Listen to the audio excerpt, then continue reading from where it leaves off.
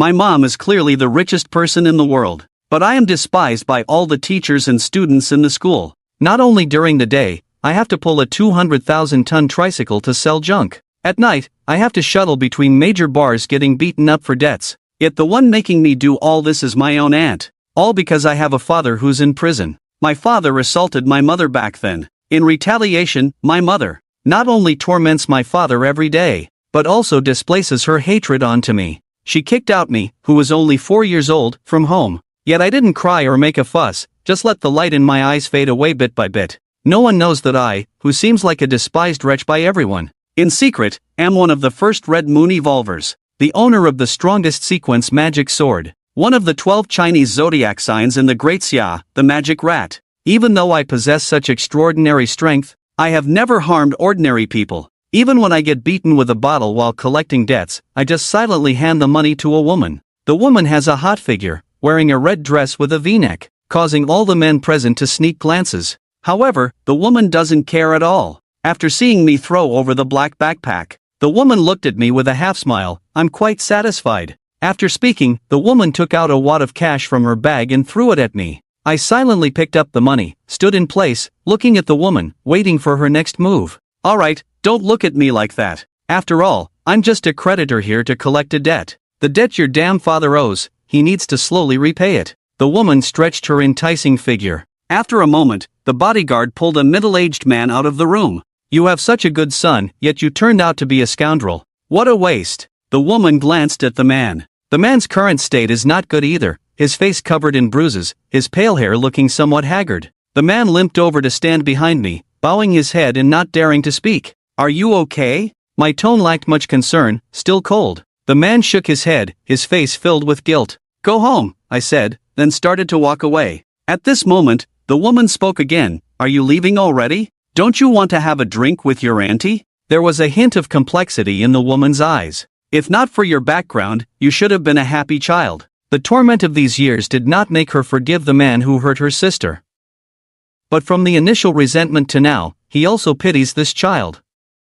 I don't drink, and you're not my aunt. We're just two rats. Thank you for sparing his life, I said calmly and then turned and left. The man behind me limped along. If you look closely, you'll notice that his right hand seems to be disabled. So, the tall and short one walked out of the bar. The man didn't speak, and neither did I. The two of us walked step by step, in silence. The surrounding gazes were somewhat strange, but we didn't pay much attention. We were like two rats, walking along the edge of the road. Ashing, I'm sorry. After some time, the man, probably unable to bear the oppressive atmosphere, spoke first. No need to apologize to me. You're my dad, and no matter what you've done, I should take care of you. You don't need to feel guilty. Save it for them. After I finished speaking, the man looked even more guilty. The consequences of a momentary impulse back then, now have to be borne by this child. Although he paid the price, this child is truly innocent. On the outskirts of the ancient city, the two of us arrived at an extremely dilapidated house.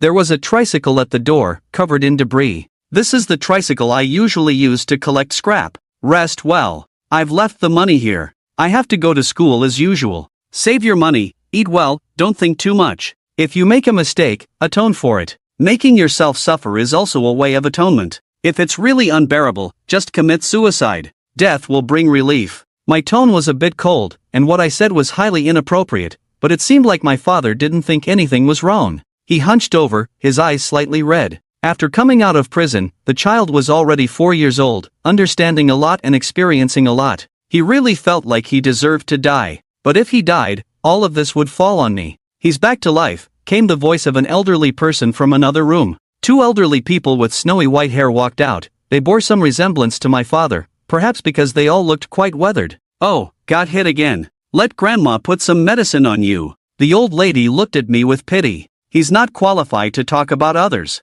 Everyone in their family, except for me, is a criminal. I have something to do tonight. You guys go to bed early. Seeing grandpa and grandma, I showed a faint smile. I took off my leather jacket, put on a slightly faded short-sleeved shirt, and without waiting for them to speak, I turned and left. As for grandpa and grandma, watching their son hunched over in the distance, they sighed. It's because we didn't educate him well. The tone of the two elderly people sounded somewhat resigned. Over the years, they had spoiled their son, which ultimately led to such foolish acts. But ultimately, they also blamed themselves for not properly educating him. In the dim light of the suburban house, the sound of a man crying and an old person sighing could be heard. Meanwhile, in another part of the park, a couple was expressing their lovesickness. But they were unaware that, not far from them, the large tree seemed to distort at a certain moment. Then it returned to its original state, creating a somewhat eerie atmosphere in this space, as if in the dead of night. I walked on the deserted street. Now I need to attend to some matters, with many mountains and forests in the Sichuan region. I walked along the road into a park. It's already past 1 a.m., with some cars on the road. However, there were indeed not many people in the park. In the dark grove, I heard whispers of a man and a woman. I was a bit bewildered upon hearing the voices, just about to turn around and leave. Suddenly, I turned back, and those pitch-black pupils began to turn red at that moment. Accompanied by a sharp, tragic scream, a couple at this moment were looking ahead in terror. The two of them came to the park seeking excitement, but now it seems like the excitement found them. As they watched the creature crawling out from the space, fear filled their eyes. They ran off in a hurry, not even having time to put on their clothes, preparing to flee. However, the hunched monster moved incredibly fast, instantly appearing in front of them. With jade-green skin, nearly 2 meters tall, muscular all over, looking extremely terrifying. The large knife in its left hand added to the horror. Most importantly, this creature had a pig's head, a bizarre mix of human and swine. The pig-headed man's eyes were filled with evil desires and greed, his gaze towards the couple starkly different. He looked at the man as if he were food, while he regarded the woman with cunning, white breath escaping from their noses. The overwhelming pressure caused the young couple to momentarily forget to escape, sitting on the ground filled with fear and despair. The pig-headed man raised the large knife in his hand and mercilessly swung it down towards the man. At the critical moment, a crimson long sword intercepted the immensely large chopping knife. The young couple had already been scared unconscious. Though they sought excitement, today's events clearly exceeded their imagination. With a twist of my body, the pig-headed man was forced back. Hard to imagine that my slender figure possessed such terrifying strength. The pig-headed man, shaken by the immense power, almost lost grip of his chopping knife. Though his intellect was insufficient to speak, he could already sense the threat emanating from me. Despicable and vile creature, go die. After saying this, my body instantly vanished on the spot. Accompanied by a flash of red light, the pig-headed man's massive body was instantly split in two. I looked at the blood under my feet, without the slightest expression on my face. Obviously, I have done this kind of thing before. My appearance has changed a bit at this moment. My hair seems to have a hint of dark red, and my crimson eyes look full of hostility. But after killing this pig, that red color slowly faded away. I took out my phone, made a call. Hey, by the small river in the Mountain View Park in Gucheng District, there is a third-tier evolved pig-headed man. Remember to come and take care of it. Just transfer the money to my card. After I finished speaking, I hung up the phone directly, without giving the other party any time to react, which left them stunned. Is she so unapproachable? In a certain basement in Sichuan, the man looked somewhat helpless at the hung-up phone, feeling speechless. What's wrong? A woman in a white coat looked at the man with some curiosity. That guy Mo Shu has killed the prisoners again. Let's go collect the bodies. The woman paused for a moment when she heard this, then covered her mouth and chuckled. Isn't this great? Since that guy Mo Shu appeared, we have had a lot of free time. People from other areas envy us. That's true, but he's only 17 this year. He hasn't even turned 18 and has been killing for 10 years. With such strong talent, staying here all the time is really a waste. The man's words made the woman in the white coat somewhat silent. They know my identity and are very sympathetic to me. At only 17 years old, I have shown maturity and a sense of responsibility far beyond my peers. It's okay, he always wants to go out and explore. The current situation is not that tense. After hearing this, the man walked to the window, gazing at the moon in the sky, murmuring, only half a year left. The bright moon looked exceptionally beautiful, as if it were stained with a touch of blood. When I returned home, I found everyone asleep, so I didn't disturb them and instead rode a tricycle. I began the journey of collecting garbage in the early morning. It's 5 o'clock now. You're still up early. I arrived at a scrap station, where the boss smiled at me with a hint of pity in his eyes. Uncle, this is what I collected yesterday. The man in front of me is my uncle, my father's brother. For the sake of his younger brother, he doesn't know how much money he lost. Now, only the scrap station remains. Other professions attract too much attention. In a small community, news spreads too quickly. Don't overwork yourself. You have to go to school and sell scrap. Don't wear yourself out. Wu Jiangwo looked at his nephew with a heart full of pity. If it weren't for his brother's actions, getting involved with the wrong people, how could this child be living in such hardship? It's okay, I'm still young and healthy. When I'm not at home, remember to take care of grandpa and grandma. You rascal, your grandparents are my parents. How could I mistreat them? Wu Jiangwo listened to his nephew's words and replied in a slightly annoyed tone. I smiled at Yen and didn't say much. Wu Jiangwo now lives alone. He has a daughter, but for certain reasons, he didn't want to involve the child, so he got divorced. The child was also given to me. Aunt occasionally comes to see me. Aunt didn't leave because Wu Jiangwo fell on hard times, it was mainly because of the big fuss back then. Wu Jiangwo also didn't want to involve his wife and child, letting them bear the blame together. Uncle, I'm leaving. I waved my hand, turned around, and rode away on my bike. Looking at my thin back, Wu Jiangwo could only sigh deeply. What a sin I've committed. Some things are not the child's fault, but they have to bear it. Wu Jiangwo doesn't hate that person either. After all, what happened back then was indeed his younger brother's fault. Now he deserves what he's going through. He just blames himself for not teaching him well. They say an older brother is like a father, and Wu Jiangwo has indeed lived up to that, but he still feels he hasn't done well enough. Back at home preparing to eat, at the dining table, I calmly said, I go to school during the day, be careful when you go out. If you encounter him, protect yourself, don't get beaten to death. My tone was cold and cruel, but my grandparents didn't say anything. Wu Jianjun also nodded, then in a weak tone said, I just wanted to go buy some groceries yesterday. I know you've turned over a new leaf, but past mistakes must be atoned for. I comforted this father of mine. The grandfather beside me also coldly snorted, saying, You shouldn't have been born in the first place. You haven't done a single good thing in your life, and you've caused this mess. My grandmother also seemed somewhat helpless, comforting her old partner. All right, let's not talk about it. Let's eat. After finishing the meal, I slung my backpack over my shoulders and walked towards the school in a white shirt. The school I attend is an elite school, where the students are either wealthy or noble. I guess I was placed here because of my mother's status. I am currently in the first semester of my senior year. The alley is quite bustling, and when people see me, there is a hint of pity in their eyes. Are you quietly eating buns? The elderly man selling breakfast snacks next to me greeted me. Thank you, Uncle Lee. I've already had breakfast. I am very polite, and many people around me greet me from time to time. Actually, people weren't so friendly to me back then when I first arrived here. After knowing that I was Wu Jianjun's child, the parents here basically kept their children away from me, and some even bullied me. But I was really sensible, becoming more mature as I grew up. I started contributing to the household expenses since I was young, taking care of my grandparents and even that deadbeat father. My grades have always been among the top, coupled with good manners and good looks. People's opinions of me have gradually changed, maybe also because I've grown up. Without a shared bike, I headed towards the school. I was wearing a white shirt and black pants. The handsome face carries a hint of innocence, but those eyes seem to see through all the superficiality of the world, deep and serene. Soon I arrived at the high school I was going to attend, Chuanshuase, Paul's High School, with a bright golden sign shimmering on the school gate. One by one, young students in school uniforms, full of spirit, are walking into the school gate. I paid no attention to the gazes around me and walked into the school gate on my own. Big brother, suddenly a voice as clear as a silver bell rang out. I turned around and saw a beautiful girl in a school uniform running towards me. What's up? I looked at the familiar face and calmly asked. Our school is having a parent meeting, my mom is very busy these days, can you come and attend the meeting for me? The girl looked at me hopefully. I nodded in response and said, contact me when the time comes, I'll come directly. The girl, upon hearing this, nodded happily and then turned around and left. The girl's name is Wu Wei, she is my cousin. Although my uncle and aunt are divorced, they are actually just separated, their relationship is still good. Wu Wei is in the neighboring Chuanshu First High School in the first year. I have to say, Wu Wei and I have some similarities. Both good looking, but Wu Wei has a good reputation in school.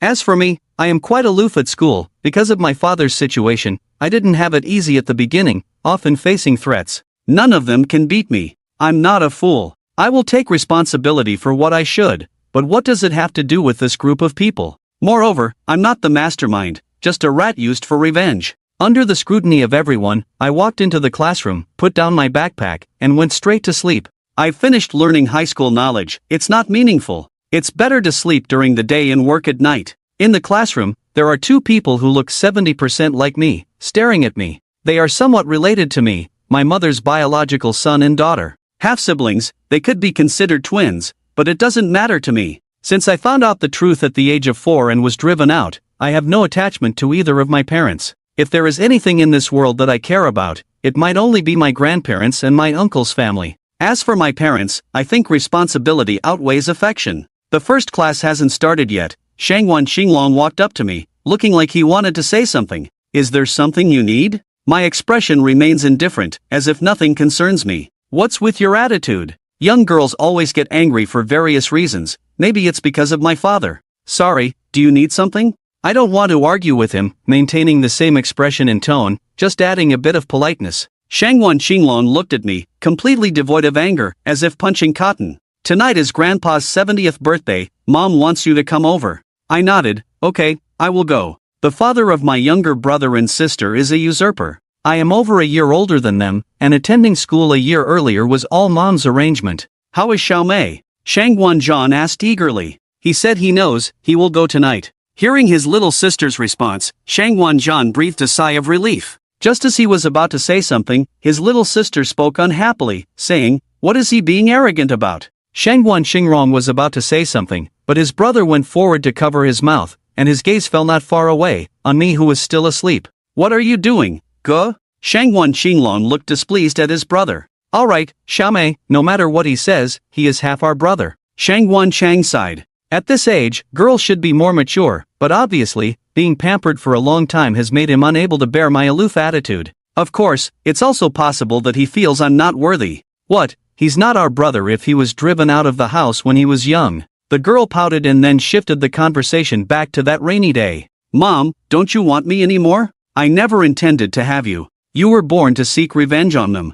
I want him to live a life of endless suffering." The woman sounded somewhat excited. It's possible that the blows from the past 2 years were too much for him. The man beside the woman quickly stepped forward to hold him. "Young one, you go first. Uncle will come get you later." The woman, with tears streaming down her face, shouted, "Get what? I don't want this child. If it weren't for that beast, how could I have given birth to him? Now, he's disabled, with no home. Let him watch his son being scorned every day." The woman's words left my 4-year-old self stunned in place, my big watery eyes dimming. Growing up in this place, I was never treated well. Neither my grandparents nor my aunts, uncles, or mother liked me. They favored my mother and the other uncle, who had twins. I was smart and sensible, perhaps due to the demon soul within me. That day, I was sent away from the Shangwan family and returned to my grandmother's house. It was the first time I saw that man called father, the man who committed a grave mistake. Since then, I referred to myself as a rat, because a rat's offspring is also a rat, and a rat's life is one that everyone condemns.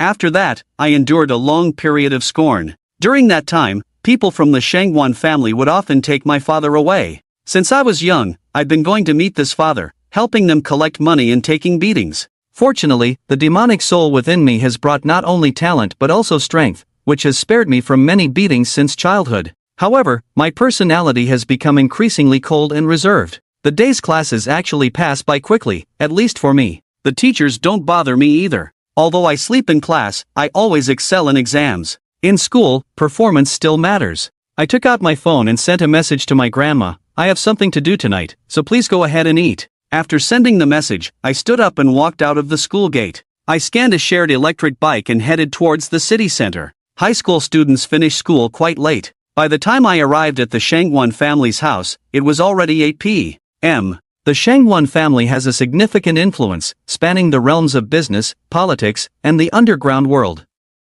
The 2 security guards at the entrance bowed and addressed me as young master when they saw me. I shook my head and said, "I'm just here for a meal, not for you." With that, the young master finished speaking. I lifted my feet and walked towards this former home. He used to come here earlier. In fact, he would come before, but he was usually the one who was excluded. Things have improved a bit in recent years. Perhaps this group of people also knows. Anyway, I'm just a kid, and making a child a target always leads to guilt. Especially since I basically wouldn't resist before, I would just leave after eating. I took a step forward and walked step by step according to the route in my mind. In the nearby villa, the lights are on at the moment. Faintly, you can see many figures. The weather has turned a bit cold. I look at the snowflakes falling from the sky and mutter to myself, "What's going on? How come it's suddenly snowing at this time?" Even the security guard at the door is looking at the falling snow with a puzzled expression, full of disbelief in his eyes. At this moment, in the Shangwan family's estate, a tree seems to have twisted.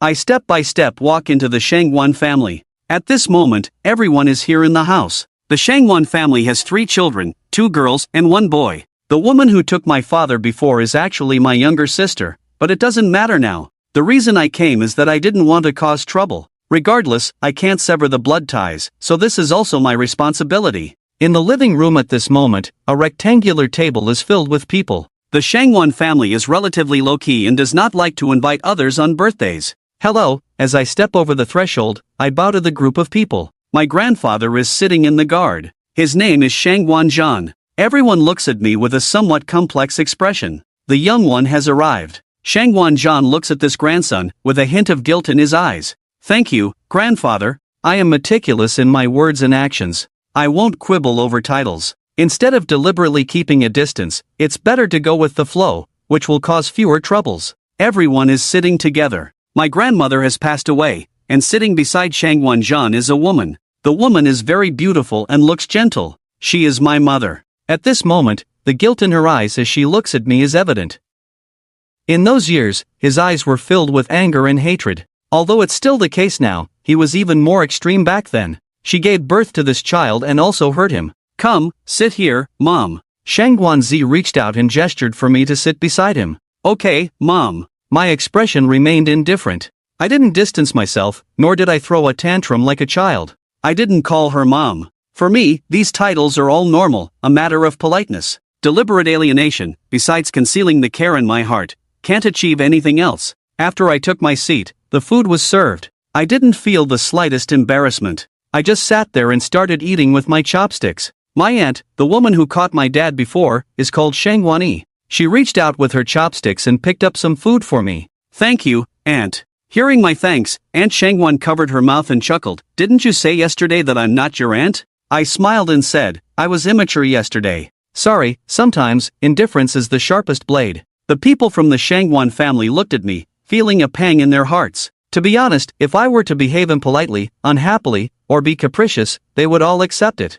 After all, this would indicate that I still care about them, and they would be somewhat compensated. But my current nonchalant or rigidly formal attitude makes them very uncomfortable, like a well-designed robot. They can see me smile, see me care for them, and there won't be any issue with how they address me, but they still feel very uncomfortable. It's like this every year, without any change, a meal gathering where everyone feels awkward. After finishing my meal, I stood up, smiled at Mr. Shang and said, Grandfather, happy birthday. It's getting late, I should leave. After saying that, I bowed to him, then greeted everyone else one by one. Mr. Shang Qinglong, who had been sullen all along, threw down his bowl and chopsticks, then looked at me angrily. In an instant, everyone present was stunned. I shifted my gaze to the door, watching the snow falling outside, furrowing my brows. Shang Qinglong rushed to my side, pointing at me and shouting, Why do you do this every year? Every year you come, everyone is unhappy. Mom goes back to cry in the room, Grandpa and Grandma are also sad, and you act like nothing's wrong.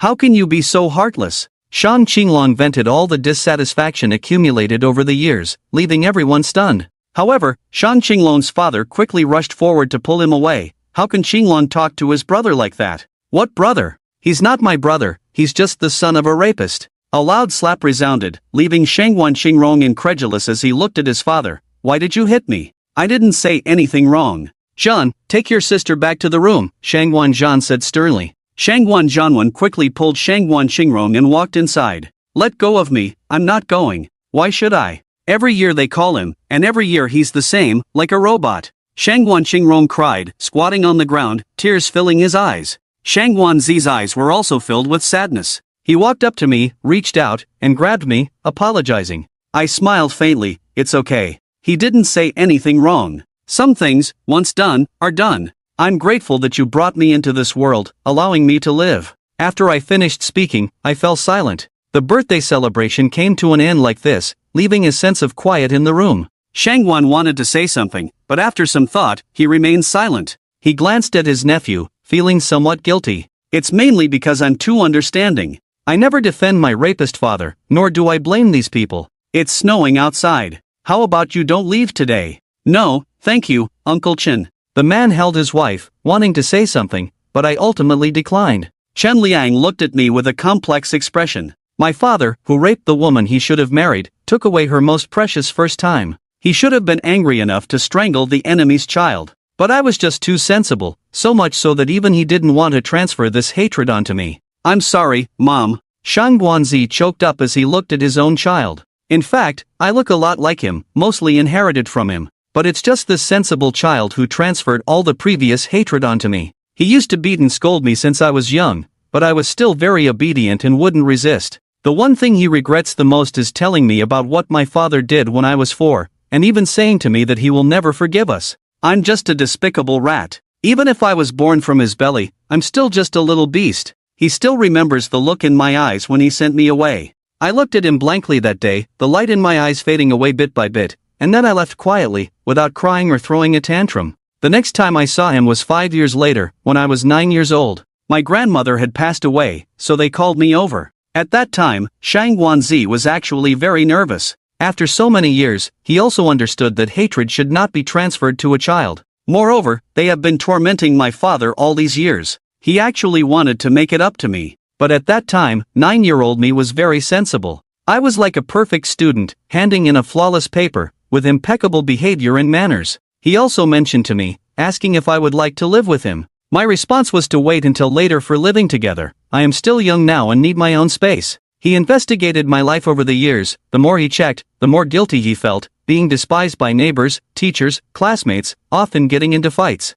I started selling vegetables and picking up trash at a young age. Now I have grown up, almost forgetting about my childhood. I smiled, looked ahead. At this moment a dark figure appeared outside the door. I frowned, those black pupils, now tinged with red. The people inside the villa have not noticed the figure standing outside, and at this moment, my phone rang. "Hello, Mo, there is an evolved individual heading your way. Sequence 123, the anomalous snowman, his target is you." Suddenly, the gate of the alloy seat was blasted open directly, accompanied by a loud noise. I frowned and looked ahead. I heard that Emoshu was here. A pleasant but chilling voice sounded. A graceful figure emerged from the smoke, stepping into the villa. At this moment, the people in the villa looked on in shock, witnessing the gate being blasted open. "Who are you coming here? What's your purpose?" Shang Guanzhan is indeed an experienced person, quickly calming down. Protecting all of his family behind him, looking ahead with a serious expression at the woman with snow-white hair. "This has nothing to do with ordinary people. I'm here to find the magic rat." The snowman's red lips focused on me not far away. "We don't have any magic rats here." Chen Liang frowned, wanting to say something, but I interrupted him. "I'm interested in your abilities. Of course, you are one of the first Red Moon evolvers, a genius from the ancient city district. Ability sequence 004, Magic Blade, the ability of the zodiac sign Magic Rat. Who wouldn't want it?" I looked at the woman in front of me, her pupils completely invaded by red, accompanied by a red mist rising from her right hand. A crimson long knife appeared at this moment. "If you want my ability, come and try it." I pointed the knife forward. At this moment, the black hair turned dark red, and a terrifying murderous aura gushed out of her. Everyone watched my transformation, their eyes filled with shock. I didn't expect that the famous magic rat is still a handsome man, just a bit fierce and proud. The snowman covered her mouth and laughed lightly, and the temperature around us became even colder. "Let's fight outside." I burst out. The crimson long knife instantly struck out, and the dark red blade directly blasted the opponent away. The two of us rushed out of the door one after the other. The people from the Shangguan family were already dumbfounded. They looked at this magical scene, not knowing what to say. Outside, it was already snowing heavily. I stepped on the snow and looked at the snowman in front of me. The Long Kingdom prohibits evolvers from killing each other in the outside world. Don't you know that? What can't kill each other? These rules are just nonsense. A true strong person wouldn't care about such things. The snowman smiled faintly, then pointed a clean white hand at me. Snowflakes turned into spikes and shot towards me. Countless snowflake spikes appeared under my feet. Frowning, I watched the scene. With a swing of my arm holding a long knife, a tornado-like blade chi dissolved all the blood spikes. At that moment, the snowflakes suddenly covered me like vines. Instantly, I felt an unparalleled icy chill. Heavy snow covered my lower body, rendering me unable to move. The snowman ahead chuckled lightly, saying, "The famous magic mouse is just a false reputation. I'll take your ability." After the snowman finished speaking, he raised his hands. Snowflakes rose like waves and attacked me. Upon seeing this, Shangguanzi couldn't sit still and hurried out to protect Sister Zir. Accompanied by the exclamations of the crowd, I also took action. Dark red flames ignited on the crimson long knife, rising up, instantly melting all the snowflakes around me. I turned my head and instructed Shangguanzi, "Mom, don't move from there." I raised the long knife and once again swung out a 2-meter-high blade. What's going on? The snowman became somewhat panicked. I, who was just immobilized, instantly launched such a terrifying attack. Without inquiring about my strength, daring to speak of killing me, the ignorance is pitiful. With a splatter, fresh blood sprayed on the ground, and that figure was directly cut in two. My eyes were filled with disdain, rushing to seek death as soon as the call came in. After speaking, the crimson color in my eyes slowly faded, and the red hair turned black again, reverting to the cold me. However, the blood under my feet speaks, everything just now was real. Are you alright, young man?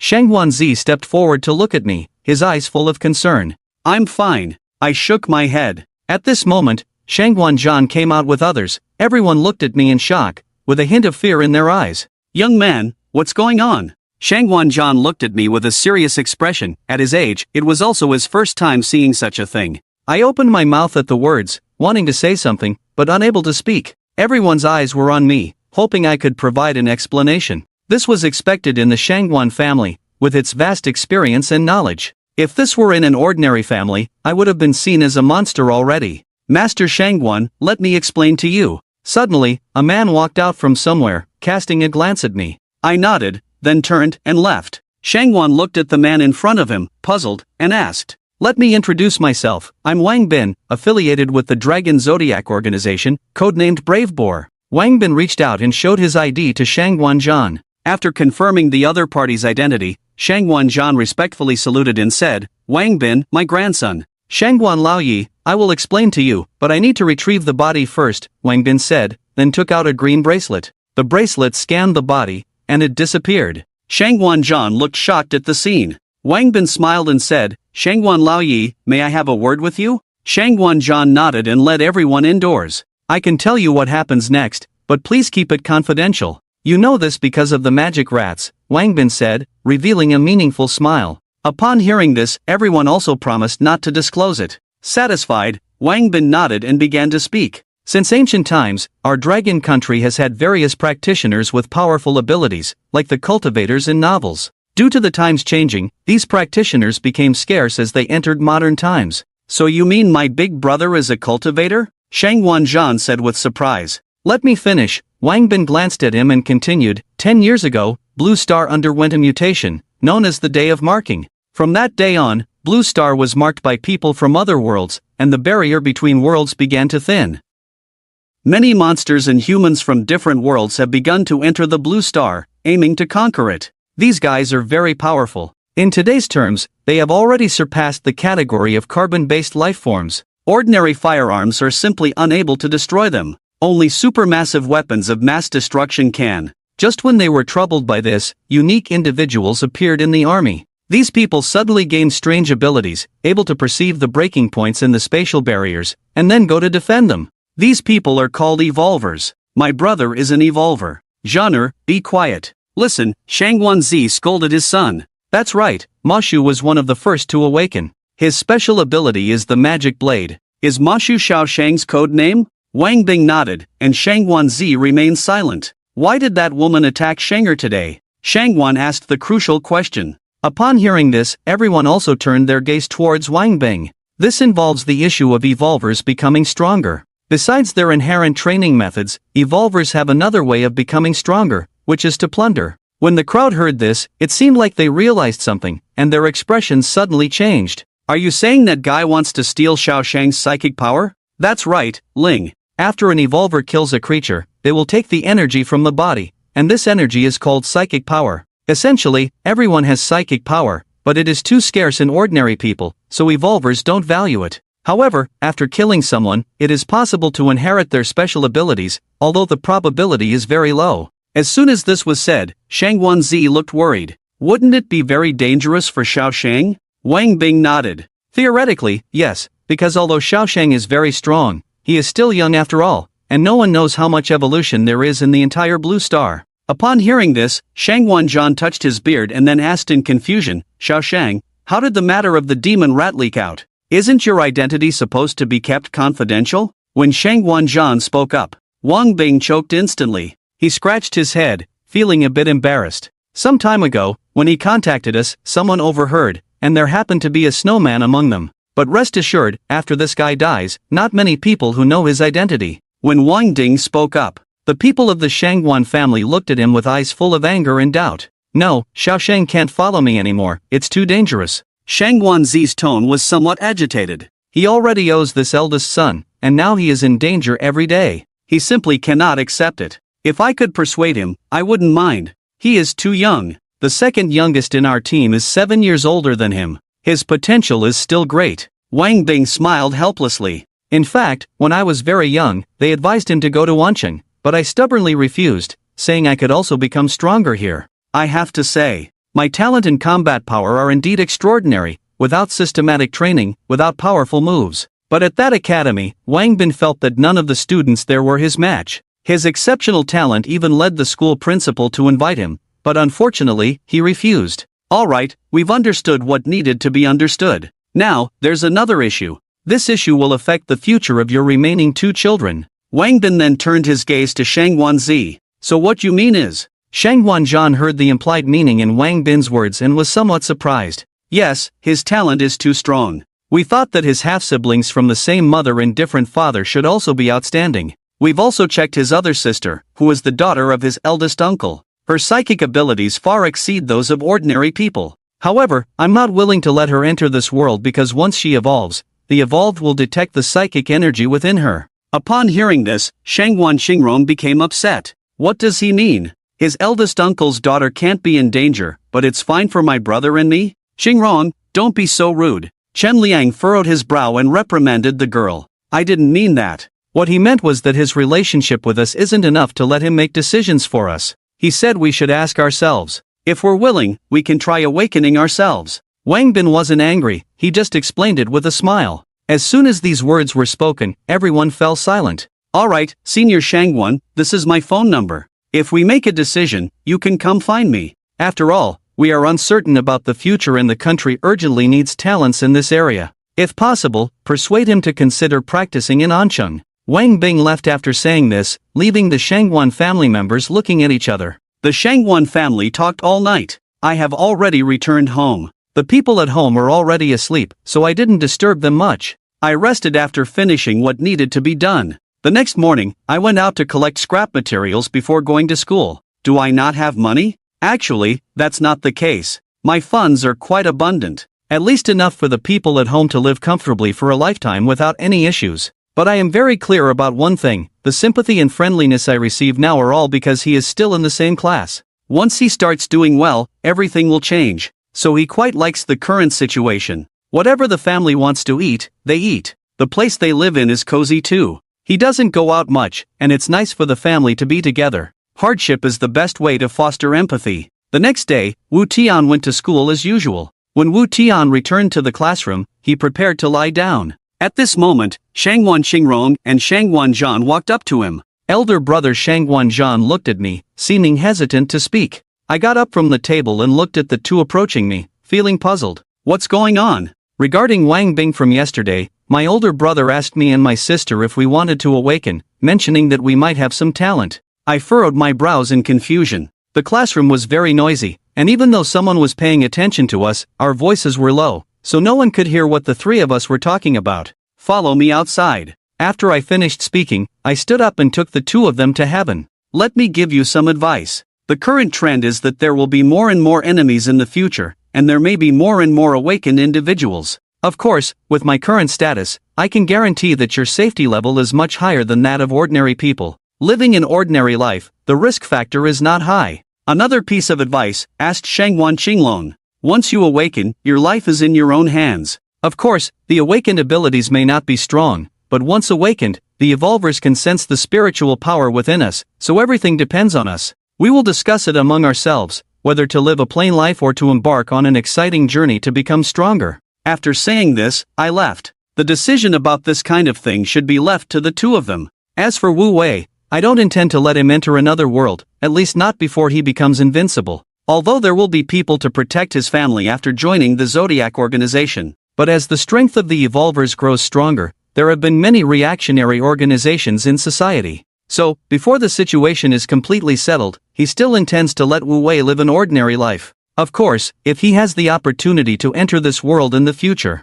he won't forcibly stop it either. Only by walking one's own path in life can one truly understand. He won't interfere too much in naturally occurring events. After all, his current strength alone is enough to suppress this wave of unrest. Evolutionists near Chuanshu and even across the country are all aware that there is a killer in the ancient city district, and this is the reputation he has built over the past 10 years. After I returned to the classroom, I saw Shangguan Zhan and the others surrounded by friends, chatting about something I didn't care about. In this school, I have no friends. If I had to say, I might exchange a few words with Shangguan Zhan and Shangguan Qinglong, but the rest of the time is spent sleeping.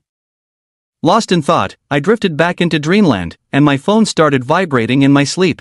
Drowsily, I picked up the phone and answered the call. "Brother, come to the school gate for a parent-teacher meeting," a girl's voice echoed through the phone. Upon hearing this, I replied, "I'll go home first. I know where your classroom is, I'll go by myself." Then I hung up the phone. I packed up and headed towards another school. After the parent-teacher meeting, it was already 8 o'clock in the evening. I typed out the situation with my sister and sent it to my uncle and aunt, then I went home. At home, Wu Jianjun, upon seeing me, asked with concern, "How was your time at school after coming back?" "It was okay, I managed quite well. How about you at home? Are grandpa and grandma doing okay today?" Wu Jianjun nodded and said, "They are all doing well. Dinner is on the table, it's all heated up. Finish it and go to bed early." I nodded in response. "What's wrong?" he asked in a low voice. I turned to look at the man in front of me with white hair and asked, "Where do you plan to go to college later?" "It will be nearby. The ancient city university is quite good." After saying that, I buried my head and started eating. Wu Jianjun heard what I said, lowered his head not knowing what to say, then turned and went into the room.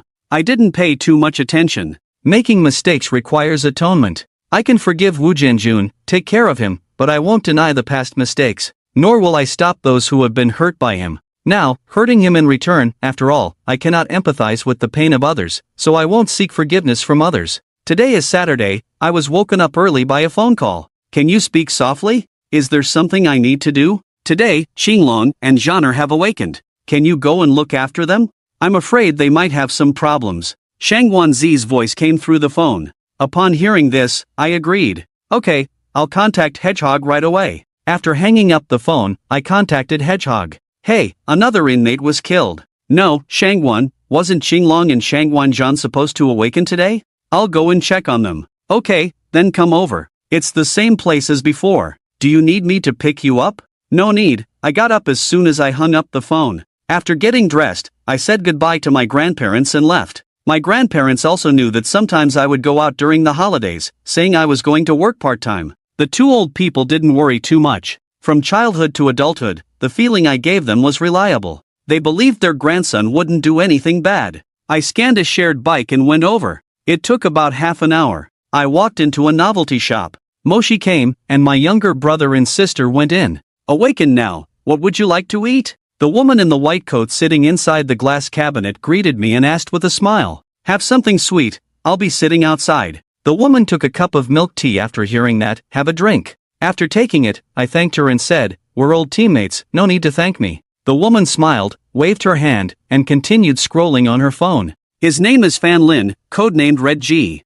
His ability is Delay Sequence, ranked 125th. His skill is not weak, talent is average, at B level, currently evolved to level 4. What kind of talent do you think your younger siblings can awaken?" Fan Lin got bored scrolling on his phone, so he looked at me curiously and asked, "Not sure, but since we've embarked on this path, the stronger the better. After all, if you're too weak, besides putting yourself in danger, there's no other use." Fan Lin, upon hearing this, nodded in agreement, saying the same. After more than half an hour, Hao Zhu came out with Shangguan Qingrong and Shangguan Zhan from a door. Hao Zhu's face was somewhat excited, as if he hadn't calmed down yet. "How are their talents?" Fan Ling looked at Hao Zhu curiously. Judging from the other's expression, their talent shouldn't be weak. 2S rank. Shangguan Zhan's ability is Gossip of Sequence 100. Shangguan Qinglong's is Artisan of Sequence 88. I didn't expect both of them to have such good talents. With S-rank talents, they can be considered top-tier nationally and even globally.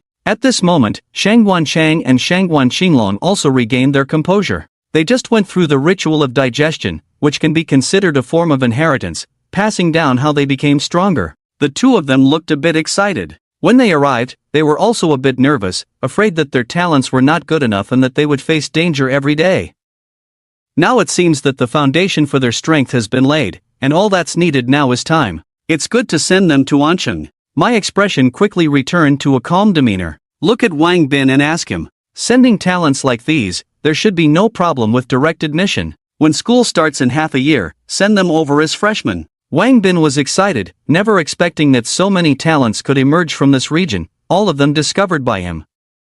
What does direct admission mean? Shangwan Qinglong raised his hand with curiosity and asked. Direct admission to the Dragon Kingdom's Awakeners Academy, the Evolution Academy, is a super-large university established by the Dragon Kingdom in Ancheng. It has not been publicly announced yet. Wang Bing explained it to the two of them, and Shangwan's siblings also understood. It's the academy Wang Bing wants me to enter. Since the awakening is complete, let's go. The matter of becoming stronger should be passed down in our memories. I looked at the two of them and confirmed. Passing down my method of becoming stronger, besides plundering, there is also a book. I just need to read it every day. As he spoke, a simple book appeared in his hand, with the two characters Bagua written on it. However, others could only see a white book with no words. I nodded and shifted my gaze to Shangwan Qingrong. Other than plundering, you also rely on faith. As long as someone worships you, you can harvest psychic energy and become stronger. However, the number of people is limited. For now, only one person can do it. As he spoke, Shangwan Qingrong fixed his gaze on me. I turned directly to Shangwan Zhan and said, "You worship him." Suddenly, a sharp alarm sounded. Fan Lin's face instantly turned serious. He opened the computer and after a few seconds, he spoke up. There's a marked point at the Drum Tower shopping mall. The psychic energy intensity is at the second evolutionary level of an unknown species. It is expected to appear in half an hour. I'll go, it's on the way home anyway. I said. Alright, be careful. Take your younger siblings with you. The second evolutionary level is not considered strong to me. Don't worry, big brother. Is the second evolutionary level a realm? What is the marked point? It's not far, and there's no rush. I plan to walk there directly. The realm of evolutionists is divided into evolution, shedding, transformation, and liberation. These are the first four realms, each with its own time. There are more realms to come, but I'm not quite sure. We should know more when we go to the Evolution Institute later. As for the marked point, it's a spatial point marked by creatures from another world.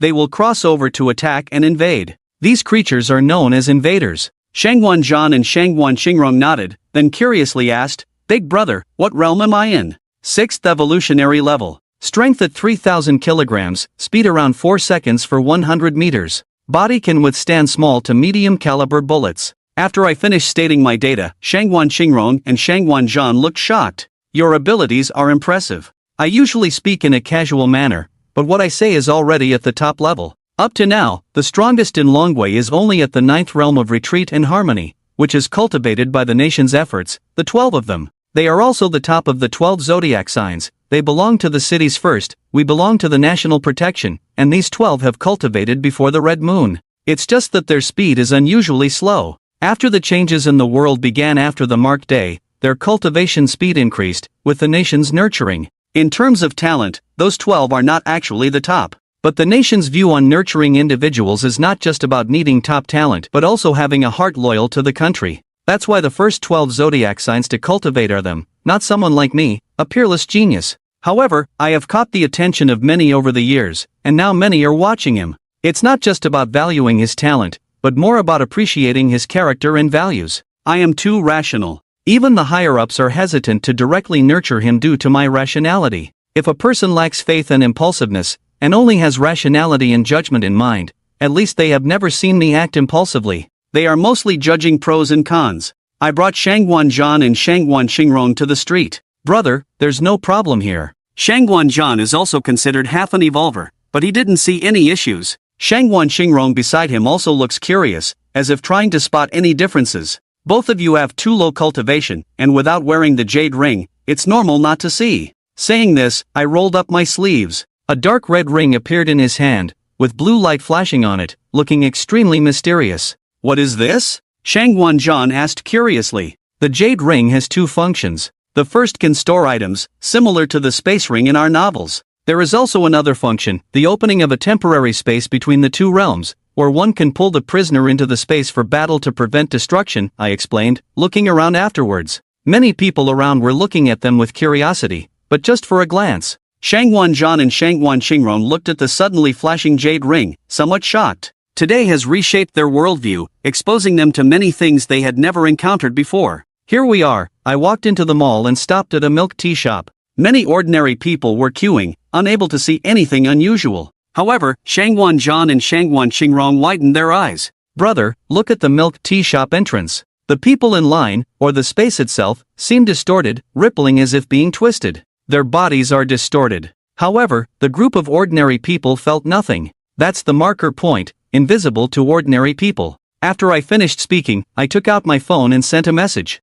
Soon, the broadcast in the mall started to sound, "Attention all customers, there are dangerous criminals in the mall, police officers, please evacuate immediately. Police will arrive in 10 minutes to make arrests. Please leave quickly." The tone of the broadcast was extremely serious, and after they finished speaking, sirens could be heard outside. A group of police officers rushed into the mall, as if they were really looking for criminals. The people in the mall also reacted, one after another, rushing towards the exit, in less than 10 minutes. There were only 3 of us left in the entire mall. "Long time no see, young man." A middle-aged man walked up, looking at me with a hearty smile. "Captain Lee, thank you for your trouble. Serving the people, what trouble could there be? These two are." Captain Lee looked at the siblings from the Shangwan family, asking with some curiosity. "New team member, let them adapt today." "I see. Thank you for your hard work," Captain Lee said, then he also saluted the 2 people from the Shangwan family. "After all, what you do is not much different from what we do, sometimes even more dangerous." "You're too kind." Shangwan and Shangwan Qingron also quickly saluted and bowed. It's the first time they've encountered such a situation, so they were a bit nervous. "Brother, didn't you say we could activate the jade ring? Why do we need to clear people out?" Shangwan asked curiously. "The jade ring will pull in people with higher than average spiritual energy nearby, which can lead to danger and exposure. That's why we need to clear the area." I reveal the jade ring in my hand, and after uttering 2 words, the ring emits a blue light beam, connecting within the rippling space. Immediately, the 3 of us vanish in an instant. Captain Lee watches this scene, with a hint of envy in his eyes. Anyone would desire such a magical power, but Captain Lee's talent falls short. However, he doesn't mind, as he is now also protecting the people. When General Shangwan and Shangwan Qinglan open their eyes again, they have already appeared in another place. The ground beneath their feet seems burnt, with a dark red hue, and the entire space takes on this color. Dark red and desolate, resembling hell. At this moment, my hair turns red again, and a long sword materializes in my hand. "Bro, is this space a domain? It looks terrifying," Shangwan said with some fear. I ignore him, holding a crimson long sword in my right hand, with a fierce look in my eyes. At this moment, he falls into madness again. I slightly turn my head, crimson pupils fixed on the 2. Shangwan Qingron and Shangwan looking at my crimson pupils, suddenly feel excited. The 2 gulp nervously. I'm a bit too unsettling at this moment, with crimson pupils, a slender figure, and that dark red hair. Like an ancient god of slaughter, exuding a sinister aura, it's truly fearsome. Why are the Shangwan siblings somewhat puzzled? The space in front began to distort, and a 3-meter-tall minotaur appeared here, wielding a huge axe, roaring towards the sky. It seemed like he was venting his inner dissatisfaction and anger, or perhaps celebrating his arrival in another world where he could feast on the 2-legged sheep. However, he soon realized something was amiss. The surroundings were not the contours he longed for, lacking endless food and spiritual energy. He was somewhat puzzled, but soon widened his eyes like copper bells, looking at me with a knife in front of him. To him, entering the prison was like entering hell. Dragon Country welcomes all friendly prisoners, but it will never tolerate those who seek to enter and cause destruction. Paradise and hell are just a thought away for them. After I finished speaking, the crimson pupils erupted with intense killing intent, firmly locking onto the minotaur in front. The prisoner felt only a powerful force locking onto him, the terrifying killing intent making his hair stand on end, his eyes revealing strong fear. The demon blade 7 slashes, dismembering in an instant. Suddenly, I seemed to merge with the demonic blade in my hand, and the 1 to 3 meter high blade instantly slashed towards the prisoner, with astonishing speed. The minotaur roared again, raising his axe to block this move, but it was futile. The blade's momentum was like crushing dry weeds and smashing rotten wood, directly cutting his huge axe. His body was split in 2, the minotaur directly cleaved into halves, blood spattering like raindrops. Not a single stain on my clothes. I swung my long sword and placed the body in the jade ring. Those who step into the Dragon Kingdom's territory, if friendly, will enter the heavenly palace. We are all hospitable immortals. If hostile, they will enter the 9 hells. We are all reapers of life. This is our duty. After I finished speaking, Jiang Yu also dissipated at that moment. The three of them returned to the market once again. Captain Lee smiled when he saw me and the others come out. I nodded in agreement. Everything is resolved. I'll leave first, just find me if you need anything. Captain Lee chuckled at the words, I don't want to have to find you. If there's anything else I need to find you for, it'll be too much trouble. I smiled and left with the two guys who were still standing behind me. Bro, I also want to be as strong as you. After a while, the two of them snapped out of their shock, looked at me excitedly, eyes full of stars. That slash I just made was really cool. It directly captured two people. Yeah, it was awesome. Both of your talents are not weak. You will eventually become as strong as me. It just takes time. Bro, can I transform too? Shangguan Qinglong suddenly ran up to me, looking at him with eager eyes. Transform, do you mean turning into a demon? Shangguan Qinglong was taken aback. It's like when your eyes turn red, and then your hair turns red. Shangguan Zhan also rushed up and asked. After the two digested these things, they started to fantasize, hoping to be like me. After all, the way I looked just now was really cool and domineering. It's not transforming into a demon. Is there any difference? Asked Shangguan Qingrong curiously. There is a difference, because obtaining abilities requires some sacrifices. Shangguan Qingrong and Shangguan Zhan looked at me with puzzled expressions. Abilities are not actually created out of thin air, but mostly inherited from powerful beings of the past. For example, my Bagua might have been cultivated by a Taoist in the past, so I inherited his insights. The cost is that my behavior and personality will gradually align with his. Of course, this kind of inheritance is generally positive and doesn't have a major impact.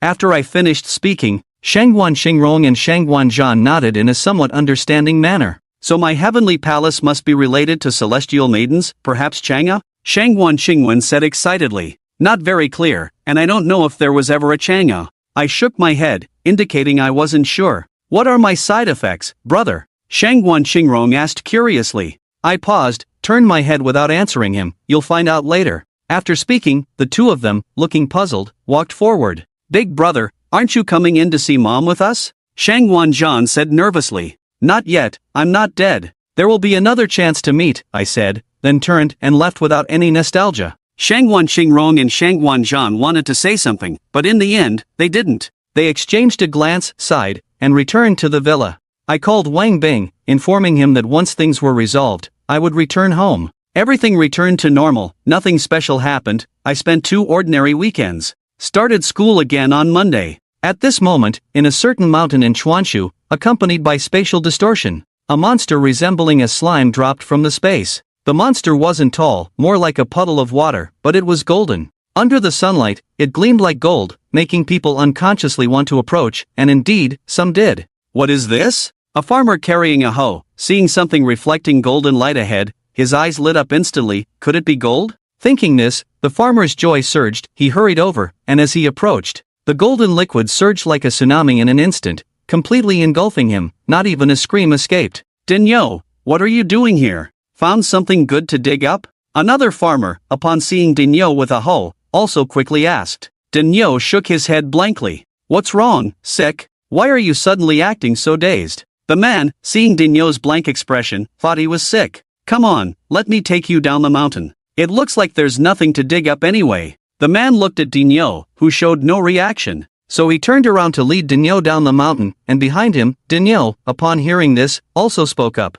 At the moment when the man turned around, Dinyo's face twisted into an extremely eerie smile, his face resembling rubber, with the mouth taking up half of it, like a monster. In the distance, a skeleton lay peacefully on the ground, becoming one of the countless bones in this vast mountain. At this moment, Wang Bing also eliminated a group of detainees. It's true, the recent invasion of detainees has become more frequent. It used to be 1 or 2 a month, now it's 2 or 3 in a week. It's getting busier and busier. Wang Bing complained. Family beside him smiled and said, it is said that other areas are the same, but fortunately, we don't see anything too strong like demon rats here. Wang Bing nodded at the words. In the school, I looked at the 2 people beside me with some confusion. Is there something wrong? Shangguan Zhan scratched his head a little embarrassedly. Bro, we want to ask about the levels of detainees. It would also help us distinguish them. I nodded and said, I'll send you the information. Let's discuss these matters less in school and focus on cultivation. After speaking, I took out my phone, copied a text, and sent it to the 2 people. The levels of detainees are classified from low to high as EDC. Of course, there may be BAS and others later, but for now, these are the ones we need to deal with. These represent bloodlines, not realms. Their realms are the same as ours. The higher the bloodline, the stronger their power and wisdom. Just like us, in the same realm, only those with an S-level bloodline can have an advantage over us, whether in combat or military. The rest in the same realm cannot defeat us. I'll go to sleep after I've said everything I need to say. Shangguan Zhan and Shangguan Xingguan, on the other hand, looked excited, one staring at his wordless book, one thinking about who to bind first. And I'm not sure either, as time goes on. In Manhwa and even around the world, more powerful prisoners have begun to appear. These prisoners are both good and bad, but most importantly, their intelligence is growing stronger. They no longer charge in like fools as before, or perhaps those who entered Manhwa earlier were their advance team.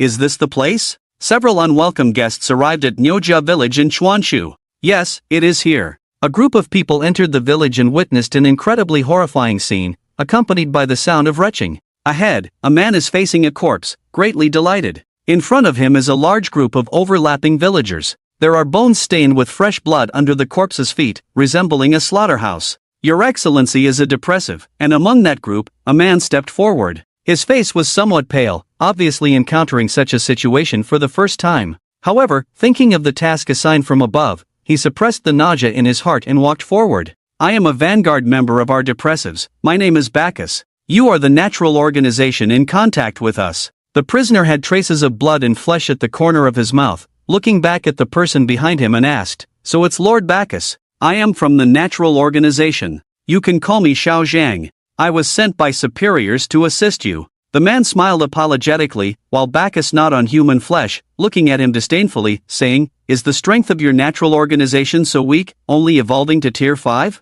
In our depressives, even children are better than you." Bacchus's words flashed a hint of gloom in Zhang Wen's eyes, but quickly concealed it. Bacchus naturally noticed, but he didn't say anything. The anger of the weak towards the strong is filled with a lovely meaning. Well, now you have no right to speak to me. You're just purifying alcohol. Damn, space has suppressed most of my cultivation. Bacchus stretched lazily, somewhat displeased, saying, "Lord Bacchus, being tier 9 is enough in the Chuanshu region. The strongest here is only a tier 6 guy. Probably can't even withstand a move from you." Zhang Wen respectfully said, "That's true. Do you have any plans?" Bacchus nodded approvingly and said, "Our plan is this. The Zodiac organization guards the Chuanshu region. Their strength is formidable. We are not their match. What we are thinking is to gather them together, and then have you, Lord, handle them. After that, we can mark the entire city. Summon the army from the foreign land." Zhang Wen's plan is. Bacchus furrowed his brow at the simplicity, asking if such a simple plan of luring the tiger down the mountain would work.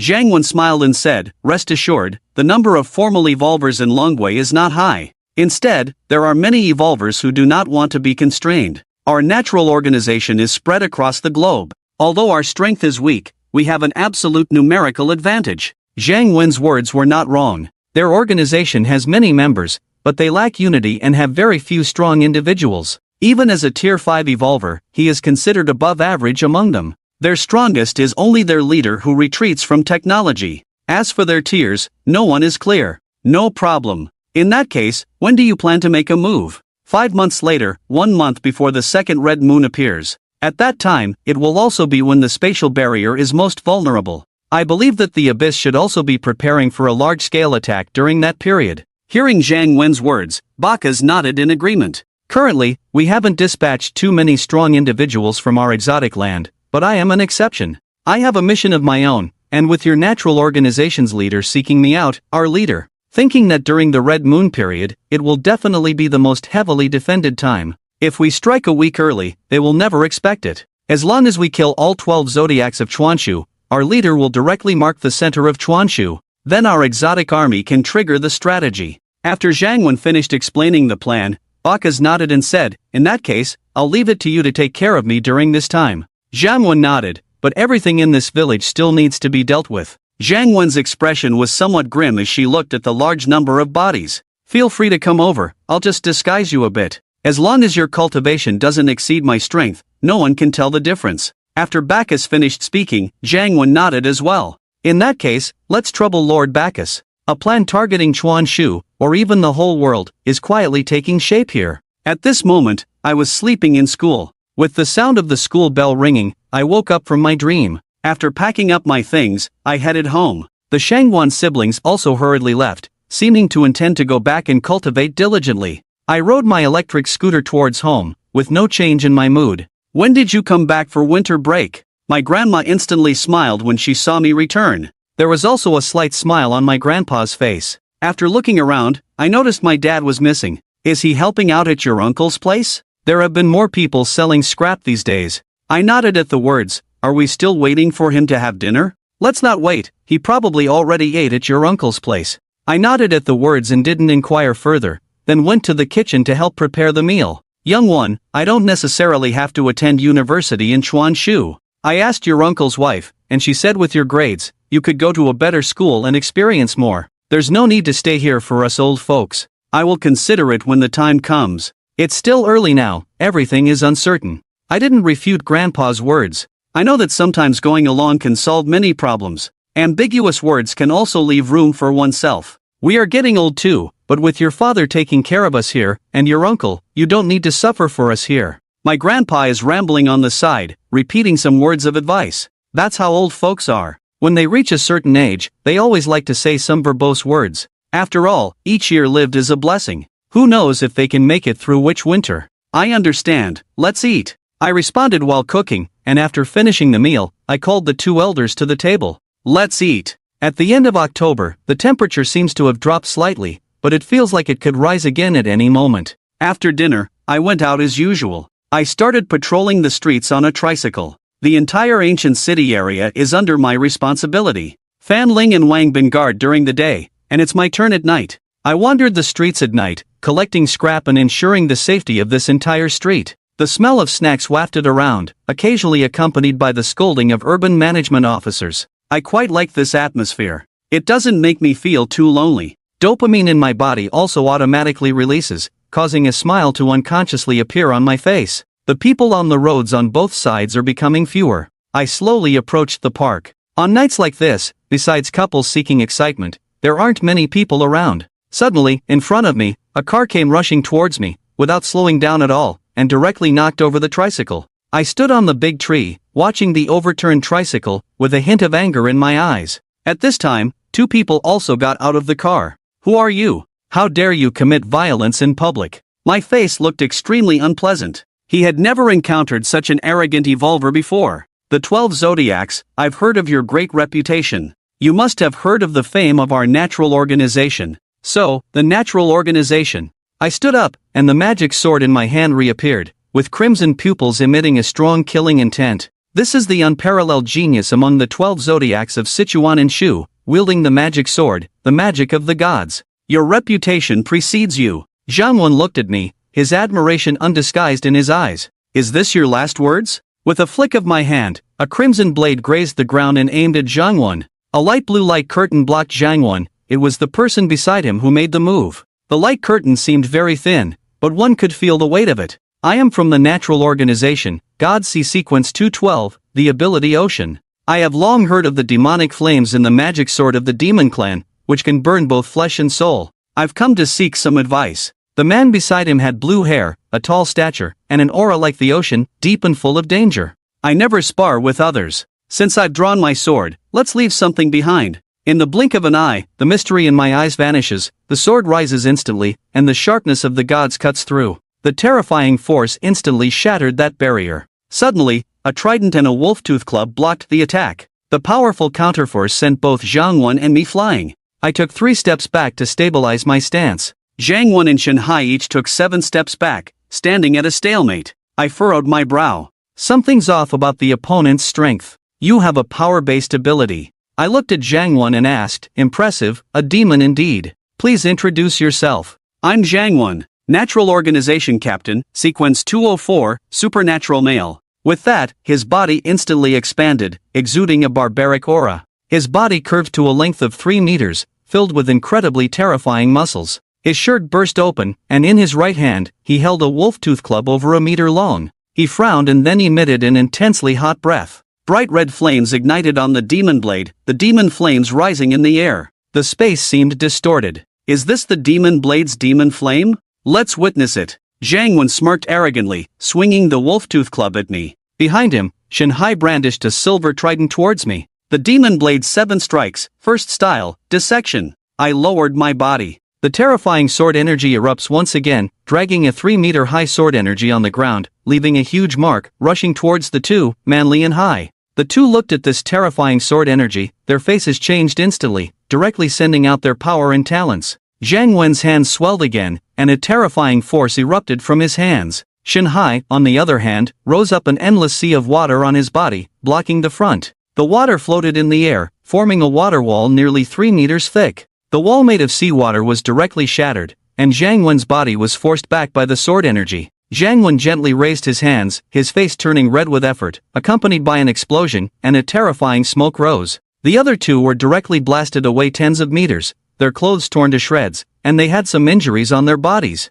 As the smoke cleared, I stood straight in place, the murderous intent in my eyes growing stronger. I bent down to dismember, intending to strike again and send the two to meet the King of Hell. Using a big move doesn't cost anything, what a lunatic. Zhang Wen, I'll strike again, cursing out loud, my body flashing with white light, and the two instantly disappeared from the spot. As the blue and red sword energy flashed by, my figure appeared, and he frowned, looking at the disappeared two. Hello, is this Wang Bing? Something happened. I was just attacked by 2 level 5 evolved individuals from the natural organization. Their intentions are unclear. Everyone needs to be careful recently. Are you okay? Wang Bing, who was far away in the basement, stood up instantly. Not far away, Fan Ming's expression instantly turned serious upon hearing the name of the natural organization. Both are fine. One is named Zhang Wen, sequence 204, ability, barbaric. The other is named Shanhai, sequence 212, ability, ocean. Alright, I understand. I'll inform the others immediately. Be careful recently. Okay, I'll hang up. After the call, I looked at the blood oozing from the wound on my arm, furrowing my brow. Despite the huge gap in strength, dealing with 2 people did leave me with some minor injuries. Although not serious, it's been quite eventful. I turned around, gazing at the scrapped tricycle and car, shaking my head helplessly. Trouble. After informing the person on the phone, I left. About half an hour later, someone came to clean up. I could only start patrolling on a shared bike. Zhang Wen and Shanhai also returned to the village. Both individuals covered their chests, spitting out blood, their faces pale as they exchanged a glance filled with bitterness. Yes, after all the hard work and training they endured, walking on the edge of a knife, they were unexpectedly defeated in an instant by a teenager almost 10 years younger than them. It's a bitter pill to swallow. Even if they don't lose their lives, they have to come to terms with it. This made the two individuals who had always been in the upper middle tier of the organization feel a strong sense of defeat. Two sighs echoed in the empty space, emphasizing that talent alone isn't scary. What's truly frightening is talent combined with someone who works harder than you. Are you okay? Wang Bin found me, sounding a bit worried. It's not a big deal, but I don't know what they're up to when they show up. It seems like they are targeting our 12 zodiacs. After I finished speaking, I looked at Wang Bing. Be careful these days, notify the higher-ups if something happens. Those 2 evolved warriors who intercepted the signal are quite strong. Wang Bin nodded. Are there any vehicles here? My tricycle was overturned by them. I looked at Wang Bin and asked, are there any cars or tricycles here? Definitely no tricycle, but there is a motorcycle. Can you drive it? Wang Bin pondered for a moment and said, I can, give me one. If something really happens later, the support will also be faster. At this time, I don't plan to keep a low profile. If the natural organization appears now, we can't go on patrol anymore. What I need is a highly mobile planet. The equipment distributed from above has arrived just in time. Wang Bin nodded, took me to get the vehicle, and soon in a warehouse, a dark red motorcycle appeared in front of me. The motorcycle is streamlined, with a combination of red and black colors, resembling lava. This is the Lava Type 300 provided to us from above. It can reach the speed of sound in full speed, adapt to various environments, and is equipped with a psychic converter that can convert our psychic energy into defense, illumination, and weapons. It may not be powerful, but at least it can protect you well in high-speed situations. I nodded. In the city, I definitely can't use the speed of sound, but at least it can help me support more quickly. So, I drove off. Wang Bing smiled and said, it's also prepared for you. It's not suitable to keep a low profile at this time. I guess the higher-ups will make things public when the next red moon appears. Although the suppression is very strong now, the people have also noticed something unusual. There have been more and more supernatural phenomena recently. I nodded, but it's okay. I'm in the ancient city area. At least there won't be any problems before the next red moon. I trust Wang Bin, smiled knowingly. My strength is recognized by all 12 zodiac signs in Sichuan and Sichuan. I put the motorcycle into the bracelet and left. Tonight, after defeating Zhang Wen in Shanghai, he came directly to Wang Bin. Some things are better said in person. The sky was getting brighter. I walked towards home. When I arrived, my family had already woken up early. They prepared breakfast and waited for me to come back. When they saw me, there was a hint of joy in their eyes. But when he saw me walking over, my father quickly approached and asked, "Xiao Shang, are you okay?" I was stunned, looking at the worried man in front of me. He shook his head and said, "It's nothing. When I was collecting scrap, the car stopped, was hit by someone, and then taken away. The person compensated. I was fine, but at that moment, my grandmother came forward, took my right hand, and said with some concern, 'It's okay. Look, it's bleeding. What if it gets infected? Come with Grandma to the room. Grandma has medicine in the room.' She grabbed my hand and walked towards the room. My family was worried about my injured hand, and I didn't resist. I followed my grandmother to bandage my hand. 'Are you still going to school today, or do you want to rest at home for a day?' Wu Jianjun looked at me with concern and said, 'It's not a big deal.' I shook my head. The school is located in the center of the city, so no matter where you go, the distance is almost the same. Whether I skip school or at home, it makes no difference. If it's lively, his mood will be more comfortable. After all, people are social animals. Those who enjoy solitude do not reject liveliness. I've eaten. You guys rest well. Try to stay indoors as much as possible during this time." After giving a word of advice, I walked towards the school. Wu Jianjun looked at my back, with a hint of struggle in his eyes. He turned his head again to look at the two elderly people with gray hair. The struggle in his eyes ultimately disappeared, leaving only a sigh. He turned back and returned home. I returned to the monotonous routine, patrolling to school, and finding something to do on the side. As for the Shangwan family, they haven't come to trouble Wu Jianjun for a long time. After all, if they find Wu Jianjun, they have to deal with me. They probably don't want to bother me. Of course, I also told the Shangwan family about the natural organization. What is the natural organization? Shangwan Xingrong asked curiously, and Shangwan Zhan beside him also looked puzzled. They are a reactionary organization. After gaining power, they no longer want to be bound by rules. They believe that the country's policies are very problematic, restricting their growth. They want to overthrow the order of the entire world, or rather, they want to distinguish themselves from ordinary people. They don't want to live in a dark corner. They want to openly kill and become stronger, just like in nature, where the strong can kill the weak at will. Shangwan Xinglong nodded, looking proud as he said, "It's fine. Both my brother and I have already reached the first stage of evolution. We are quite powerful and unlikely to encounter any trouble." Shangwan Zhan's eyes were also filled with pride. It seems that their first breakthrough didn't give them a clear understanding of their own strength. Nevertheless, their power has surged, so just be a little more cautious. If there is any danger, you can contact me or Wang Bin, or reach out to the local Zodiac members. You should have our numbers. I didn't dissuade the two of them because I know that some things are useless to explain without experiencing them. Acknowledging Shangwan Chang and Shangwan Xinglong's nods, I didn't say much and went back to the classroom to sleep. A day passed like this, and it seemed like the natural organization had completely disappeared. I didn't encounter any more details, but the frequency of the prisoners appearing increased. 4 to 5 would often appear in a week. My strength also made significant progress during this time. 2 months passed like this. Winter vacation arrived as scheduled. After finishing the exams, I packed my things and walked towards the school gate. At this moment, Shangwan Xinglong walked over and asked, "Bro, our family is planning to go on a trip during the winter vacation. Mom asked me to see if you want to join." There was a hint of anticipation in the eyes of the two. I had completely won them over during this period. They could ask me anything, and I could respond effortlessly. Their cultivation had also greatly improved, with just one step away from reaching the second stage of evolution. I have tasks to do during my winter vacation, so I shook my head. Directly rejecting Shangwan Xinglong, the two of them exchanged glances upon hearing it, seeing a sense of loss in each other's eyes. Receiving a soft greeting from me, they both headed home. Upon returning home, I didn't do much, living a mundane life where nothing stirred my inner emotions. Your aunt called me, asking if you would like to go on a trip with them. Wu Jianjun stepped out, hesitated upon seeing me back, and said, "No need, I have something to do during the winter break and can't go on the trip. If you want to go, I can take you. Is that okay?" Wu Jianjun suddenly became somewhat emotional, looking at him with some expectation. I was puzzled and turned to look at Wu Jianjun. He never used to ask for these things. Where do you want to go? I should set aside some time.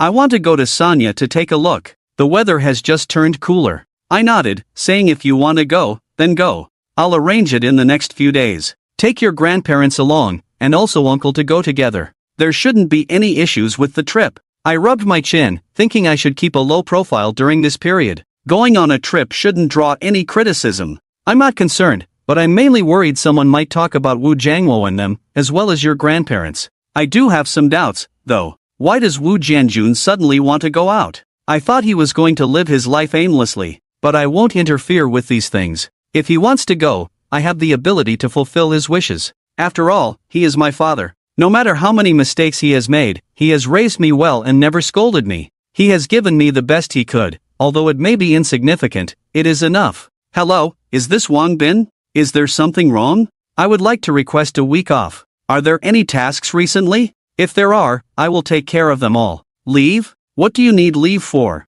There aren't many tasks. Wang Bin was a bit confused. After all these years, it's the first time I've taken leave. My dad said he wants to go to Sanya. I plan to take him for a week and come back after that. This surprised Wang Bin. He scratched his head, then after a moment of thought, he said, wait a moment. Let me ask the higher-ups. After hanging up the phone, Wang Bin made another call. Hello, who is this? A lazy voice came from the other end, a man. Is this Lord In Hu? This is Hao Hu. What's up? It's about Ma Shu. Ma Shu had an accident. The tone on the other end suddenly became serious. It's not that Ma Shu said he wanted to take his family to Sanya. He said his family wanted to go and take a look. The voice on the other end disappeared instantly. Let him go if he wants to. He does need a rest. Also, tell him not to worry, the expenses are fully covered. The voice from the other end continued. Upon hearing this, Wang Bin was overjoyed. I'll tell him right away. After hanging up the phone, Wang Bin called me again, saying there's no problem, and all expenses will be reimbursed.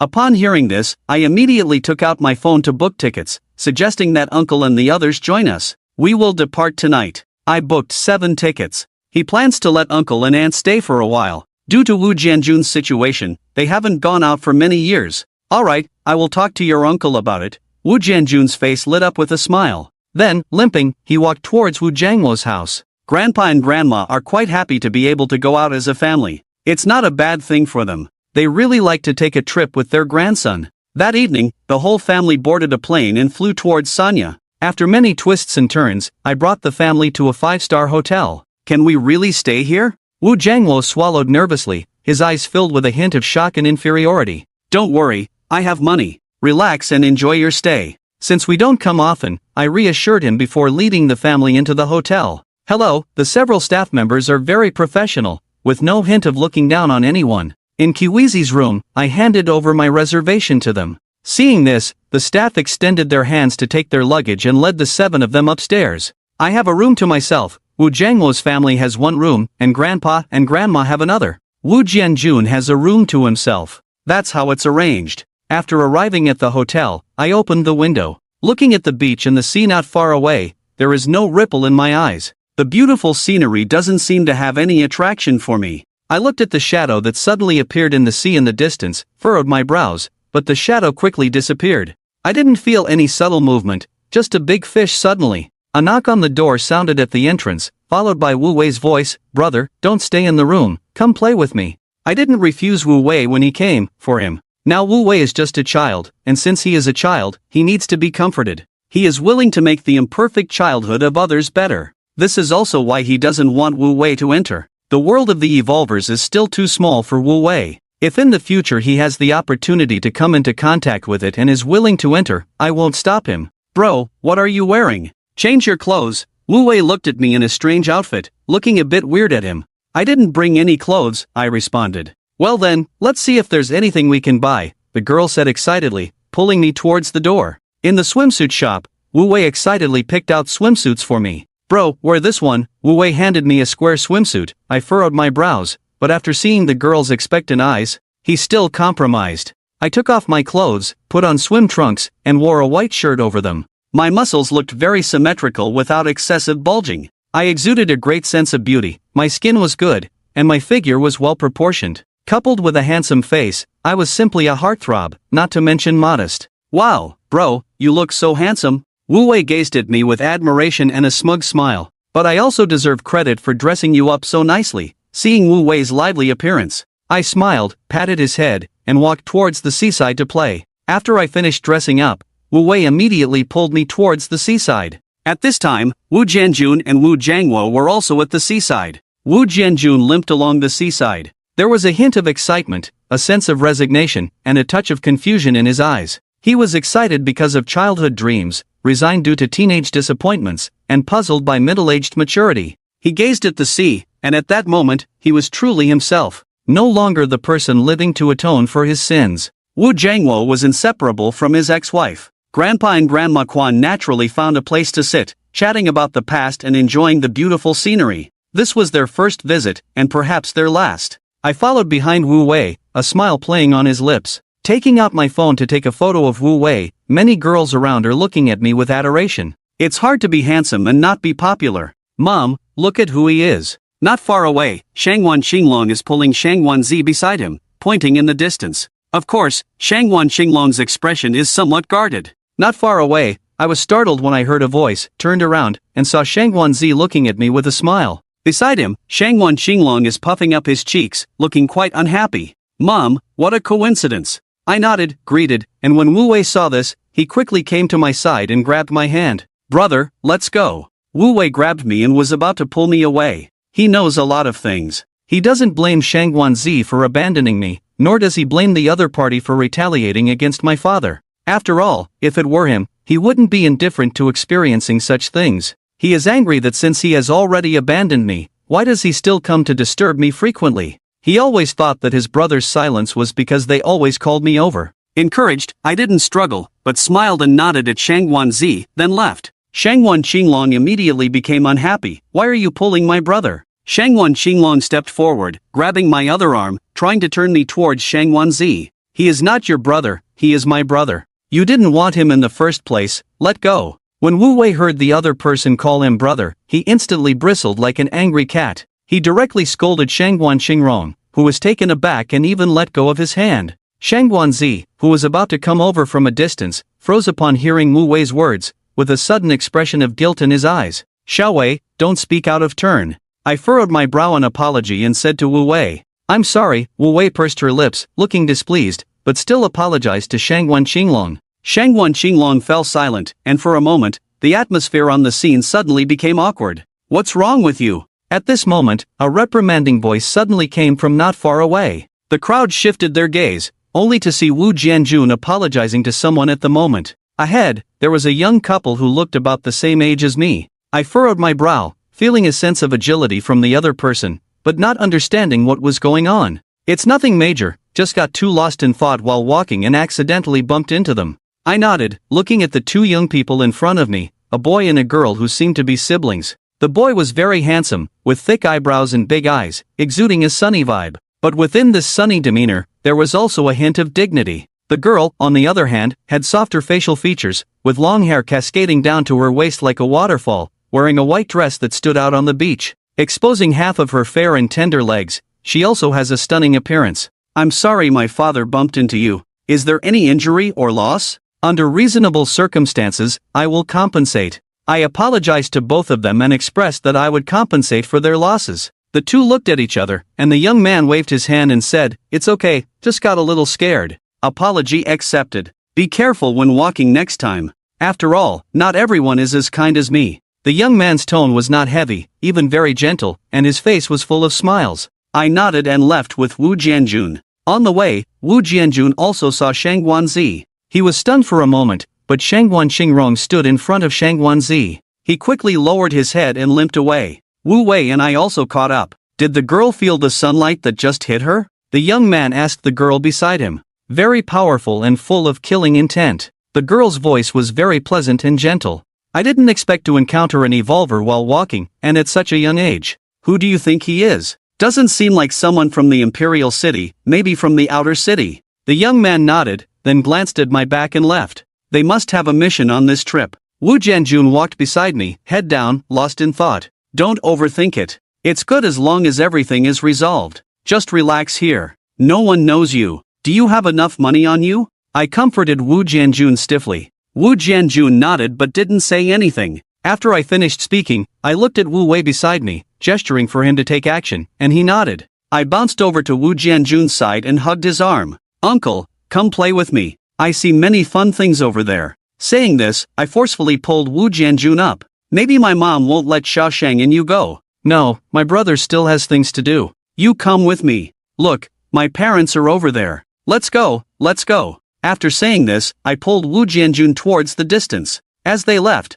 they secretly waved goodbye to me. I smiled at the sight and turned to look at the siblings not far away. As a public official, I need to confirm the identities of those two evolutionists. I walked barefoot on the golden sandy beach, heading towards the crowd not far away. "Polite young man, nice to see you again. Is there something you need?" When June looked at me, greeted me with a smile, and then asked. I frowned as I looked at this group of people, a total of 6 individuals, all of them evolutionists. "Sorry, I am one of the 12 Chinese zodiacs of Sichuan. I need to confirm everyone's identities." I took out my identification and showed it to the 6 people. The crowd, who were initially curious, now looked shocked. Their eyes were filled with surprise as they scrutinized me. "The Chinese Zodiac Organization," someone among them said in disbelief. When June also looked at me with astonishment. However, he quickly smiled and said, "The 12 zodiac signs of Sichuan do not have the qualifications to inquire about the matters in Sanya," with a hint of provocation in his eyes. It was obvious that he wanted to challenge me, but my unexpected response seemed to catch him off guard. "Sorry for the disturbance," I said before leaving.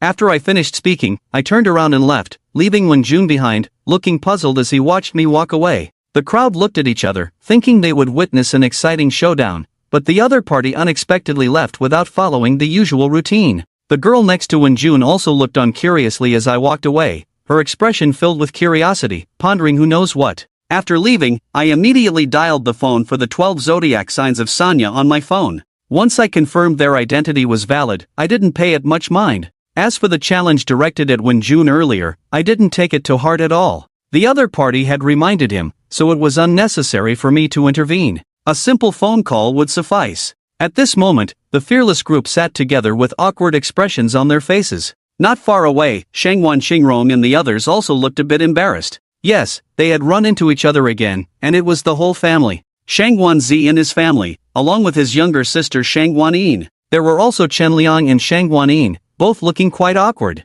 Seeing this, I didn't say anything and instead asked Wu Wei if he was hungry. Wu Wei nodded at my words. "Let's go, we should go eat." I ruffled Wu Wei's hair, grabbed his hand, and prepared to break the awkward tension. "I'm also going to eat." Suddenly, Shangwan Xingrong got excited too. He felt uncomfortable seeing me grab Wu Wei. "Even though I'm your sister, why aren't you as gentle with me?" Shangwan Xingrong thought to himself. Grabbing Shangwan Zi and following behind me, eventually led to this situation. Wu Wei and I are walking in front. Behind, there are Wu Jianjun and the other two, looking down. Following them, there's the displeased Shangwan Xingrong and others looking awkward. Of course, there's still a hint of resentment in the eyes of Shangwan Yi and Shangwan Zi. Obviously, he can't forget what happened back then, but that's normal. Being violated when having someone in your heart, no one could forgive such an act no matter who it is. Soon, everyone gathered in a restaurant, with 2 tables facing each other, looking extremely awkward. Shangwan Xingrong looked displeasedly at the person sitting next to me.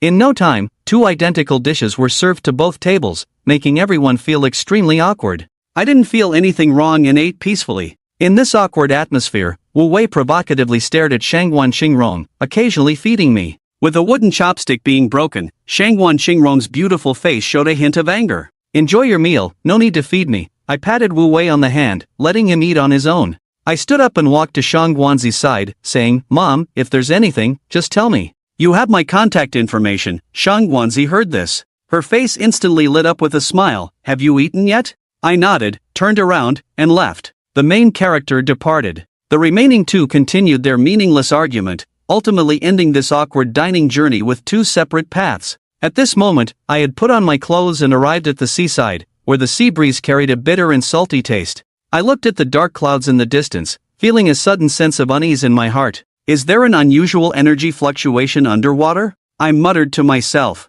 This is the information I received from the Zodiac Organization. Those children are evolving, the students of the academy next year, but they are still evolving now. The academy is nurturing them. The task today is to investigate this. I looked at the dark clouds in the distance, as if brewing a storm, or perhaps nurturing something. Of course, it may not only be the sea. It seems that not only humans are revolving in the blue star. I watched for a long time, but eventually left. Without receiving any orders, I didn't want to act on my own. If I disrupt someone else's plan, it would cause a lot of trouble. Due to the weather, everyone returned to the hotel. Grandpa and Grandma's faces were full of smiles. It seems they had a great day. How was your day, young one? Are you happy? Grandma asked, her face filled with a kind smile when she saw me. Are you all happy? Is your health okay? Don't worry if there are no issues. Your grandparents are still strong. I nodded. Following the two elderly back to the room, after sending them back to their room, I also returned to the room.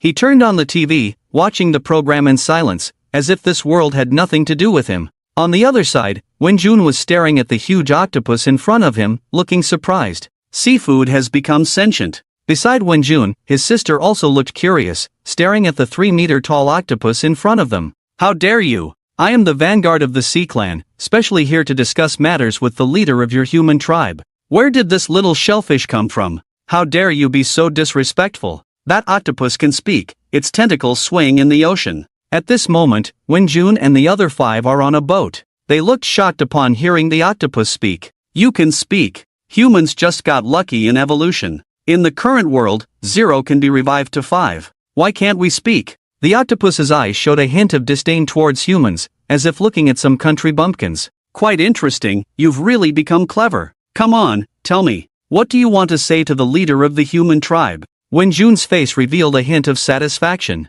He reached out his hand, showing no respect. What's the point of talking to a child like you? Let your leaders come out. The octopus had no intention of wasting time with Wenjun and the others, swimming away. Rest assured, my status is not low. Otherwise, I wouldn't be able to come directly to you. Tell me, if possible, and I will pass on your message. How does that sound? Wenjun's tone is full of lightness. The octopus, as if not hearing it, pondered seriously for a moment, then nodded and said, in that case, you pass on the message. Our Sea Clan is willing to ally with your human clan to defend against the invading enemies. Of course, after it's over, our Sea Clan will need 1/3 of the human clan's land. At first, the octopus's words surprised Wenjun, but as he listened further, his expression became more embarrassed. After the other party finished speaking, his face instantly darkened. Kid, why aren't you informing them? What are you still doing here? There's no need to look elsewhere for this matter. I can tell you the answer right here. Wenjun lowered his head, his tone somewhat subdued.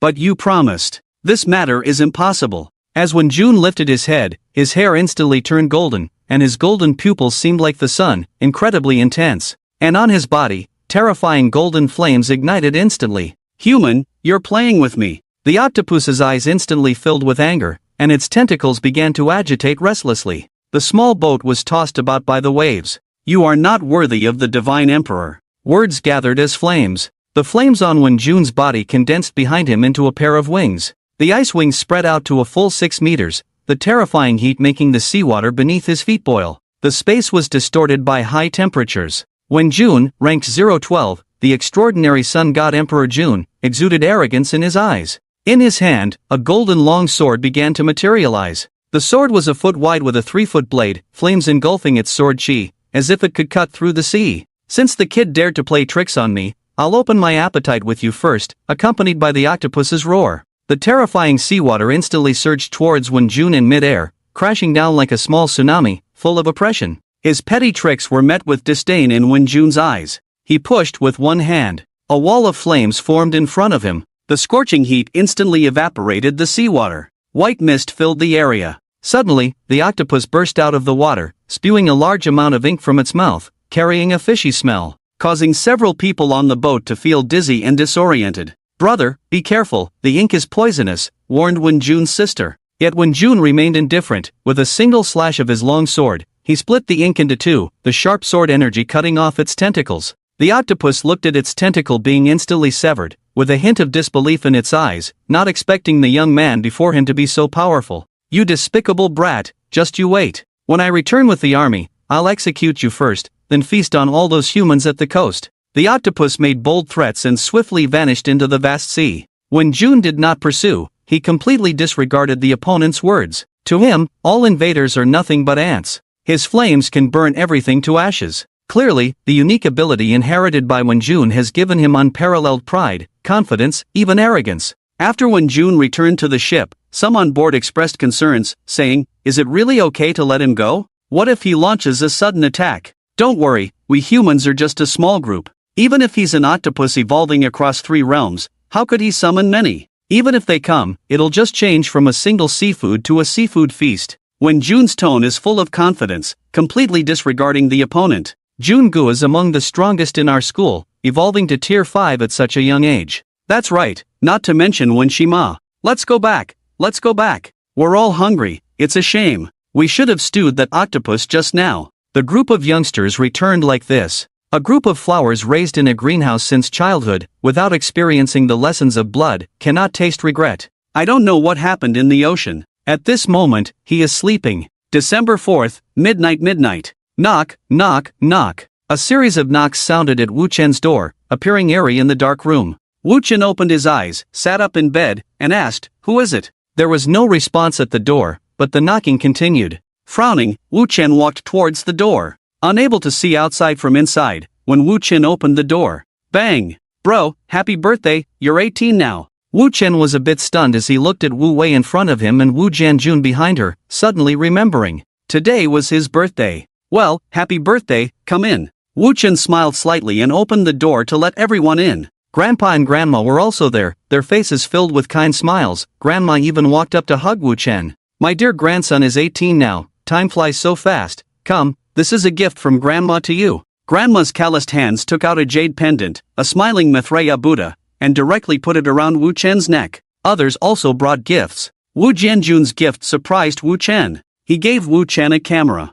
"I bought this online, thinking that our family hasn't taken many photos together, so let's take one." Wu Chen looked at him somewhat awkwardly, feeling a warm flow in his heart. "Thank you, Dad, let's take a family photo." Wu Chen took out the camera. Let me set it up, and the cake is here, I spent a long time picking it." Wu Wei was excited, while Wu Jiangwo and a woman with a bit of vicissitudes looked at her lovingly. The woman was Zhang Hua, Wu Chen's aunt, and it hadn't been easy for her. Slow down, she gently reminded, and everyone gathered together. Wu Chen and Wu Wei stood in front of the cake. Behind Wu Chen were his grandparents and his father, while behind Wu Wei were her parents. Click! With the press of the camera shutter, a family portrait was taken at that moment. "Okay, let's eat the cake, let me cut it for my brother." Wu Wei's face was full of smiles, and everyone looked at her indulgently. "Alright, you cut it, you're more excited about your brother's birthday than he is." Wu Jiangwo pretended to say sternly, but his face was round, even when he tried to look stern. He's my only brother," Wu Wei said playfully. She cut a piece of cake and handed it to Wu Chen. "Brother, eat the cake." Wu Wei handed the cake to Wu Chen, eagerly waiting for his reaction. Wu Chen took a bite. How is it? Is it good?" Wu Wei sounded a bit nervous. "It's delicious, you should eat too." Wu Chen smiled slightly after swallowing, giving an answer that satisfied Wu Wei. "Yay, Mom, did you see that? I told you my brother would like it, you said it would be too sweet." Yes, you're the smartest, you understand your brother the best." Zhang Hua looked at her daughter indulgently. A low-key coming-of-age ceremony was held like this, and half an hour later, Wu Chen's grandparents couldn't stay awake and went to bed first. Gradually, the others also left. Finally, past 1 o'clock, only Wu Chen was left in the room. Sitting in the messy room, he felt a bit dazed. Buzz. Wu Chen took out his phone and looked at the message from Wu Wei. "Wu Wei, happy birthday, brother, be happy at 18. Fireworks emoji. Wu Chen's lips curved into a smile, and he fell asleep in the messy room. The next morning, Wu Chen got up early and tidied up the room a bit. It didn't really matter whether he cleaned up or not, but having nothing to do in the morning, a little tidying up could make things less troublesome. "Brother, let's eat." Wu Wei's voice sounded at the door, and Wu Chen packed up the trash and put it in the trash can before opening the door. "Let's go, I heard there's a lot of seafood here, hurry up, we can't let others get ahead." Wu Wei grabbed Wu Chen and hurried downstairs. Wu Chen had to follow her pace to prevent her from falling. The hotel had a buffet restaurant, and Wu Chen was dragged by Wu Wei to the restaurant. The restaurant was still crowded at this time, and the two found a spot in the corner. "Brother, you stay here and watch the spot, I'll go get food, what do you want to eat?" Wu Wei pressed Wu Chen into the chair and then ran off. Wu Chen could only shake his head helplessly. Oh, what a coincidence! Suddenly, a somewhat familiar voice came from behind Wu Chen. Wu Chen turned around, and behind him, Jun was having breakfast with his friends. Wu Chen nodded lightly and didn't say anything more, as they were not familiar with each other and had nothing much to talk about. Jun didn't say anything either, just greeted casually. She, on the other hand, glanced at Wu Chen more, thinking about something. "Brother, let's eat." At this moment, Wu Wei also returned, her plate filled with lots of food, which she handed all to Wu Chen. "You eat too." And so, the two of them started to enjoy their breakfast. "Big brother, you're here too." Suddenly, a voice came from not far away, followed by two figures walking over. Shangguan Xingrong sat directly next to Wu Chen, while Shangguan Zhan politely greeted Wu Chen. "Brother, good morning." Wu Chen nodded, treating everyone with the same attitude. At this moment, Jun and she also looked curiously at the scene, sensing some psychic energy from Shangguan Zhan and the others, though not particularly strong. "Are these your younger siblings?" Jun smiled at Wu Chen. "They are not. I am my brother's sister." Wu Wei suddenly spoke up, looking at Shangguan Xingrong with a face full of hostility, like a protective little cat. "What? I am also his sister, and in terms of blood relations, we are even closer than you." Shangguan Xingrong retorted sharply. "What's the use of blood relations? I was the one who played with my brother when we were kids, and now that he's grown up, you all want to take him away? No way." Wu Wei's tone was somewhat agitated as she scolded Shangguan Xingrong loudly, leaving Shangguan Xingrong momentarily stunned. Shangguan Zhan on the side also felt embarrassed hearing this. "But, it's not because of us." Shangguan Xingrong's figure suddenly drooped, the momentum just now completely shattered. "It's okay, I've never blamed any of you, don't overthink it, if you want to eat, just eat here." Wu Chen, seeing the situation getting out of control, quickly spoke to comfort them. Shangguan Xingrong looked up at the big brother, feeling a bit emotional in his eyes. Wu Wei turned her head away and snorted, ending the early morning with such an awkward situation. On the other side, Jun and the others looked on curiously. After eating, Wu Chen returned to his room. These things were too troublesome, and he didn't expect to run into Shangguan Zi and the others so coincidentally. Thinking about this, he felt a bit helpless and didn't know what to say for a moment. At this moment, Wu Chen's phone rang again. "Hello? Is this Xiaoshang? Is something the matter? Can you come out for a while? I'm waiting for you by the coast." After hanging up the phone, Wu Chen looked at the caller ID on his phone, feeling a bit puzzled. Just now, the person who called was his father, and Wu Jianjun's behavior has indeed been a bit strange lately. Wu Chen put his phone back in his pocket and walked towards the coast. Soon, he saw Wu Jianjun on the beach, sitting under the sun and looking out at the sea. "Is there something on your mind?" Wu Chen approached and asked. "Nothing, I just feel like we haven't talked in a long time, and I want to chat with you." Wu Jianjun's words caught Wu Chen off guard, and he looked down at Wu Jianjun with a hint of complexity in his eyes. "What do you want to talk about?"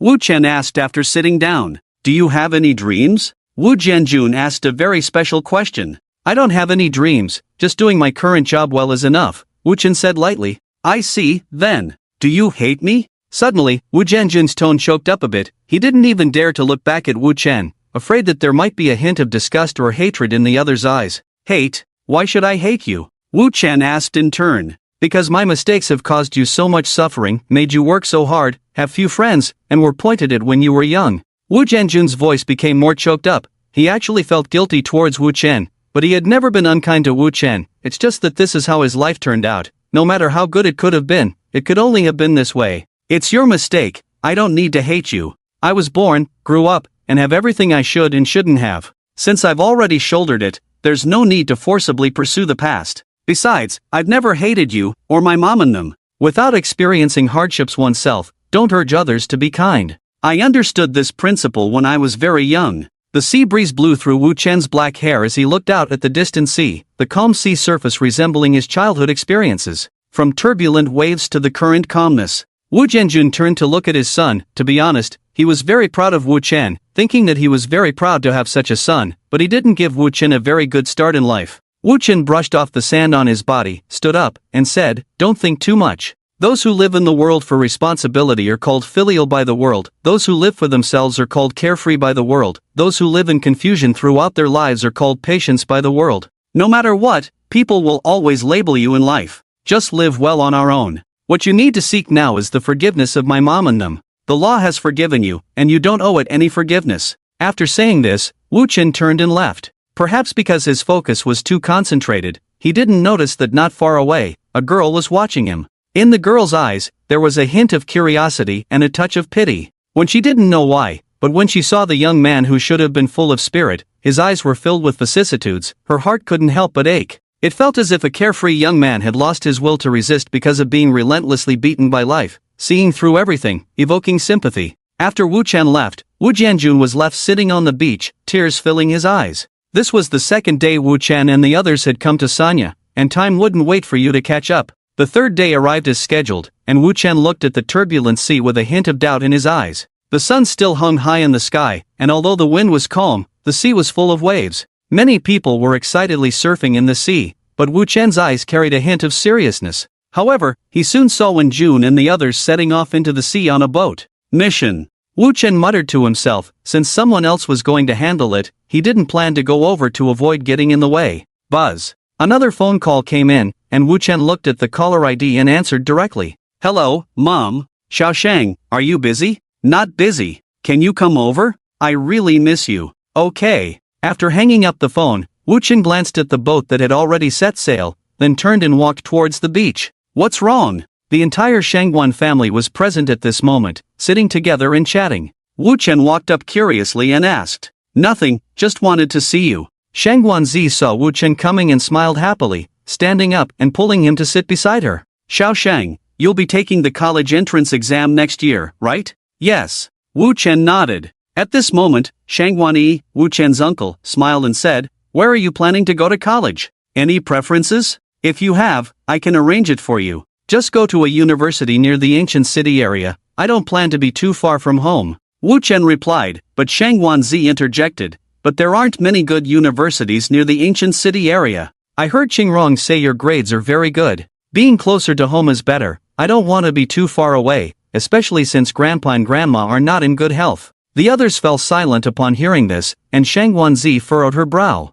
No, it's a waste for you to study here with such good grades. You don't need to worry about things at home. I will take care of it for you. As soon as these words were spoken, everyone was stunned. Even Wu Chen looked at Shangguan Zi with some surprise. Over the years, Shangguan Zi never mentioned the other members of the Wu family except for Wu Chen, and bringing them up would make her unhappy, even agitated at times. Now, she was willing to say such words for Wu Chen. Wu Chen was also surprised, but he quickly recovered and smiled. It's still early, let's talk about it when the time comes, I will consider it. It was another way of delaying, but it had to be said, this method was really effective. Just as everyone was about to say something, suddenly, several screams came from the beach not far away. Buzz. At the same time, Wu Chen's phone rang again. Hello? Is this Mouse Demon? Yes. Are you still on the beach over there? I am. Could you please help us? Many monsters have appeared in the sea, calling themselves the Sea Clan. The previous Evolution Academy Preparatory Academy was all defeated, 4 people died and only 2 are left. They described the leader as an Evolution Level 7, leading 20 Evolution Level 4 marine monsters towards your direction. We are currently evacuating the crowd. Please try your best to protect the Wen's siblings and delay as much time as possible while ensuring your own safety. I know this is demanding, but please do your best to ensure your own life. The urgency in the voice on the other end made Wu Chen's expression instantly serious. You guys go back to the hotel now, it's dangerous here in a while. After telling them, Wu Chen ran towards the beach. Shangguan Zi also shouted anxiously, be careful. At this moment, Shangguan Zhan and Shangguan Xingrong exchanged a glance, and after understanding each other, they followed behind Wu Chen. Mom, Dad, we're going to help my big brother. Before everyone could react, they saw the 2 of them rushing out without looking back. Xingrong, Zhaner. Chen Liang shouted loudly, but the 2 of them had no intention of turning back. Let's go back first, don't worry the children. Shangguan Yi grabbed Chen Liang, who wanted to rush out, and comforted him. Yes, sister, let's go back first. Xingrong and Zhaner have already become evolvers, this is something they must experience. After Shangguan Yi finished speaking, she led the way back to the hotel. On the other side, the waves were getting bigger and a strong unknown wind swept the beach. Many people were swept away by the sea, their fate unknown. Wu Jiangwo and others were rushing towards the hotel with Wu Wei at this moment. Brother! The wind on the beach stirred up dust, making it hard to open their eyes, but Wu Wei still saw Wu Chen's figure at a glance and shouted loudly. Brother? Where? Wu Jiangwo and Wu Jianjun both turned their heads towards the distance. While countless people were leaving the beach, Wu Chen was rushing towards the beach at this moment. It's really brother, big brother, you take way back first, I'll go find brother. After Wu Jianjun finished speaking, he let go of Wu Wei's hand, braved the strong wind, and walked towards Wu Chen. At this moment, he struggled to move his long lame leg, and his strength surged crazily. Wu Jiangwo looked at his younger brother, then at his wife and daughter beside him, and finally decided to send his wife and daughter back to the hotel first. Jianjun, be careful. For a moment, the originally calm and lively beach turned into a hell. Countless people were running, some fell to the ground and were trampled mercilessly. In front of nature, humans seemed so insignificant. Mom, where are you? A little girl lay on the ground crying heartbreakingly. She dared not move because she couldn't stand steadily. She could only lie on the ground to stabilize her body. However, without a point of support on the beach, her body still moved towards the sea. Dozens of meters away from her, a woman was struggling to walk towards her. Don't be afraid, Mom is coming to save you. The woman struggled to walk towards her daughter, facing the wind and sand. Although it was only a few dozen meters away, it seemed like an insurmountable gap at this moment. At this moment, the sea water was about to touch the little girl. If she was swept away by the waves, the fate of the little girl could be imagined. As the sea water rose again, accompanied by the woman's desperate scream, a figure hugged the little girl who was about to be swept into the sea. Go back quickly, it's very dangerous here now.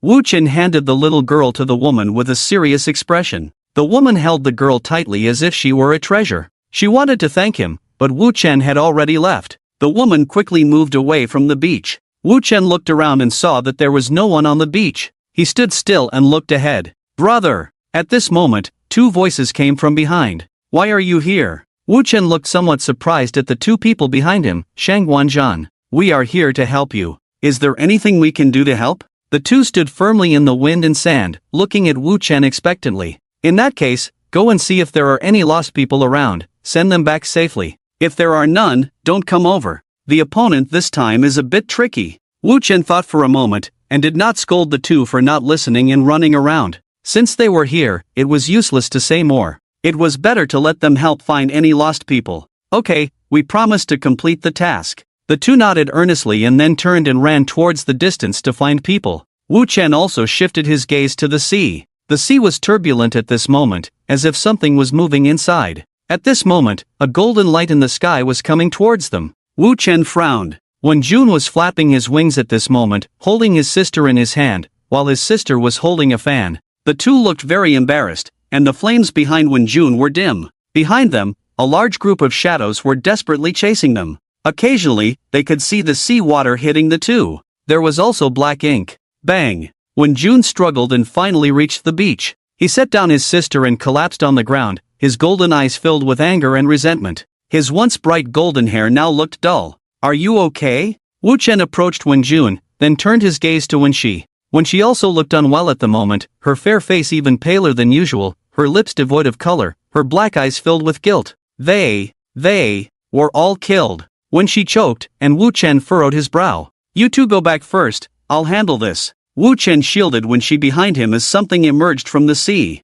Several huge creatures crawled out of the ocean. Leading them was a fish-like creature covered in spikes, but it was no longer just a fish. Besides its skin and scales, it now resembled a human. However, its face still retained fish-like features. Behind it were a group of giant lobsters, crabs, and a few octopuses. They were massive, with the leader standing nearly 3 meters tall, the lobsters and crabs behind it close to 2 meters, and the octopuses even larger. You run fast, little bird person. Can't fly anymore? The leader of the sea creatures taunted. You bastard! When Jun erupted in anger, flames igniting on his body once again as he threw a fiery punch at the creature. The fishman flicked its hand, sending a wave that clashed with the flames. Hissing sounds filled the air as a large amount of white mist rose, gradually extinguishing the flames. Wen Jun's anger intensified at the sight, but he felt powerless. He blamed himself for underestimating the situation, thinking they were just insignificant enemies, only to end up in trouble and causing the death of several companions.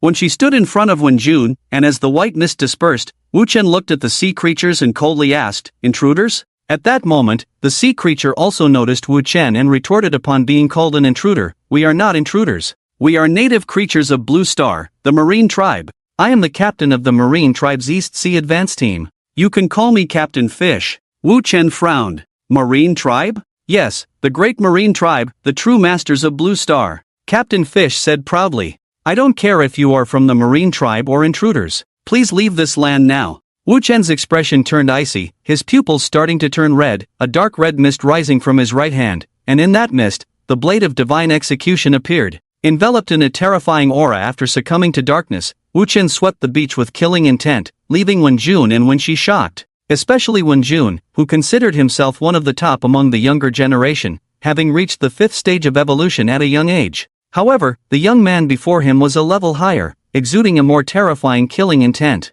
Wen Shi had similar thoughts but was more curious than fearful. Wu Chen's killing intent was too heavy, making her uncomfortable. Not far from the beach, behind a chair, Wu Jianjun stared wide-eyed at Wu Chen holding the long knife, his eyes full of shock. "Jianjun, have you found Shenger?" At that moment, Wu Jiangwo, who was behind him, also braved the wind and sand to join him. Shenger is over there." Wu Jiangwo followed Wu Jianjun's pointing finger, and not far away, a young man stood with a long knife in front of dozens of monsters, the blowing sand not making him budge an inch. "Is that Shenger?" Wu Jiangwo stuttered when speaking. From the side profile, he undoubtedly looked like Wu Chen, but what's the deal with the dark red long hair and the long knife in his hand? Evacuate? Impossible. Since negotiations have failed, we are enemies. As enemies, we will crush you without mercy. Captain Yu's words stunned Wu Chen. What negotiations? Wu Chen's tone was filled with confusion, and at that moment, when she behind him spoke, they said they could cooperate with us to resist the intruders, but after the victory, they would need 1/3 of human territory. My brother didn't agree and mocked them, even injuring the negotiators who came. Humans, did you hear that? You were the ones who made the mistake first. Even in war, we don't harm envoys. Not only did you injure my comrade, but you also spoke disrespectfully to them. I have no problem killing some of you, let alone our demands are so simple and reasonable. Yet you dare act like this, truly ungrateful. Captain Yu's tone was full of anger, while Wen Shi behind him lowered her head and softly said to Wu Chen, "I'm sorry. It's our fault." When June had already turned back to black hair, the consumption of psychic energy made it impossible for him to maintain that state. He clenched his fist and heavily smashed it on the beach, his eyes filled with unwillingness and guilt. Unwilling that he was too weak, guilty for his deceased teammates. Wu Chen did not respond to Wen Shi but walked forward. "So what do you want?" With this statement, Captain Yu thought Wu Chen had softened and pointed to Wen Jun and Wen Shi behind Wu Chen. "Hand over these two to us, quell our anger, and then we will consider forming an alliance with you. What do you think?" Wu Chen suddenly spoke. Wen Jun heard his voice and stood up to protect Wen Shi behind him. "One person does the deed, one person takes the blame. Since I did wrong, it has nothing to do with my sister. If you want to kill, then kill me. I wasn't talking to you." Wu Chen slightly turned his head to look at Wen Jun, and Wen Jun also noticed that a headset suddenly appeared in Wu Chen's ear. At that moment, the screen of the phone in Wu Chen's pocket lit up, showing, "Tiger. Ongoing call." Meanwhile, in an office in Anqing, a man was sitting with his legs crossed, answering the phone. His gaze turned to the window, a slight smile on his lips. "Are you sure?" 100%. "Then what are you waiting for? Have you forgotten the declaration of our Zodiac organization? You bear the responsibility." "No problem, but there's one thing." "What?" "Slice them into sashimi for me." Upon hearing this, Wu Chen took off the headset, his tone revealing a chilling coldness. "No problem." Captain Yu on the field was a bit impatient. "What are you saying? Have you considered it?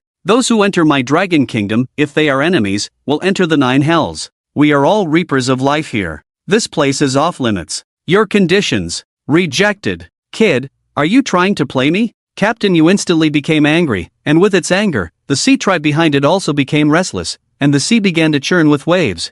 "I'm not playing you, negotiations just failed. Do you want to fight?" "Nonsense." The sea tribe appeared in front of Wu Chen in an instant, and the long spear in their hands directly struck towards Wu Chen. "Be careful, son." Everyone on the scene shouted at Wu Chen. Wu Jianjun and Wu Jiangwo rushed towards Wu Chen, when she's hair turned silver, and a fan appeared in her hand. "Don't come over, take your brother away, and my dad in them. Don't let anyone approach here. The territory cannot be opened without a spatial medium." Wu Chen's figure appeared in front of Wen Shi, blocking her from making a move, and letting her take Wu Jianjun and others away. He just found out, but there was nothing he could do. He had other things to do, as long as they didn't get into danger, it would be fine. "Got it." When she was first stunned, but when she saw the Sea Clan rushing towards her, she understood that listening to Wu Chen now was the best choice. "I got it, hold on, I'll be right back." After when she finished speaking, she waved the fan in her hand, and a silver-white full moon appeared to wrap Wen Jun away, then rushed towards Wu Jianjun not far away,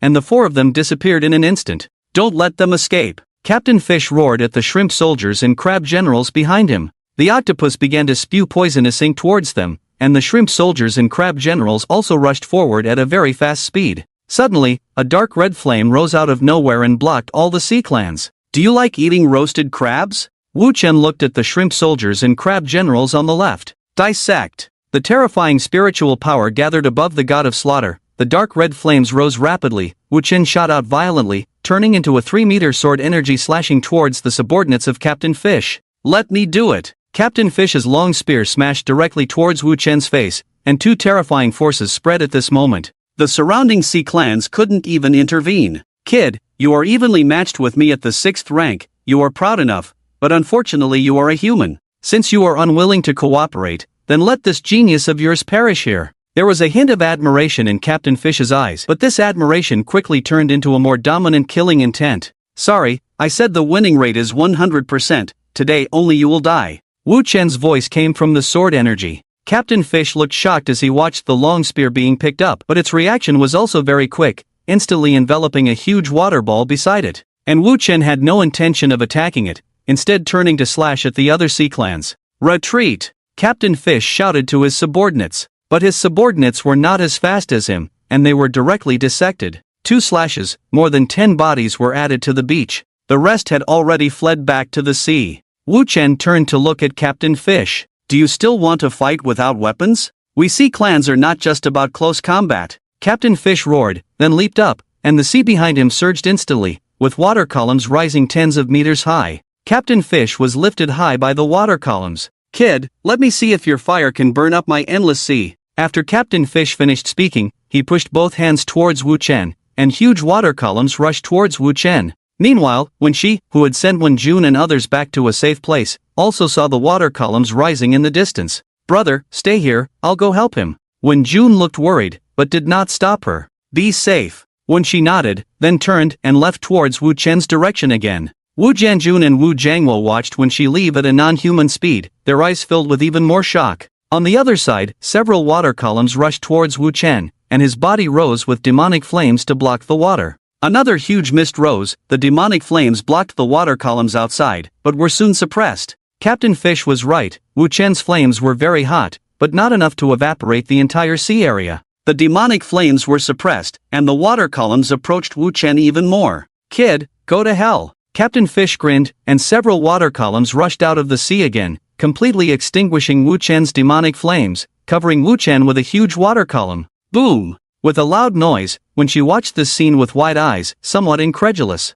Plop! When she knelt down on the ground, tears filling her beautiful eyes, at this moment she could no longer hold on. Teammates died in front of her, and the person who had just come to save them also died tragically for them, all dying in front of her. The strong blow made her heart instantly collapse. At the age of 16, she, known as the proud daughter of heaven, felt strong regret and powerlessness for the first time. "It's a pity, if cooperating with us can't avoid death. Come out, today this place will be occupied by us." Captain Yu spoke, and behind it, the sea tribe that had just escaped reappeared, their eyes filled with a bloodthirsty meaning. Obviously, if no one stopped them, there would probably be a river of blood within 10 miles today. "I can't cry, I must hold them back. Can't let everyone sacrifice in vain." When she also came to her senses after hearing their words, she stood up, her small face filled with determination, the fan in her hand shimmering with a silver-white light, her long hair cascading down her waist, the silver-white hair strands shining like the Milky Way, making her instantly beautiful beyond words. Just as she was about to step forward to stop the sea tribe, a voice sounded. "You may not have heard clearly, I said 10%. Godslayer. Plunder." Suddenly, snowflakes drifted down from the sky, a strong chill sweeping over the entire beach. Everyone was stunned by this sudden cold, unconsciously shivering. Crack! Crack! What? Captain Yu looked at the water column under his feet gradually solidifying into ice, his pupils instantly dilated. "Go!" Sensing something wrong, it wanted its subordinates to leave, but at this moment its subordinates had turned into lifelike ice sculptures. In the ice sculptures, their fearful expressions were recorded, and the water columns attacking Wu Chen in the distance also turned into ice columns. Bang! The ice column burst open, revealing Wu Chen's figure within. You may not be familiar with the origin of the codename Amoshu. A mouse is a creature that likes to dig holes, and you never know how deep the holes it digs are, or how many there are. Snowflakes fell, and Wu Chen's figure appeared among them. Who? White mist blew out of his mouth, snowflakes falling on his long eyelashes, looking beautiful yet dangerous. At this moment, his white hair, his crimson pupils had turned white, looking as if he had no pupils at all. The slender blade was also pure white. At this moment he had shed all his murderous aura, carrying a hint of nobility and softness. If he was the domineering god of demons before, now he was the snow elf wielding the magic sword. The second talent of the magic sword, plunder. Unlike the plunder of others, the magic sword could plunder the opponent's soul and then transform into a brand new attribute magic sword. Of course, with limitations, the ability plundered would disappear after being used once. In other words, the long sword in Wu Chen's hand should now be called Magic Sword. Snowman. I really underestimated you, but how much spiritual power and physical strength do you have to compete with me now? Remember, as long as in the sea, the physical strength of our sea tribe is endless. Captain Yu's face darkened. The long halberd that had been picked up was once again held in its hand, pointing towards Wu Chen, then angrily roared. Turning you into sashimi is definitely not a problem. After Wu Chen finished speaking, he disappeared in an instant, rushing straight towards the sea. Wherever he passed, the ground was frozen. Arrogant! Captain Yu roared, then raised the long halberd and smashed it towards Wu Chen. Clang! The long sword and the long halberd collided, erupting with a loud sound. The sound of the clash of weapons filled the battlefield. Every collision between the two sides caused snowflakes to scatter. The seawater under the fishman's feet was frozen and impossible to control. There was no strength at such a distance. For a moment, the opponent was firmly suppressed by Wu Chen, but the strength of both sides was not much different, so for a while, they could not break through each other's defense. Clang! The two sides clashed again. Hey, let's do it! Suddenly, Wu Chen shouted towards Wen Shi in the distance. Wen Shi also reacted instantly. Just now she was amazed by Wu Chen's beauty, momentarily forgetting they were still on the battlefield. Now reminded by Wu Chen, she hurried towards the fishman. What? How can a general seek help in battle? You should maintain the demeanor of a strong warrior. I never said I was a strong warrior. A mouse naturally needs help from others. Crack! A terrifying chill reappeared, followed by the snow on the ground being controlled by Wu Chen, instantly covering the two of them. Wu Chen didn't intend to let the opponent escape, and at that moment, when she also appeared above the fishman's head. Tide! A heavy force erupted from her body. The silvery light seemed harmless, but when it covered the fishman, the immense pressure instantly made it kneel on the ground. Seizing the moment of weakness, Wu Chen swiftly beheaded it. Splurt! The scalding blood dripped to the ground, and Wu Chen's hair turned black. Tidy up the battlefield, you should be able to handle it. Wu Chen tossed the bracelet in his hand to Wen Shi in mid-air, then collapsed instantly.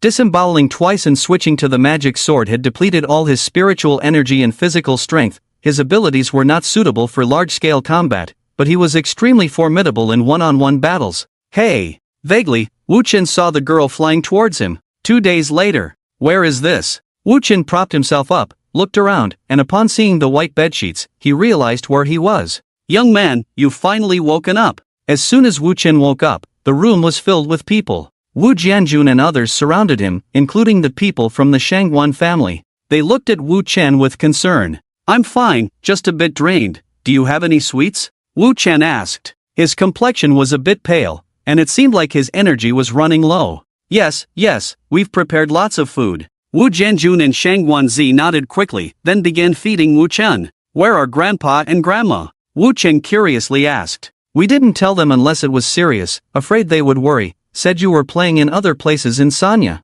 Wu Jiangwo explained. Wu Chen nodded at the explanation, then patted his body. Where's my phone? Here with me. Wu Jianjun took out Wu Chen's phone from his pocket, but his expression seemed off. Wu Chen frowned as he looked at the recent call records and chat box. You all know? Wu Chen looked at Wu Jianjun and the others. Wu Jianjun awkwardly nodded. At that moment, Wu Wei also rushed to Wu Chen's side. Brother, why didn't you tell us about such a big thing? Wu Wei's tone was somewhat reproachful, and Wu Chen softly replied, some things are better left to unfold naturally, don't you know now? Hearing Wu Chen's words, Wu Wei also felt that they made sense. Young man, that Captain Yin Huchuan said that Wei also has this talent, asking if we are willing to let her. Wu Chen's aunt approached and asked. Mainly, after this matter was brought up, her and Wu Jiangwo's opinions were not quite aligned. Wu Jiangwo thought it was okay, but Zhang Hua was a bit reluctant. Wu Wei, on the other hand, shared the same thoughts as her father and also wanted to go. Aunt, actually, he asked me about this at the time, and I said I wouldn't recommend family members to come, but if you have ideas, I won't stop you, at most let Wei follow me, I'll do my best to protect her.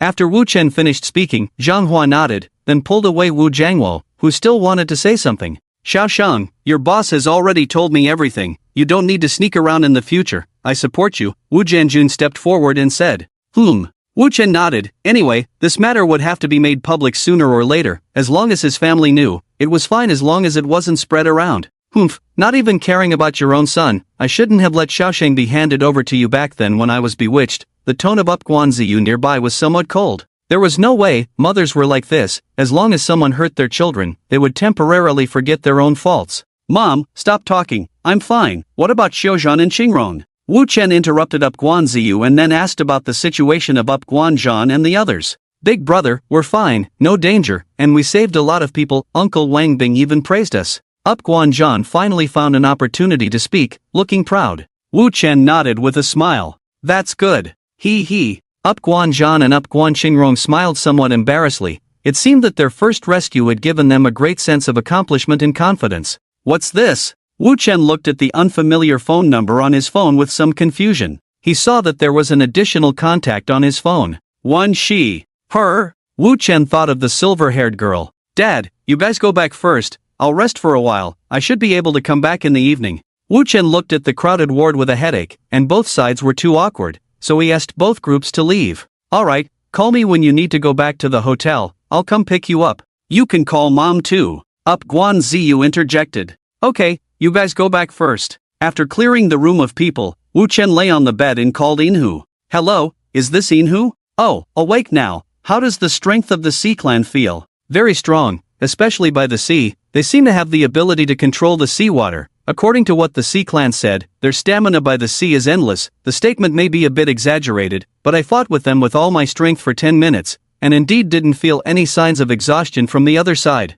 I see. Okay, got it. By the way, your bracelet has been taken to Wancheng. We need the body of the Sea Clan in your bracelet. Go get a new one from Chuanshu first. Okay. Wu Chen hung up the phone and looked out the window. The world's situation was becoming more and more complex. Now even the native creatures on Earth were beginning to evolve. I have to become stronger. While resting in the ward, Wu Chen, who had returned to the hotel, seemed to be thinking about something. Yesterday. Hello? Who is this? Ha? Isn't this Wu Chen? I'm Wu Chen's father. May I ask who you are? He's still in a coma. Coma? Is he injured? No, the doctor said he's exhausted. That's fine. When he wakes up, have him call me. I mean who? Hold on a moment. Wu Jianjun stopped the other party from hanging up. On the other side, Wu Chen looked at the duration of the call with Inhu and fell into contemplation. Call duration, 61:04. Wu Chen's thoughts drifted somewhere unknown. On the other side, Wu Jiangwo was arguing with Zheng Hua.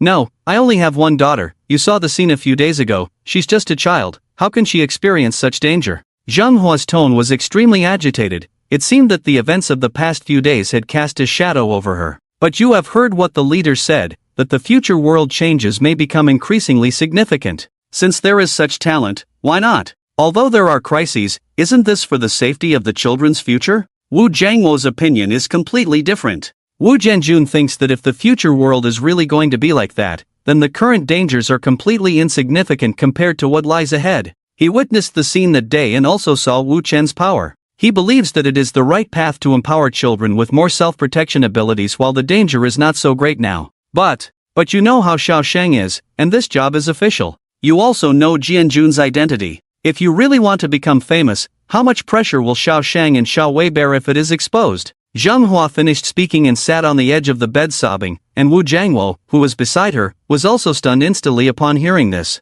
He took out his cigarette from his pocket and sat in front of the bed without saying a word. He knew what his wife meant. The leader said that Wu Chen's talent is top-notch in the country and even in the world, and it is likely that Wu Wei's talent is the same. But extraordinary talent brings greater danger and more attention. Once his brother's rapist identity is exposed, it is hard to imagine what kind of retribution his children will face from those evil people. Never underestimate the jealousy of human hearts. At this moment, Wu Jiangwo did not know that a figure was slowly leaving outside his door.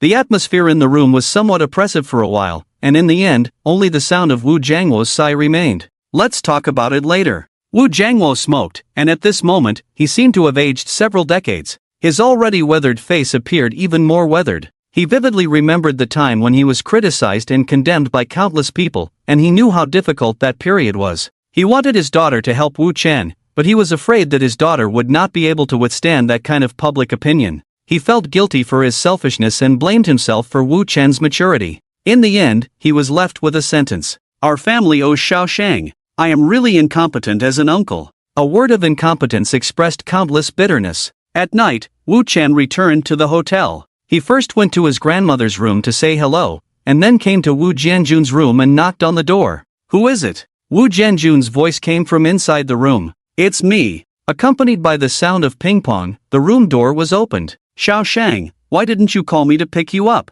Wu Jianjun smiled and then pulled Wu Chen into the room. Is there something wrong? Wu Jianjun's tone was somewhat curious and nervous. Have you talked to Yin? I know, but there is one thing I must make clear to you. I am not going to the Academy of Evolution because of you. It's because my family is here, and I feel more at ease staying with them. You don't need to feel inferior because of your status. That's not an issue. And don't think about suicide. Take my identity and go to my mom's side. You know my personality, this is impossible. I didn't. Wu Jianjun's tone was a bit low, and he didn't dare to look up. Regardless of whether you did or not, the reason I'm telling you this is to show you that this kind of thing doesn't demonstrate your fatherly love. You raised me, you did everything a father should do, you've been good to me. I've been subjected to rumors since I was 4, but I've never blamed you because you've been good to me, and to my grandparents. I forgive you, so I will bring you over from Aunt Zhao's place. Wu Jianjun raised his head, looking at his son, feeling a pang in his eyes. He admitted his mistakes, he had no complaints.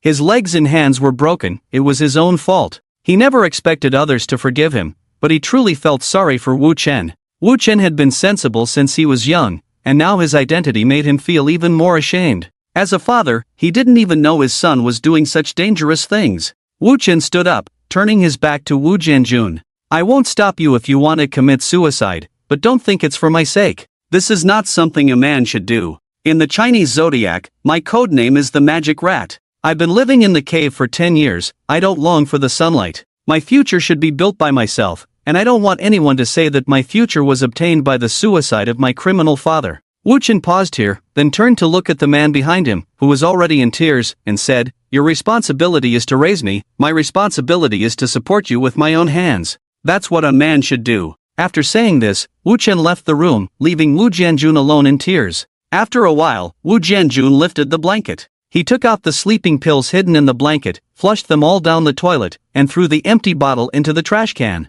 At that moment, it seemed like he had untied a knot in his heart. On the other side, Wu Chen also returned to his room. When he saw the phone records with Yin Hudiger, he understood that the other party must have said something to Wu Jianjun, and the pressure on Wu Jianjun during this period was too great. Wu Chen also guessed something. Today's conversation was what he had always wanted to say to him. He wouldn't stop him from committing suicide, but he didn't want the other party to do it in this way, and he didn't want to be a child without a father. He looked at the family photo in his hand, looked at himself in front of the birthday cake, and looked for a long time.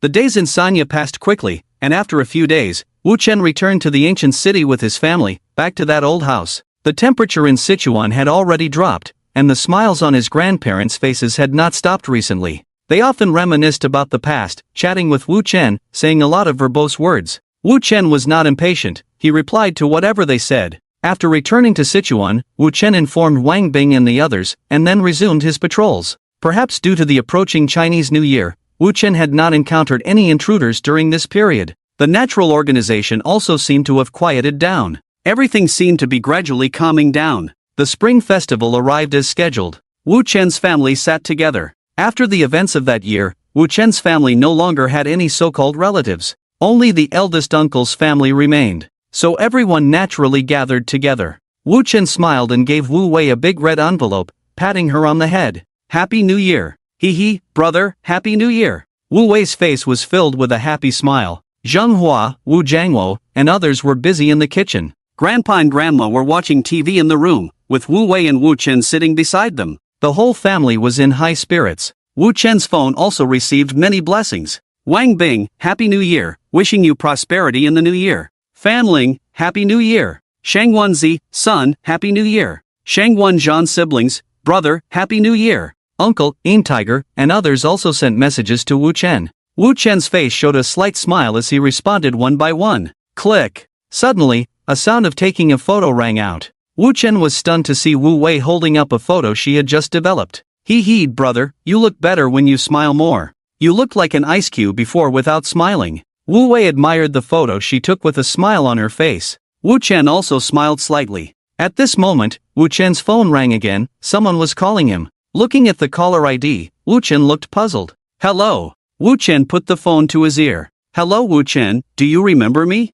A gentle and pleasant voice came from the phone. I remember, when she. Wow, you still remember me, do you secretly miss me? In a villa area in Ansheng, a girl looked at the moon hanging high in the sky on the balcony, her fair face blushing, not sure if it was the girl's shyness or the cold weather. No, do you have something to tell me? Wu Chen was first stunned, then spoke truthfully. You really can't talk, can't I call you if there's nothing going on? If there's nothing, I'll hang up. After Wu Chen finished speaking, when she quickly said, No, I have something. When she's tone was urgent, as if she was really afraid that Wu Chen would hang up. What's the matter? Wu Chen asked. It's that I took your domain ring. I know, Een Tiger told me. What? It's Lord Een Tiger, you should address him with respect. Oh. Wu Chen responded softly, and then there was no more to say. Happy New Year. Wu Chen was puzzled, his tone somewhat complicated. You called just to say this? Yes. Of course, there must be New Year's blessings. Well, you too, Happy New Year. Wu Chen politely replied, while a smile unconsciously appeared on Wen Shi's lips. A senseless conversation ended like this. Wu Chen hung up the phone, while Wu Wei looked at him curiously. The two elderly people beside them had fallen asleep leaning against each other. As they grew older, sleepiness always came quickly. Brother, who called you? It sounded like a girl, and her voice was very nice. Wu Wei had a gossipy expression on her face. Wu Chen just smiled slightly, then flicked her smooth forehead with his finger. Stop being nosy, let's go eat. Tisk. Wu Wei pouted, then ran to the kitchen. Wu Chen looked at his grandmother leaning on his shoulder, gently patting her back. Grandma, it's time to eat. Wu Chen's voice was soft, successfully waking up his grandmother. Time to eat? Okay, let's eat. Grandma woke up, yawned, then patted her sleeping companion and walked towards the kitchen. Meanwhile, in Ansheng, the girl was looking at the moon in the sky, lost in her thoughts. Wu Chen, mouse demon. What kind of person are you? When she recalled a few days ago, a young man, like a god descending to earth, saved her from the water and fire. His red hair was full of dominance, while his snow-white hair in the snow was extremely stunning. Normally, he had a touch of heart-wrenching silence. What are you thinking about? Suddenly, a voice came from behind the girl. Hee, nothing much, just thinking about what delicious food Mom will make tonight. The girl coquettishly clung to the woman's arm. The woman patted the girl's head, looking indulgent. On the other side, Wu Chen's family sat together for a reunion dinner. Everyone was very happy. As they finished eating and prepared to sleep, Wu Chen's phone suddenly vibrated. Wu Chen answered the call, and on the other end, Wang Bing's voice sounded somewhat urgent. Come to the Drum Tower district, there is a large-scale invasion of intruders happening here. Okay, I'm on my way. Wu Chen hung up the phone and prepared to leave. After getting dressed, he walked to the door, and suddenly, two shadows appeared behind him. Is it Xiao Shang? Hearing the familiar voice, Wu Chen was stunned, turned around, and saw his grandmother standing at the door with narrowed eyes. Grandma, you're not asleep yet? Wu Chen turned back, and the old lady seemed a bit strange at the moment, as if sleepwalking. She crossed the threshold, and then walked step by step to Wu Chen's front. She tremblingly reached out her hand and placed it on Wu Chen's head. You've grown so big. That's great. Wu Chen was a bit stunned, feeling the warm palm stroking his head, as if he had returned to the first time he saw his grandmother when he was a child. You're still so small. That's great. Grandma, what's wrong with you? If you're okay, you should go back soon. I have something to do and will be back soon. Wu Chen thought of the task over there and spoke. It's nothing, just wanted to see you, talk to you, and tell you that Grandpa and I have been very happy these days. Wu Chen smiled slightly at the words, and then said softly, if you're happy, I'll take you out again in a while. Grandma smiled. She gently rubbed Wu Chen's head, and her old hand touched Wu Chen's face. Okay, we'll go out again next time. At this moment, the voice of Grandpa sounded in the room. Dear, it's time to sleep. The voice sounded full of vitality. Coming. Grandma responded softly, then put down her hand and turned to walk towards the room. Wu Chen also prepared to leave. Xiao Shang. Yes? Remember to come back early, wear more clothes, don't catch a cold. Okay, I got it. I'll be back soon. Wu Chen answered seriously, so serious that even he himself was not sure why he was so serious. Wu Chen went outside, and on the day he arrived, he took a new domain ring and a means of transportation. He released the car from the domain ring, and with the roar of the motorcycle, Wu Chen's figure disappeared in an instant. For some reason, Wu Chen always had a kind of empty feeling in his heart, which made his current mood somewhat irritable. The motorcycle raced through the streets at an extremely fast speed, covering a distance of 10 kilometers in less than 10 minutes. It can be imagined how fast he was riding on the road. Soon, Wu Chen saw Wang Bing and Fan Ling ahead. Squeak! The tires left a long black mark on the road. How is it? Wu Chen got off the car and asked anxiously. We've been waiting for you.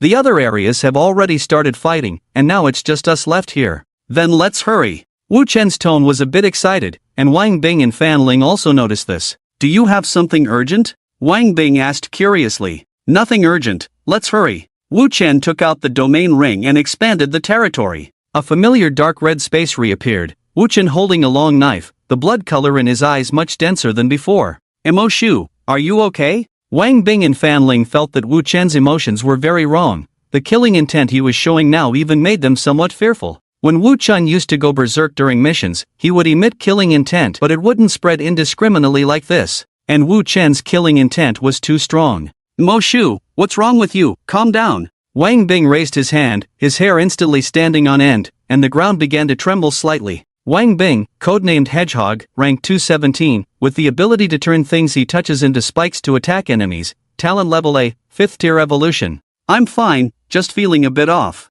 Wu Chen frowned, feeling increasingly uneasy. He just wanted to quickly kill those bastards and go home. Flames rose, and then, the space in front began to distort, and 4 monsters walked out. They crawled on all fours, looking like lizards, but with a pair of fleshy wings behind them. Before they could observe their surroundings after appearing in the space, Wu Chen had already made his move. Dismember. Wu Chen struck with full force, terrifying blade energy instantly slashing towards the 4 lizards. Help! Wang Bing leaped up, numerous spikes appearing in front of him, the earthy yellow spikes resembling metal, but looking even sharper than metal. Behind him, Fan Ling nodded, unfolding a pair of crimson wings, the wings seeming to be formed of flames, and fist-sized fireballs flew towards the lizards.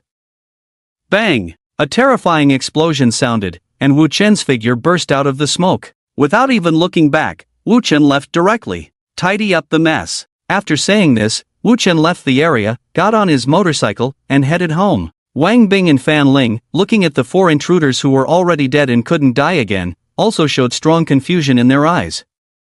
What's wrong with him? Maybe something's going on at home. Fan Ling watched Wu Chen's departing figure and spoke. The 2 decided to go back and ask Wu Chen what was going on. On the other side, Wu Chen had already returned home. He put away the motorcycle, then walked to his grandmother's room, held his breath, and listened at the door. Huff! Hearing the breathing inside was fine, Wu Chen also breathed a sigh of relief, and his uneasiness gradually dissipated. Wu Chen stood at the door for a while, then returned to his room. After his uneasiness dissipated, Wu Chen soon fell asleep.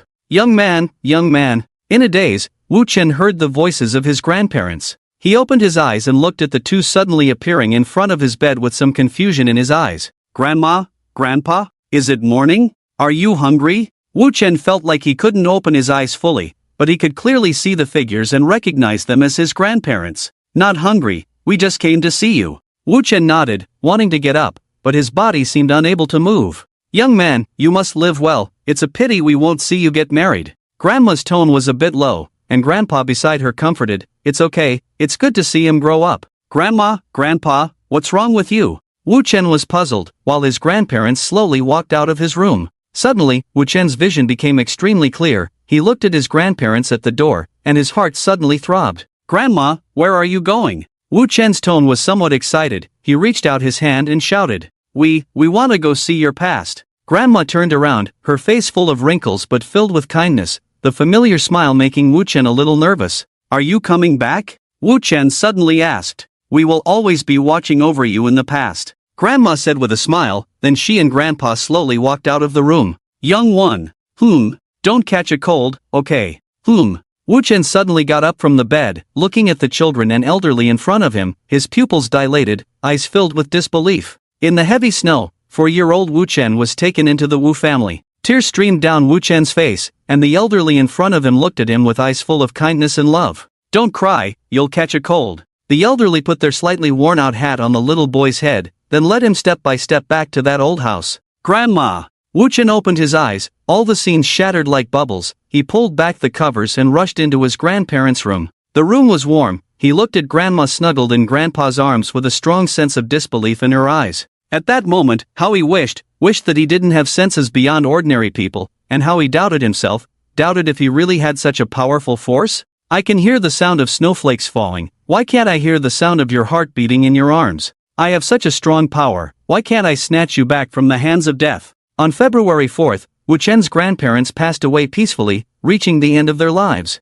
With this, the two most important people in his life disappeared completely. Wu Chen's grandparents passed away peacefully, and parting in life and death was inevitable. Looking at the black and white photos in the memorial hall, Wu Chen's pupils were somewhat scattered. He rarely thought about these things, his grandparents were good to him, and only in front of them could he possibly not act like an adult. Suddenly, the two of them left him together, leaving him somewhat at a loss, unprepared in his heart. Wu Jianjun and Wu Jiangmo cried a lot. It took them a long time to recover. Wu Wei often came to comfort Wu Chen these days. Wu Chen always said he was fine. Because they passed away peacefully, without illness or disaster, leaving in their sleep made Wu Chen feel quite good. At least for his grandparents, this kind of death did not bring them pain. Wu Chen was also happy for them. Whether consciously or unconsciously, Wu Chen would still go to see his grandparents' room. Looking at the neatly arranged room, his heart felt somewhat empty. Wu Jianjun also talked to Wu Chen, telling him not to keep things to himself, that he would take care of the family well in the future.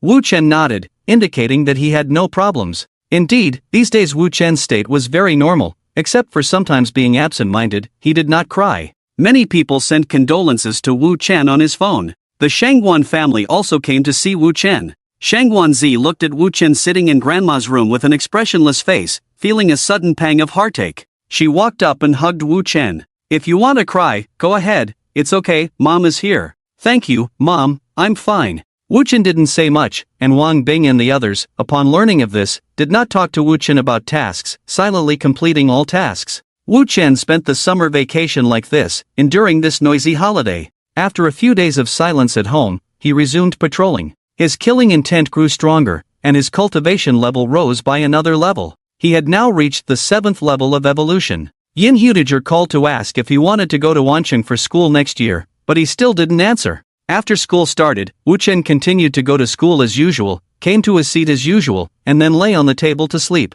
Shangguan Xingrong saw the pain in Wu Chen's eyes and walked up to comfort her brother. Xingrong, let big brother sleep for a while. Shangguan Zhan stopped Shangguan Xingrong. But big brother, let big brother be quiet by himself. After Shangguan Zhan finished speaking, he looked at Wu Chen. During this time, they would often visit Wu Chen. They found nothing unusual about each other. If you had to say something, Wu Chen's methods have become more brutal recently. Basically, meeting an enemy results in a dismemberment for the opponent. If they can withstand it, they will receive another dismemberment, and if not, they become a corpse. Moreover, Wu Chen has become increasingly silent during this time. He used to respond politely, but now he rarely speaks. The school bell rang, and Wu Chen woke up precisely, picked up his school bag, and left. It's raining? Brother, come sit in our car, we'll take you home. Shangguan Xingrong walked up to Wu Chen, grabbed his clothes, and tried to pull him into the car. Shangguan Zi also got out of her car and walked towards them. She had called Wu Jianjun and told him she would come to pick up Wu Chen today. However, Wu Chen stood still in place, gazing into the distance as if looking at something. Shangguan Xingrong and Shangguan Zi followed his gaze to the entrance of a small supermarket ahead. Grandma, you brought me an umbrella. Not far away, a child at the bus stop was looking happily at the old lady in front of him. The old lady handed him an umbrella with a doting expression, then left the supermarket entrance with the child. Young man. Shangguan Zi also felt a bit sorry seeing her son like this. She wanted to reach out and hug Wu Chen, but he had already left. Wu Chen walked into the rain like a robot. The fine raindrops fell on him, and his face remained calm. Step by step, he walked towards his familiar home. Shangguan Zi got into the car intending to follow Wu Chen, but was stopped by Shangguan Yi. Sister, don't follow him, let him be quiet for a while. Shangguan Zi heard her sister's words, looked at Wu Chen walking away in the distance, and fell silent. Why are you standing in the rain here? Wu Chen walked towards his home step by step. Suddenly a person approached from his right-hand side.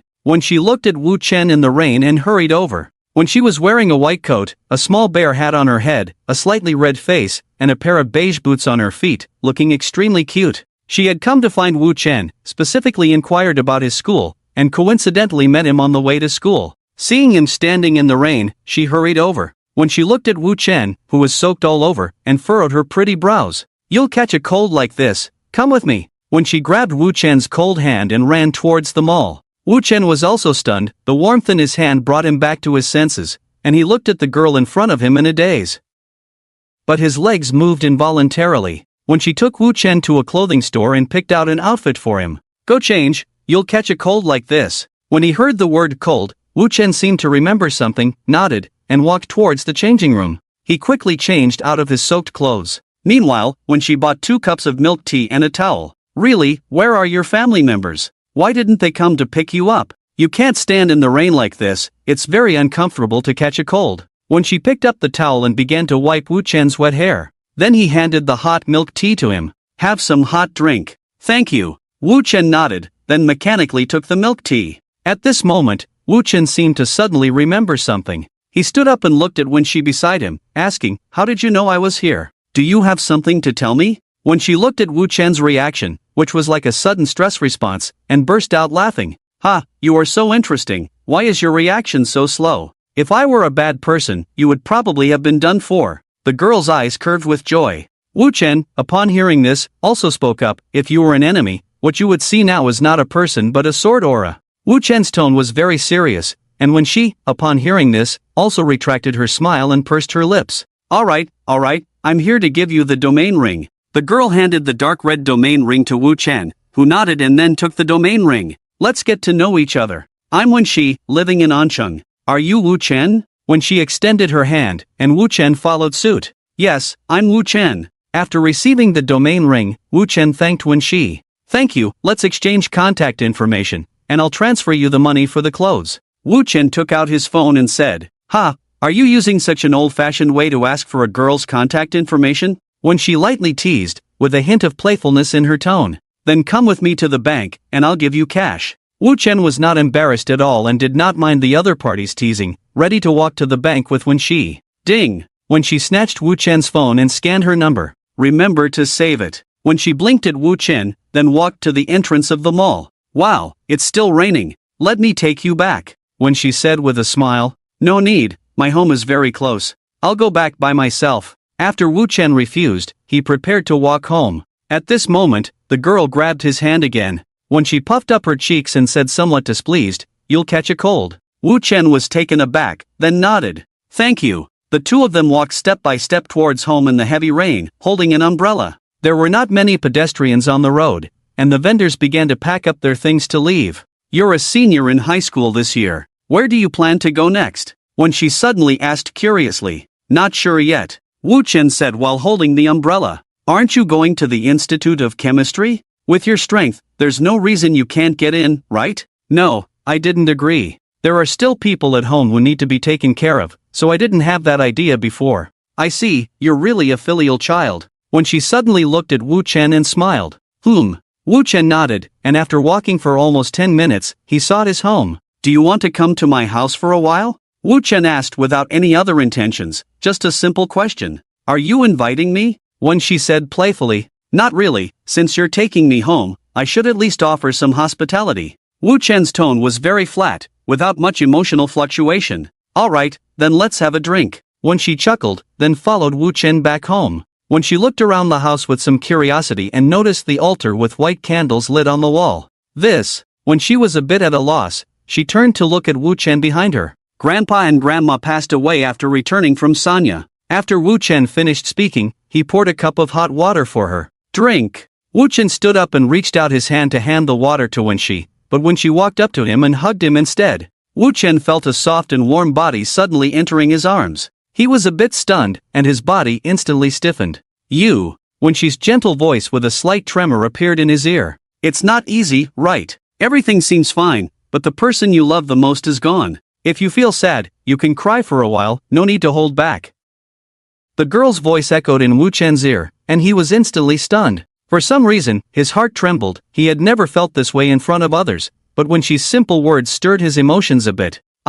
Wu Chen wanted to say something, but couldn't, and for some reason, his eyes suddenly felt a bit sour. The two of them hugged for who knows how long, when suddenly someone came in at the door. "Xiaosheng, you." Wu Jianjun looked at his son being hugged by a pretty girl and was momentarily confused. When she also immediately reacted and quickly let go of Wu Chen. "You must be Wu Chen's father. I'm Wen-shi. I came to bring something for Wu Chen." I'll leave first." The girl's face blushed slightly, then rushed out of Wu Chen's house. Wu Chen stood still as if he hadn't realized what had just happened. His arm was even still holding the cup of water. The steam rising from the cup seemed to indicate that not much time had passed. Wu Jianjun suddenly reacted, turned to look at the now disappeared Wenxi, and asked, "Who was that just now?" "A friend, came to bring something," Wu Chen said, then placed the cup of water on the table. If you looked closely, you would notice that his ears were slightly red, and his slender hands were trembling a bit. Maybe it was because of the cold. On the other side, when she got into a car and left. At this moment, her face was extremely rosy, she looked very cute, covering her small face, her eyes filled with embarrassment and shyness. "Wenxi, what are you doing? You're so bold." When she secretly criticized herself, she didn't expect to be so bold, but after hearing about the passing of Wu Chen's grandparents, she felt a strong sense of heartache and involuntarily hugged Wu Chen. In fact, she had come to find Wu Chen on purpose today. For some reason, she had been thinking about Wu Chen during this time, often recalling the scene when Wu Chen saved her, feeling restless. But, suddenly, when she hugged herself, her beautiful eyes filled with heartache. She had investigated Wu Chen's background and knew that he had a difficult life, and that his grandparents were the ones who loved him the most. Now that both elderly people had passed away, she didn't even know how to comfort him. Growing up in a family surrounded by love, she couldn't empathize with Wu Chen. So she didn't try to persuade Wu Chen in any way, just silently gave him her warmth and comfort. Perhaps this was the greatest help she could offer Wu Chen now. She looked out the window, raindrops splashing on the ground. "See you next time, Wu Chen." That day, when she flew back to Wancheng, while Wu Chen was facing his father at the moment. "Xiaoshang, I know I shouldn't really say this, but if you really like her, tell Dad can.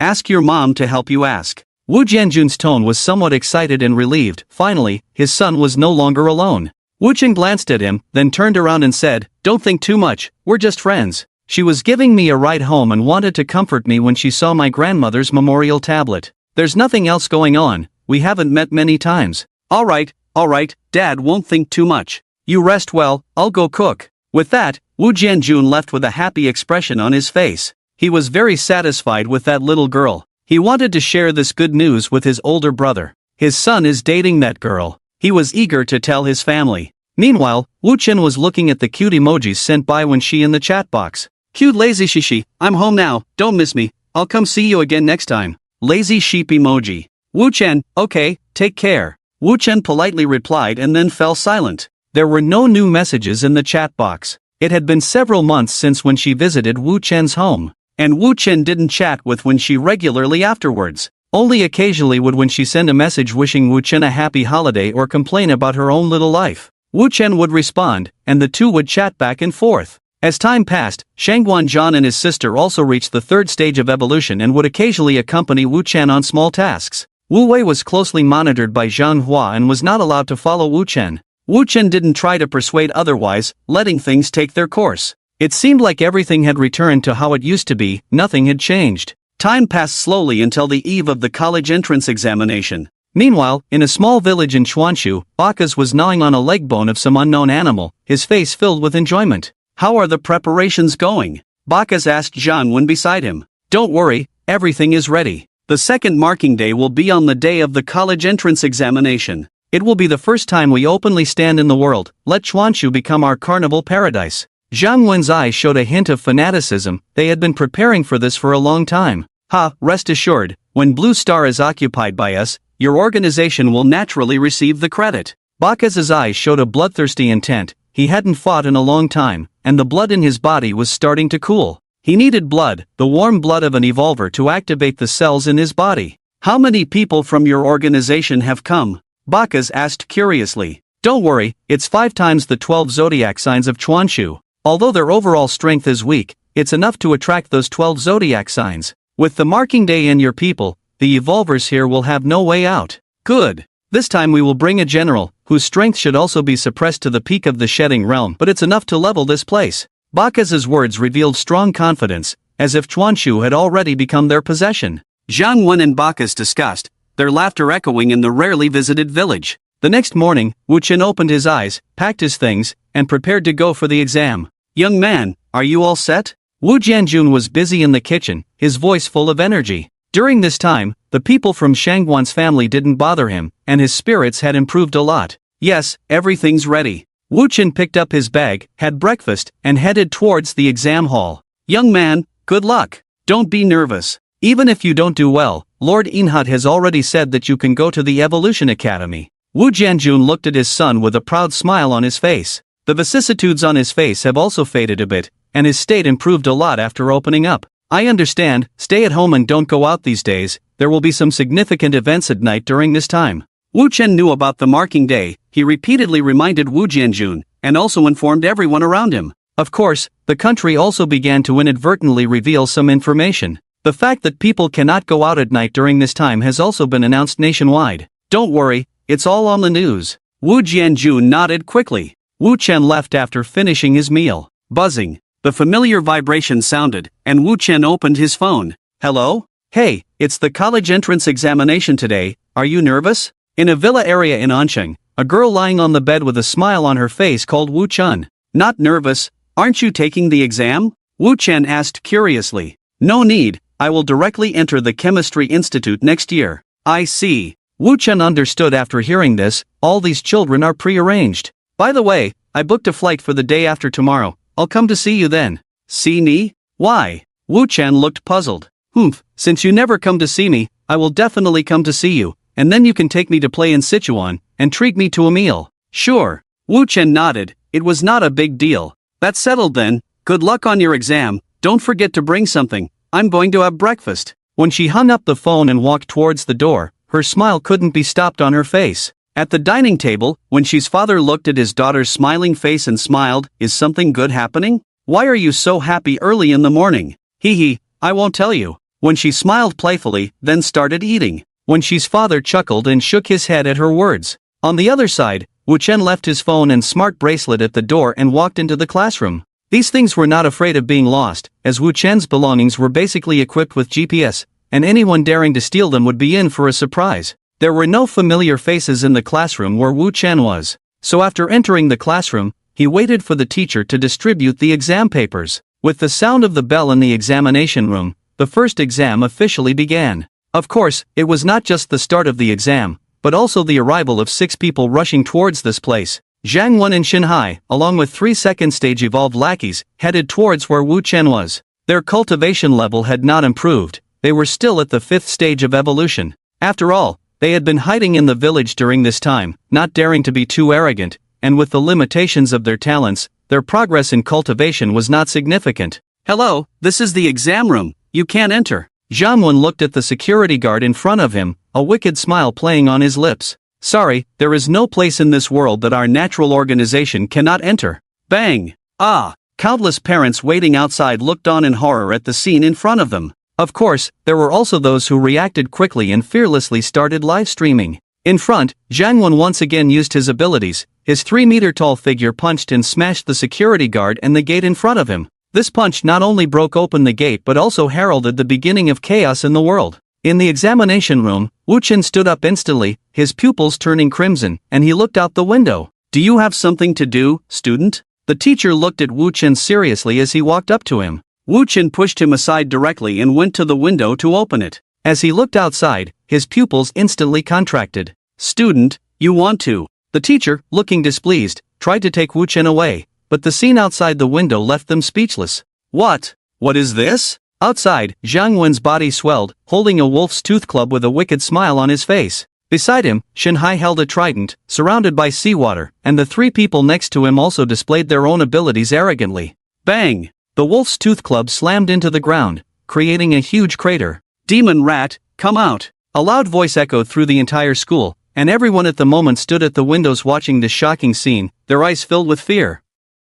Demon rat, if you don't come out now, everyone here will die. With that, Zhang Wen grabbed a security guard's head and crushed it directly. The bloody scene instantly made everyone scream, hiding in the classrooms, looking terrified. Anqing's Zodiac Organization. Chuanshu discovered abnormal energy fluctuations, all 12 zodiac signs have been targeted. The observer informed Chuanshu of the information. What? At a time like this? That's right, it looks premeditated. Chuanshu is likely to face a very strong attack. The observer looked solemnly at the middle-aged man at the top. What about other cities? Other cities also have abnormal energy fluctuations, but not as strong as Chuanshu. Who is the strongest in Chuanshu? Demon Rat, rank 004, cultivation at the 7th stage of evolution. The middle-aged man pondered for a moment. Letting Tiger go help, and all other zodiac signs mobilize, notify the residents of Chuanshu to stay indoors, and those outside to evacuate quickly. Yes. After waiting for a few seconds, Zhang Wen saw that Wu Chen had not come out yet, and a wicked smile appeared on his face.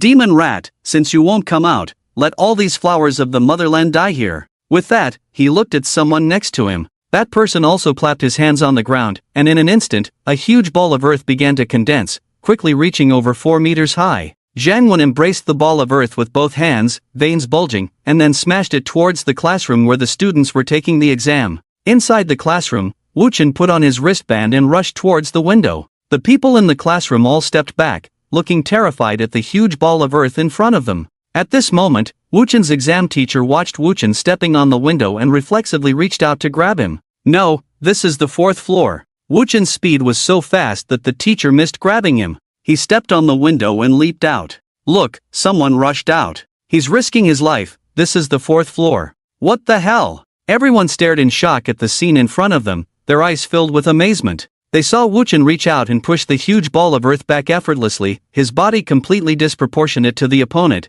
but he easily pressed the ball of earth, which was many times larger than him, to the ground. Bang! Wu Chen looked at Zhang Wen in front of him, his crimson pupils bursting with intense killing intent. Today, no one from the natural organization will survive. After Wu Chen finished speaking word by word, the Divine Slayer reappeared in his hand, instantly shocking the entire scene. What? What is this? In the classroom, the students stared in amazement at the red-haired youth in front of them, momentarily forgetting their fear. Ha, such bold words at a young age, let me see how you will kill us. After Zhang Wen finished laughing, he instantly disappeared from his original position and reappeared in front of Wu Chen, the huge wolf's tooth club carrying a strong gust of wind smashing towards Wu Chen. And on Wu Chen's left and right sides, as well as above his head, the other 3 members of the natural organization also attacked Wu Chen with wicked smiles on their faces. In an instant, Wu Chen was surrounded. Swish! The demonic flames rose from Wu Chen's body, burning the 3-second-tier evolved trash into ashes. Facing Zhang Wen's wolf's tooth club,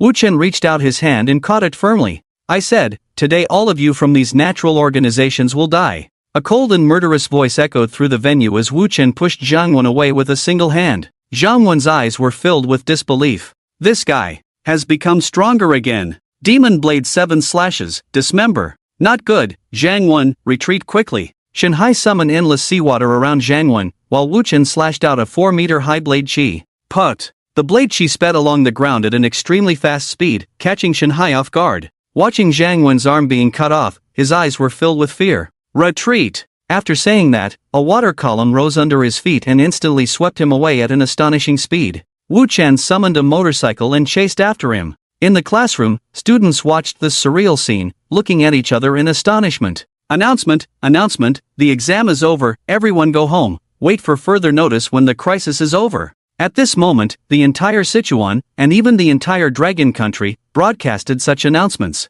As soon as the broadcast came out, people were stunned for a few seconds, then hurriedly ran home. Anyway, just follow the country's instructions. At this moment, Wang Bing and others were also under attack. Although they were not injured, they were still furious. Like Wu Chen, they directly chased after them, and because they were not in the bustling city, their speed was much faster than Wu Chen's. At this moment, everyone in Sichuan was rushing home. They had fear, curiosity, and excitement on their faces. They took out their phones to record videos, and some even live-streamed. The reason they recorded was simply because of the police cars and troops ahead. The entire armed forces of Sichuan were mobilized and entered a state of emergency preparedness. On the other side, Wu Chen rode his motorcycle to pursue. Watching Shanhai spraying from the rooftop, he used the weapons on the motorcycle. Pale blue bullets shot towards the sky, hitting many accurately at a fast speed. However, the opponent did not stop, but their speed did slow down. As they got closer, Wu Chen seized the opportunity to stand up and leap.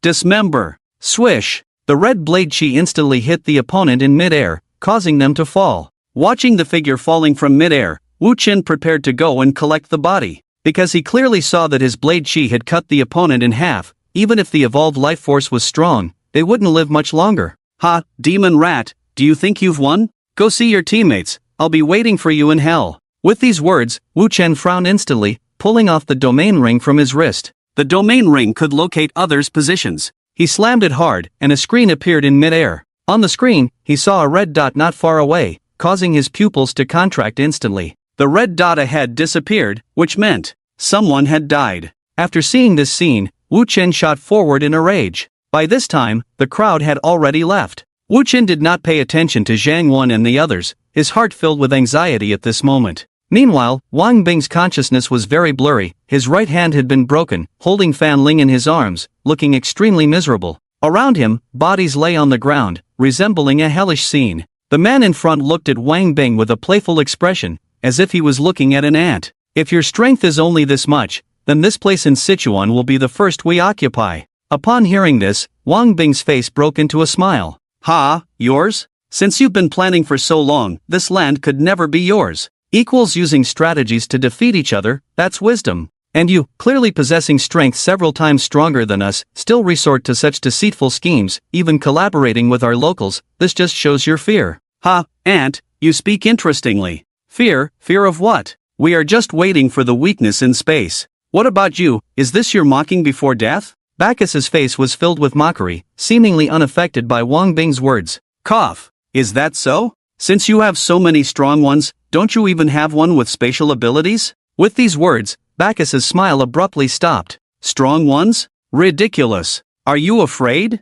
Afraid that there are hidden powerhouses on Earth, so you dare not launch a full-scale attack, only cautiously probing. You are afraid of the hidden powerhouses, afraid of humans, afraid of the unity of creatures on Earth. Ant, I admit you have successfully angered me. The next punch will send you and your teammates to hell together. Even if I die, my soul will protect dragon soil. Death? So what? Are you afraid of death? Wang Bing looked at him, a mocking smile on his pale face. Despite the gap in strength, Wang Bing completely overwhelmed Bacchus in spirit. Death! Bacchus instantly shot out, punching through Wang Bing's stomach. Ha! I will wait for you. In hell! Wang Bing vomited blood, finally falling weakly to the ground. Humph! Who in this city can kill me? Dismemberment! Just as Bacchus was about to devour the bodies of Wang Bing and others, an incredibly terrifying blade chi instantly slashed towards him. Bang! Bacchus's hair stood on end, then he quickly retreated into the distance. Who goes there? In the smoke, Wu Chen's figure slowly appeared, a terrifying killing intent sweeping the battlefield. Wu Chen looked at the already dead Wang Bing and others, his killing intent surging in his eyes. Impressive killing intent, but unfortunately, your cultivation is too weak. Bacchus looked at Wu Chen's 7th-stage evolution cultivation, a smirk on his face, then instantly shot out, punching towards Wu Chen. Bang! The long knife and fist collided, sending Wu Chen flying into a nearby building. Kid, your teammates are weak. I didn't expect you to be so pathetic too. You are the last rat, right? Indeed, just a rat, weak and trash. Bacchus's tone was full of mockery, disdain, and a hint of anger. He was angry that he was actually scared off by this brat. Coupled with what Wang Bing said earlier, it made him even more furious. Kid, meet your end. Bacchus didn't waste words, once again punching towards Wu Chen in the distance. But this time, Wu Chen did not draw his knife. Instead, he clenched his fist and met the punch head-on. Bang! The two fists collided. This time, Wu Chen was not sent flying, and at the point where their fists collided, a vacuum zone instantly formed.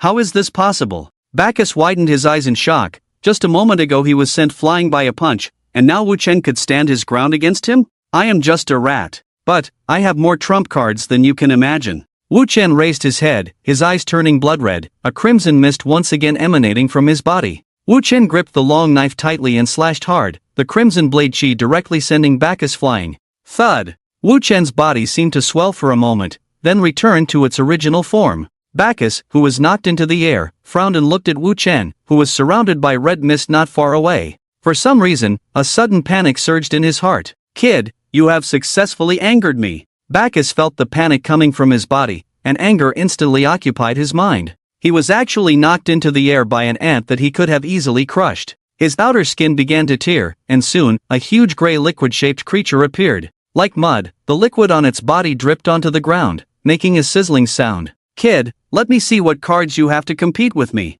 Bacchus's body was 5 meters tall and over 4 meters wide, looking extremely disgusting. This was his original form, a member of the Mud Clan. Wu Chen held a knife in his right hand, and the red color had completely submerged his pupils. 9th stage evolution? A knife can't kill you, how about another one? After Wu Chen finished speaking, another long knife appeared in his hand, with a black blade full of power. Obviously, this was the soul of Zhang when transformed into a long knife, and just now Wu Chen was able to contend with Bacchus's strength because of this. Wu Chen held two knives, and his eyes were completely invaded by a red glow. Dual-wielding, demon soul unleashed. As the words fell, a red pillar of light rose from Wu Chen's body, and the killing intent took over his consciousness. At this moment, he was no longer himself, but the demon blade, the god slayer. At this moment, many people in Chuanshu saw the towering pillar of light. Captain Li looked at the distant pillar of light, silently praying for Wu Chen and the others. On the other hand, Shangguan Zhan and Shangguan Xingrong were looking at two distorted spaces,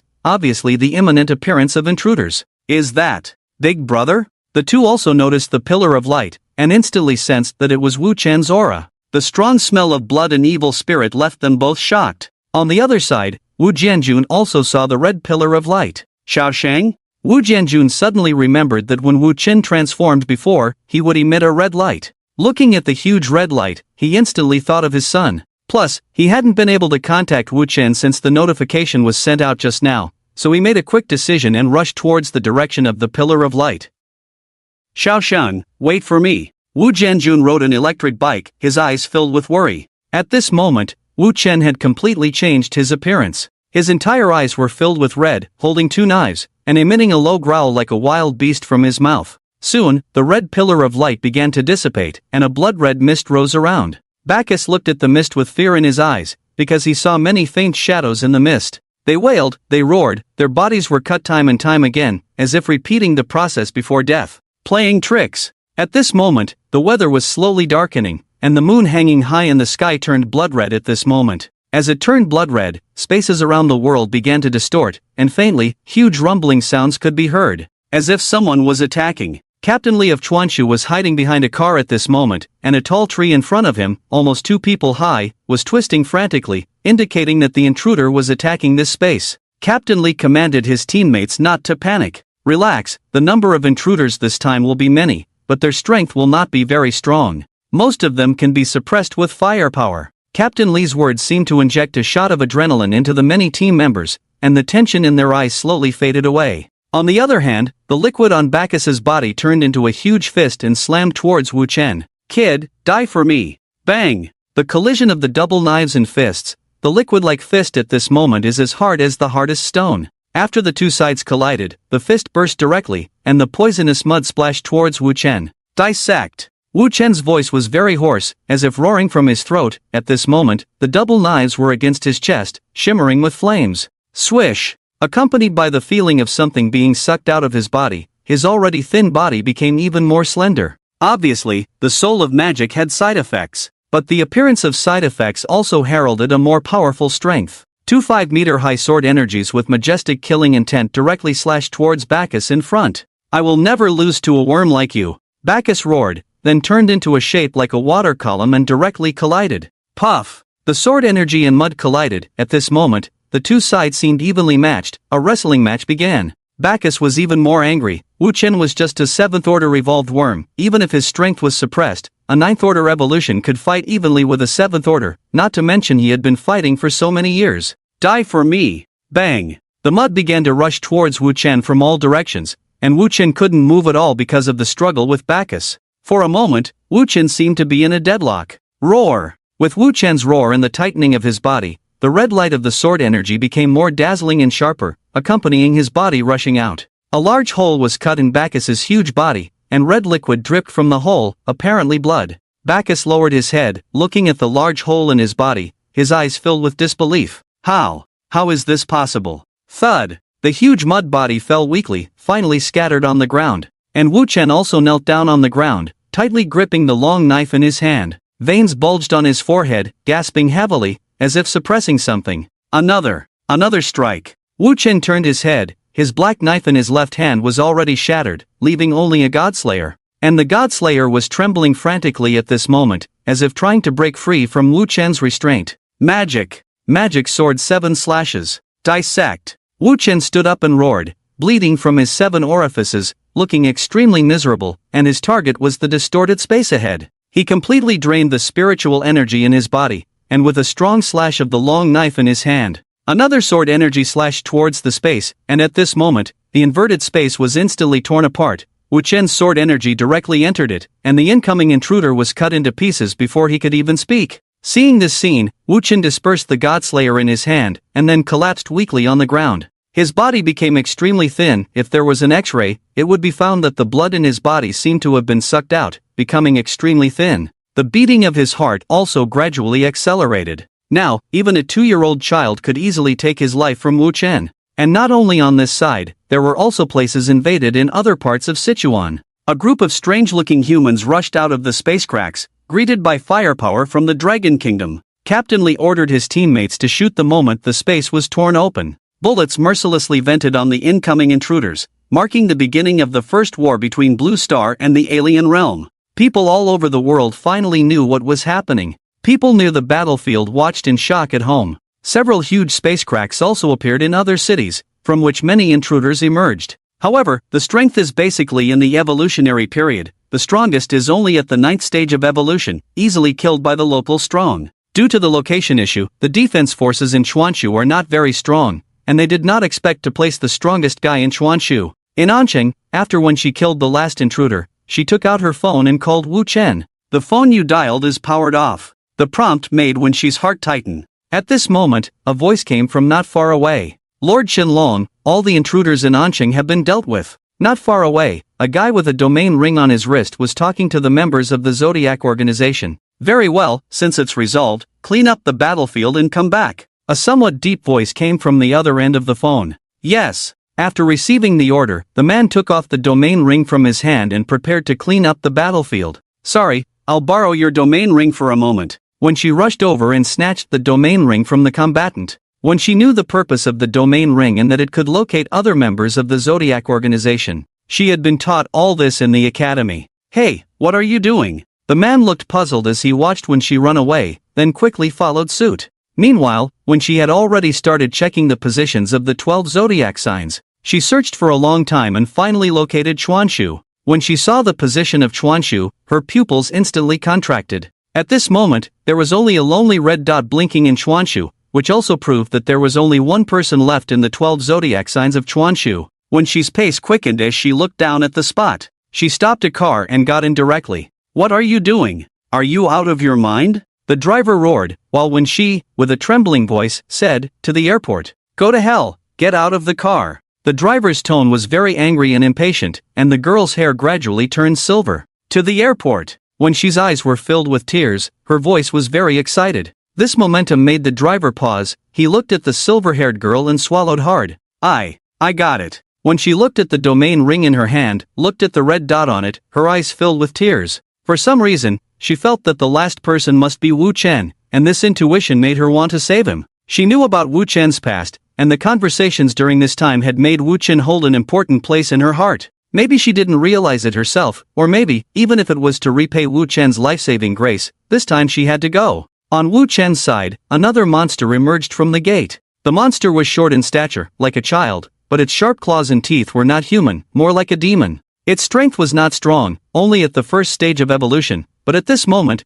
its appearance here was like the last straw that broke the camel's back. Wu Chen lay in the middle, and the monster with saliva dripping from its mouth walked towards him step by step. Then, another person emerged from the inverted space. The person was 2 meters tall, with dark skin, slightly taller than the people of the Dragon Kingdom, giving a mixed race feeling, holding a large spear and stepping out of the void crack step by step. Is this Blue Star? Such a familiar scene, so, the next place is ours. Lika's mouth curled up in a smile, exuding a terrifying aura. The monster in the front saw Lika and directly crouched on the ground trembling. Obviously, Lika's strength was far above it. Eat up, I'm not interested in these things. Lika glanced at it, then turned around and prepared to walk towards the bustling market. At this moment, 2 shells dragged huge tongues of fire and struck towards this person. Bang! Lika glanced, then blocked with one hand, as if an unclear barrier appeared in front of him, directly deflecting the cannonball. A toy for the weak. After Lika finished speaking, 2 cannonballs exploded instantly, smoke covering them, and in the helicopter above the sky at this moment, Yintiger's face showed determination and anger. Lord Tiger, are we landing here? After the pilot finished speaking, before Tiger could answer, he was pulled up by a huge force from the pilot's seat. Boom! A curved slash cut the helicopter in half, a huge explosion resounded in the air, and Tiger was left holding the terrified pilot as they fell to the ground. You go first, leave this to me. After Yin Tiger finished speaking, the pilot hurriedly ran towards the distance. The smoke in front gradually dispersed. I didn't expect there to be such a strong person like you on Blue Star now. Not bad, quite interesting. Lika's voice came from within, and he stood straight in place, unscathed.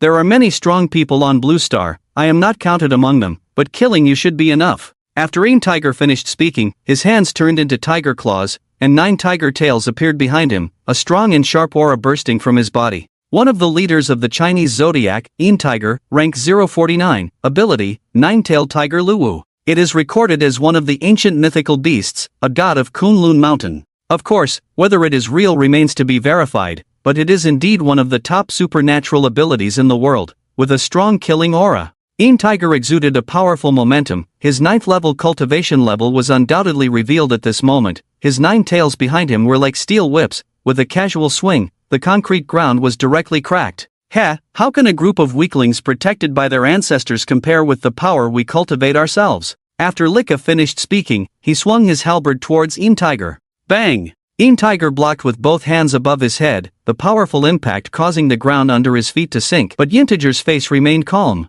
There is nothing shameful about inheriting the legacy of our ancestors. After all, you are just the defeated minions of our ancestors. Arrogant! Lika roared in anger upon hearing Yin Tiger's words, and at this moment, countless whip shadows attacked. Bang! Lika was directly knocked back, with several red marks left on his body. Yin Tiger roared, like a tiger roaring in the mountains and forests. He directly rushed towards the opponent. Lika's face looked ugly. Being pushed back just now made him very unhappy. The two sides collided again, countless claw shadows, whip shadows, and the residual images of the halberd waving intertwined. The two close combat experts showed their strength at this moment. The cement road beneath their feet sank bit by bit, the surrounding buildings were damaged in their fight, and a single punch from either of them carried the force of thousands of pounds. Meanwhile, on the other side, Wu Chen also encountered some trouble. Because the battlefield had been moved elsewhere, he did not pay attention to it at the moment. The intruders who had come out in front of him were approaching step by step, their eyes filled with undisguised killing intent, sending shivers down one's spine.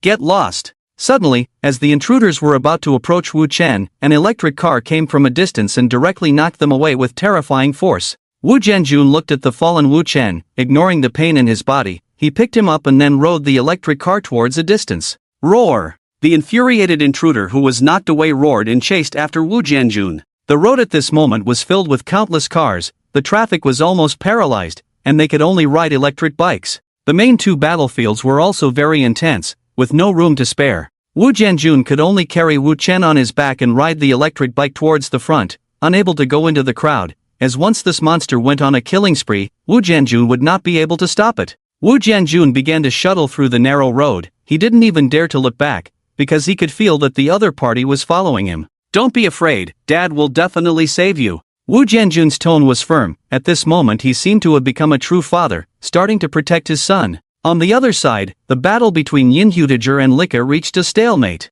Both of them were equally strong, very experienced, and the difference in strength was not significant. For a moment it was really hard to determine the outcome. The street where the two were located had already been smashed with deep pits and cracks, and the surrounding houses were also knocked with large holes. Impressive! Blue Star guy, although my power is suppressed, being able to fight with this general to such an extent, I acknowledge you. With such strength, why not join us? I appoint you as my deputy. Lika looked at the fierce Yin Hutiger ahead and felt a sense of appreciation, starting to persuade the other party. Tisk, I'm not interested in being a deputy general. If you really want to win me over, why not let me propose a condition? Oh, feel free to propose. If it satisfies me, I will definitely agree. Lika thought that Yin Hutiger really had intentions to join. A smile appeared on his face, but the next moment Yin Hutiger's claw came straight towards him. Let me be the leader of your foreign land, and then merge into my dragon kingdom. How about that? Yin Hutiger grinned, his words filled with disdain for the foreign land. If you don't accept a toast,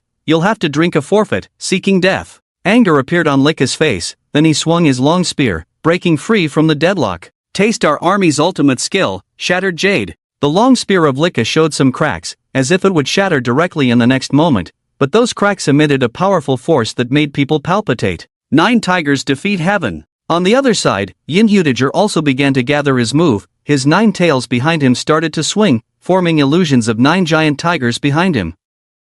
slowly transforming into 9 huge tigers. The tigers crouched on the ground, as if they would pounce forward in the next moment. Come! Lika wielded his great spear and smashed it directly forward, while Yinhutager roared and charged forward.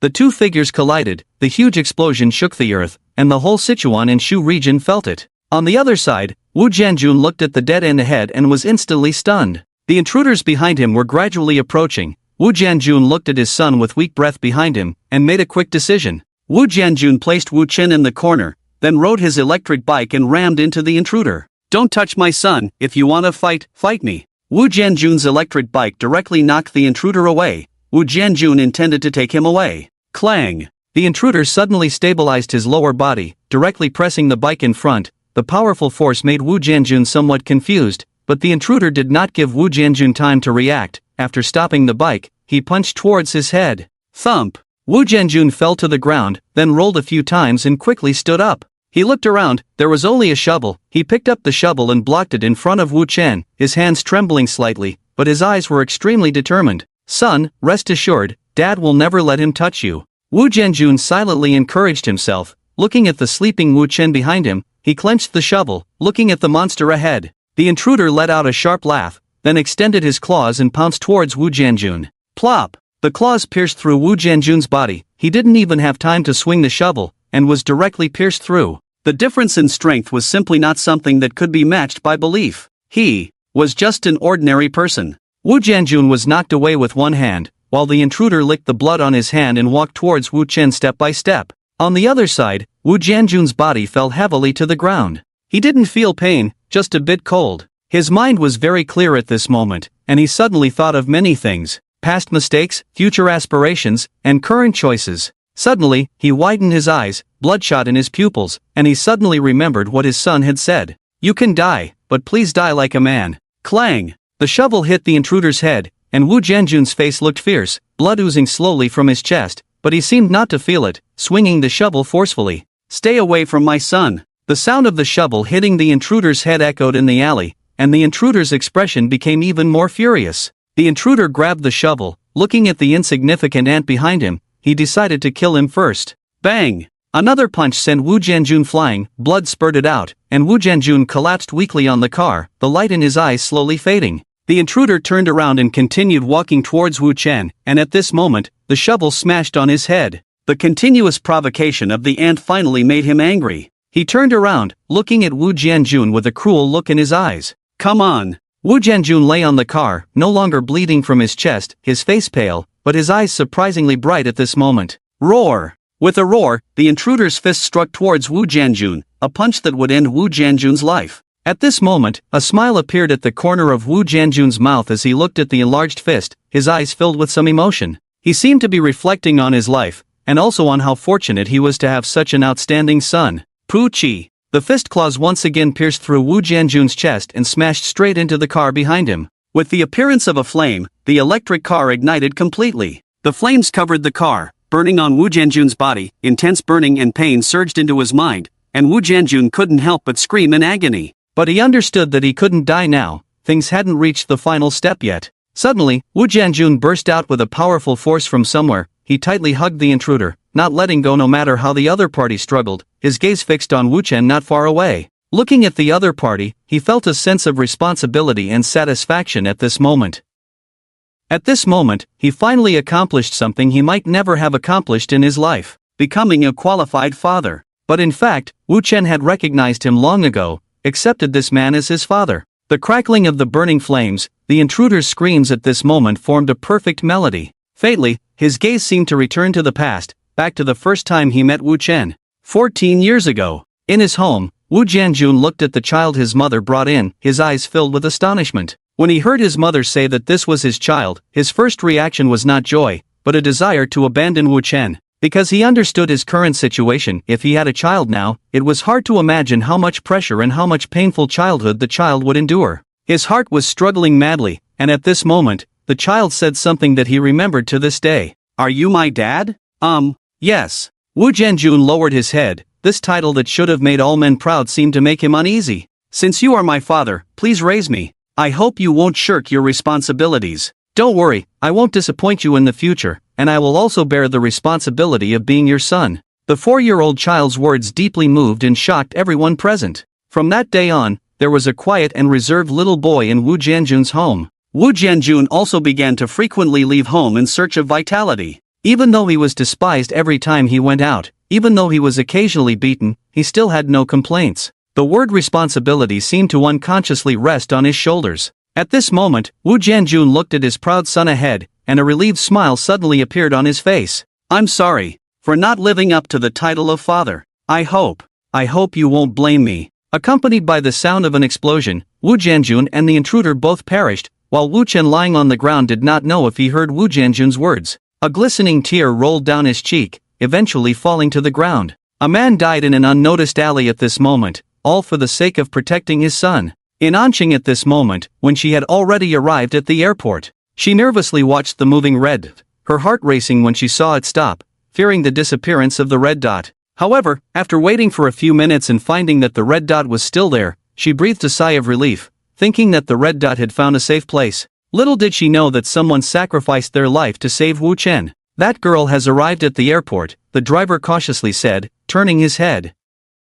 "Okay, thank you. I'm sorry, but due to urgent circumstances, I'll give you the money." After when she finished speaking, she scanned the other person's payment code, sent 100 yuan, and then walked directly towards the airport. She went to the airport lobby and inquired with someone. "Excuse me, are there any tickets to Sichuan available today? The sooner, the better, price is not a problem." When she anxiously asked a staff member. "I'm sorry, we received notice recently that the airport is closed for the next few days, so there's no way to go to Sichuan." The staff member was startled, but after when she explained the situation, he immediately clarified. The staff member's words made when she feel powerless, and she sat on the ground, her face pale, her worries turning into bubbles at this moment, feeling like crying. "You could have come to save us in an instant last time, but this time, even though I know your location, I am powerless." When she sat at the airport, murmuring choked up, as if she would burst into tears in the next moment. "Xiaoxi, why are you here?" At this moment, a person rushed into the airport in a hurry. When she looked at her mother, unable to hold back the tears in her eyes, and hugged her, crying, "What's wrong? Why are you crying? What's the matter? Why did you come here? Do you know how worried I was? If it weren't for the surveillance footage from home showing you coming here, I would have thought you were injured." When she's mother held her, looking worried. At this moment, other people also arrived at the airport one after another. There were men and women, including Wen Shi's brother Wen Jun. "What's going on?" Wen Jun and the others looked at the crying Wen Shi with concern. "Brother, he's in trouble." Everyone was stunned, not understanding what Wen Shi was talking about. "Who?" Wen Jun seemed to have realized something. "Are you talking about the guy from the Zodiac organization in Sichuan?" Wen Shi nodded, looking very pitiful. "Are you talking about the demon rat that saved you and Sanya?" Wen Shi's mother instantly remembered what her daughter had told her before. "Yes, he's in trouble now, and he's the only one left of the 12 zodiac signs in Chuanshu." As soon as these words were spoken, everyone looked at each other in shock.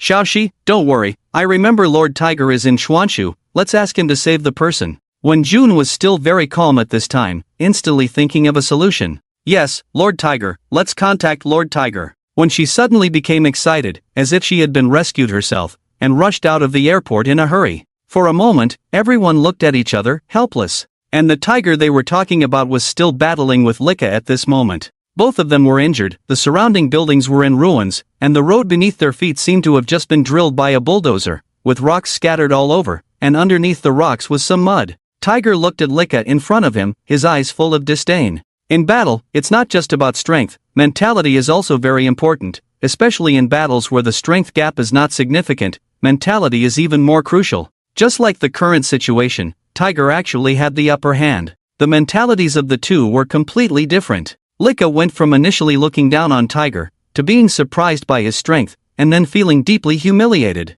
After all, it was quite embarrassing for a general like him to be evenly matched in battle with someone like Tiger who had never practiced before. Even though his current strength was suppressed, it was not an excuse. After all, Tiger's strength was also comparable to his. On the other hand, Tiger, from initially being cautious and serious, to now becoming more and more confident as the battle progressed, even feeling that the strong from the foreign land were nothing special. As the battle continued, Tiger's attacks became more fierce, while Lika was gradually being pushed into a passive position. "Come on!" The fighting spirit on Tiger's face became stronger, turning into a fierce tiger charging towards Lika once again. Seeing this, Lika also swung his great halberd to meet the attack, and the aftermath of their battle destroyed everything around them, with the glass of the surrounding buildings already shattered. Tiger's claws, combined with his tail behind him, launched a fierce attack that was hard to defend against, causing more and more wounds on Lika, making his face look even more ugly. He understood that if this continued, he would die. After all, he was alone, and the opponent was on their home ground.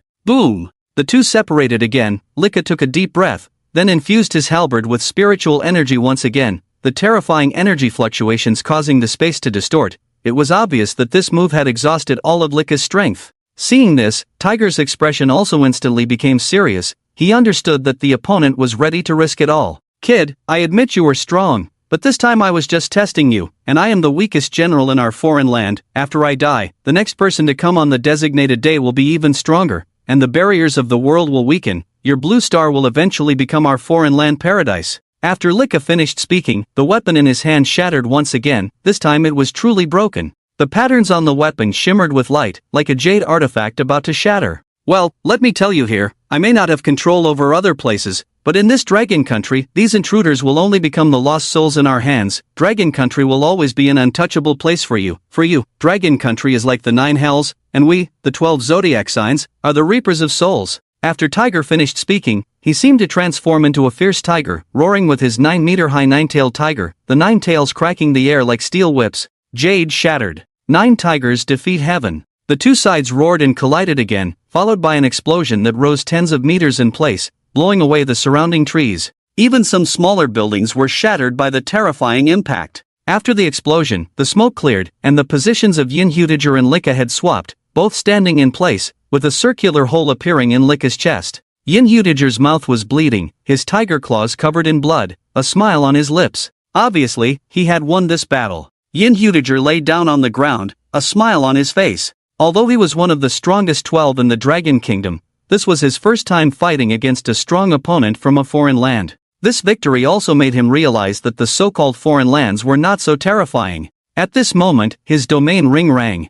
"Who is it?" Yin Hudiger asked, looking at the domain ring in his hand. "Lord Yin Hudiger, there is one person left from the Sichuanshu Zodiac, who may be injured in one place and has not moved for a long time. Please go save him." Anxious voice of Wensi sounded, and Yin Hudiger remembered his mission, quickly starting to locate Wu Chen. "Thank you, and blame me for coming too late." Yin Hudiger's expression turned painful after saying this sentence. He was excited during the battle, but when he came to his senses, he remembered his duty. Only one of the Sichuanshu Zodiac was left dead, and even his life was unknown. Yin Hudiger looked at the red dot on the screen and hurriedly ran towards Wu Chen's direction with his exhausted body. A few minutes later, Yin Hudiger saw Wu Chen lying on the ground in the alley. At this moment, he was pale, much thinner than before, as if his skin was wrapped around bones and could die at any moment. Yin Hudiger also saw the 2 bodies that had been burned to charcoal. The air was filled with a burnt smell, and he looked at the body of Wu Jianjun, his eyes showing intense pain. "I'm sorry, I'm late. You can rest assured, I will not let your son die." With that, Yin Hudiger took Wu Jianjun's body back and then ran towards the hospital with the weak Wu Chen. Another day ended, and the world completely opened the prelude to chaos. Everyone understood everything. Now, the evolvers have become the mainstream topic of discussion among the people of the world. Some are excited, some are afraid, and various emotions are present. The Dragon Kingdom is also trying its best to appease the masses and has announced plans to add a subject related to evolvers to the curriculum in the future. A wave of evolution is sweeping the world. Blue Star has officially entered the era of evolution. In the hospital in Sichuanshu, Wu Chen is lying on the hospital bed at the moment, with Wu Jiangwo sitting beside him, his eyes lifeless, apparently not having closed them for a long time. Not many people know about this matter, except for Wu Jiangwo. Not even Wu Wei knows. Wu Jiangwo has been under tremendous mental pressure during this time. His parents passed away, his brother also left, and now the fate of his brother's offspring is unknown, the strong pressure and pain making it difficult for him to breathe. Yin Hudiger has already returned to Anqing early to report, as he still has many things to deal with. Wu Jiangwo rubbed the domain ring in his hand, a hint of pain flashing in his eyes. Wu Jiangwo's body is in the domain ring, and he has not buried him yet. Wu Chen has been in a coma for several tens of days, showing no signs of waking up. It is said that his mind is controlled and unable to wake up. Vital signs have stabilized. Uncle Wu. A girl walked into the ward, whence he came a few days ago, and of course, she was accompanied by her brother Wenjun. The two are still quite worried about Wu Chen, their savior. These days, all kinds of experts have come to see Wu Chen, but in the end, they all shook their heads and indicated that Wu Chen needed to come out on his own. It's Xiaoxi. Wu Jiangwo also forced a smile when he looked at Wen Shi. To be honest, he was quite grateful to this little girl. She had been coming to ask about Wu Chen's condition frequently since she arrived a few days ago. Uncle Wu, you go busy first, I'll take care of him. Where's your brother? Wu Jiangwo looked curiously behind Wen Shi. My brother went to pick someone up, so I came to see him first. Okay, thank you for these days. Wu Jiangwo expressed his gratitude to Wen Shi. After all, she had helped him a lot these days, and now that he had some free time, he could also attend to the funeral matters. It's nothing, he saved my brother and me, so it's nothing. When she smiled and then looked at the pale young man in the distance with a look of pity in her eyes. Last time she came, Wu Chen's grandparents passed away, and this time, Wu Chen's teammates and father also left. Fate is really unpredictable. He's only 18 years old, but he's suffering so much. Wu Jiangwo left, leaving Wen Shi alone to sit by Wu Chen's bed and take care of him. To say she was taking care of him was just sitting there watching over him. The nutritional supplements these days were quite good, and Wu Chen's face no longer looked as gaunt as when he first arrived at the hospital, but it still lacked color. When will you wake up? When she muttered to herself on the side, occasionally venting her frustrations to Wu Chen. At this moment, Wu Chen was in a blood-red space, with a person beside him who looked similar to him but had crimson hair and eyes. The two sat together in silence. You should go back now. The crimson figure spoke. Go back? I don't know what to do when I go back. What I should do? What's the meaning of going back? Wu Chen hugged his legs, his tone becoming increasingly low. You're annoying me here, and how did you say to me back then? We agreed that we would strike fear into everyone. I, the #1 demon slayer in the world, am here talking to you every day. It's so boring. The person beside him walked up to Wu Chen and shouted at him, his tone filled with dissatisfaction. Yes, this crimson figure is the demon slayer, but it's the demon soul inside, also known as the blade spirit. Got it, I'll go out in a while. Wu Chen looked at the impatient demon slayer and spoke. That's right, it's fine. Your dad died, but you still have an uncle, a sister, and at worst, you still have a birth mother. I, an orphan raised by the heavens, have lived for so many years. You don't need to be so upset. The demon slayer looked at Wu Chen, who was about to go out, and tried to comfort him excitedly. Wu Chen glanced at him, then stood up and walked towards the red mist. No need to be upset, live longer with me. The demon slayer shouted as Wu Chen's figure disappeared completely, and he returned to where he was, lying on the ground. Finally gone, it's better to be alone. Do whatever you want. With that, he took out a comic book from somewhere and started reading it with relish. At the moment when Wu Chen disappeared, in the real world, Wu Chen slowly opened his eyes. Wu Chen stared blankly at the white ceiling.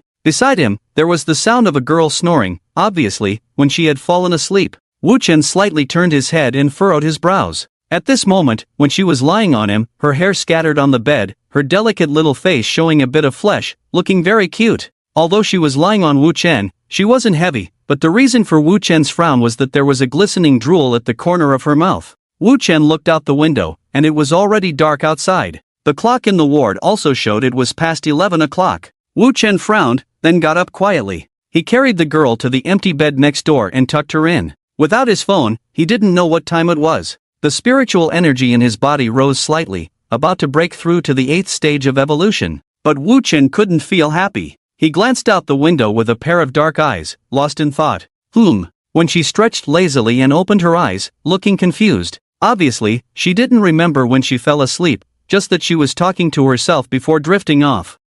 Why am I on a hospital bed? When she was a bit dazed, looking curious with her eyes wide open. You're awake. At that moment, Wu Chen spoke up. When she turned abruptly at the sound of his voice. Are you okay? When she's tone was excited as she threw off the blanket, jumped out of bed, and rushed to Wu Chen's bedside. Wu Chen nodded, then curiously asked, Why are you here? I heard something happened in Chuanshu, tried calling you but you didn't answer, so I came to find you. Wu Chen nodded at her words and fell silent. Seeing him quiet, when she asked, Are you hungry? Do you want something to eat? No. Do you have a phone? Can I borrow it? I need to call my uncle. Wu Chen asked, and when she handed him her phone, Wu Chen made the call, and after about half an hour, Wu Jiangwo arrived at the ward. He was excited, his eyes red as he rushed to Wu Chen. No one knew how much pressure he had been under during this time, but now, Wu Chen was awake. Uncle, is my father's funeral arranged? Wu Chen's tone remained calm, as if he was talking about a trivial matter.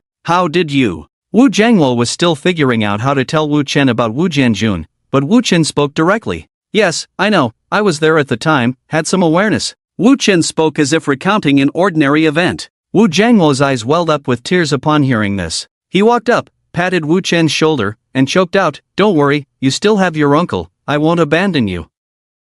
When she wanted to say something, but at that moment, the door of the ward was pushed open. "Little sister, how's that demon rat doing, awake?" When June carried some things, followed by a young man. The young man was dressed in a very noble manner, his white suit highlighting his outstanding appearance, exuding an aristocratic air. The young man's eyes lit up instantly when he saw Wen Shi, and he hurriedly walked over, smiling. "Xiaoxi, why didn't you tell me you were coming to Chuanshu? I've been looking for you for so long." The young man approached Wen Shi, looking concerned. "Wang Rong? Brother, is he the one who's coming?" Wen Shi's tone carried a hint of questioning, while Wen Jun scratched his head awkwardly and shifted the conversation to Wu Chen. "How's your recovery, demon rat? I wanted to thank you." "Brother, you're really something, he just woke up, how could he have recovered well?" When she scolded Wen Jun slightly. Wen Jun chuckled awkwardly in place upon hearing that. "Uncle, let's leave the hospital, I'm fine." Wu Chen wasn't in the mood for their conversation, he looked at Wu Jiangwo. "Ha? Leave the hospital now? Are you sure you're okay?" Wu Chen nodded, then pressed the button on the head of the hospital bed, waiting for the doctor to come and check his condition to reassure Wu Jiangwo. "Stay a few more days, you've just woken up, there's nothing going on outside." Wen Shi's tone was very gentle, and Wang Rong, who was beside her, saw the hostility in Wen Shi's eyes towards Wu Chen in an instant. Wu Chen frowned, feeling the hostility emanating from the other party, and involuntarily a strong murderous intent surged within him. In an instant, everyone felt a chilling sensation, and Wang Rong's gaze also became somewhat fearful. He seemed to see a red figure holding a long knife standing on a mountain of corpses and seas of blood, staring at him intently. "Mauser, he means no harm." At this moment, Wen Jun quickly spoke up. Wu Chen also reacted instantly, concealing the killing intent in his heart, and his slightly reddish pupils turned pitch black. At this moment, the doctor also entered the ward, nodded after examining Wu Chen's body, and said, "You can theoretically be discharged, but it's best to stay a few more days to observe the condition." "No need, we're out of money." Wu Chen directly stated the best solution. Indeed, upon hearing Wu Chen say they were out of money, the doctor no longer tried to persuade them, but instead allowed Wu Chen to complete the discharge procedures. "Thank you for taking care of me during this time, consider this a favor from me, if you need anything in the future, I will be there without hesitation." Wu Chen thanked Wen Shi, then left with Wu Jiangwo. Wen Shi had originally intended to catch up, but ultimately gave up on that decision. She felt that what Wu Chen needed now might be peace and quiet. "Wen Jun, how do you know such a person? It's really scary, exuding a murderous aura like a madman covered in blood." Wang Rong, who had been silent all along, spoke up at this moment, looking at Wen Jun and commenting. "Wang Rong, please respect my friend, he is from the Zodiac organization, isn't it normal to have a strong killing intent, he's not pampered like us." When she turned her head, looking sternly at Wang Rong. Wen Jun also looked displeased at Wang Rong. Upon hearing that Wu Chen was from the Zodiac organization, Wang Rong instantly fell silent. "Sorry, I didn't know about this, but I'm not pampered either." Wang Rong finally said softly, and Wen Jun also looked at him helplessly. His friend was usually fine, but lost his sense of propriety when it came to his sister. "Xiaoxi, shall we leave first? It's strangely cold outside, let's wait a couple of days for him to finish his business before we go find him." Wen Jun couldn't help but speak as he watched his sister keep looking in the direction Wu Chen had left. "Okay." When she nodded, then turned back reluctantly. "Perfect, Xiaoxi, I made a plan when I came, we can spend some time in Sichuan." Wang Rong walked excitedly to Wen Shi's side, but Wen Shi seemed somewhat indifferent. "Xiaoxi, let's go take a look, Mauser must have had a lot to deal with recently." Wen Jun also stepped in to persuade. "Let's talk about it later," Wen Shi said, then walked back to the hotel alone, leaving Wen Jun and Wang Rong looking at each other. In the end, they could only shake their heads helplessly and follow Wen Shi. And after that marked day, the world seemed to be undergoing some kind of revival. Some beasts began to gradually surpass human cognitive limits, evolving in various strange directions. Snakes with bumps and claws, tigers draped in flames, and even some creatures that seemed to only exist in ancient records appeared. On the other hand, Wu Chen also returned home. At this moment, his home might no longer be called a home. It was empty inside, not a single person in sight. He stared blankly at the black and white photo of Lingtai Mountain, lost in thought, until Wu Jiangwo called out to him. Today they are going to deal with the body of Wu Jianjun and bury his ashes. After a busy day, Wu Chen looked at the new memorial tablet on Lingtai Mountain and didn't know what to say. He cooked as usual, made dishes, cooked rice, and then came out with 4 bowls. Oh, made too much. Wu Chen looked at the 4 dishes on the table, looked at the pot of rice, and finally realized. From now on, he only needed to cook for himself. In the end, the young man sat alone on the stool and quietly finished a bowl of rice. After putting the other dishes in the refrigerator, he returned to his room. In the following days, Wu Chen's mother, Shang Guanzi, also came to see him. As soon as she saw him, she hugged him and cried. Shang Guanzi did not bring anyone else. She came alone, hugged Wu Chen and cried, comforted him after crying, and asked Wu Chen to stay with her. But in the end, Wu Chen refused. The reason he gave was that he wanted to be with his grandparents and said that he would go to the Anqing Institute of Chemistry for school in the future. Shang Guanzi was stunned for a few seconds after hearing this, then expressed her support for Wu Chen and said she would go to Anqing with him to take care of him. Wu Chen didn't say anything, no matter who Shang Guanzi was taking care of, at least she said such words. Wu Chen had no reason to refuse her kindness. Later, Wu Chen told Yin Hu about this, and Yin Hu said it was fine and would keep his MO code and the treatment would continue. After all, besides Yin Hu, Wu Chen had the greatest credit this time. A person who defeated a 9th-level evolutionist had completely made the higher-ups restless. In fact, even if Wu Chen said he didn't plan to go this time, the higher-ups would force him to go. They would never allow Wu Chen, a genius who defeated a 9th-level opponent at the age of just 18, to waste his time here. Wu Chen probably understood this and was ready to go directly. Anyway, he didn't have much to do now, alone, and Shang Guanzi was also there, so Wu Chen could repay her for her care and nurturing over the past 4 years. Wu Chen planned to go in August. It was now close to August, as the Anqing Institute of Chemistry would have a month-long training camp in advance. Perhaps to let these children adapt in advance, after all, the management of the Institute of Chemistry was quite strict. They would screen out those who were not suitable for combat and those who were suitable. One day, when Wu Chen was daydreaming at home, when she came to his house. Wu Chen, are you there? When she stood at the door and looked in, not seeing Wu Chen. Do you have something to tell me? Wu Chen opened the door and walked out of the room. When she saw Wu Chen, she instantly showed a happy expression, but his condition made her worried. Are you okay? Your complexion has been so bad these days, and you haven't been eating well? When she walked up and pinched Wu Chen's face, firing off questions like a machine gun. I have been eating well, I'm not a child. Wu Chen pushed away her playful hand and said lightly. But your complexion is really bad. What have you been eating these days? Wu Chen walked to the refrigerator and opened it. Just a plate of food, stir-fried potatoes with chicken. Wu Chen needed to replenish his energy, and this high-protein and high-carbohydrate food was suitable for him. Just this? When she frowned at Wu Chen, thinking he would eat something delicious, but he only had one dish. I'm the only one at home now, no need to make too much. With these words, when she looked at Wu Chen with a heart full of pity. I don't know why, although Wu Chen's tone and emotions haven't changed much, she always feels like Wu Chen is lifeless now.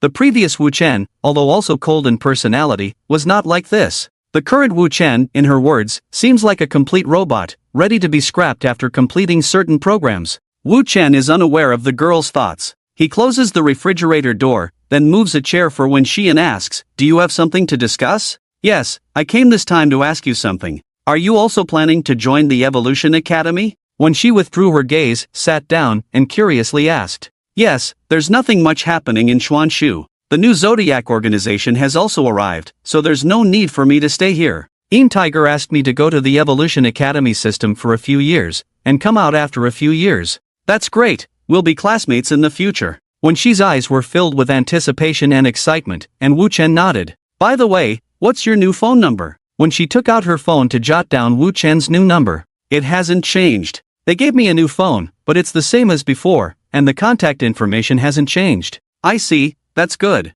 Are you free recently? When she suddenly changed the subject, leaning towards Wu Chen. I'm free. Do you have something in mind? Let me take you out for a walk. Staying here all the time might make you sick, and if you catch a cold, someone will worry. Wu Chen was taken aback, then glanced at the photo behind him. Okay, where to? Wu Chen agreed. After Wu Chen agreed, when she grabbed his wrist and pulled him up from the chair. Of course, we'll go where there are many people, let's go. When she's face lit up with a sweet smile, extremely beautiful and gentle under the sunlight, the girl grabbed Wu Chen's hand and walked outside. Meanwhile, in the hotel room, when June looked at Wang Rong with a helpless expression. What are you up to? I'm asking where Xiaoxi went. You, as her brother, should treat Xiaoxi well. It's early in the morning, and she's missing, aren't you worried? When June said helplessly, she's a big kid, how could anything happen to her? Mind your own business, I'm not worried as her brother. How can you not care? We've known each other since childhood. Wang Rong rushed to Wenjun, looking very excited.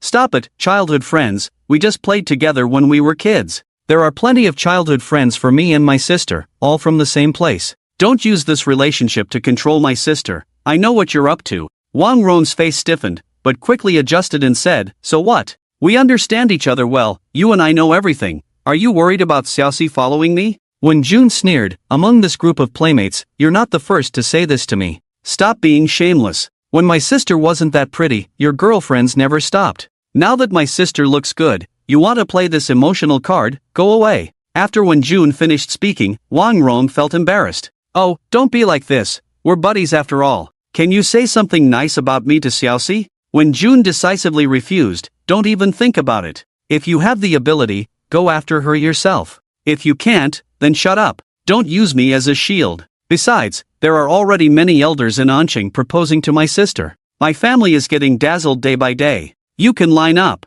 Wenjun closed his eyes and started to rest, leaving Wang Rong looking puzzled. These guys deserve to die. No, I have to tell my parents too. Realizing this, Wang Rong started calling his parents. Of course, because Anqing was at the center of Longhua, there were countless prestigious families, and these families couldn't possibly have only one child. They simply didn't lack the concept of marriage. They just needed to choose. Amusement park? Wu Chen looked at the huge Ferris wheel ahead, then turned to look at Wenxi with some confusion. Since you don't seem to have anything else to do, if you don't want to play, we can just sit here for a while. In the future, when you have to carry out tasks, you will definitely have to interact with many people. Wenxi appeared to be considering Wu Chen's feelings. Wu Chen looked at her with suspicion, feeling like this girl just wanted to play. What's wrong? Don't you like it here? Seeing Wu Chen's unhappy expression, Wenxi asked nervously. No, it's fine like this. It's pretty good. Since they were already here, Wu Chen didn't want to dampen anyone's spirits. Besides, what Wenxi said made sense, he really should interact with more people to avoid trouble during missions. After buying tickets, the two headed towards the amusement park. Aren't you going to play? Wu Chen and Wenxi had been wandering around the amusement park for about 10 minutes, and Wenxi didn't seem to have any plans. I brought you here to relax. How could I leave you alone? You're not saying anything, and I'm afraid you won't even ask for directions if you get lost later. Wenxi put her hands behind her back and smiled sweetly. I'm not that stupid. Whatever you want to play, I'll play with you. Wenxi gazed at Wu Chen, who turned his head and said directly, Wow, really? Are you going to play with me? Excited by Wu Chen's words, Wenxi moved closer involuntarily. Yes, since we're here, whoever it is, someone should be happy. Wu Chen said lightly. Wenxi immediately grabbed Wu Chen's hand and ran towards the roller coaster. Let's go, let's play on the roller coaster. Ha! This thing is all about excitement. Honestly, for an evolver like you, this shouldn't be able to stir up your emotions, right? Wu Chen's words made Wenxi pout. Yes, but I can watch others cry, which is much more exciting than being scared myself. Wenxi's words caught Wu Chen off guard, and he looked at her with surprise. He had always thought she was a very gentle and reserved girl. What's with that look? I'm not some ancient lady, why be reserved at a time like this? Wenxi seemed to have guessed Wu Chen's thoughts and spoke directly, then pulled him towards the roller coaster. Soon, the two arrived at the front of the roller coaster. They sat together, surrounded by couples. Wenxi was excited, occasionally looking back. Seeing many boys and girls showing fear, she couldn't help but feel a bit gleeful. Wu Chen was also surprised, as he had never seen her act so carefree before. Following the instructions of the staff, the car slowly started moving. At the highest point, many people exclaimed in excitement, while many others closed their eyes in fear. Wu Chen remained calm, while Wenxi gleefully watched the people behind them. Occasionally, she would pull Wu Chen to look together. After the ride, Wu Chen and Wenxi were fine, but they saw many people nearby feeling sick. You have a strange sense of humor. Wu Chen stood next to Wenxi, watching the joy on her face and teasing her. I didn't do anything wrong. I was just watching from the sidelines. Come on, let's go play something else. The two wandered around the amusement park from morning until evening. As night fell, due to the fireworks show, the park became even more crowded. Adults with children, couples taking photos of each other, it looks very warm. Of course, this is also because Wenxi and the others have finished playing. After all, queuing is not something that can make people feel happy. Let's go eat something, Wenxi said to Wu Chen. But it looks a bit strange over there. Wu Chen looked in the direction not far away. Wenxi was stunned, then followed Wu Chen's gaze. In front of them, a group of people were whispering, mostly young people, and even some arguing could be heard. "Is there a conflict happening?" When she asked curiously. "Not sure, but I can feel a strange power, let's go check it out," Wu Chen said and walked towards the front. When she quickly followed. "What's wrong with this little cat? Why are you like this? Whether it's a cat or a person, it has hurt someone. I'm not trying to kill it, just catch it and release it outside the park. Why are you like this, little girl?" From afar, you could hear the amusement park staff arguing with a group of young people. There were both men and women among the young people, but most importantly, they were protecting several stray cats behind them. The pupils of those cats were tinged with a slight red color, quite beautiful. "This cat is not right." Wu Chen frowned. He could clearly feel that the spiritual power was erupting from the cat, and the spiritual power of the three cats was exactly the same. This was very strange. Generally, when spiritual power enters a creature's body, it will be tainted with an aura that can be sensed at a glance and is different from ordinary spiritual power. But the spiritual power of these three cats was exactly the same, although not strong. It had reached the level of second evolution. Meanwhile, when Shi's gaze fell on a couple not far away. The girl in the couple was disinfecting herself at the moment, while the boy looked angry. Obviously, the couple were the victims. And from the blood flowing from the wound on the other person, the wound was not small, and it carried a strange energy. "Wu Chen, look at her wound.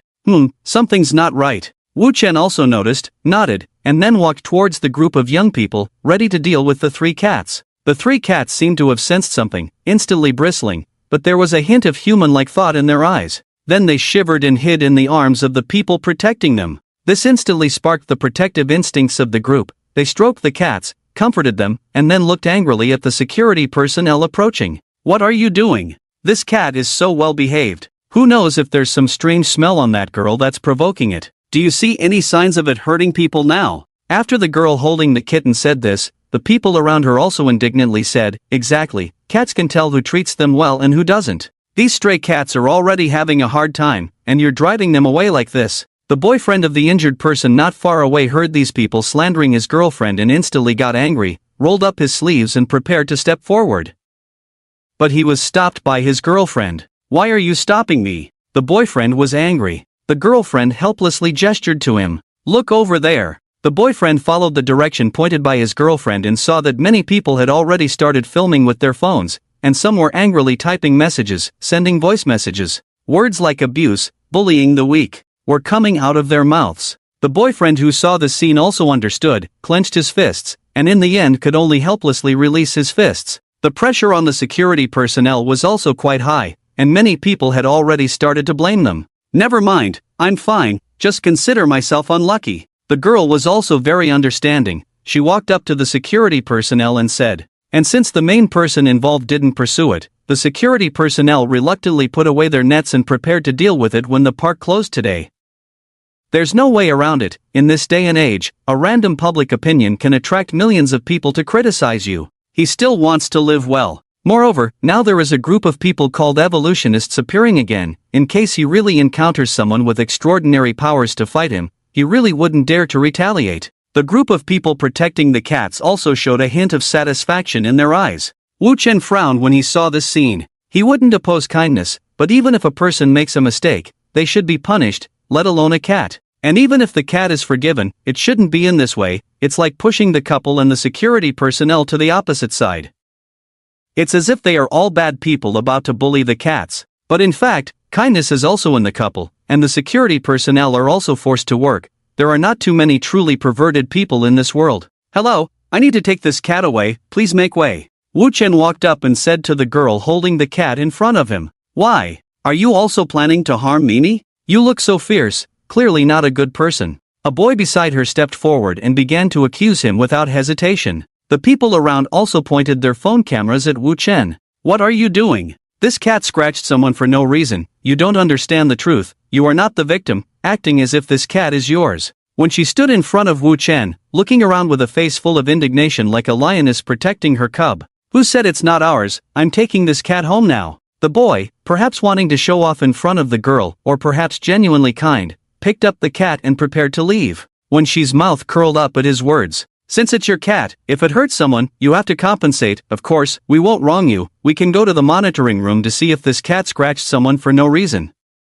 When she said this, the boy in the couple instantly became excited. He stepped forward and shouted loudly, "This lady is right, since it's your cat, then come with us, let's go to the monitoring room to see if the cat scratched first or the person. If it turns out my girlfriend hurt the cat first, I'll apologize to the cat and you. If the cat scratched my girlfriend for no reason, then you compensate." The boy spoke very quickly and logically. It seemed like he had been holding back for a long time. After this statement, the boy instantly froze. He quickly put the cat down and then said in a manner that it's not his business, "What's this? This cat is not mine, it's just a poor little stray cat." Wu Chen was already tired of talking. There was no need to say so much to this kind of person. When she, "Call the people above to come and take this cat." "Okay." When she nodded, then took out her phone and walked aside. Wu Chen's pupils turned red. A terrifying killing intent directly locked onto the three cats. Meow. The cat seemed to sense some danger, let out a cry, and then a horrifying scene unfolded. The three cats instantly merged into one, turning into a three-tailed cat the size of a lion.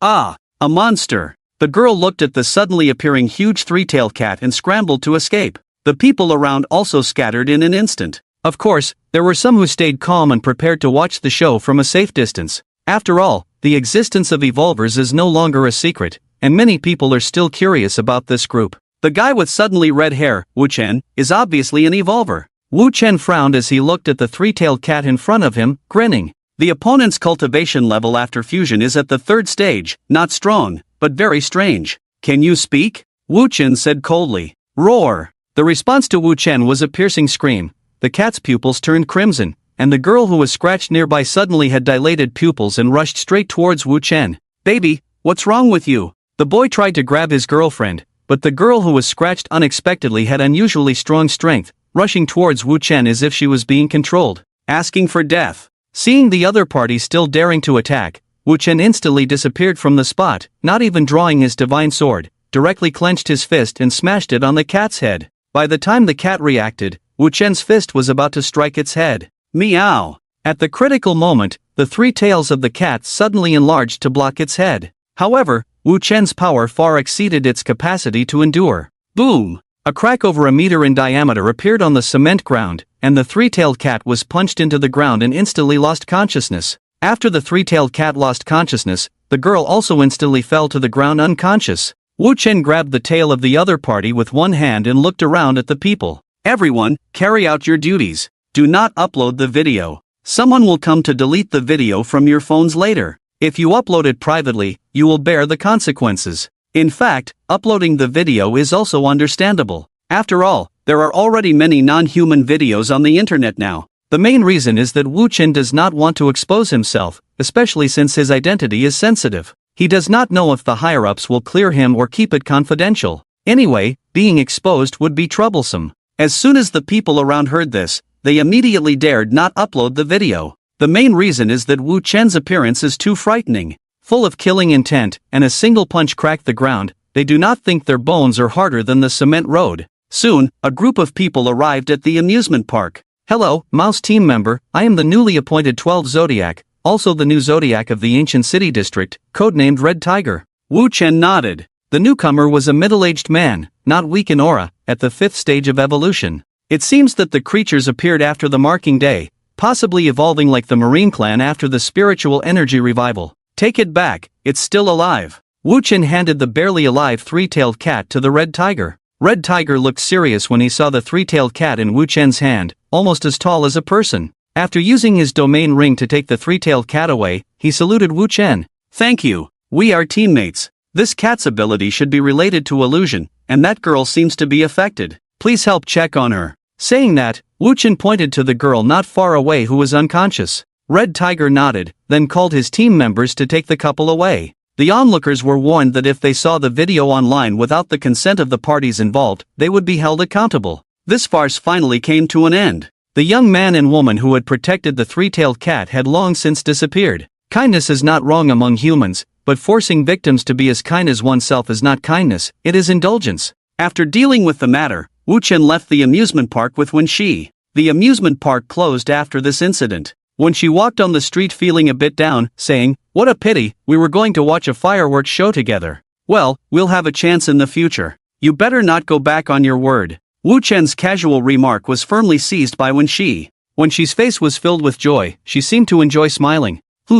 Wu Chen nodded. Hee hee, next time we'll probably be in Ancheng, then you can take me to play in Ancheng. Wu Chen was taken aback, then somewhat puzzled. I've never been to Ancheng. I don't know what to do there. I don't care, this is only my second time in Sichuan, it's different to go out and play with you. When she pursed her lips, looking extremely cute. Okay. In the end, Wu Chen agreed, and when she seemed to have succeeded in her scheme, with a mischievous look on her face. After all, when you go to a new place and want to take someone to play, you definitely need sincerity. And to show sincerity, you need to know the other person's preferences. Do you need to investigate what fun places there are in Ancheng? So if Wu Chen wants to know these things, does he have to go to when she get to know her? It can only be said that this time when she is in control, when she had long seen through Wu Chen's character. Ice-cold face, everything else is made of tofu. People with this kind of character will never try to deceive others too much. These days, when she has also figured out Wu Chen's character. Wu Chen's character is difficult to figure out,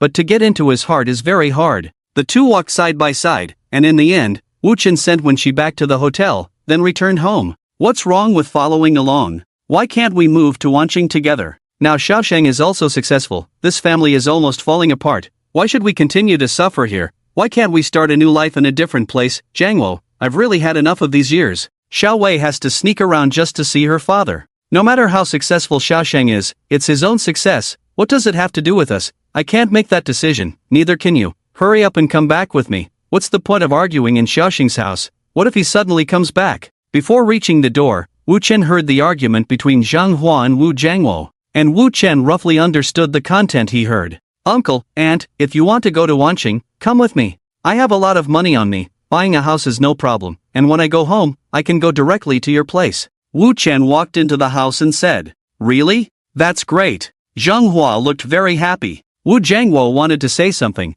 but was interrupted by Wu Chen. Uncle, stop talking, just come back during the holidays, there's no need to stay here all the time, my dad is gone, you don't have to stay here. After Wu Chen finished speaking, Wu Jiangwo also fell silent, just quietly lowering his head and smoking. Zhang Hua was very happy, she gave the prepared meal to Wu Chen and left, while Wu Jiangwo sat in the house looking at the memorial tablet in front of him. Shaosheng, there's really no need, you also have to live your life. Uncle, I've done a lot of tasks over the years, these tasks come with bonuses, I have a lot of money, don't worry, as long as I don't spend it recklessly, buying a house is still possible, then I can directly transfer Xiao Wei to study there. Wu Jiangwo didn't argue with Wu Chen's words, after a long silence, he could only say, don't blame your aunt. Why would I? Aunt is just a mother and a wife, and she has been very good to me, these years have not been easy for her, and Xiao Wei is now in her adolescence, you two taking care of her together will be better. Going to a big city will also broaden her horizons. Wu Chen had a slight smile on his face. Wu Jiangwo's eyes were already red.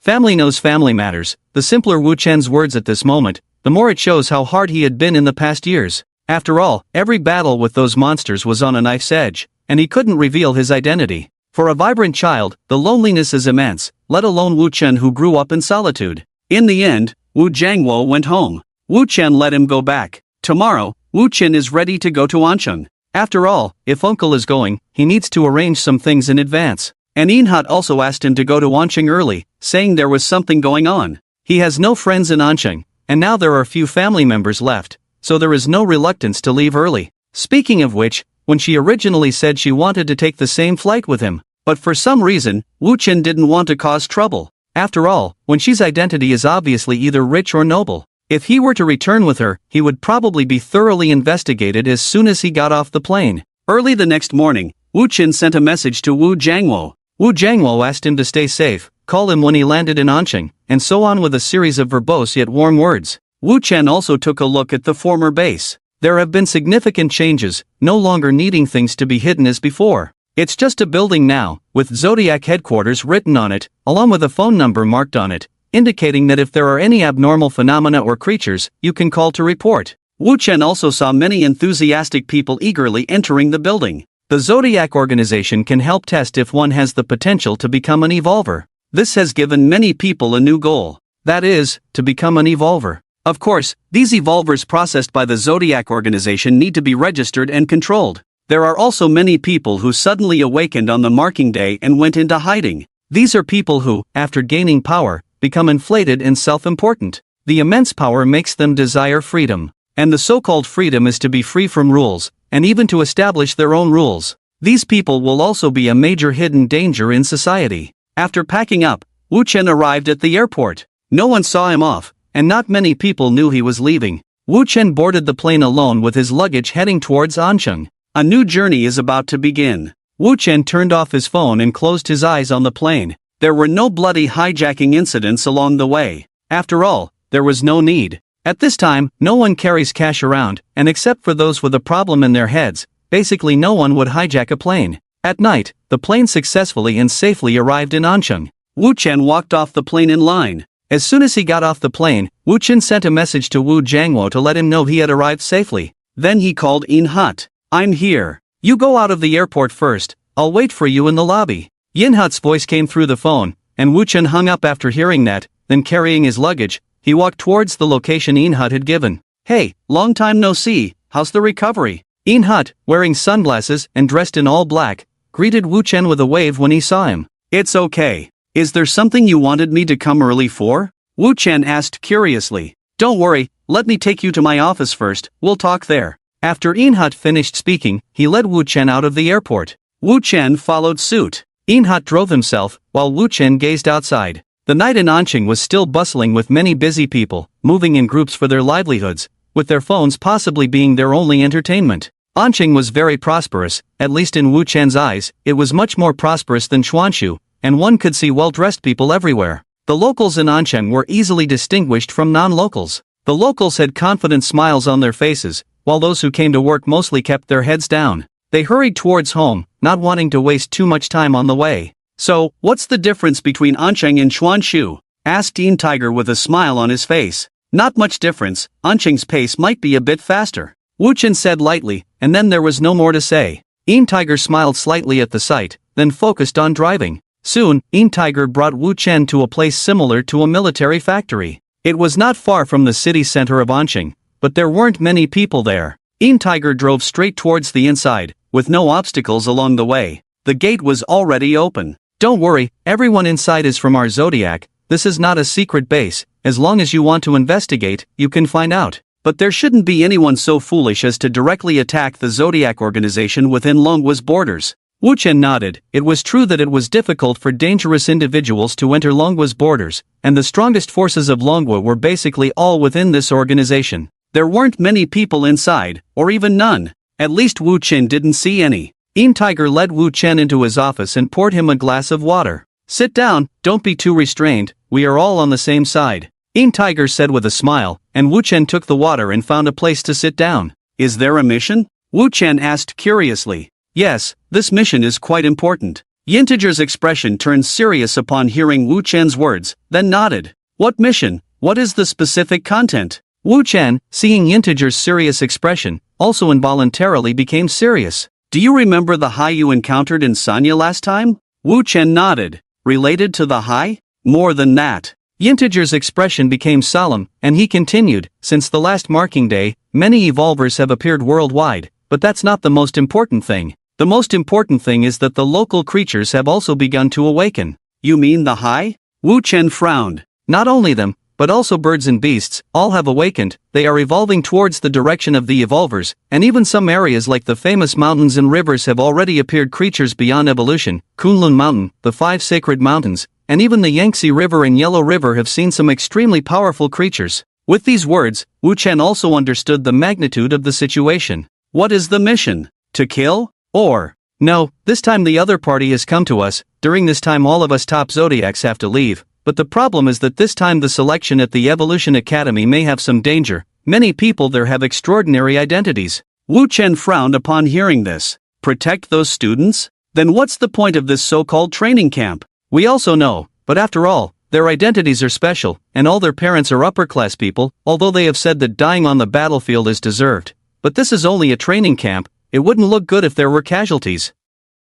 Wu Chen nodded in understanding, but soon he was puzzled. "Isn't this not a big deal?" Yin Tiger shook his head. "This is just a side issue. The main issue is the security problem in Anqing during this time, because the main forces are all leaving, so by then your cultivation in Anqing will be the strongest. I will apply to give you the greatest authority. You need to maintain order in the city for at least a week." With these words, Wu Chen suddenly felt the pressure. "Anqing is so big, I'm afraid I can't handle it alone, right?" Don't worry, the spatial channels of the entrance in Anqing have all been locked down. Your responsibility is a specific area, including the ancient palace in the central area, the surrounding museums, and the convention center. This place is a tourist area, so it's a mixed bag of people. You will need to guard that area. Wu Chen nodded at the words. All right. Hearing Wu Chen's agreement, Inhu smiled and said, you've been guarding that place in Chuanshu for over 10 years. If you had come to the Evolution Academy earlier, your realm might have increased a bit. Chuanshu has its advantages, and realm is not the standard to test strength, Wu Chen said lightly, and Inhu smiled at his words. This is a reward from above for you, a private domain ring with many rewards inside, all yours. If there's nothing else, you can leave, or if you want to rest here for a night, you can. After finishing the task, Inhu's face showed a slight smile again. Wu Chen shook his head at the words. No, I happen to want to take a stroll in Anqing, so I'll leave now. Stay safe on the road. Inhu didn't insist. After so many years, he knew Wu Chen's character very well. Okay. Wu Chen left the headquarters of the Zodiac organization and rode his domain ring towards the city center. He had booked a hotel and planned to drop off his luggage first. Soon, Wu Chen arrived at the hotel on his motorcycle. After putting his luggage in the room he had booked, Wu Chen left the hotel. It was 9 o'clock at night, and there were still many people outside. The night wind blew with a refreshing coolness on his body as Wu Chen walked alone on the road, looking for something to eat. Looking at the hotels and restaurants on both sides, Wu Chen frowned. He didn't like these formal places very much. Suddenly, Wu Chen seemed to think of something and took out his phone to make a call. Hey, isn't this the busy person who just got off the plane? A gentle and sweet voice sounded from the phone. Wu Chen didn't know many people in Anqing, only Wenxi and Wenjun. He wasn't very familiar with Wenjun, so it was better to call Wenxi. Yes, I just got off the plane. I'm near the hotel in Anqing now. I wanted to ask if there's any night market or something nearby. I want to go for a walk. Oh, I see. Send me your location, and I'll see where you are. Wenxi's voice came through the phone, and Wu Chen obediently sent his location to her. In a villa not far away, when she looked at the location sent by Wu Chen, and a smile curved her lips. Hee hee, it's quite close. After saying that, when she got up and ran towards the villa. Xiao Shi, where are you going? Her mother at home saw when she rushed out and shouted, out to play with my classmates. When she responded from afar, and then ran towards Wu Chen without looking back. Wenxi's mother shook her head helplessly when she saw this scene. She wasn't worried about Wenxi's safety, after all, her daughter was very reliable. On the other side, Wu Chen was sitting on the roadside waiting for Wenxi to arrive. Hey, have you been waiting long? Wenxi appeared next to Wu Chen on an electric bike. She was still underage and couldn't drive a car. Not too long. Have you eaten? If not, let's eat together. Wu Chen shook his head and said in a flat tone, are you inviting me? Wenxi tilted her head and smiled. Interpret it as you wish. If you find that wording enjoyable, then it is. Alright, then I'll take it as you're inviting me. The girl said playfully, and Wu Chen didn't argue. Where to? Wu Chen steered the conversation back on track. Wait a moment, I'll return the electric bike, and then we'll take the subway. Wenxi said and rode off to return the bike to its original location. Then he walked towards the direction of the subway entrance with Wu Chen. Have you found a place to stay? Wenxi asked curiously. Yes, it's a hotel nearby, very close. I should find a place to stay in the next few days. I see. When you find a place to stay, remember to let me know, Wenxi said. Wu Chen was taken aback, then looked at Wenxi in surprise. What are you looking at? Wenxi blushed as she saw Wu Chen staring at her intently. It's nothing. I'm just staying for a few days. I should be staying with my uncle later. Doesn't the Evolution Academy have dormitories? They should have, but I'm not sure. I haven't been there myself. Sometimes the Evolution Academy assigns tasks for us new students to carry out. The time you saved us was our first task, but, when she suddenly lowered her head, her face falling, Wu Chen understood that she might be thinking about the others who were on the task with them. Everyone has their own fate, and luck is also part of life. Don't think too much. It's not your fault. You're not the team leader, and you're not obligated to protect them. It was good enough that you could protect yourself at that time. Wu Chen's tone was flat, and his words were harsh. But it was because of our wrong judgment that they died. If my brother and I were stronger, less arrogant, maybe they wouldn't have died. Maybe, Wu Chen said, and then the two fell into silence. Wu Chen was not good at comforting people, and he didn't like to do it either. When she remained silent, her eyes dim, as if she was blaming herself. What did their family say later? Suddenly, Wu Chen asked. When she was stunned, then blurted out, they didn't say anything. The school handled it. When we entered the Evolution Academy, we were mentally prepared. The school also provides corresponding subsidies. What about you? Did you do anything? Wu Chan asked again. Yes, we found their families, gave them a large sum of money, and apologized to them. What about their families? Did they scold you or hit you? When she shook her head. They said they were mentally prepared, and the school also compensated them a lot. Since the school, the law, and the parents of the parties involved didn't blame you, why do you blame yourselves? With these words, when she was stunned, she blinked her eyes and looked at Wu Chen, who was looking at the subway platform. We're here, let's go. Wu Chen tugged at Wenxi's clothes and then got off the train with her. Where to next? Wu Chen turned his head to look at Wenxi. Go left. Wu Chen nodded and then walked to the left. Hey, do you think it's possible that they actually hate us, but because my family's power is too great, they dare not speak out? Wenxi suddenly asked curiously. It's possible, but from my observations during this time, your family upbringing is top-notch. Your brother may be a bit arrogant, but he is fundamentally kind. If your family were really notorious in this era, they would have been wiped out by so-called justice enforcers long ago. Hearing Wu Chen's words, Wenxi nodded and said, You're right. My family isn't a super villainous family after all. Obviously, her mood had improved a bit, at least her attention had been diverted by Wu Chen. Unfortunately, sometimes being a bit cruel is necessary. In fact, when she and the others did nothing wrong. But humans are emotional beings, so changing the subject is the best way. Once a person starts to doubt themselves or feel guilty about past events, no matter what others say, they will carry that emotion within them, only waiting for time to wear away and digest on its own. Wu Chen's only option was to change the subject,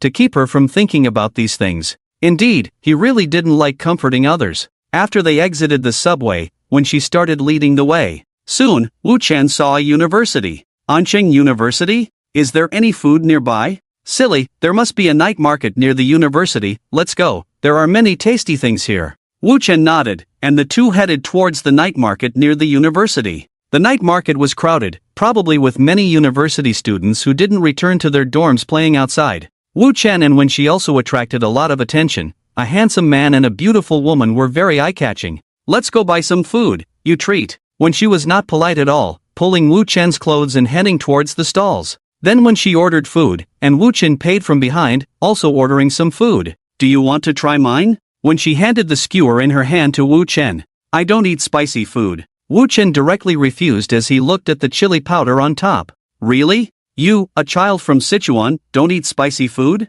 When she looked at Wu Chen curiously as if she had discovered a new continent. Well, I don't like spicy food. Saying that, he took out his own milk tea and some sweets like snow lotus to eat. Really? A boy likes sweet food? When she blinked her big eyes, looking amused. Is it not okay? Eating too much spicy food makes me thirsty, and I can't keep drinking water while on a mission. Sweet food can improve my mood a bit. Wu Chen explained why he liked sweet food. Of course, there was another reason. When he was in elementary school, he didn't have many friends, and once a girl gave him a spicy strip. In the end, he turned red from the spiciness, and the girl, along with a group of classmates, laughed at him. Since then, he never ate very spicy food again, gradually developing a liking for sweet food. I see, at what age did you evolve? I evolved at my first marking day. I remember I was 5 years old at that time. When she looked at Wu Chen curiously after finishing her story. I evolved at the age of 7, also on the marking day, and then was discovered by the tiger after becoming a member of the Zodiac organization.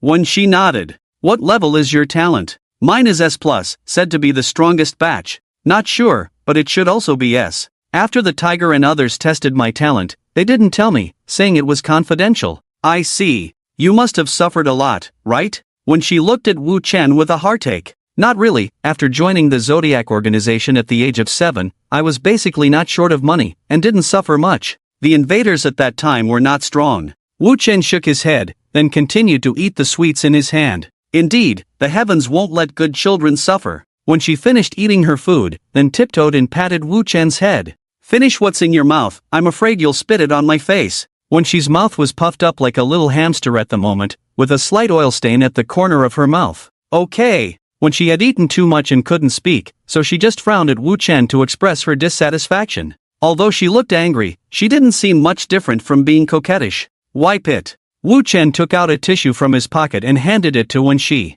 When she took the tissue and wiped her mouth. I never spit out food when I eat. How could a boy talk to a girl like this? There are, like me, Wu Chen said lightly, then took a sip of milk tea, ready to finish the last snow lotus in his hand. Ah, you are really annoying, don't eat it. When Xi's little face became annoyed, she spat at the last snow begonia in Wu Chen's hand, as if a child deliberately dirted the food to prevent others from eating it. I'm not eating, you eat. Wu Chen frowned and looked at the snow begonia in his hand. He knew that no saliva had just sprayed out, but seeing the other party looking smug, and thinking about the chili the other party had just eaten, he directly stuffed the snow begonia in Wen Xi's mouth. Wen Xi's reaction was very quick. She opened her mouth when Wu Chen raised his hand and ate it in one bite. Delicious. When she chewed the food in her mouth with a smile on her face, then walked to Wu Chen's side. At this moment, Wu Chen suddenly noticed that more people had gathered. A group of people in front stopped, and in front of them, a man holding a guitar was singing affectionately. The man sang very well. The people around listened happily. Of course, it's not necessarily because they were happy listening, but mainly because of who they were listening with. When she pulled Wu Chen to the side and found a place to sit, quietly listening to the man singing with the people around. As the song ended, the crowd applauded. The smile on Wen Xi's face did not fade. She sat down with Wu Chen. Do you have any plans for this period of time? Wen Xi asked. Yes, I need to find a place to stay these 2 days, arrange things for my uncle, and then I need to go to the ancient palace to guard for a week. I see, can I come find you to hang out then? Wen Xi looked at Wu Chen expectantly. It depends, because I'm not sure if someone will take advantage of the situation to cause chaos. That's true. Do you have any plans for the future? Wen Xi suddenly changed the topic. In the future? Not sure, maybe I'll stay in the Zodiac organization for the rest of my life. After all, there doesn't seem to be anything I really want to do. Wu Chen was stunned by Wen Xi's question, and after thinking for a moment, he answered truthfully. I see, then let me ask you, what kind of person do you think I am? A very good person, very gentle and kind, and very beautiful. Wu Chen's evaluation was very high, but he didn't see any shyness on his face, as if he was just stating a fact. Do you want to be friends with me? Ha! I thought we were already friends. Wen Xi's words puzzled Wu Chen. It's different, I mean, the kind of very good friends. Friends who can bring happiness to each other. Is there a difference? Wu Chen asked curiously. Of course, look at you, like a fool every day. You must not have many friends, no one to play with you, getting lonelier day by day. With me as a friend, you can come to me if you need anything, play with me, chat with me, anything. Your cultivation is not as strong as mine, so normally I shouldn't need your help. Wu Chen's words instantly made Wen Xi unhappy. She pouted her small face, looked at Wu Chen with a pretty frown, then turned her head to the side, hugging her chest and sulking. Oof. She was like a child, her emotions completely displayed on her face, whether happy or unhappy. Wu Chen looked at her and suddenly a faint smile appeared at the corner of his mouth. Then let's be friends. Wu Chen's voice was very soft, as if there was a hint of emotion, different from before. Okay. When she instantly became happy, and after seeing the smile on Wu Chen's face, she also reached out her small hand, her face slightly red, the delicate and beautiful smile of a young girl mixed with shyness under the street lamp, appearing so charming. Hello, I'm Wen Xi. Hello, I'm Wu Chen. Wu Chen saw her being so formal, and also reached out his hand. The hands of the young man and the girl intertwined at this moment, as if their destinies were intertwining at this moment. Nice to meet you, I'll treat you to candy in the future. Okay. After strolling through the night market, Wu Chen sent her back to the villa area. Wu Chen had some guesses about Wen Xi's family, but he was still somewhat surprised to see the villa of the other party. After being stunned for a few seconds, he left. And Wu Chen didn't know that the scene of him sending Wen Xi back was also seen by others. Back at the hotel, Wu Chen looked at the domain ring in his hand and took out everything inside. There were 4 things inside, not many. A gel the size of a thumb, a syringe with some pale blue liquid inside, a black metal mouse mask that looked lifelike when worn by Wu Chen, and a property certificate. When Wu Chen saw this, he was also stunned for a moment. After checking the address, he found that the address was right near the best high school in Ancheng. Obviously, someone had anticipated this. Wu Chen sent a message to Yin Hu with his phone. Thank you. You're welcome, it's what you deserve. The liquid in the syringe is something developed by Ouyang Botu that can block psychic transmission, used to deal with disobedient evolvers. The gel is also a new research by Botu, a psychic capsule that can enhance cultivation. There are only a few people in the Zodiac organization who have it. Rest well for 2 days, you can start work the day after tomorrow. Inhu sent a long paragraph, and Wu Chen replied with a simple okay. Wu Chen put on the mask. Only his eyes were exposed. With a dark texture, the mouse look was not good looking. But Wu Chen didn't mind, it suited him well. After putting everything back into the domain ring, Wu Chen went to sleep. In a house in a residential area in Ansheng, 4 men were sitting around playing cards, each with a different appearance, especially one of them had a green lizard on his shoulder. Hey, we can act in these days. Ansheng's strongest zodiac will need to leave Ansheng in a few days to negotiate with the Yao and Hai tribes. Got it. Remember, once you get Ouyang Botu, you can leave. Absolutely do not harm the other party, and absolutely do not harm those high-ranking people. At worst, you must get a psychic containment liquid. Don't worry, with the 4 of us, what are you afraid of? After hanging up the phone, the 4 continued to play mahjong as if nothing had happened. The next day, Wu Chen checked out of the hotel early in the morning and headed towards the location of the house given to him by his superior. It was a coincidence that this house was near the villa area, considered a high-end neighborhood. When she was also in this villa area, Wu Chen took out the key from the domain ring and opened the door to look at the layout inside. The house was large, with 2 floors. The upper floor had 1 or 2 rooms, a bathroom, and a bedroom. The lower floor had 2 bedrooms, a kitchen, and a bathroom. Obviously, this arrangement was thought of in advance by Wu Chen's uncle. The interior decoration had also been taken care of. With everything like bedding provided, Wu Chen could move in directly. Wu Chen put his clothes and other belongings in the wardrobe and called his uncle. Hey, Xiaoshang, how is it over there? Well, it's okay. Uncle, I've bought a house here. It's a reward for completing the mission. The decoration is all done. You can move in and live comfortably. Everything is ready. I'll be going on a mission in a few days. You may need to handle the enrollment on your own. After telling everything, Wu Jianguo quickly said they would leave once Wu Wei's enrollment was sorted out. After hanging up the phone, Wu Chen locked the door and then swallowed the spiritual energy capsule in the domain ring. A powerful surge of spiritual energy began to flow through Wu Chen's limbs and body, as he closed his eyes and attempted to break through. On the other side, when she was being questioned by her parents early in the morning, "Tell me, who was the boy who brought you home last night? Which family is he from? What is his status?" When she's father looked serious with a stern face full of authority. Meanwhile, when she's mother gently interjected, all right, don't be so harsh.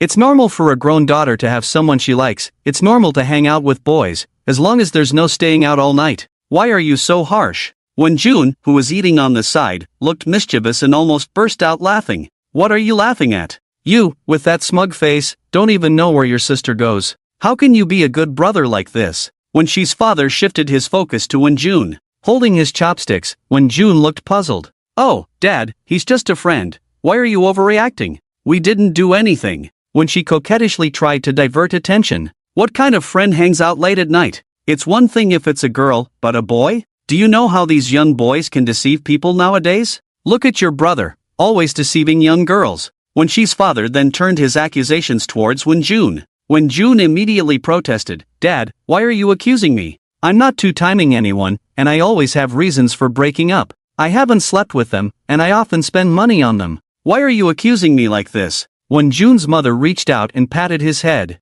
Don't talk nonsense, your sister is right here. Feeling unjustly hit for no reason, when June felt like this family didn't really need him. Alright, Dad, don't blame my brother. He's the one who saved me last time. He just arrived in Anqing today, and I'm just showing him around. It's just a friendly meeting, stop assuming the worst about others. When she ended a bit upset. You mean that magic rat? He's in Anqing? When she's father frowned. Yes. When she nodded. Suddenly, when she's mother smiled, since he saved our daughter, let's not dwell on it. It's not a big deal. Our daughter is not foolish. Little she, see if you can invite him over sometime, so your father and I can thank him in person. Yes, find a time to invite him over, I want to meet him. When she's father suddenly became interested instead of angry. Dad, you change your mind so quickly. Stop talking, from now on, don't go out late at night without reporting to me. You can only go out after I approve, and you must be home before 8 p.m. Otherwise, I won't let you go out in the future. When she's father pretended to be serious. Blah blah blah, I'm not telling you, ban me if you can. Surprisingly, when she actually had this ability. Alright, now you dare to talk back to your father. When she's words amused her father, but he still pretended to be annoyed. Oh, Dad, I was just joking with you. How could I possibly be interested in someone else? There's a saying online that's popular, right? A woman protected by a tiger like me, how could she be interested in a cat? When she mimicked perfectly, and her father, who wasn't very internet savvy, smiled confidently at his daughter's words. That's right, a daughter protected by a tiger like me, how could she be interested in those silly boys? Put. When June, who was drinking soup on the side, almost spit it out. A few days later, Wu Chen's uncle arrived and moved in with them. Wu Chen handed them the keys, accompanied them around Anqing for a day, and informed them of the tasks to be carried out in the following week. Wu Jiangwo asked him to pay attention to safety, and then began to deal with Wu Wei's student status issue in the class. Speaking of which, Wu Wei has been pestering Wu Chen these days to take her to Awaken every day, saying that high school is not fun. Wu Chen's response was, "If uncle and aunt both agree, then I agree, otherwise I can't make decisions for you." Obviously, in the end, it was of no use, as Zhang Hua simply could not agree. Wu Wei could only lie at home playing with her phone in a gloomy mood, occasionally being supervised to read, saying it was for early preview. "Uncle, I have a mission these days, if you have anything, call me. Try not to be near the ancient palace recently, there may be danger." That day, Wu Chen said to Wu Jiangwo in the early morning. Wu Jiangwo nodded, then said, "Understood, you also pay attention to safety. While the mission is important, protecting yourself is the priority." Wu Chen nodded, then pushed open the door and left. The day had not fully dawned, and the breakfast shop had already risen with a slight white mist, filled with warmth. Wu Chen bought some food and headed towards the ancient palace. He took out his phone and sent a message to Inhu. "Wu Chen, are there any specific things to pay attention to for this mission?" After a while, Inhu replied. "Inhu, there's nothing specific to pay attention to. This time, you have great authority, which is also a test of your achievements over the past decades. In these 7 days, you must eliminate all small fries and let the world know that the Dragon Zodiac organization is not only powerful with the leader. The most important thing is that there is an extremely important person in the place you are guarding. In these days, you must prevent any suspicious individuals from approaching that area." Wu Chen understood. Wu Chen walked step by step towards the front. More and more people were starting to work around. Everyone was either buying breakfast or making phone calls, busy with their own affairs. Wu Chen followed the crowd, and his pupils slowly turned crimson. He also had a black rat mask in his hand. Slowly, no one noticed that a thin teenager disappeared in the street, like the mouse on the street, hiding in the dark drain. Many tourists came to the ancient city, excitedly looking at the buildings inside, occasionally taking out their phones to take pictures. Suddenly, a child's eyes lit up with excitement. "Mom, look, Superman!" The child pointed to the roof. The family was stunned, then looked in the direction the child was pointing, but there was no one there. "Ha, there is no Superman in the world." The adults mercilessly shattered the child's dream, but Wu Chen had already appeared elsewhere. At this moment, he was a bit helpless, perhaps because the rat mask was too realistic. He was surrounded by several cats. The cat's eyes were full of curiosity. It seemed to say, "What a big rat." Wu Chen didn't drive them away, but found a place to sit down and took out the meat from the steamed bun. "Eat." These cats were not too hungry. After all, there was a considerable flow of people here, and there were even people who regularly fed them. However, cats as creatures had more interest in playing than eating. Speaking of which, the size of these cats was slightly larger than ordinary cats, and they looked more elegant, as if something had changed. Soon, perhaps because there was a big cat here, suddenly a group of small kitten cubs ran out from somewhere. They surrounded Wu Chen, meowing, and occasionally raising their paws to pounce on Wu Chen. Unfortunately, their strength was too weak, and their pounces only caught Wu Chen's clothes.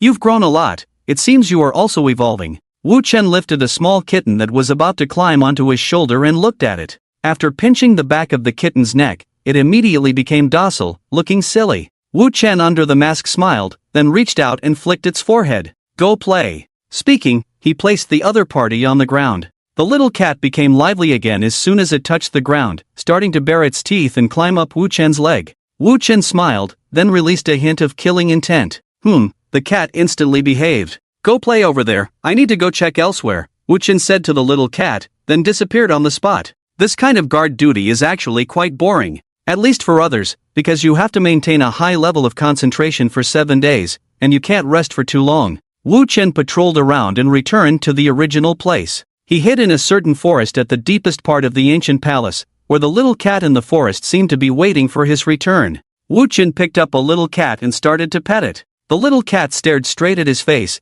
as if ready to pounce and bite the metal mask in the next moment. "Meow." The little cat pounced directly towards Wu Chen's mask, but Wu Chen quickly caught its nape. "You lose, get punished," Wu Chen said, then used a finger flick technique, and the cat instinctively covered its head with its paws, looking extremely cute. While there was nothing going on, Wu Chen took a look at his phone and found that when she had sent him a few messages. The earlier ones were morning greetings and such, while the latest one was a picture. The picture showed a sumptuous meal, accompanied by a message. "What did you have for lunch? Did it make you drool?" No, just had rice. After replying to each message one by one, Wu Chen continued to sit and watch the little cats fight in the same place. After a while, Wu Chen stood up and planned to go outside for another patrol. By this time, it was already noon. The temperature was slowly rising, and the scorching sun mercilessly shone on everyone, but some clever people opened umbrellas. Wu Chen stood on a vantage point, overlooking everyone below. Gradually, he noticed a problem. Among this group of people were evolvers.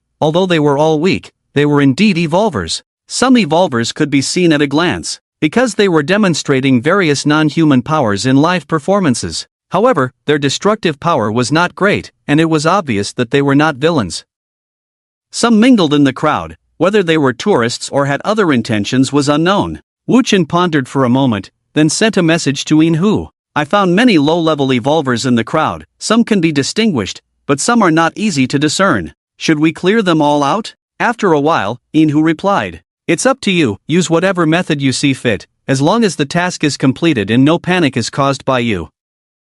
Upon seeing this message, Wu Chen made his own plan. Soon after, a red-haired masked figure appeared in the crowd. The mouse mask paired with crimson pupils looked extremely terrifying. Wu Chen wandered in the sight of the evolvers hidden in the crowd. He occasionally appeared in a corner emitting a hint of killing intent, causing ordinary people to feel a slight chill in the air, while low-level evolvers instantly felt their hair stand on end. They looked around and saw a masked figure with a mouse head not far away, looking extremely terrifying. Thinking of some legends of the ancient palace, they became even more panicked and quickly left. After all, they all had access to non-human powers, so the appearance of non-human creatures was not impossible. If a mouse-headed person suddenly appeared staring at you for no reason, anyone would panic. Throughout the day, Wu Chen expelled all the evolvers hidden in the crowd. There was no choice. In special times, Wu Chen had to eliminate all risks. At night, Wu Chen sat in the ancient palace, watching a circle of small cats, occasionally throwing out a piece of dried fish. The fish was bought on the way. After all, these 7 days were only accompanied by this group of little cats.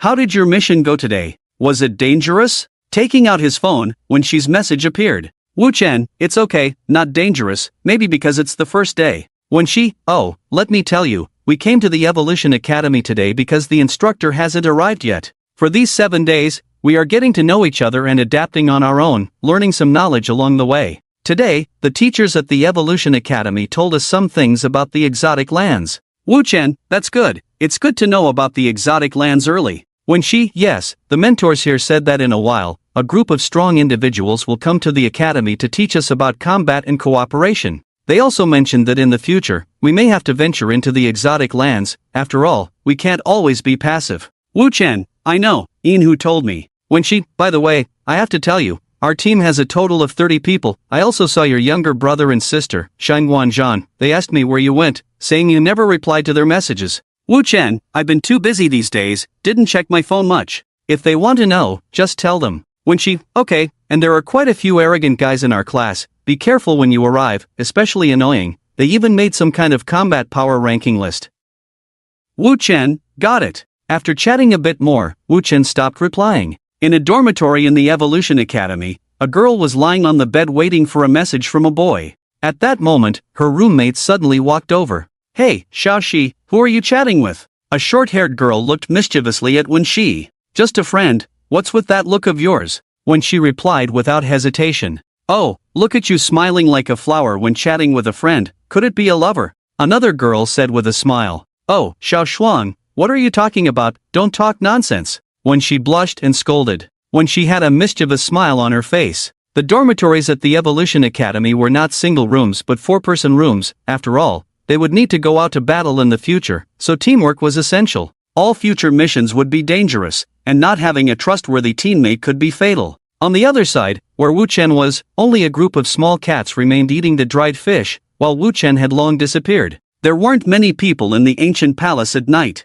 In a building near the palace, a group of people in white coats were researching something. Outside their building, a green lizard was sticking out its tongue and watching. Its pupils moved in its eye sockets, revealing a human-like joy. Found it. The lizard spoke in a human voice, a man's voice. Found what? Suddenly, a cold voice rang out, and the lizard seemed to sense something, leaping away. Swish! A half-meter-high blade aura passed through where the lizard had just been, and Wu Chen's figure appeared there. With crimson pupils, he looked at the small lizard in front of him, raising his right hand with the executioner's blade. blocking the entrance of the building. This building was not only where Ouyang Boda conducted research, but also a symbolic building of the Dragon Nation, where many important figures usually held meetings. Although there weren't many people inside now, anyone inside was the backbone of the Dragon Nation, and there could be no room for error. Thinking of this, Wu Chen looked at the lizard with even more intense killing intent. "Oh, a guy with such a strong killing intent, state your name." The lizard, seeing Wu Chen not afraid, spoke in a playful tone.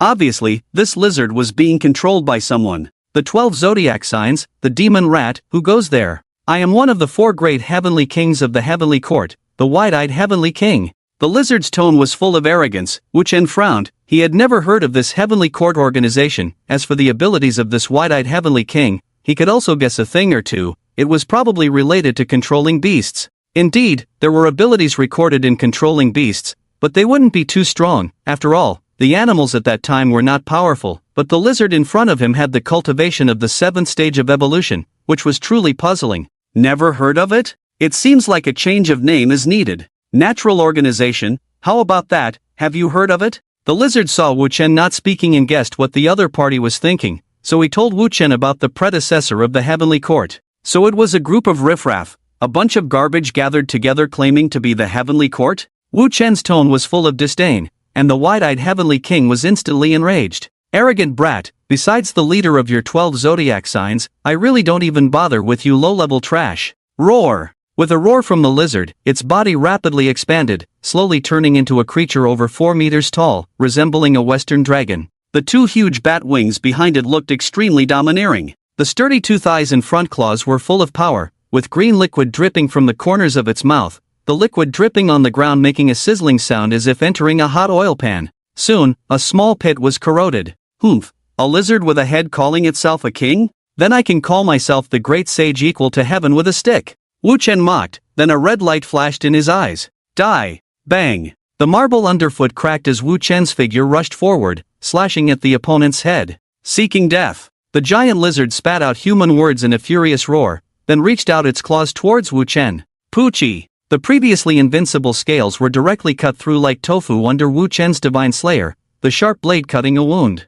In pain, the lizard also realized something was wrong, quickly spitting out a large puddle of venom towards a nearby building. It was smart, knowing that attacking Wu Chen would be ineffective, so it chose to attack the nearby structure. Poof! Wu Chen snorted coldly, pulled out the divine slayer and chased after the venom. A large puddle of venom capable of melting flesh was dispersed by Wu Chen's slash, then a demonic flame rose, evaporating it completely. Looking back at where the lizard had been, it had already disappeared, leaving only a pool of red blood on the blue stone slab. At this moment, in a certain hotel, 4 men were looking grim, one of them looking at the lizard's wound in his hand with heartache. "I didn't expect the 12 zodiac signs to leave such a despicable little rat in the ancient city."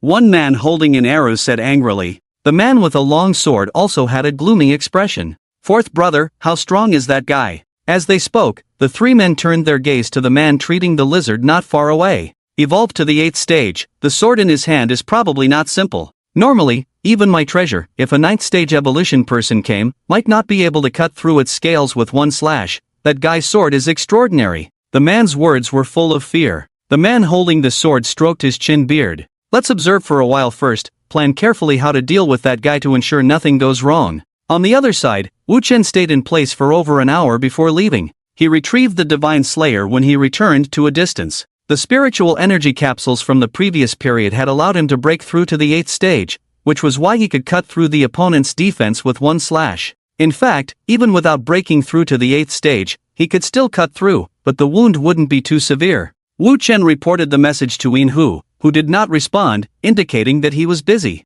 Wu Chen suddenly had an idea while watching a cat biting his pants leg. "Can you understand what I'm saying?" Wu Chen squatted down and asked the group of cats. As Wu Chen squatted down, the cats obediently sat on the ground and nodded together. This scene would be quite eerie to an outsider. A red-eyed rat-headed man was having a conversation with a group of cats. "Can you help me out? I'll buy you lots of fish snacks." Wu Chen tempted the group of cats with fish snacks. Meow. The cats all nodded in unison. So obedient. Wu Chen's face under the mask revealed a smile. He actually liked small animals because they wouldn't argue with him or criticize him. Even if they did, he wouldn't understand. Wu Chen said to the cats, "You are familiar with this place, Can you call more small animals to help me check if there will be any scary people around here, like me? If they appear, you can notify me. Wu Chen planned to take the initiative, as his perception range was limited, and moving at full speed would consume too much spiritual energy. He was not sure how many people were on the other side, but there shouldn't be too many. Meow. The cats all meowed in unison, and although Wu Chen couldn't understand, he could grasp some meaning. One of the cats opened its mouth and then pointed to its mouth with its paw. Do you want to eat now? Let me go find some. Understanding the meaning, Wu Chen went to a 24-hour convenience store and packed all kinds of fish snacks and ham sausages. After unpacking the bags, he placed everything in the domain ring and headed back the same way. Upon returning, he distributed the food to them all. After eating, the cats rested for a while before going out. After evolving, these cats raised by humans were indeed very sensible. Wu Chen smiled slightly and found a place to sit down. The next day, there were fewer people around, but because it was a holiday, there were still many people. Wu Chen roamed in the corners, moving stealthily and swiftly like a mouse. There were still evolvers today, all low-level evolvers, and Wu Chen drove them away as usual. Yesterday's events had made him more vigilant. There were no dangers throughout the day. At night, the lizard from yesterday did not appear, and Wu Chen felt that the other party might be plotting something. At that moment, he opened his phone and saw a message from Inhu, in addition to one from Wenxi. Inhu's message read, "We are very busy here. I have transferred the authority to you. If something happens, I will take full responsibility. Anyone who dares to cause trouble, kill them." Wu Chen's eyes turned colder upon reading this message. Meanwhile, members of the Heavenly Court organization were currently in a family's home. They looked at a man full of anger and despair and said, "So, do you agree to this matter or not? As an evolver, you should understand the gap between us, right? Agree, and we'll leave. Disagree, and your wife and child will suffer today." The man, looking at his terrified wife and child, eventually agreed to the conditions. "Smart move. We have poisoned your wife and child. Behave, and we will give them the antidote. Misbehave, and they will die from poisoning in a few days. Of course, you can also report us to the Zodiac organization, but then your wife and child will die now." After speaking, the four people left his home.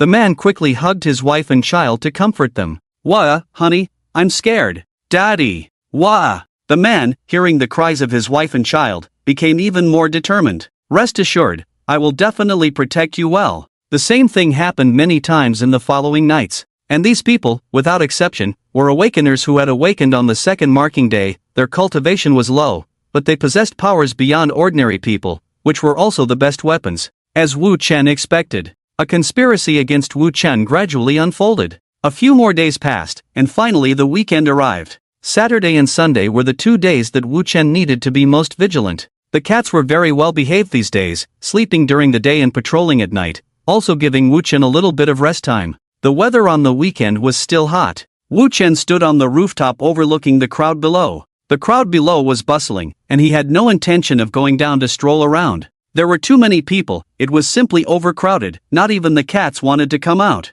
Wu Chen had to admire the perseverance of these people. There were so many people, and the weather was so hot, yet they still came to visit the scenic area. There were still awakeners around, but Wu Chen had no intention of going down to drive them away. There were too many people this time, so he opted for a more direct and simple method. Holding the executioner god in his hand, he looked down at the awakeners below, while the corner of his eye watched the area near the laboratory on the right. As long as someone had the intention to make a move, his executioner god would appear above their head the next second. Wu Chen stood at the highest point like a grim reaper, holding a long knife in his hand, his crimson pupils staring at the dense crowd below. Because Wu Chen had his back to the sun, no one would stare up at him in this super hot weather. Time passed slowly, and night gradually arrived. The whole day was calm, as if the people from the heavenly court who had come before had all disappeared on this day. But Wu Chen was clear that these guys were definitely plotting something. After the sun set at the end of a day's work, the moon did not appear in the sky.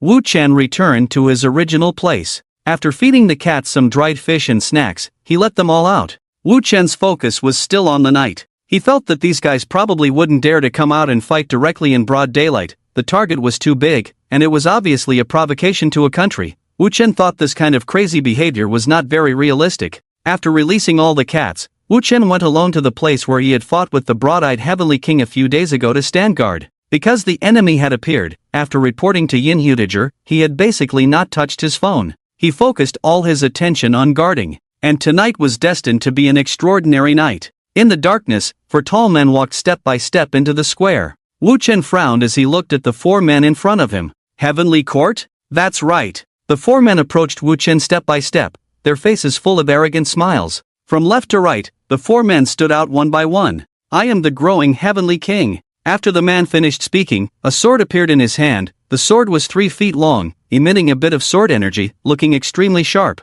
The holding country Heavenly King. The second man sat down holding an arrow, as if he could play a tune at any time. The knowledgeable Heavenly King. The third man walked out holding a pagoda. The pagoda shimmered with golden light, looking extremely sturdy. Kid, you should know me. I am the broad-eyed Heavenly King from a few days ago. Today you must die. The man holding the lizard looked at Wu Chen angrily, and with his lizard transforming into a venomous dragon again, the other 3 men also burst out with strong momentum. Wu Chen looked at these so-called 4 Heavenly Kings, his crimson pupils filled with disdain. What a bunch of fake Heavenly Kings, and the Heavenly Court, take this. After Wu Chen finished speaking, the executioner god in his hand flashed red again. 7 cuts of the demon blade, dismemberment. Familiar knife energy erupted once again, rushing towards the 4 people ahead. Well done, golden pagoda technique. Clang! The pagoda in the hands of the Heavenly King began to enlarge, rising dozens of meters high to protect the 4 people, but he was only at the 7th level of cultivation.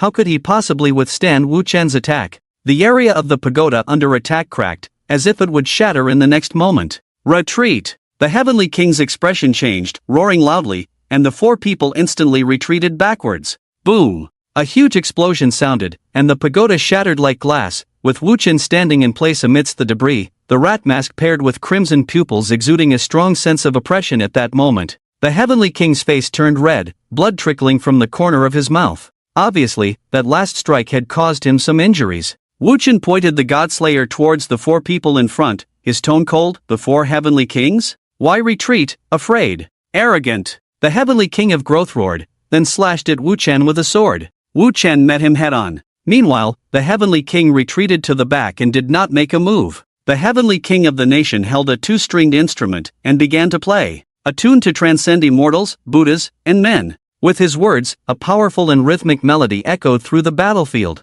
At the moment the music started, Wu Chen also felt a sense of irritation, his killing intent unconsciously surging. The Heavenly King of Growth also swung his sword at him. Clang! The Godslayer clashed with the opponent's long sword, the sound of metal colliding, sparks flying. Under the mask, Wu Chen furrowed his brow. The opponent's strength felt off, completely unlike the power that a 7th-level evolution could unleash. It's the music's fault. Wu Chen instantly thought of the guy playing the 2-stringed instrument, his eyes locking onto him with killing intent. Get lost! A slash forced the opponent back, and Wu Chen instantly moved towards the Heavenly King of the nation. Sizzle! At this moment, a large puddle of venom appeared in front of Wu Chen like a waterfall, its foul smell making him extremely uncomfortable. The venom splattered on the ground, corroding the blue stone slabs. Kid, today you will rest under the combined force of our 4 Heavenly Kings. In the underworld, I will play a tune for you. Seeing Wu Chen halted by the Heavenly King of the nation, who then distanced himself again, speaking with great satisfaction,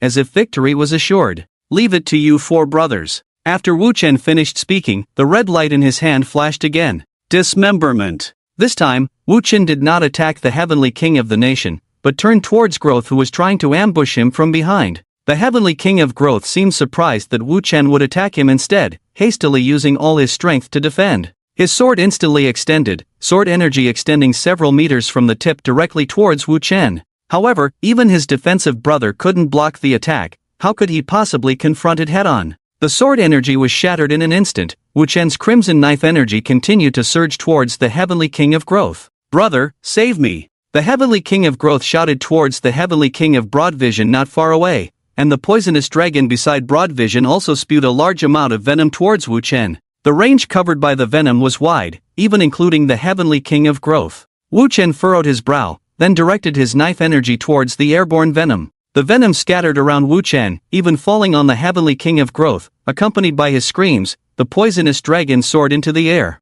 The Heavenly King of Growth leaped with all his might onto the head of the poisonous dragon. Looking around, all the people from the Heavenly Court on the square had left. Wu Chen furrowed his brow, his eyes filled with puzzlement. What are these guys plotting? Wu Chen felt a third of his spiritual energy missing from his body. He could sense the killing intent of the 4 people, but it wasn't strong, as if they weren't here to fight, but to test Wu Chen. It was even possible that they wanted to wear down Wu Chen. For a moment, Wu Chen felt a slight sense of unease. The coordination of these 4 people was extremely tacit, as if everything was planned. They fought with Wu Chen and then retreated. There was no hesitation in their retreat, it was very decisive, and Wu Chen didn't dare to follow hastily. He wasn't sure what these 4 people were up to, and if he ran around recklessly, it could lead to a failure of his mission if they were ambushed here. Wu Chen looked around at the bluestone slabs with some helplessness. Every battle would inevitably cause some destruction. The domain ring required spatial nodes to create and pull the opponent into it. In a place where the space was intact, the domain ring couldn't be used, and the domain couldn't be opened. Helplessly shaking his head, Wu Chen had no choice. On the other side, the 4 great kings who had already escaped arrived at a household. The person they chose was also an evolver, but one who had just awakened. Without a word, they directly killed him. After the kill, the expression on the face of the Growth King improved slightly. Killing an evolver could plunder the spiritual energy inside the opponent's body. For low-level evolvers like this, it might not be of much help in cultivation, but the extra spiritual energy could still be used to heal injuries. The venom on the Growth King's body had already been neutralized by the poison lizard. After all, it was his venom, so he definitely knew how to deal with it. This Chinese zodiac is very powerful. I originally wanted to wear him down and test his strength, but almost fell into his hands, the Growth King said with lingering fear. The others nodded in agreement. Indeed, the strength of this demon rat is truly terrifying, especially the aura of killing intent, which is chilling. But from his voice, he seems young. So, tomorrow's plan will probably succeed. I also noticed that this guy is young. He probably won't be able to handle the situation tomorrow. When the time comes, big brother, you go and capture Ouyang Botu.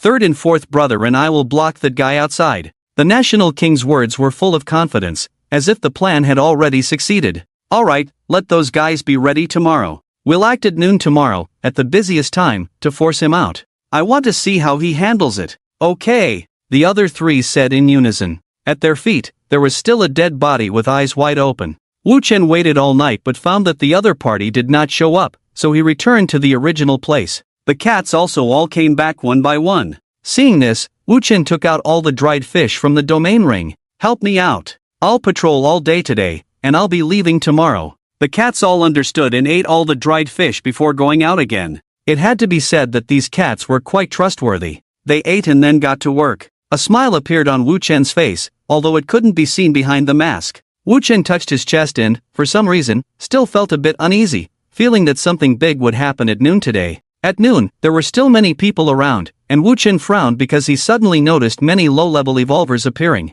Suddenly, with a scream, dozens of low-level evolvers displayed their abilities. Some held flames, while others used some low-level abilities that had not been recorded to grab people in front of them and then grabbed their necks. Don't move, where's the demon rat? Bring out the demon rat! Accompanied by angry shouts, the square erupted into chaos. Countless people started running around, screaming, and some even fell to the ground and were trampled. The hostages were initially confused, but soon turned to fear, their bodies trembling. This group of evolutionists is holding ordinary people hostage, shouting Wu Chen's code name. Let the demon rat come out. Yes, the demon rat better come out, or I'll kill them. Roars echoed, and Wu Chen frowned on top of the high-rise building. Everyone, stop. Wu Chen roared with psychic energy, his voice spreading far and wide, and everyone looked up. Above, a slender figure with a rat head stood there, holding a long knife. I am one of the 12 zodiac signs of the Zodiac Organization, codenamed the Demon Rat. What do you want? Do you know what you are doing now?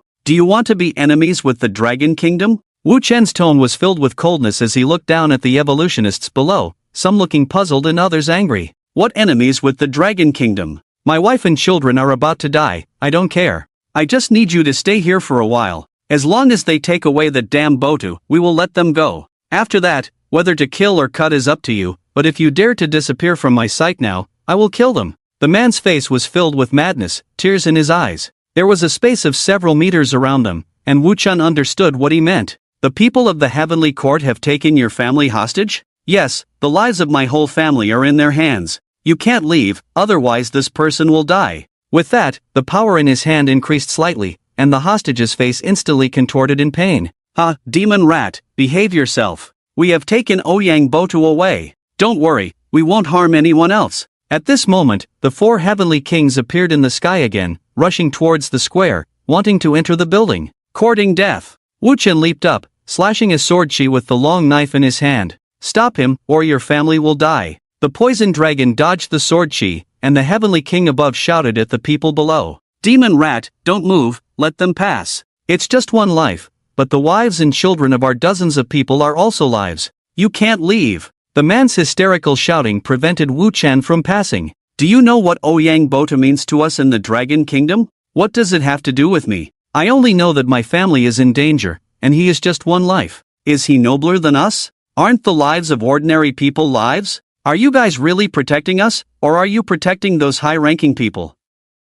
Is it all a lie to protect the lives of ordinary people? Isn't the Dragon Kingdom supposed to protect ordinary people from harm by evolutionists?" As soon as these words were spoken, tens of thousands of people present turned their eyes to Wu Chen. Wu Chen's pupils contracted. He didn't expect the other party to say such things, and his next answer might involve not just one person's fate. "Is your zodiac organization just a group of people who protect whoever benefits them?" After the man's grim words, the whole scene fell silent. Wu Chen looked at the man in front of him and then at the people from the heavenly court about to enter the building behind him. He said coldly, "I know, no matter what I say, you won't accept it, because now it's your family facing danger, and you may think I can't empathize with you. So I won't say anything. I just want to tell you that I am one of the 12 zodiac signs of the former Chuanshu, codenamed the Demon Rat. So what? Today, as long as you dare to leave, I will kill them. Are your organizations disregarding human life? Today it's me, tomorrow it could be any other ordinary person here." After the man finished speaking, the people around him also looked at Wu Chen with strange eyes. That's how people are. When there is no danger, they can empathize in various ways. The Sichuan 12 zodiac signs, now only the Demon Rat remains, all others have perished. "I know what you want to say, but there is something I must tell you." Wu Chen turned around and leaped up. "When you threaten me for your family, have you ever thought, without the Dragon Kingdom, where would your so-called family be? Would you know how many people like your family would be threatened if Ouyang Bota fell into the hands of the enemy? How many would die? I cannot empathize with you, but this time my only mission is to protect Ouyang Bota." After Wu Chen finished speaking, his figure disappeared on the spot, leaving the crowd stunned. The man, initially confused by Wu Chen's disappearance, soon went berserk. The power in his hands became more terrifying, and he roared towards the direction where Wu Chen was, trying to stop him. "If they die, you will also die here, mark my words." Wu Chen's tone was full of killing intent, making the man holding the hostage feel a chill in his heart. Unconsciously, the power in their hands weakened, fear once again visible in their eyes. There was no way. Humans will always fear the passing of life and the threat of the strong. And Wu Chen seemed to be verifying his own killing power, as a sword aura over 4 meters high slashed towards the Heavenly Court Organization building. Dismember. The crimson sword aura with dark red flames left a mark in the sky, shocking everyone with this inhuman power, and of course, fear in their eyes. Those who threatened Wu Chen were also stunned by the sword aura. Meow. Suddenly, meowing sounds rang out, accompanied by a sharp pain in the hands of the evolutionists, causing them to instantly release their grip on the hostage's neck. The hostages took the opportunity to escape, their strong survival instinct driving them into the crowd. Soon, cats emerged from somewhere, their fur bristling, baring their teeth at the evolutionists. Where did these cats come from? Some were surprised by the appearance of the cats, while others seemed to realize something and retreated. After all, these guys would surely capture more people if they lost their hostages, and if caught, it would be a death sentence. You beasts, go to hell. Extreme despair bred extreme cruelty in some. A man rushed forward, throwing a punch at the cats. The cats were also fast, scattering away and using their sharp claws to scratch at the man's body. On the other side, Wu Chen blocked the poison dragon and the 4 heavenly kings outside the door with his sword aura. In the terrifying flames, Wu Chen stepped out step by step. "Kid, don't you care about the lives of those ordinary people anymore?" The growing Heaven King shouted sternly. Wu Chen's tone was full of chilling killing intent. "In my position, doing my duty, my mission is to protect Ouyang Bota and defend the entire Dragon Kingdom. And you will become the souls under my blade. Then let's fight." The growing Heaven King roared, extending sword energy from his long sword, directly slashing towards Wu Chen. The other heavenly kings also displayed their ultimate skills. For a moment, on the battlefield, the sound of an arrow rang out, and the poison dragon joined the battle, spewing poison towards Wu Chen. Ha! The demonic flames rose like a fountain, evaporating the venom in an instant. Wu Chen shattered the sword energy with a single slash, then turned towards the holding country king in the distance. Dismember. This time, Wu Chen turned into a sword aura, charging towards the holding country king. Block it for me. The broad vision king tried his best to block the sword, but this time the sword aura was unstoppable, directly shattering the pagoda as if cutting tofu. At that moment, the broad-vision king spat out a mouthful of blood, his eyes filled with disbelief. How is this possible? Why do you think I used all my strength yesterday? Wu Chen's voice was full of sarcasm as his blade slashed towards Holdguay in the blink of an eye. Poochie! With a spurt of blood, the heavenly king of Holdguay looked in pain at his right hand not far away, let out a miserable cry, and then fainted. Second brother, second brother. The tone of the other three was full of worry and shock, but Wu Chen's figure had already disappeared from the spot. Where are you looking? You! The heavenly king of Duoan heard the cold voice and his pupils dilated instantly, his body hair standing on end. Big! Before the heavenly king of Duoan could finish his words, his head had already flown high, his eyes wide open, filled with fear and regret. Little brother! Accompanied by the heart-wrenching screams of the remaining two, Wu Chen gathered his spiritual power again. Don't make noise, I'll send you all off together. 7 cuts of the demon blade, dismemberment. The red spiritual power was still gathering, and the executioner in his hand seemed to be excited by the blood it had touched, the blade trembling slightly. Kid, let's wait and see, we'll settle this score later. The growing king saw Wu Chen effortlessly kill 2 people, knowing that he and Guangmu were no match at all. A white ring appeared on his wrist, and not far away, the 3 injured and dead also had the same ring on their hands. With a twist in space, the 4 of them disappeared instantly from the spot. And Wu Chen, seeing this scene, also retracted his spiritual power, his brows furrowed tightly. Domain ring? There was only a head and a green lizard left on the field, but the lizard was already dead. The 4 of them disappeared into thin air without a trace, not even a trace left. This time, the 4 of them were crushed because they were not clear about the strength of the enemy and us, of course, also because this guy Wu Chen was too powerful. And at this moment, in the building behind Wu Chen, a group of researchers in white coats were recording something. The large screen in front of them displayed the scene outside. The 4 heavenly kings, innate evolutionists, supernatural types, control objects, normal strength. The researcher's tone was very low, and after he finished speaking, a white-haired young man beside him also spoke. How is the data on the Demon Blade? Sequence 004, Demon Blade, acquired evolutionist, said to contain a demonic soul inside the blade, cultivation at the 8th stage of evolution, but the eruptive power is enough to compete with a new 9th stage but unstable expert. According to the analysis of the Chuanshu battle, after the demonic soul possession, it has the strength to kill all ordinary evolutionists below the shedding realm, but it will consume the flesh and blood in the body, seriously endangering life. Well, let's continue the research. It seems there is no danger outside.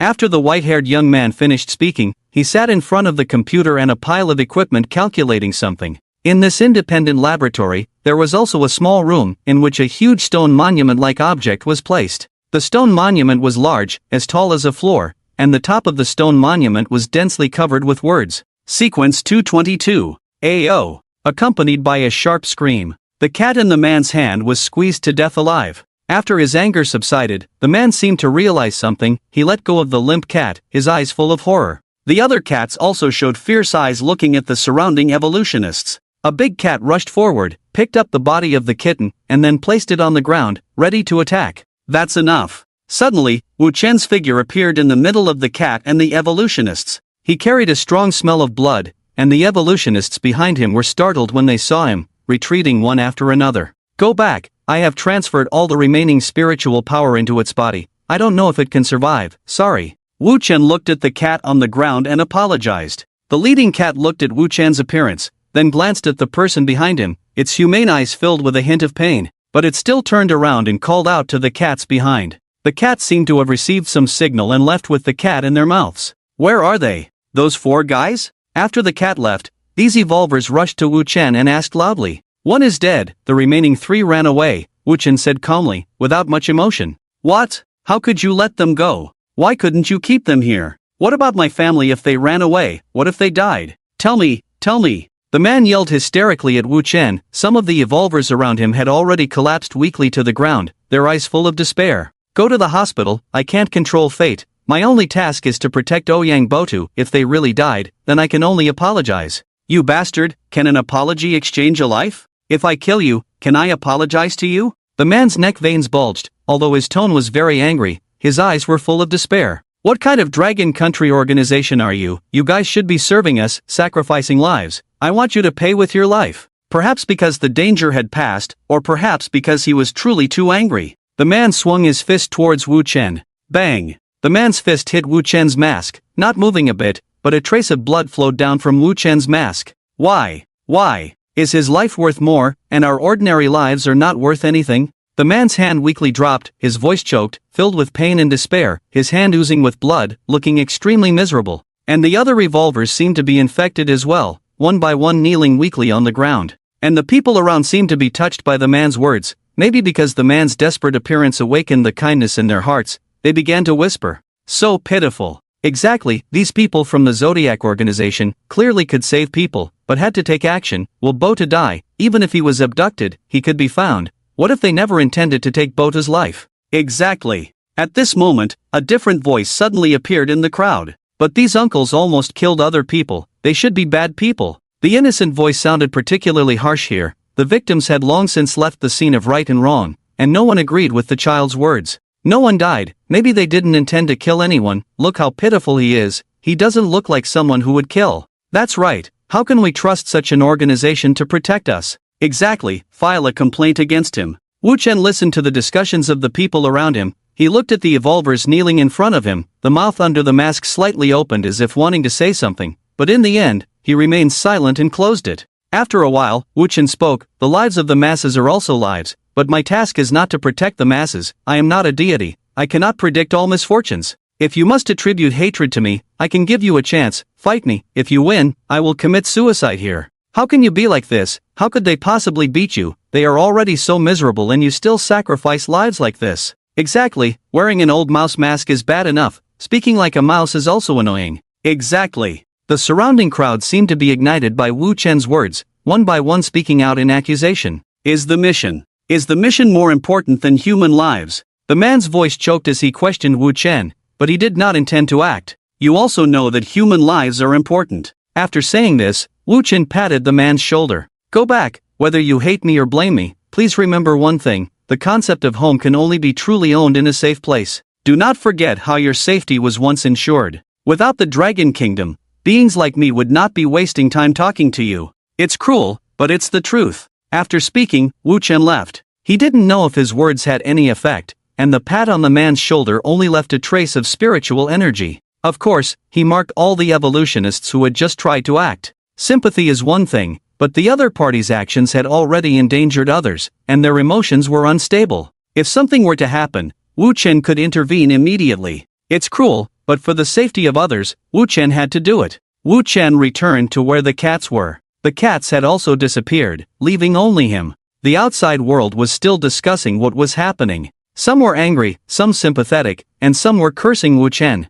Wu Chen remained emotionally unaffected. He didn't feel wronged or sad. He knew very well that what the world needed was not the truth, but suffering. Suffering was the only way for humans to empathize. Happiness was the first step to becoming a villain in the eyes of others. As for doubting whether he was right, Wu Chen had never doubted the path he had chosen. For him, protecting the Dragon Kingdom was the right thing to do. From the moment he joined, he understood that society could be dark, unfair, and anger-inducing. But please remember, only in a safe enough situation can humans contemplate these things. Humans have good and bad sides, but please do not blame the country. Isn't it enough to enjoy peace in an era of unrest? Just as Wu Chen said, without the Dragon Kingdom, the strong would never bother talking to you. Without a country, where is home? And those evolutionists who returned home, watching their lively families, were also moved to tears. Did the four heavenly kings really poison them? Perhaps it didn't matter at all. Because they knew very well that as the strong, whether they poison or not, this group of people would accept their conditions. Was poisoning them just a trick? Of course not. If successful, these assisting evolutionists would be accomplices and most likely not survive. Their families would either suffer greatly or remarry. If failed, these people would still threaten the lives of others, and imprisonment was inevitable. Their families would still suffer. On the contrary, poisoning them might make these evolutionists become targets of certain weapons due to understandable reasons, creating more enemies. Now, without poisoning, all these people would end up in prison. Even if they didn't, their hatred towards them would be minimal, and they would not become enemies. Why? Those who could become enemies had already been eliminated long ago. And as the family embraced each other, the news on TV was also broadcasting something. Last night, a family of 4 was murdered, wiped out. Some people with courage resisted on the spot. After all, handing over their own and their family's fate to the bad guys was no different from making a deal with the Grim Reaper. People are always afraid of death, on one hand, resisting against the strong, but it's a certain death. On one hand, you can strike at the more innocent and weaker ones, but it may bring a glimmer of hope. How many people would choose the first option? On Wu Chen's side, the cats came out one by one, and one of the kittens caught Wu Chen's attention. As long as you're alive. Wu Chen smiled under the mask, then reached out to rub the kitten's head. The kitten enjoyed it, using its paws to rub Wu Chen's palm. The task needed to be carried out until Yinghu and the others returned, so Wu Chen had to stay until tomorrow. He could leave once Yinghu called him. He didn't go out to patrol with the cat in his arms. According to his calculations, there shouldn't be any more suspicious people appearing. Wu Chen took out his phone, which had many messages. Some were from Wen Shi, while others were from Wu Wei and Shangguan's siblings. Yinghu still hadn't replied to him, seeming very busy. Wen Shi's message was about daily life, with the last sentence saying, "Send me a message when you're free to let me know you're safe." Wu Chen replied to each message and then closed his phone. Time passed bit by bit, and the last day quietly slipped away.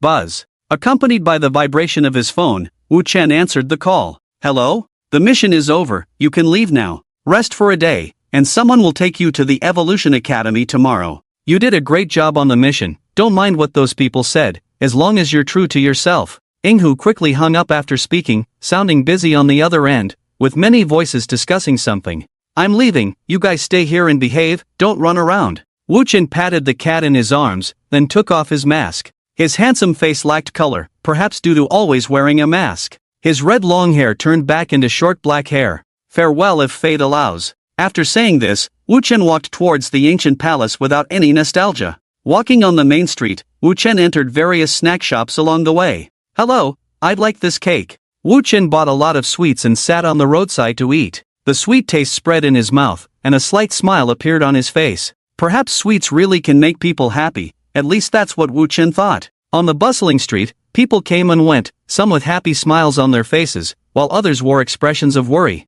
After finishing the sweets, Wu Chen stood up and walked back home. Despite his outstanding appearance, he didn't attract much attention, blending in with the crowd like an ordinary person.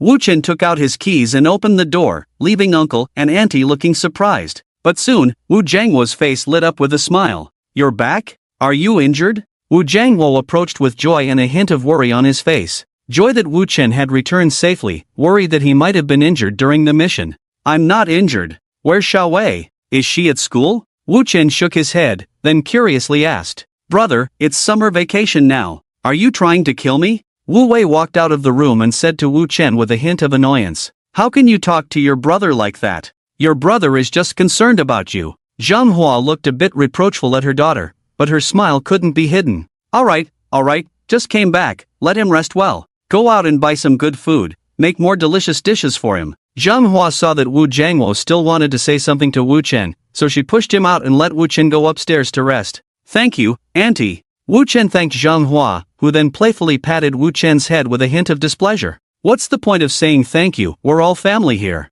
Go rest now, if you're hungry, call your sister to bring you something to eat." "Mom, how can you take credit for others' generosity? Even if something needs to be delivered, I can handle it. You make it sound like it's all because of you. Go study." Wu Wei's protest was mercilessly suppressed, and then Wu Chen smiled and went back upstairs. Once upstairs, he lay directly on the bed and closed his eyes. He hadn't really slept in the past 7 days, feeling a bit exhausted. A little rest would be good. After a while, Wu Jiangwo returned home with a bunch of groceries. "Where's Xiaoshang?" Wu Jiangwo asked curiously. Xiaoshang must be tired. Let him rest properly. We'll eat when he wakes up." Zhang Hua's voice was soft, and Wu Jiangwo, upon hearing it, glanced upstairs with a hint of pity in his eyes. "Ah, it's useless of me as the eldest uncle." Wu Jiangwo murmured softly. "It's not your fault. We are just ordinary people. Xiaosheng's extraordinary nature is what he deserves. He has his rewards, but the pressure will only increase. When you have time, talk to him.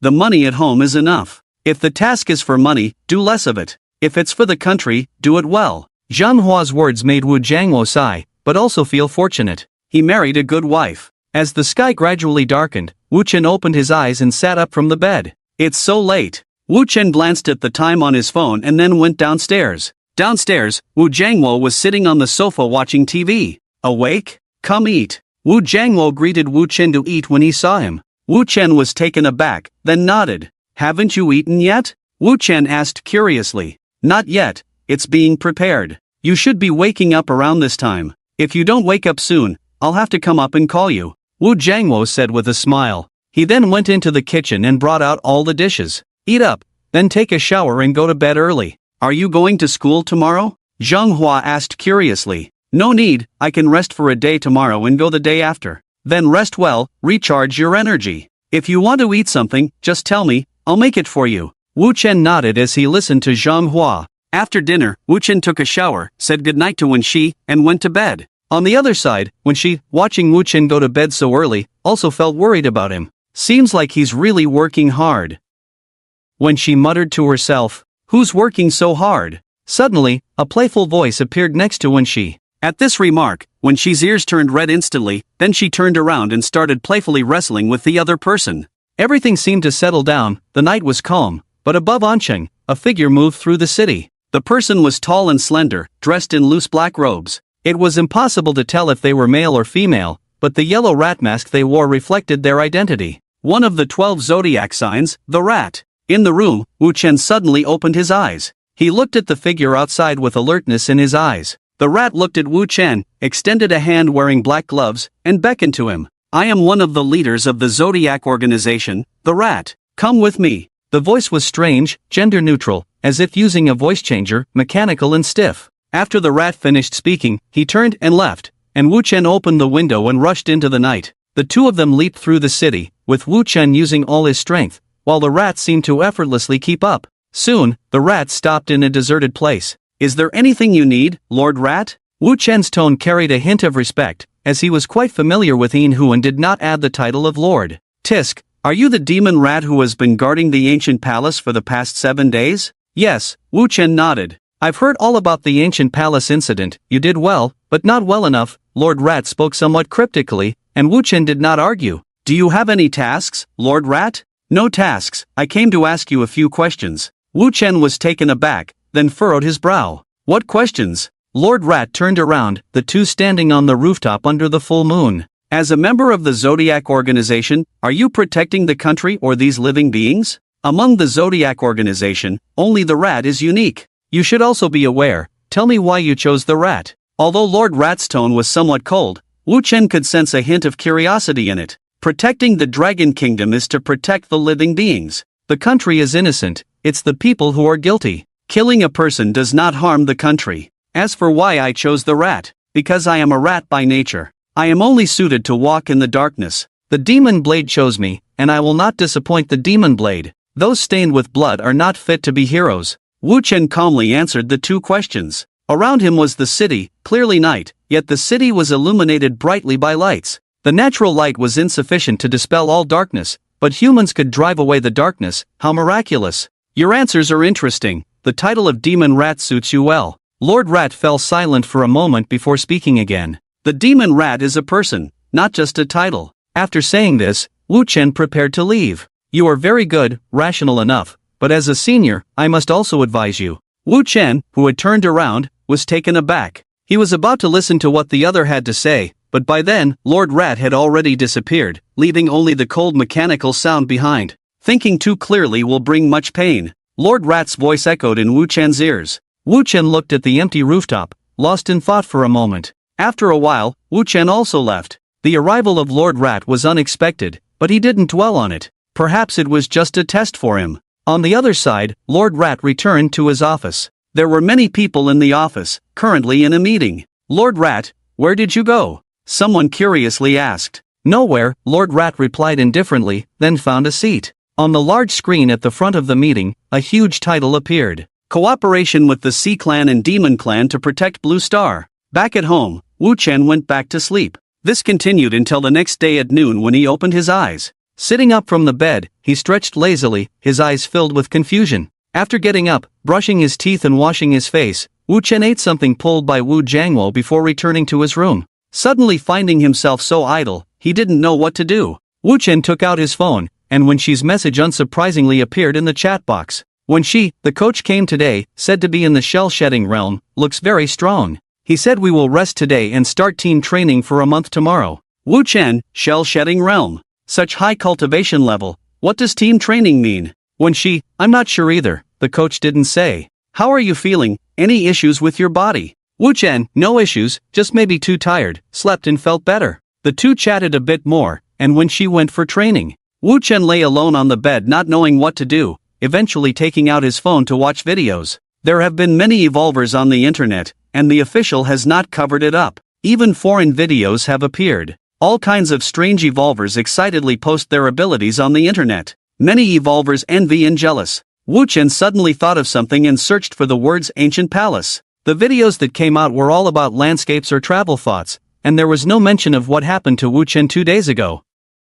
Wu Chen understood that someone above had intervened. And so, Wu Chen watched videos, feeling bored as time passed by, and a day passed like this. Eating, washing up, sleeping. The next day, Wu Chen was awakened by his phone ringing. He got up from bed, washed up, and bid farewell to Wu Jiangwo. Uncle, I'm going to school, call me if you need anything. Wu Jiangwo nodded and said, don't worry, your uncle and I are here at home, take care of yourself and don't get hurt. At this time, Wu Wei also ran out of the room. Big brother, come on, you must be fine, bring me back to play when you come back. Wu Wei reached out her hand to cheer Wu Chen. Wu Chen smiled, then rubbed her head. Behave at home, study well, and when big brother comes back, I'll bring you a gift. After that, Wu Chen walked out of the house. Outside, Inhu had been waiting for him downstairs. Let's go, I'll take you to the college, next time you'll go by yourself. Inhu said with a smile, then got on the car. Wu Chen also took out his motorcycle from the domain ring and followed him. The two of them rushed out of the neighborhood, while upstairs, Wu Jiangwo watched Wu Chen leave, his eyes full of worry. You must be fine. Wu Jiangwo silently blessed Wu Chen. Following Inhu, Wu Chen arrived at the entrance of a university after half an hour of riding. The Evolutionary Academy is here? Wu Chen frowned and asked, looking at the building in front that looked like a university. Of course, what did you expect? It's originally a place similar to a university, not that mysterious. Let's go, I'll take you to register. Inhu said, leading Wu Chen towards the school. Wu Chen also put away his motorcycle and followed behind Inhu. The young man will write a new chapter here. Inhu led Wu Chen into the school. After walking for more than 10 minutes and not seeing many people, Wu Chen frowned in confusion. Why are there so few people? It's not that there are few people, but if you're here, you actually won't have much time to play around, and everyone basically has to stay together to cultivate tacit understanding. After all, you will have to execute missions together in the future. I see. By the way, I want to ask you something. Inhu was surprised and turned to look at Wu Chen. Oh, it's rare for you to ask me a question. Go ahead. What is it? Wu Chen extended his right hand, and a white long knife appeared in his hand. I killed one of the 4 great heavenly kings of the heavenly court, and the ability and spiritual power I plundered from him are very weak, or not very weak, it's just that their spiritual power seems completely different from the ones I killed before. The abilities I inherited before would grow with my own abilities, but this time its strength is fixed at the 7th stage of evolution. Saying that, Wu Chen dispersed the white long knife in his hand. You see, that's because their strength is only at the 7th stage of evolution, which is what they cultivated themselves. Inhu smiled and said after hearing Wu Chen's words, what do you mean by cultivating themselves? Come to think of it, I don't think I've told you about it. The tiger smiled and explained, evolutionists are divided into congenital and acquired. We belong to the acquired, with psychic abilities since awakening, even like you, who have cultivation upon awakening. There is also the congenital, whose abilities are unique to them. They start from 0 upon awakening, that's where the 4 great kings come in. Wu Chen nodded as he listened. He probably understood that those like Shanhai whom he had defeated before were acquired evolutionists, inheriting the power of ancient people. Their power was actually much greater, but their bodies couldn't fully unleash that power. This was also why the 4 great kings showed no change after using their abilities. By the way, make friends in school. You are no longer part of the Zodiac organization, and you might find teammates here in the future, the tiger said, winking at Wu Chen. Don't be so disgusting, Wu Chen said expressionlessly. It took a strong mental fortitude to watch a nearly 40-year-old man making faces in front of him. Go over there. The principal is inside. Let him take you to your classroom. The tiger rolled his eyes and then dragged Wu Chen inside. Chen Long, someone brought him here. Remember to take him to the classroom. Inside, a middle-aged man was dealing with documents. He frowned at the sight of the tiger and said sternly, knock next time you come in. The tiger sat down nonchalantly, saying, we are all on the same side. Why so many rules? Hurry and take this kid to the classroom. Chen Long's gaze fell on Wu Chen, and his frown eased. Mo Shu? Wu Chen was taken aback, then nodded. Yes, indeed a talent. Let's go, I'll take you to your classroom. Chen Long's attitude towards Wu Chen improved significantly, perhaps because he had heard of Wu Chen's name early on, or maybe because Wu Chen was indeed very disciplined. Along the way, Wu Chen was amazed by the classrooms. The floors were fine, but the entrance to the classrooms was strange. Looking through the windows, it was pitch black inside. Curious, Wu Chen asked, "What's this?" Chen Long chuckled, "Ouyang Bota developed these virtual classrooms, similar to our territories. Inside is a space resembling a territory, suitable for your training and sparring." With that, he led Wu Chen to a classroom door. "By the way, your sequence is 004, right?" Chen Long suddenly asked. "Yes, Mo Dao. All your teammates are acquired evolutionists, a total of 30, quite proud individuals. In the future, your team will grow, and being at the forefront, you may encounter challenges. Be gentle in your actions." Wu Chen was surprised but nodded. "Don't worry, I know my limits." "Good, I have high hopes for you." Chen Long patted Wu Chen's shoulder and opened the door. Inside, a white vortex appeared before Wu Chen's eyes, and he walked straight in. "Everyone, gather." The moment he entered, Wu Chen heard a voice full of vigor, followed by several voices filled with joy. "Big brother? Wu Chen." Wu Chen first saw Wen Shi and Shangguan Xingrong standing at the front, along with several girls. Behind them was Shangguan Zhan, and of course, a few other notable individuals. The space around them was no different from a territory, just an open area with blue skies and white clouds, resembling a school playground. "Are you the new student today?" A middle-aged man in a black combat suit at the front asked Wu Chen with a serious expression. "Well, my name is Wu Chen, I came to report for some things today, sorry." The instructor nodded, satisfied with Wu Chen's attitude. He had heard of Wu Chen's deeds and had originally thought he was a proud guy, but now it seemed that Wu Chen was very courteous. "My name is Shi Long, you came at the right time. Today is the first training for your team. I need your team to show your expertise and then assign your tasks. It's good that you're here, there's someone waiting for you here for a long time." Upon hearing Shi Long's words, Wu Chen frowned and then looked at Wen Shi. When she saw Wu Chen looking at him, with a hint of helplessness on his face,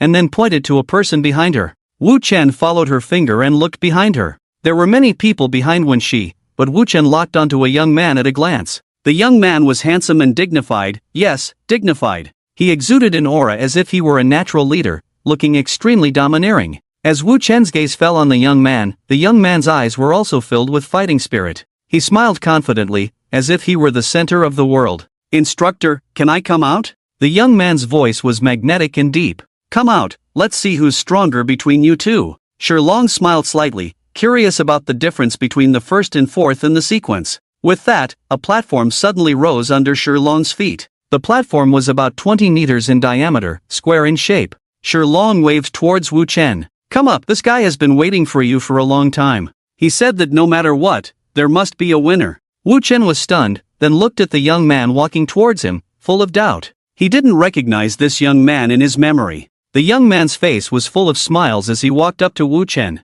"Hello, I know you may be confused, but because we will be comrades in the future, there must be someone giving orders. Many people have told me that you are stronger than me, but I don't agree." Wu Chen frowned, but did not refuse, because he knew what the other person said was true. In a team, there must be a leader, otherwise there would be problems with executing tasks if opinions clashed later on. "Okay." Wu Chen nodded, then walked up to the platform. The young man looked at Wu Chen and smiled. The two stood on the platform, and the people below watched with excitement. Wen Shi and Shangguan Xingrong had a hint of worry in their eyes. Because they had been here for a long time, they were very aware of the young man's abilities. "My name is Wu Chen, sequence 004, supernatural magic blade. If I were to develop in a certain direction." Wu Chen paused, then said, "Strong combat ability, calm mind." As he spoke, the god-slaying sword appeared in Wu Chen's right hand, his hair also began to turn red, and his crimson pupils were filled with killing intent.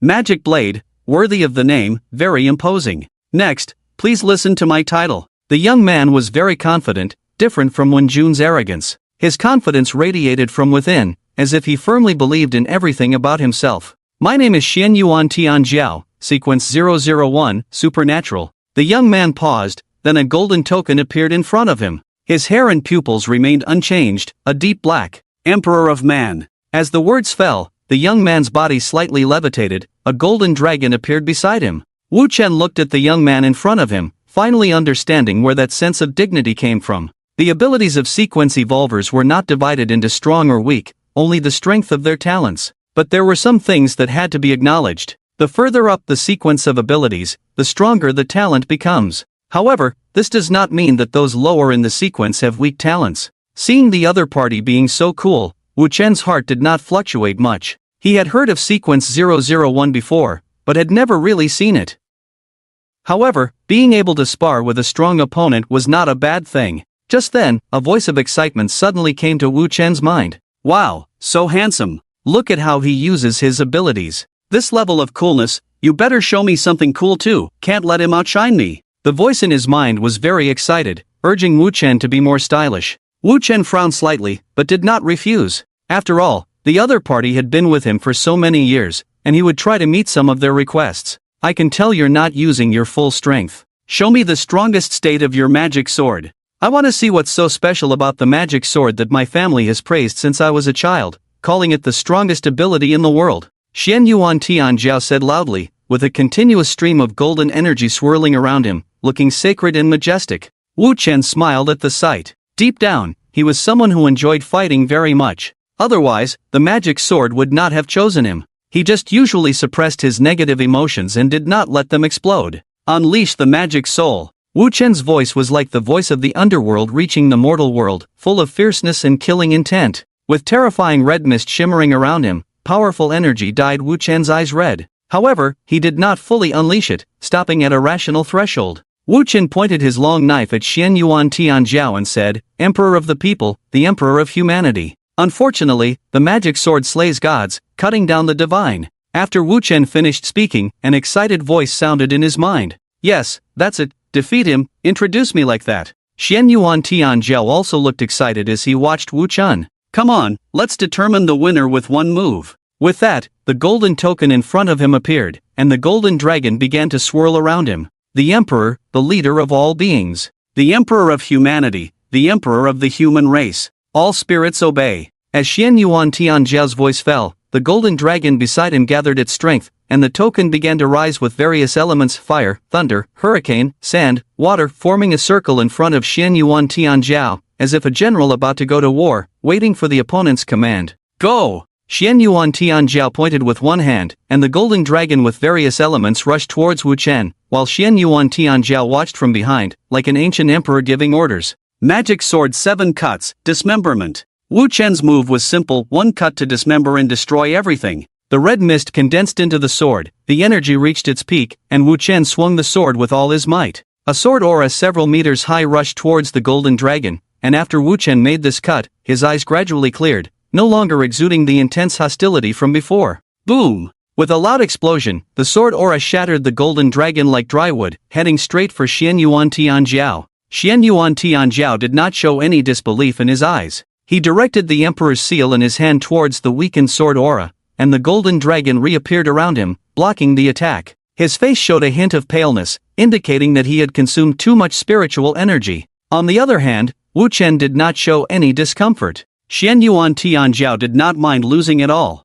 He smiled and said, "You win. From now on, your orders come first in this team. But if I surpass you in the future, I will take back the command." Xian Yuan Tianjiao finished speaking and walked off the stage very happily. Big brother Tianjiao, you lost to him like that? Some young people below were somewhat incredulous. So what if I lost? People can't always win. It's refreshing to lose. If there's a problem, just make changes. I'm just a person with extraordinary abilities, not a real emperor. I can't change the rules. The young man's face was full of freedom and confidence, as if losing was not a big deal for him, and besides, his strongest point was not his combat power. It was just the young man's pride that made him curious as to why Wu Chen could be called the strongest in terms of combat power. Now it seems that in terms of combat power alone, no one here is a match for Wu Chen. Being so strong at the same level, truly worthy of the name of the god of slaughter. Xian Yuan Tianjiao did not hesitate to praise and admire himself. At this time, Shi Long walked over. A touch of admiration appeared at the corner of his mouth.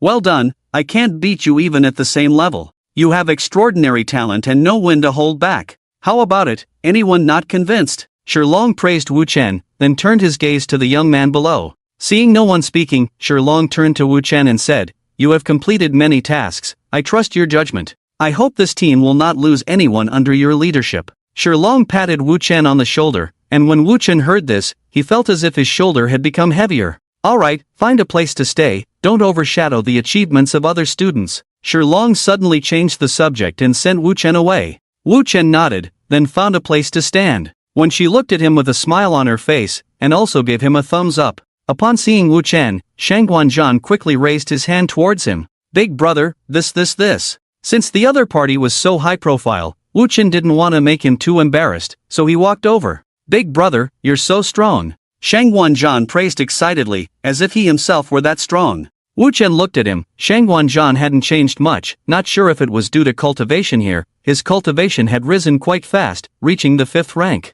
And the weakest person here had also reached the 5th rank. The strongest were Wu Chen and Xianyuan Tianjiao, both at the 8th rank. The rest were a group of 6th and 7th ranks. There were quite a few 5th ranks as well. Afterwards, everyone showed their extraordinary abilities. Shangguan Xingrong's main ability was the Heavenly Palace, where her recovery ability and defense were enhanced inside, and her followers could also receive protection when they entered. As for attack power, there wasn't much, it was more of a supportive ability. Of course, this didn't mean she couldn't fight, it's just that her talent leaned towards support, but her physical strength was not low. Shang Guanzhan's abilities were quite interesting. He was full of spells, but it depended a lot on the geographical location. The spells were stronger in certain locations, a very spiritual ability that required judgment and a calm mind. Wu Chen roughly understood the abilities of the others, all within the sequence, and they might all be revealed in future battles. Well done, you are all the pride of this generation. During this time, everyone should get to know each other,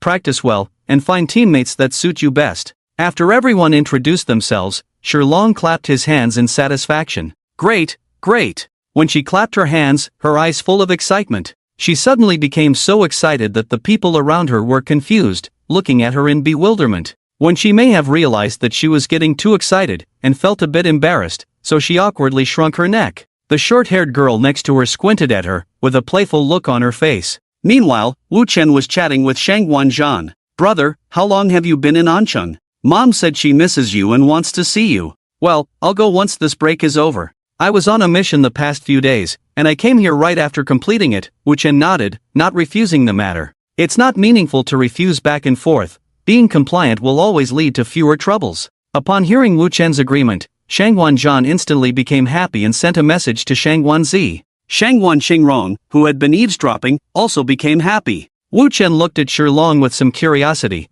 wondering what kind of training methods he had. After all, everyone present was quite talented individuals. As for you all, I don't actually have a so-called teaching plan because you will be going on a mission tomorrow. So today, all you need to do is to have a basic understanding. Starting tomorrow, I will take you all around the country and even abroad, and our first stop tomorrow will be the southern border of Nanjiang. Shilong's words stunned everyone, and excitement flashed in their eyes. Of course, they were not just excited, they had some dealings with exotic tribes to some extent, but always under the supervision of their elders, so they hadn't experienced much danger. People discussed and debated on who to team up with. Xiaoxi, let's team up, along with your big brother in Tianjiao. Wang Rong, who was also in the same class, said as he walked up to Wenxi. I don't want to. Wenxi bluntly rejected Wang Rong's invitation and then walked over to Wu Chen. Do you want to invite me too? I can be very useful. Wenxi said with a smile, a hint of pride in her words. Then let's team up, but the specifics will be decided on site because we are not very clear about each other's strength and abilities.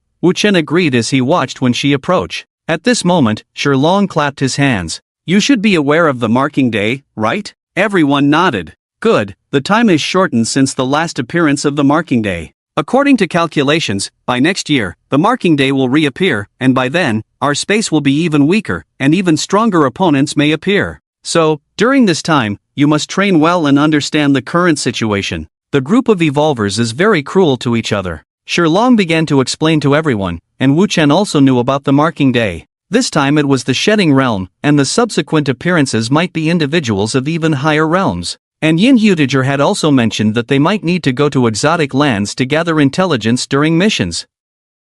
The higher-ups have already started planning to take the initiative. At this point, Shilong continued, remember, when encountering unfamiliar evolvers, your first thought in your mind should be to kill the other party, not to treat them as fellow beings. Shilong's tone gradually became serious, and the people involuntarily put away their smiles and listened attentively. Shilong talked about many things, allowing everyone to understand each other better. Finally, Shilong spoke again. Oh, there is one thing you must know. Because animals have also started to evolve, if you encounter a talking, powerful monster, you must not attack first unless they harm or eat people, understand?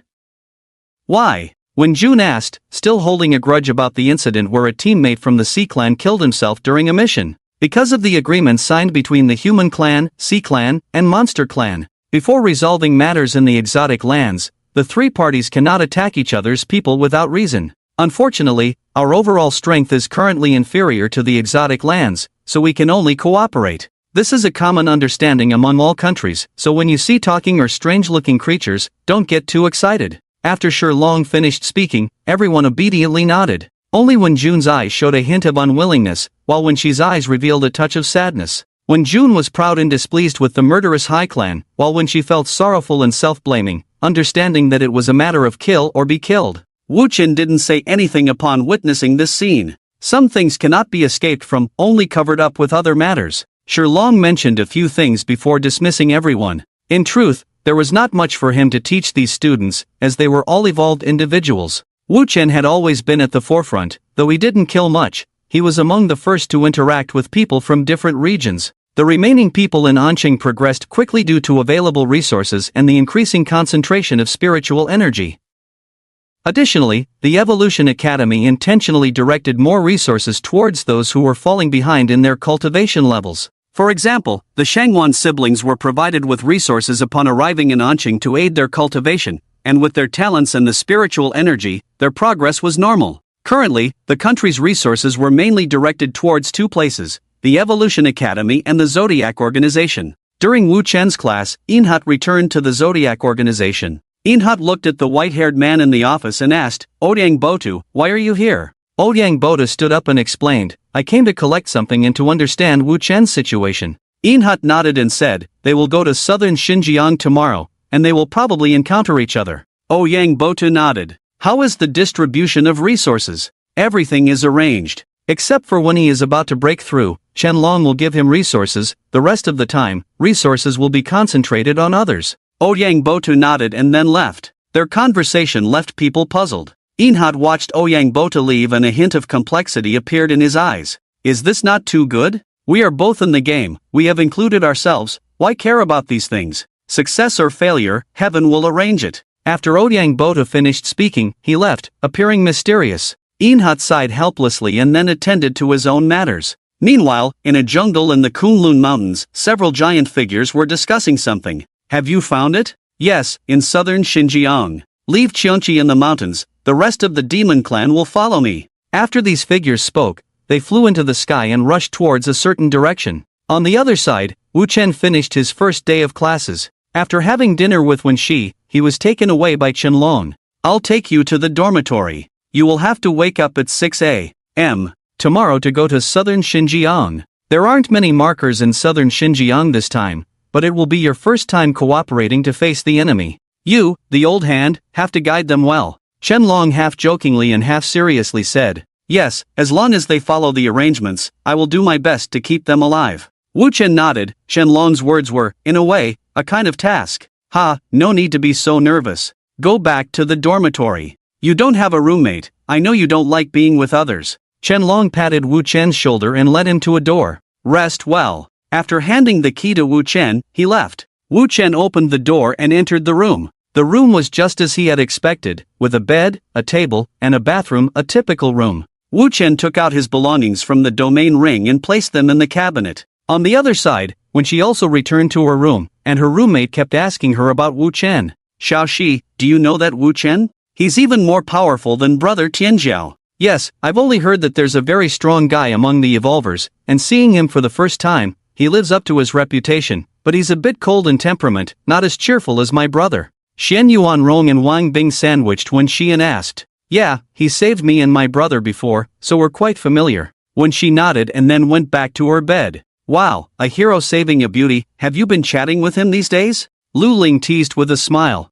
Yeah, Xiaoxi, have you given yourself to him? The teasing from her roommates made when she blush instantly, she turned her head and ignored them completely. Maybe it's because of school. Wu Chen fell asleep as soon as he got into bed, and in the blink of an eye, it was the next day. At 6 o'clock, everyone got up on time, walked out of the school gate on time, their faces filled with excitement. It seemed that they were very excited for their first mission. People were talking excitedly, while Shang Wanzhan was following beside Wu Chen. Because there were only boys around Wu Chen, Shang Wanxingrong didn't feel comfortable coming over, and she had been quite annoyed recently. "Classmate Shangwan, I've prepared some food for you, would you like to try it?" The young man's face was filled with a puppy-like smile, and Shang Wanqingru politely said, "I'm sorry, I don't eat much in the morning, I'm on a diet." After saying that, she walked towards the line of girls. There was a hint of disappointment in the young man's eyes, but it quickly disappeared. Love is never smooth sailing. Xian Yuan Tianjia walked up to Wu Chen with a smile on his face. "Brother Wu Chen, this is our first mission, I hope you can lead us in the right direction. After all,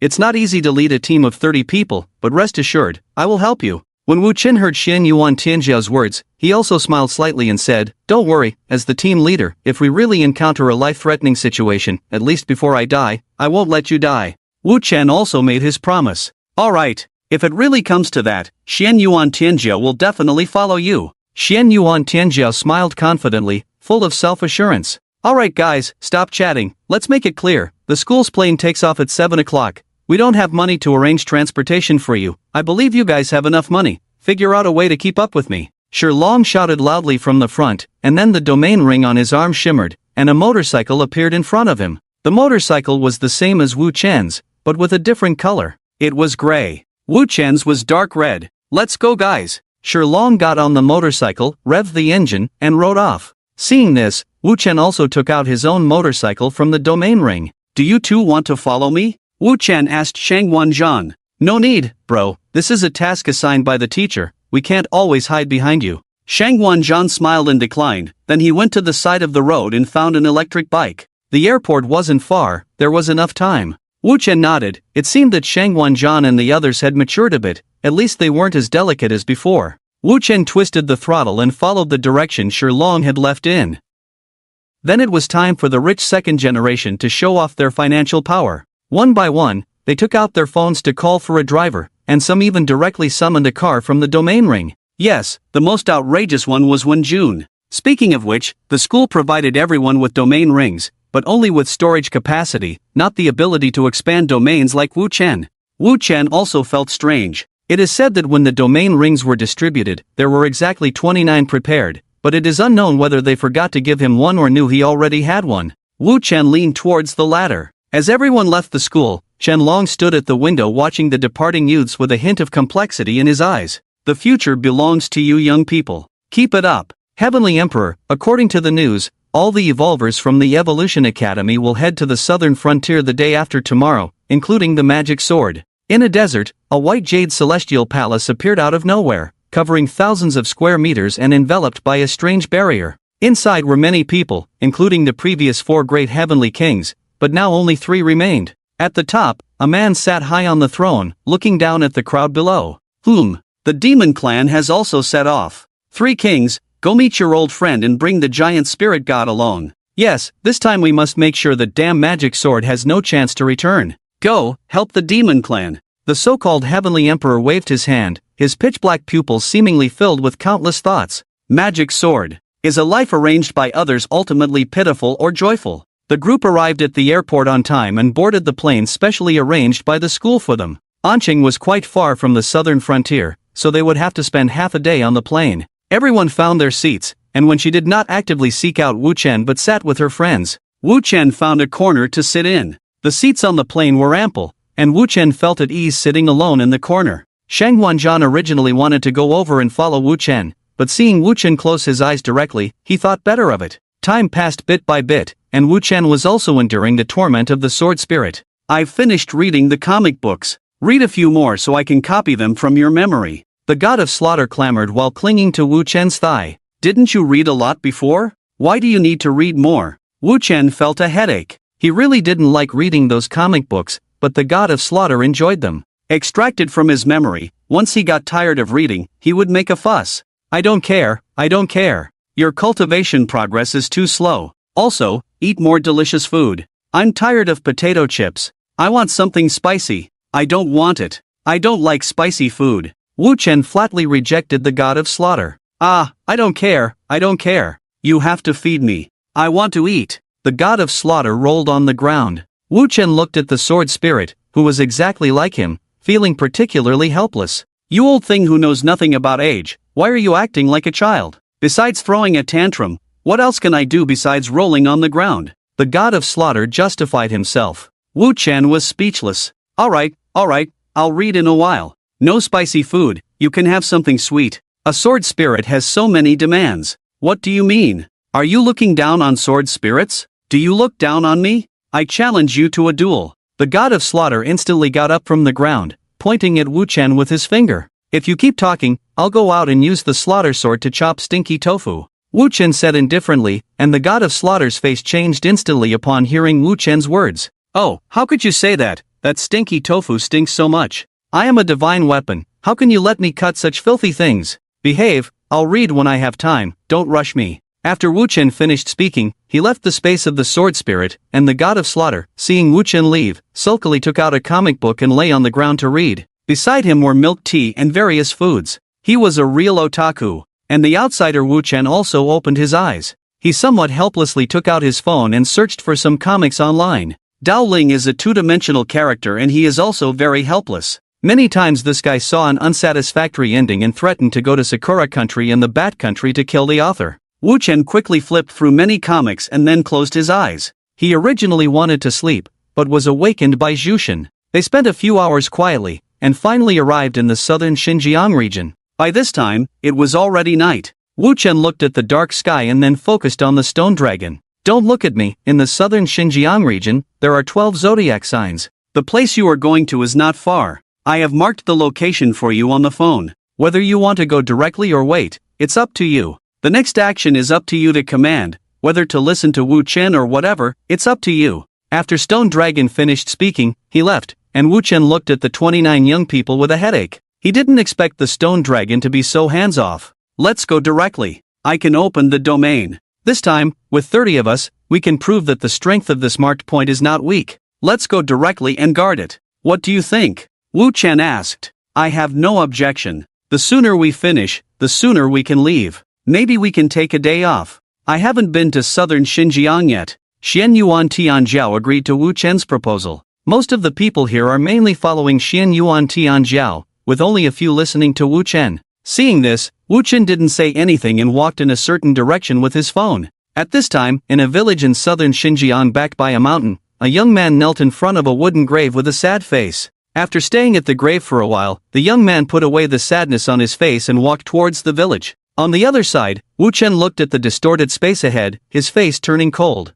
We're here. With that, Wu Chen unfolded the domain of the domain ring. Accompanied by a crimson space appearing, everyone was pulled into the domain. Many people looked around in amazement at the space burning with flames, seemingly seeing it for the first time. Everyone, the strength of this marked point is not weak, so be extra careful. Try to have one main attack and one cover, and avoid getting hurt. Wu Chen loudly instructed, then summoned Jushin. Everyone also displayed their sequence abilities, looking at the space channel ahead with determination. As time passed, accompanied by a roar, Wu Chen shouted, "They're here, prepare for battle." With Wu Chen's words, huge figures appeared in front of them. Blue Star people? The leader was a werewolf. They were all dark blue, with extremely sharp claws in their hands, ranging from 2 to 4 meters tall, and their cultivation levels were generally in the 5th evolution, with the strongest one at the 7th evolution. Their overall strength was not as good as Wu Chen's group, but there were many of them, numbering more than 50. Stop the nonsense and just eat my blade. Wu Chen didn't waste any words and leaped forward. Dissect. The chilling killing intent pervaded the space, making everyone shudder, but also starting to boil with blood. For the alien domain, for the Howling Moon Clan, for the creatures of the alien domain, kill. Awooh! With the howls of wolves, the leading werewolves charged straight towards Wu Chen. Brothers, since the other party is so enthusiastic, how can we not reciprocate the hospitality? All beings obey. Xian Yuan Tianjiao's momentum was very high. He floated in the air, raised his hand forward, as if giving orders like an emperor. Flames and thunder began to appear around him, and the golden dragon roared as it rushed forward. Bro, I've got your back. Shangwan Qingron shouted towards the eager Shangwan Zhan. Good. Shangwan Zhan nodded, a quaint book appeared in his hand, and as the pages turned, he activated his own abilities. 8 trigrams art. Li position. Fire dragon twister. With Shangwan Zhan's raised hand, a several-meter-high flame dragon twister roared forward, causing the werewolf caught in the flames to howl in pain. Moon goddess. Tidal wave. Not far away, when she, with her long silver-white hair, held a round fan embroidered with a moon, and with a casual wave of her hand, a waterfall-like stream of silver-white particles blew forward. The werewolf touched by it seemed to be struck by a heavy object, clutching the touched area in pain. Sequence 014, Moon Goddess when she. On the other side, when June, with his golden hair resembling a fire god, soared into the air, the golden flames in his hand burning the two exotic beings he was fighting to a miserable state. The werewolf fighting Wu Chen also had an unpleasant expression, looking quite battered with knife wounds all over and his claws somewhat dulled. Still worried about others? Wu Chen instantly moved forward, his long blade slashing directly at the opponent. How about it? Want to give me some information? I might consider sparing you. Wu Chen's expression remained unchanged, as if he hadn't exerted any force at all, firmly suppressing the opponent with his divine executioner. Sure, the information is, the next marking day will be the day of your Blue Star people's downfall. The werewolf was also very tough, roaring loudly. Is that so? Regardless of who falls, you won't see it, because you're about to die now. With that, Wu Chen's face instantly turned cold, the divine executioner glowing red. Dismemberment. Another slash, Wu Chen's figure turned into a blade of air piercing through the opponent's body. As the werewolf was split in half, Wu Chen turned to attack the other exotic beings. With everyone charging forward, over 50 werewolves were quickly killed by the group. The most serious injuries among the group were only minor. Watching the satisfaction on everyone's faces, Wu Chen also nodded. It had to be said that the post-evolutionists in a sense completely overwhelmed these pre-natural ability users. Speaking of which, Wu Chen was also quite curious whether the exotic realm also had so-called post-natural ability users. Wu Chen took out his phone and sent a message to Shilong. It's done, what's next? Shilong quickly replied to Wu Chen. Rest for a night, then go to a farmhouse called Fish and Rice Village, where it is said that there are demons appearing. You guys go figure out a way to drive away those demons, and also confirm whether those demons have killed anyone. If they have, you can execute them on the spot. Wu Chen looked at Shilong's message and then relayed it to the others. The group nodded and then left the area. Let's disband. Meet at Fish and Rice Village tomorrow, find a place to stay on your own. After saying that, Wu Chen opened the map, found a nearby hotel, and then rode his motorcycle there. The others also set off in groups, with Shang Guanzhan leaving with his sister. Wu Chen found a hotel, booked a room, took a shower, and then went back to bed. He opened his phone, and when Xi's messages were still at the top, with several messages sent. How was it? Did you see how I fought? Wasn't it heroic? Wu Chen smiled at this message and replied. I saw it, very heroic and impressive. Hee, you're impressive too, go to bed early, I'm going to take a shower. Okay, good night. After bidding good night to her, Wu Chen saw a message from In Hu. Where are you now? Have you dealt with the entrance from southern frontier? Has your cultivation improved? Done, first in the southern Xinjiang. Tomorrow it is said that we are going to a farmhouse called Fish and Rice Homeland. In terms of cultivation, there needs to be a turning point, or to kill someone at the same level. Inhot quickly replied. There is reliable information, there are people from the heavenly court on your side, and they are also going to that Fish and Rice homeland of yours. Be careful, intelligence shows that it is the 3 heavenly kings who escaped last time, and a future evolver, sequence 200, with extraordinary spiritual power, cultivation at the 8th evolution level. Okay. In the office, Inhot looked at the message Wu Chen replied with, a hint of worry flashing in his eyes. The bright computer screen illuminated his face, displaying some information. Sequence 200, extraordinary spiritual power, and sequence 003. Seeing that Inhot did not reply, Wu Chen closed his phone and then closed his eyes to sleep. Speaking of which, he has been sleeping more frequently recently. But there is nothing he can do, he doesn't sleep soundly, no matter how he sleeps, he feels uncomfortable, so the frequency of his sleep has increased. The next day, Wu Chen frowned at the few people in front of him. Where are the others? When Xi and Shangguan Qingrong looked a bit embarrassed, My roommate said that the Yao tribe had formed an alliance. They didn't think there would be any problem, so they went shopping. When Jun and Shangguanzhan also felt awkward, they said the beauties in southern Xinjiang are very beautiful, so they wanted to see. Xian Yuan Tianjia didn't pay much attention. Alright, since these people are here, let's use them first. After the task is completed, we will find them. After all, both of us are here. If even we are in danger, there is a high probability that they will also be in trouble. Wu Chen nodded, then his tone turned slightly cold. Anyway, let's settle the score when we get back. No matter what, I am at least their teammate. Ignoring the safety of teammates, I think it may require a different way to establish authority. Xian Yuan Tianjia shrugged, it's up to you, anyway, I'm here. In the end, a total of 6 people came. Shangguan siblings, 1 siblings, as well as Wu Chen and Xian Yuan Tianjiao, 6 people in total. In fact, Wu Chen felt that Xian Yuan Tianjiao probably tricked his roommate. After all, from yesterday's observation, the people around him still listened to him. How could he come without that group of people?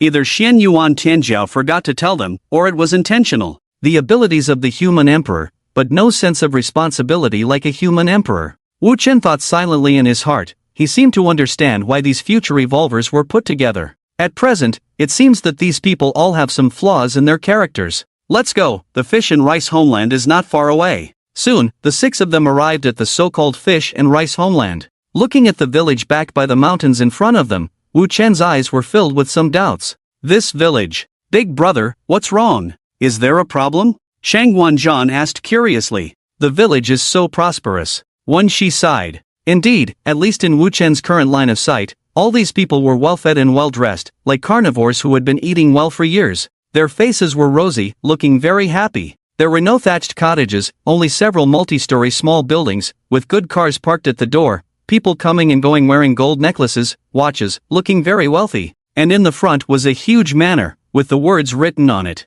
Fish and Rice Homeland Farmhouse. And at this moment, in the mountains, a hoarse voice echoed in the forest. Evolver. A young man seemed to have sensed something, and his gaze fell on the village entrance. Strange. Wu Chen was immediately drawn to the conversations happening around him as he entered the village. I heard there's a special nourishing soup to drink today, priced at 9,999 yuan per bowl. Yes, Boss Xu, are you here for that too? Yes, after all, it's only once a month. Xian Yuan Tianjiao's lips curled up into a smile.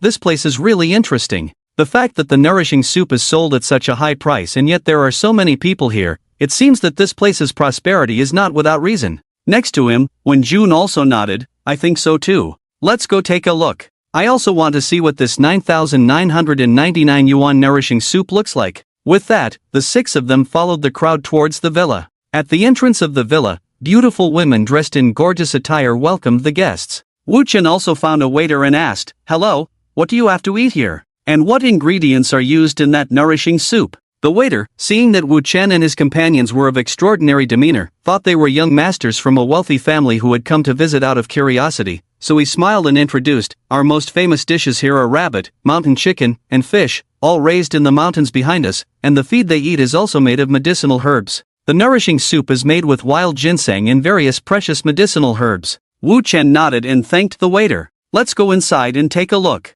Wu Chen led his companions into the crowd. At this moment, in the lobby, a well-fed chef stood smiling in the middle. In front of him was a huge pot filled with a large basin of golden thick soup, with various meats and medicinal herbs mixed in, including ginseng. The people around greedily eyed the pot of soup, their eyes full of desire. Gentlemen, don't be impatient. As before, the rule remains the same, 1 bowl per person, 9,999 per bowl, nourishing soup. After drinking it, you'll be strong and healthy, and live a long life. The chef enthusiastically promoted the pot of fragrant and rich soup as if it were some kind of miraculous elixir. When she whispered to Wu Chen, It smells good, but isn't this a bit exaggerated? Wu Chen also nodded. Indeed, it's a bit much. At this moment, a boss nearby seemed to overhear their conversation.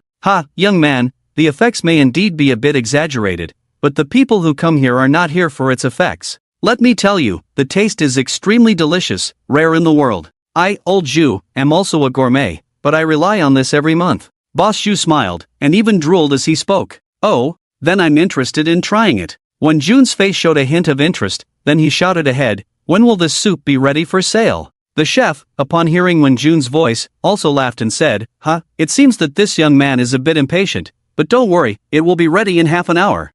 Young man, this soup is limited in quantity, you can't even reserve it, let alone you newcomers. Boss Zhu laughed on the side. At this moment, Wu Chen's gaze fell on the crowd. His pupils slightly glowed red, and others also noticed Wu Chen's anomaly. Big brother, what's wrong? Shangguan Zhan asked curiously. People from the heavenly court. Wu Chen said, and everyone instantly followed his gaze towards a group of people not far away. Among the crowd, 4 men were glaring at Wu Chen with murderous intent. The 3 great kings and a 2-meter-tall burly man stood out. We can't act here. When she grabbed Wu Chen's arm and said, I know. At this moment, a commotion came from the manor, accompanied by exclamations from the crowd. A rich and intoxicating aroma filled the air, enchanting everyone present. I have to say, the fragrance of this medicinal soup is truly rare. I've never smelled such a delightful scent before in my life. When June took a deep breath and sincerely praised, the others nodded in agreement. Indeed, this manner is quite impressive. Glancing at the time, Wuchen then turned to the group and said,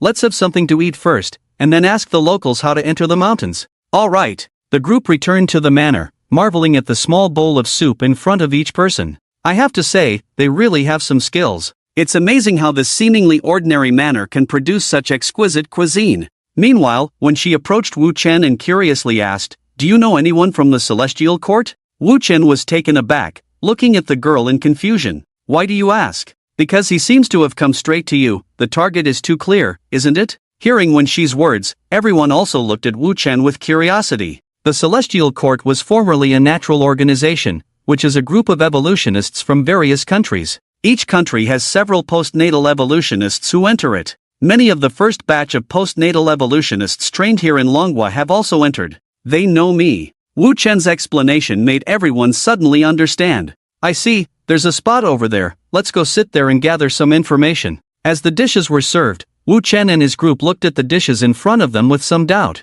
"It looks like just ordinary stir-fried bamboo shoots with chicken. Why is it so expensive?" "Try it, maybe it tastes really good," Wu Chen said, picking up his bowl to start eating. The others followed suit and began to eat. However, as a few people entered the place, they frowned. "It's average, quite average. The meat is surprisingly good, but the craftsmanship is average. It's a bit sloppy, and there are salt grains?" When June looked somewhat speechless at the salt grains on the dried bamboo shoots, and Shangguan Xingrong also spoke up, "Yes, the soup is so fragrant, but this tastes like nothing." But Wu Chen didn't pay much attention, as he wasn't primarily there to eat. "Excuse me, can I ask you something?" Wu Chen called the waiter over. "Hello, how can I help you? We want to ask, can we go into the mountains behind you?" The waiter nodded and smiled, "Yes, but it will be a bit expensive, 5,000 yuan a day, and you can take the game inside with you." Everyone was stunned. "Wow, you guys are making quite a profit with this farmhouse," Wen Jun said in surprise. He really didn't expect a place for leisure to have a 5,000 yuan entrance fee,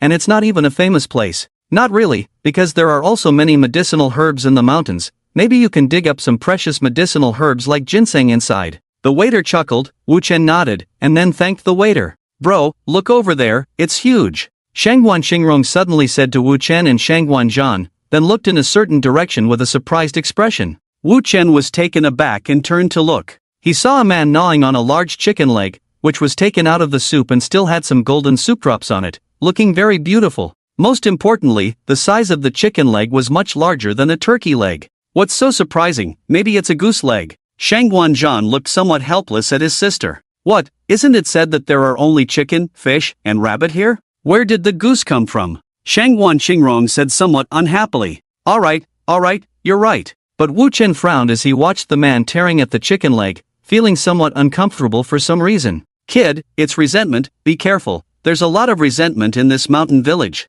Suddenly, the voice of the god of slaughter sounded in Wu Chen's mind. "Resentment? Ghosts? You've watched too many TV dramas. Where are the ghosts? I'm just saying there's resentment, like the negative emotion sealed in you. It can make people uncomfortable and unlucky, but it won't be a big problem. But with so much resentment in this village, you have to be careful, don't end up eating blood man too." The god of slaughter said somewhat helplessly, and then fell silent. "How was your meal?" After finishing the conversation with the god of slaughter, Wu Chen looked at the others and asked. "I'm done, the taste is too average, I have no appetite." When Jun put down his chopsticks, when she and the others also put down their chopsticks, waiting for Wu Chen to continue. "Let's take a trip to the mountain, something's not right about this village." Wu Chen stood up and said, and the others were a bit puzzled at his words but still followed him. "Brother, what's strange about this village?" Shangguan Zhan curiously asked. As they walked out of the village, Wu Chen also spoke up. The god of slaughter sensed a very strong resentment, as if cursed, but it won't endanger lives. Wu Chen's words stunned everyone, and when she suddenly thought of various plotlines from TV dramas. Could this be a village involved in abduction? Or have they committed murder? Everyone looked at her strangely at her words.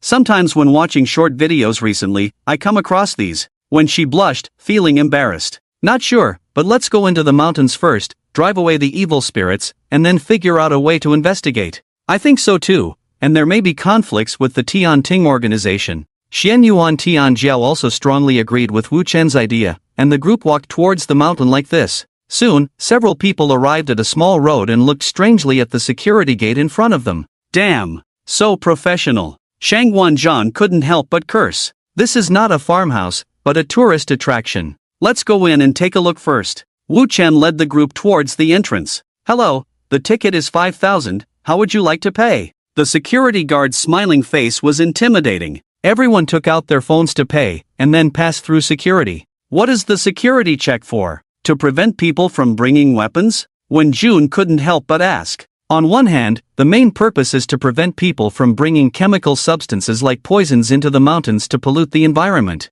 The security guard explained with a smile. Everyone nodded. Walking into the mountains, many people were busy searching for things, while others entered the forest hoping to hunt for some wild game. There are so many people in the mountains, how do we handle this? Xian Yuan Tianjiao asked Wu Chen. I didn't sense anything strange in the mountains. Let's split up. I'll go alone, you go alone. Wen Jun and Wen Shi, you two go together. Shang Wanzhan and Shang Wanqingron, you two go together. Okay. Wu Chen's allocation was reasonable. Wu Chen and Xian Yuan Tianjiao were the strongest and acted alone, while the other four went in different directions. 1 hour later, whether we find anything or not, we'll meet back here first. Wu Chen instructed, then headed in a certain direction. The group dispersed in this way. At this moment, in a cave in the mountains, several animals were gathered. Old Wolf, the evolvers are here, and their strength is very strong. We are no match for them. What should we do? A white-haired monkey nearly 3 meters tall looked solemnly at the giant wolf crawling on the ground beside it. Follow the plan, we must succeed this time, and we must delay them.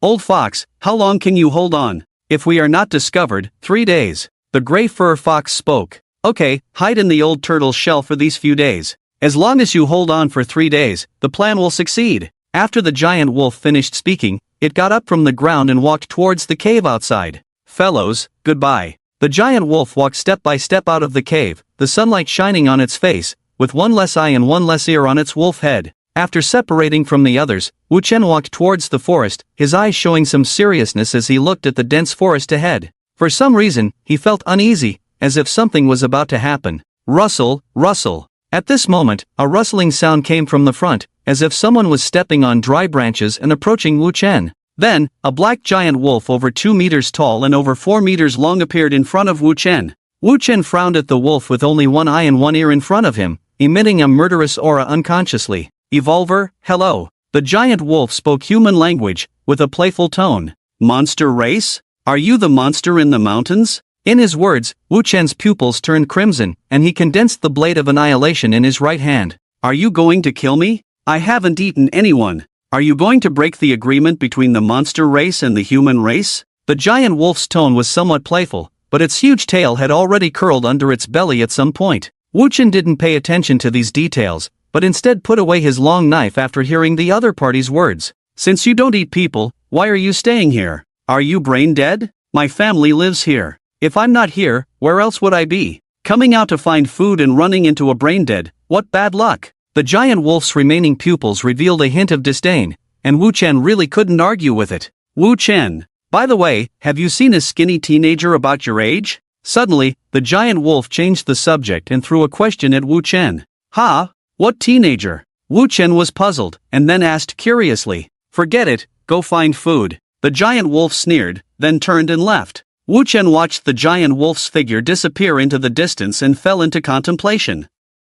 Encountering a wolf that curses at people for the first time left him bewildered. On the other side, Wen Shi and Wen Jun were currently fighting with a white monkey. The huge white monkey wielded a wooden stick and smashed it towards Wen Jun. Golden Crow Sword. A golden long sword condensed in Wen Jun's hand, accompanied by a sword chi slash. The wooden stick was directly split in half. The giant monkey, seeing this, clasped its hands together in an attempt to block the sword chi. Bang! The impact of the sword chi directly sent it flying several meters away. The giant monkey stared fiercely at the teenager hiding behind Wen Shi, its eyes full of killing intent. Kid, you wait for me. After saying that, it ran towards the depths of the jungle. Wen Jun did not pursue, but instead looked at his sister and the teenager behind him, asking, "Are you okay?" Wen Shi shook her head. "I'm fine." Then she turned to look at the teenager behind her. The teenager was dressed in a gray tracksuit, black sports shoes, and looked very handsome. Yes, handsome. It was obvious that he was a boy, but his pair of phoenix eyes matched with thin lips looked extremely charming, while his pitch-black pupils were deep and captivating. "Are you okay?" Wen Shi asked. "I'm fine, thank you." The teenager's voice was slightly hoarse, as if he hadn't spoken in a long time, but very polite. Wen Shi also breathed a sigh of relief. She had just arrived with Wen Jun when she noticed that the white monkey was chasing after the teenager, almost killing him. "What's your name?" Wen Shi asked curiously. "Wang Ergu." When she looked at the teenager strangely, finding it hard to imagine such a handsome child with such an absurd name. "Little sister, let's go back first. I'm afraid that monster will come out again." Wen Jun looked around vigilantly, then said to Wen Shi, "Okay, let's take him back first." With that, the two of them led Wang Ergu down the mountain. By this time, it was already 1 o'clock in the afternoon. After a while, Wu Chen saw that it was almost time and headed back the way he came. "Who is this?" Wu Chen looked at the handsome teenager next to Wen Shi with some confusion. A teenager being chased by monsters. "We saved him on the way, intending to send him down, but he refused to go, as if he was scared." Wen Jun was somewhat helpless. After the teenager said his name, he remained silent, following the two of them wherever they went. Chased by monsters? Wu Chen was taken aback, suddenly recalling the words of the giant wolf, and then carefully scrutinized the teenager. He noticed that the teenager was indeed very thin. "Why were you being chased by those monkeys?" Wu Chen asked as he approached. Perhaps Wu Chen's tone was too cold, or perhaps he was frightened. The teenager's face suddenly showed a look of fear, then rushed off in a certain direction. "Hey, where are you going?" When she hurriedly chased after him, Wen Jun and Wu Chen exchanged a glance, then quickly followed. Soon, they arrived at a huge waterfall. In the waterfall, many people were gathered together, discussing something angrily. "This damn turtle almost made me die in the river. I'll stew it when I get back." The man was soaked, his clothes tattered, covered in wounds, with a large bite mark on his leg, though not deep, just oozing a little blood. Shen Yuan Tianjiao and Shan Guanzhan's siblings were watching from the side. It seemed like they had been watching for a long time. When she also breathed a sigh of relief as she watched the boy stop. "Don't run around, it's dangerous here," Wen Shi said gently. The child in front of her looked about 15 or 16 years old, similar in age to her, but she still had to protect him because she was an evolver. Wu Chen and Wen Jun also arrived at the scene. They were the first to look at Shen Yuan Tianjiao and the others ahead. "What are you doing here?" Wen Jun asked curiously. "Oh, this is a fishing spot. Someone caught a huge turtle and dragged the fisherman into the water, almost killing him," Shen Yuan Tianjiao said, pointing to the people watching ahead. Wu Chen and Wen Jun were also stunned. The turtle was indeed incredibly huge, but now it was dead, over a meter long, but the shell was a bit small, feeling somewhat mismatched. "So big, what kind of 100-year-old turtle is this? Not even a monster, this is too rare." Wen Jun also quickly joined in, looking surprised. The man dragged down by the turtle was still kicking the already dead turtle head. Wu Chen frowned and walked up to the man, asking, "Are you selling this turtle?" "No, I'm not short of money. I won't eat this damn turtle to ease my anger." After the man finished speaking, he had people carry away the huge turtle, cursing all the way. On Wen Shi's side, the boy watching the taken turtle suddenly spoke up. "Sister, can I ask you a question?" Wen Shi was taken aback, then smiled, "Of course. Was the turtle wrong?" "Ha?" Wen Shi was puzzled, not understanding what the other meant. If the turtle dragged that person into the water to eat him, is it the turtle's fault? "It should be, right," Wen Shi said uncertainly. "But, fish eat because they are hungry, it's natural. What about people? Why do they fish?" Listening to the boy's words, Wen Shi stared blankly at the boy's profile, wanting to say something but unable to speak. Was the turtle wrong? It eats fish bait to survive, eats fish, eats people. If it doesn't eat, it will starve to death. This is the law of nature. Why do people fish? Just for fun? Just because the turtle made people unhappy, does that make it wrong? Should it die?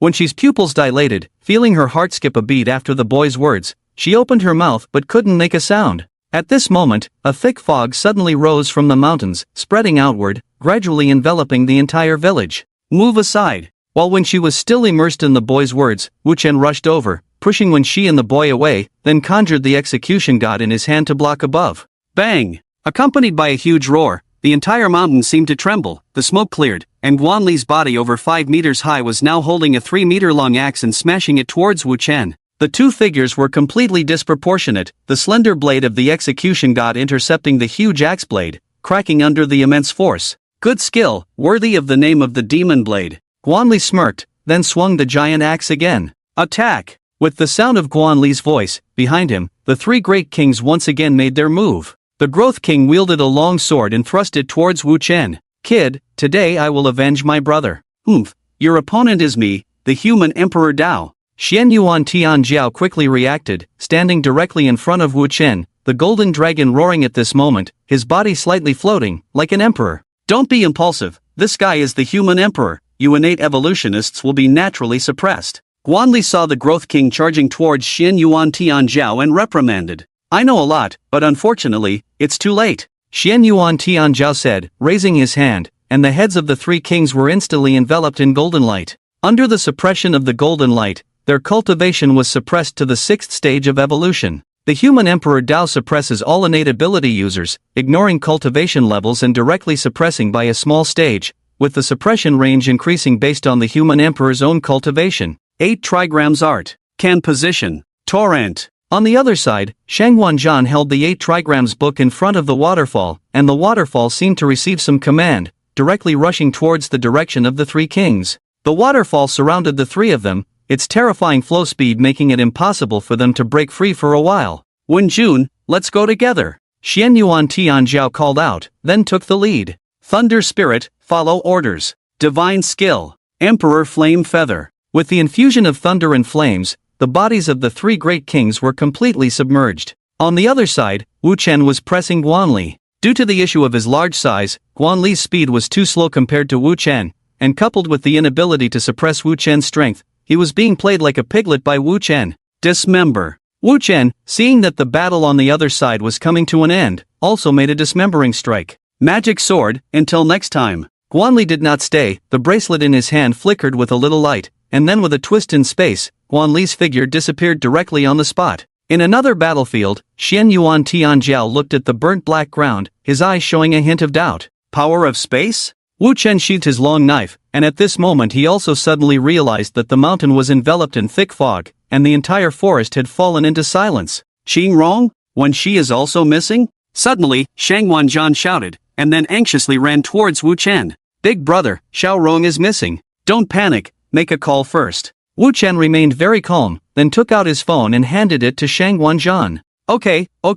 Perhaps because the battle happened too suddenly, Shang Wanzhan's mind was a bit confused for a moment. On the other side, when Jun, who was about to speak, silently took out his own phone. Hello, little sister, where are you? Shang Wanzhan, seeing the call connected, hurriedly spoke, Brother, this village is blocked by fog, we can't get out, and some villagers have been killed. Shang Wanqing Rong's tone was somewhat anxious, and Shang Wanzhan quickly asked, What about you? Are you okay? When she and I are both here. We saw that you were gaining the upper hand in the battle, so we went down the mountain to evacuate the people, but the situation here is very complicated now. A chaotic and fearful voice faintly came from the other end of the phone. Brother, let's go down the mountain first. Xiao Rong is at the foot of the mountain, saying that some villagers have died. Hearing that lives were lost, everyone was instantly shocked. Wu Chen frowned, turned his head to look at the deep mountains shrouded in thick fog, his eyes showing a hint of seriousness. Strange. The four of them ran towards the foot of the mountain, and in a cave on this mountain, a fox curled up in a tortoise shell was emitting a strong spiritual energy at this moment.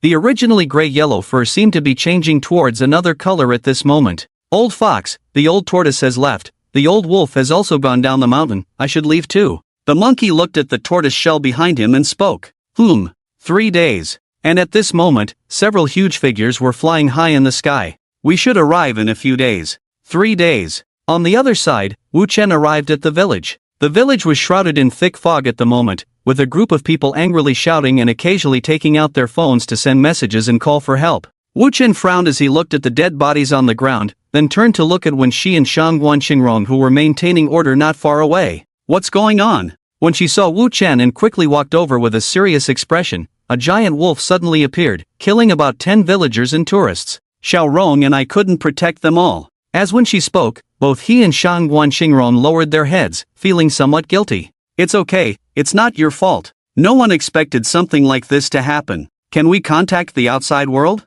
Yes, I contacted the mentor. He said this fog is condensed from life energy and will automatically dissipate in 3 days. It's not dangerous, but it will make us lose our way inside for 3 days. When she relayed Stone Dragon's words to Wu Chen frowned at the mention, knowing that some abilities of evolutionists were powerful, but the side effects could be terrifying, especially mist created at the cost of life energy. By the way, you mentioned a giant wolf? What does it look like? Wu Chen asked when she. It has one eye and one ear, at the 6th stage of evolution. After killing people, it hides in the fog. It doesn't seem like hunting, more like intentionally killing people. When she informed Wu Chen of all the intelligence, suddenly, a huge rock fell from the sky towards Wu Chen's group, or rather towards Wang Ergo behind them. Bang! Xian Yuan Tianzhao raised his hand, a similarly large rock blocking the falling one, then pushed it away to a distance. The people around looked at Xian Yuan Tianzhao in shock. Are you evolutionists? Someone asked with a trembling voice.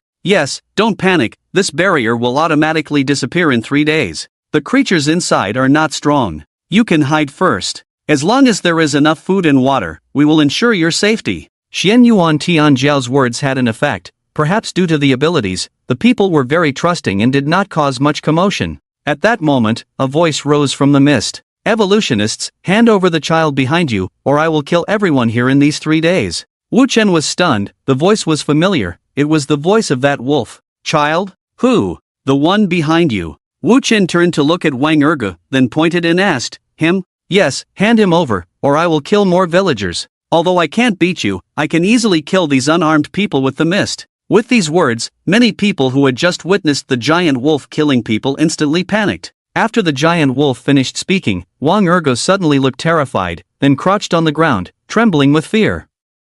The crowd frowned as they watched the trembling teenager. Wu Chen took a step forward and shouted, hand over the person?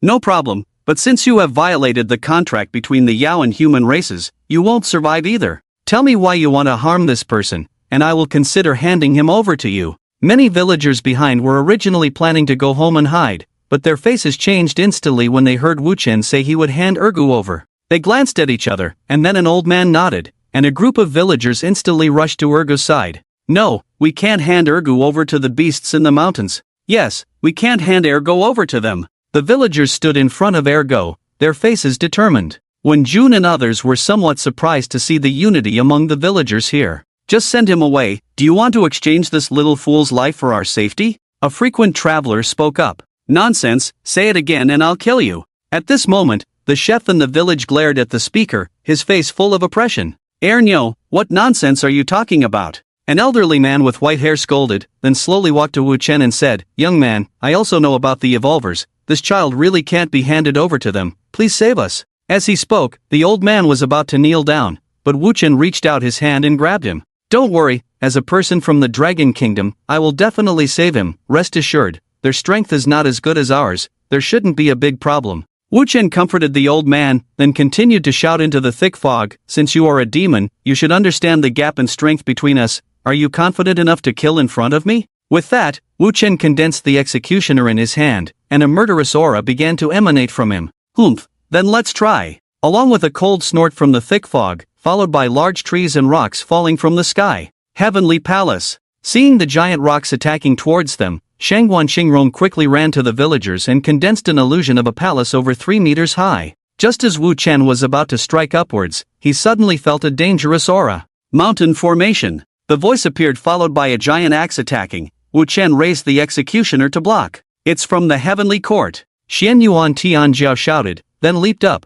ready to launch an attack. Be careful. When Jun shouted to Xian Yuan Tianzhao in midair, then flames condensed behind him and blasted towards a certain direction. Bang! Suddenly, a scream rang out, when she turned to look at the residential area behind him, where a giant wolf was now carrying a villager. When she's eyes flashed with a hint of horror, why did the voice come from the front? How did it appear behind them? The wolf's teeth were stained with blood, its eyes filled with killing intent. Asterisk crack. Asterisk sharp teeth pierced through the villager's body. Screams rang out, and the giant wolf disappeared into the thick fog. Mo Dao, how does the spatial power of the Heavenly Emperor feel? How many more times do you think it can be used? Guanli looked towards Wu Chen, who was full of killing intent not far away, taunting, then disappeared again. On the other side, when Jun also looked angry at the disappearing Zhang Zheng Tian Wang. What's going on? Xian Yuan Tianjiao also landed from the sky, his eyes filled with seriousness. Spatial power, very strong spatial power. But what are these heavenly court people up to?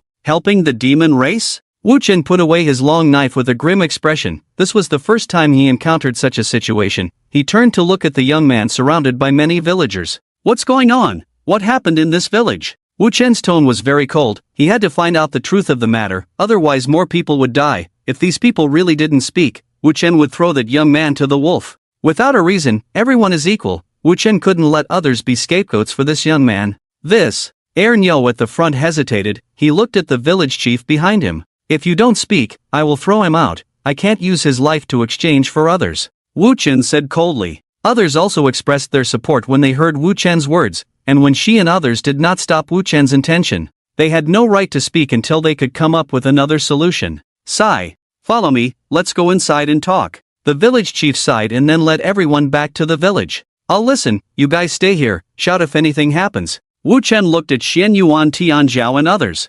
Alright, you go, I'll watch outside, there shouldn't be any problem. Xian Yuan Tianzhao nodded. When she and others scattered around the entrance of the village, preventing the giant wolf from attacking the village, Wu Chen sat on a chair, waiting for the old man in front to speak, while Wang Ergo squatted in a corner, laughing and crying like a fool. This is a long story. The village chief slowly began to speak, recounting the history of the village. Our village used to be very poor because it was backed by a mountain. The people in the village didn't like farming, they preferred hunting in the mountains or looking for valuable medicinal herbs, hoping to get rich overnight. But how could such wealth appear? Until later, Ergo was born. The village chief's gaze shifted to Ergo. What does this have to do with him?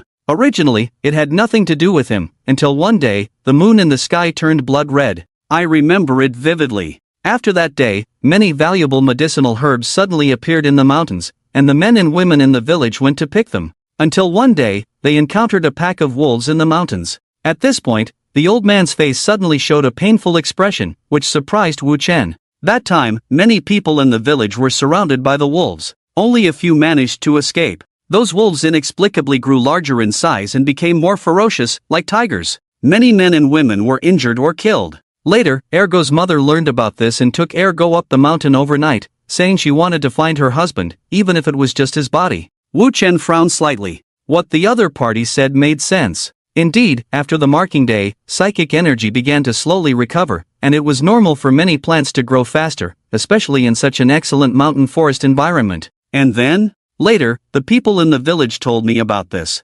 Usually, the village was very peaceful, although people were lazy, the relationships were very good. This time when they heard that women and children from the village went up the mountain, everyone picked up their weapons without hesitation and rushed up the mountain. What they saw was an incredible scene. A hint of reminiscence flashed across the village chief's face. Ergo's mother was lying in a pool of blood, eaten by those beasts, but Ergo was unharmed. I will never forget that day. The wolves were tearing at the air around Ergo, as if something was blocking them. The people in the village were instantly furious and fought with the wolves. In the end, only the one-eyed, one-eared wolf was left. The village chief finished the story slowly and then looked at Ergo squatting on the ground. His beautiful face looked very dull at this moment, like a fool. After that, we buried Ergo's parents in the mountains and buried the bodies of those evil wolves underground in this village, so that these beasts could never reincarnate. Wu Chen's eyes flashed with understanding. So the underground resentment was from the wolf pack. But soon he had some doubts. If that's the case, why did that wolf bother him? No two dogs, we can't beat that group of wolves, so we absolutely cannot let those damn beasts take two dogs back. At this moment, Chef Tuox suddenly spoke up. Ahem. The village chief suddenly cleared his throat, and Tuox also closed his mouth. What does this have to do with two dogs? Because those evil wolves wanted to eat two dogs at the time, so we successfully ambushed them, the village chief said succinctly. After listening to the village chief's story, Wu Chen shifted his gaze to the young man crouching on the ground. Wu Chen stood up and walked to the young man's side, whispering, "Hold out your hand." Two dogs timidly looked at Wu Chen, then tremblingly stretched out his extremely thin hand. Wu Chen grabbed the other's wrist and then let go. I need to consult with the higher-ups. After that, Wu Chen took out his phone and called Hu. Hello? Something happened on your end? Hu seemed to know everything and asked. Yes, there's a multiple-choice question now. There's a child here with high talent, an evolver, but may have some mental issues. The demon in the mountains wants to kill him, threatening the lives of the villagers. What should we do now? You decide for yourself. If he has mental issues, bringing him back to Ouyang Boto can be treated. You decide. Okay. Wu Chen hung up the phone and then looked at the village chief, saying, "Two choices, see which one you can accept." The village chief was stunned, then asked in confusion, "What choices?" "First, I'll throw him to the wolves in exchange for everyone's lives." "No, absolutely not. If it weren't for two dogs helping us kill those beasts back then, how could we have lived so well? This is absolutely not acceptable." Tuox stood up, very emotional. Then the second choice is to separate the villagers and innocent travelers. The affairs of your village will be borne by your own people. We have 6 people here. I will send out 4 to protect the innocent travelers, 2 to protect you and this child, but the danger to your villagers will increase significantly. In simple terms, since you want his life, then exchange it for your own lives. The village chief hesitated, looking at the villagers. The villagers all lowered their heads, avoiding eye contact.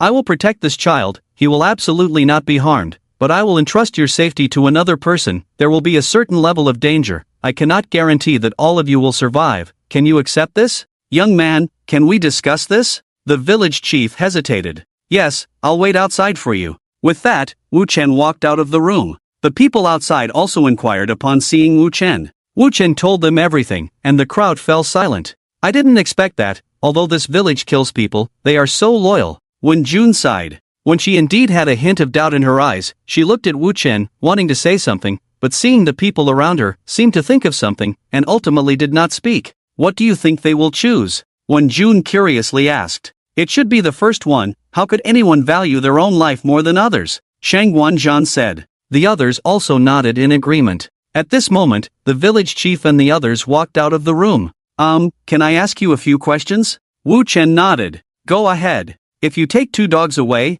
can he be cured? Wu Chen was taken aback, about to say something, but when she spoke up, not necessarily, this kind of mental problem is not easy to treat. Even if it can be cured, there will be memory loss. Then how will the wolf demon be dealt with? The village chief asked. Killed, Wu Chen said lightly. Hearing Wu Chen's answer, the others glanced at each other, then nodded and said, Brother, we are willing to exchange. We choose the second one. Ergo is unlucky. Our village's wealth is half related to him. This is what we owe him. After the village chief finished speaking, the villagers also nodded in unison. Okay, you guys go to that mansion, Tianjiao. You comfort the tourists. Next, you take care of one. Wu Chen was about to assign tasks when she interrupted him. I will protect the villagers with you. Wu Chen was taken aback, looking at Wen Shi with some confusion, while Wen Shi blinked at him. That's how it's arranged. Wu Chen agreed. Next, Xian Yuan Tianjiao fully displayed his imperial attributes. The surrounding tourists fell silent instantly, showing understanding, and some even shed tears saying, these villagers are really loyal.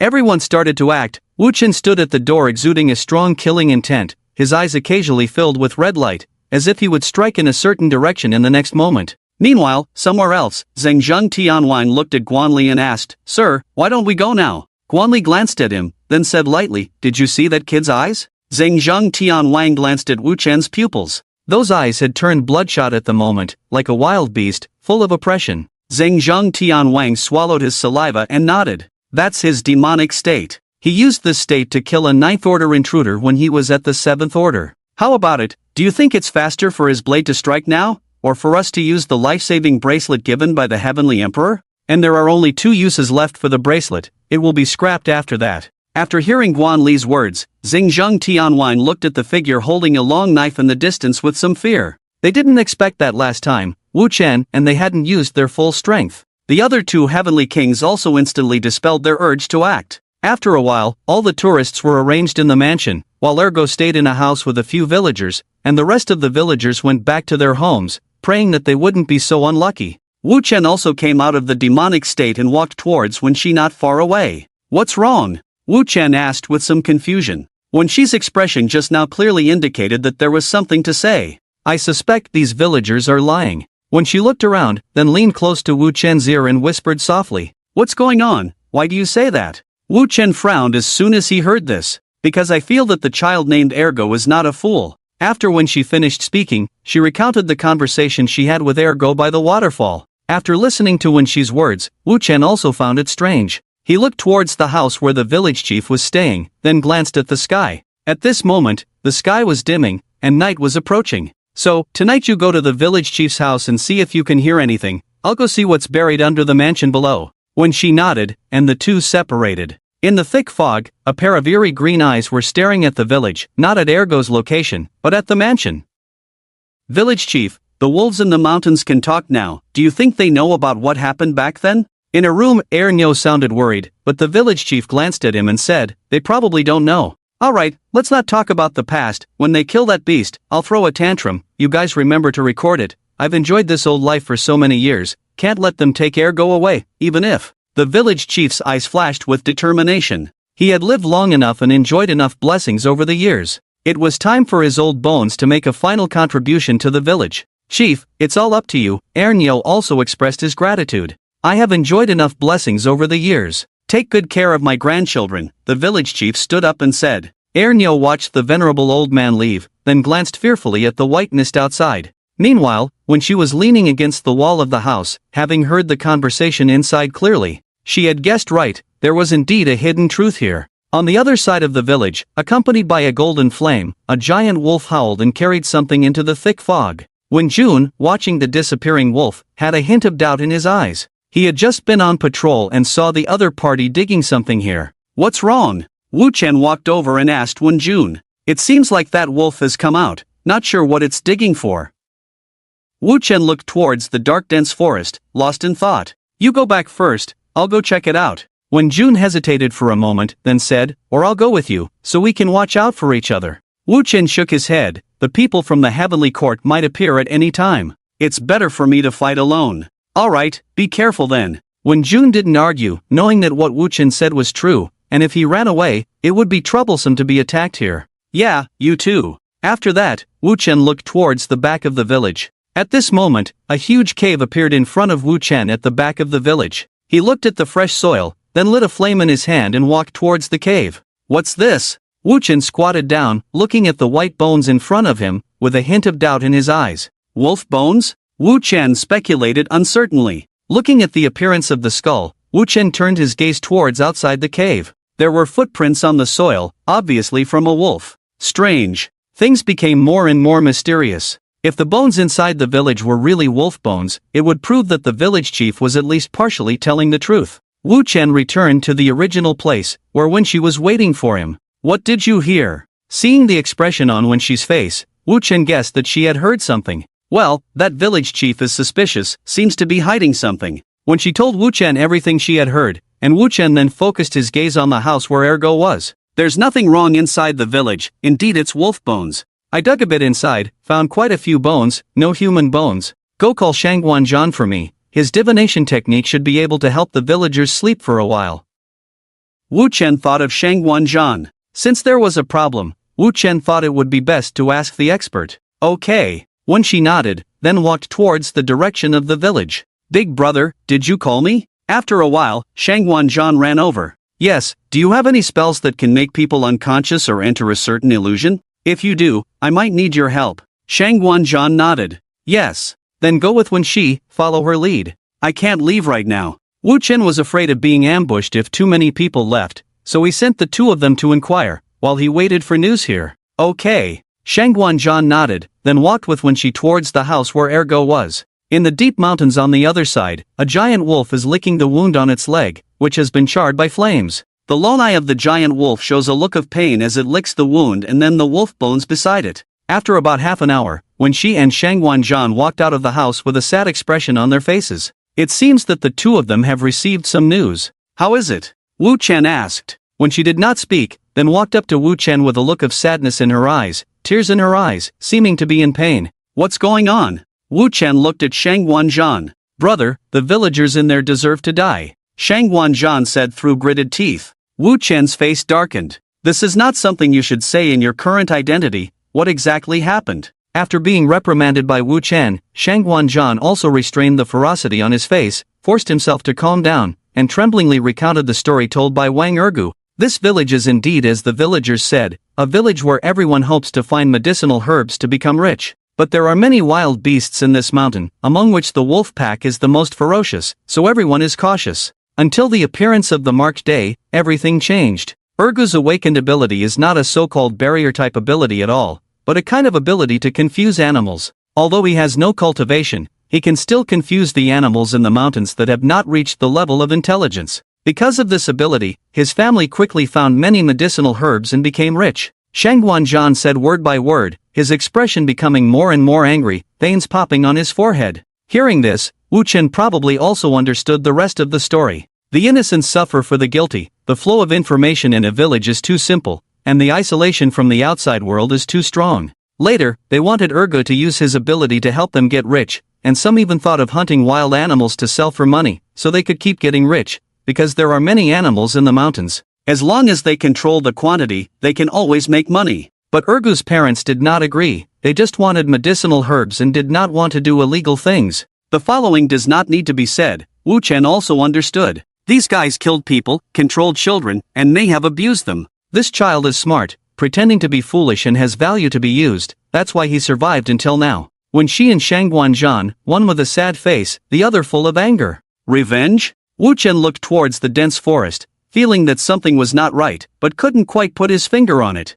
At this moment, several huge trees in the air were once again smashed towards Wu Chen's direction. Wu Chen raised his hand, and the magic flames devoured the trees, turning them into ashes. Big brother. All these people. Wu Chen glanced at Shangguan Zhan. Your identity as a student. It's not your turn to enforce the law. Wu Chen also did not expect that Shangguan Zhan, who seemed very introverted, had such a violent temper. You two go back first, I will handle this matter. Wu Chen told them to go back. When she and Shangguan Zhan nodded, then left the place. Wu Chen's gaze fell on the village chief's house, wondering what he was thinking. Forget it, just ask directly. Wu Chen muttered, then drew out the Jusen and walked towards the house. What are you going to do? Shangguan Zhan can't kill, and you can't either, you are a student now. When she, who was still sad, saw Wu Chen drawing his sword towards the village chief's house and thought he was going to attack someone. No, I'm planning to go and threaten them. Drawing a sword gives a stronger sense of oppression, right? Wu Chen had no intention of taking action against these ordinary people.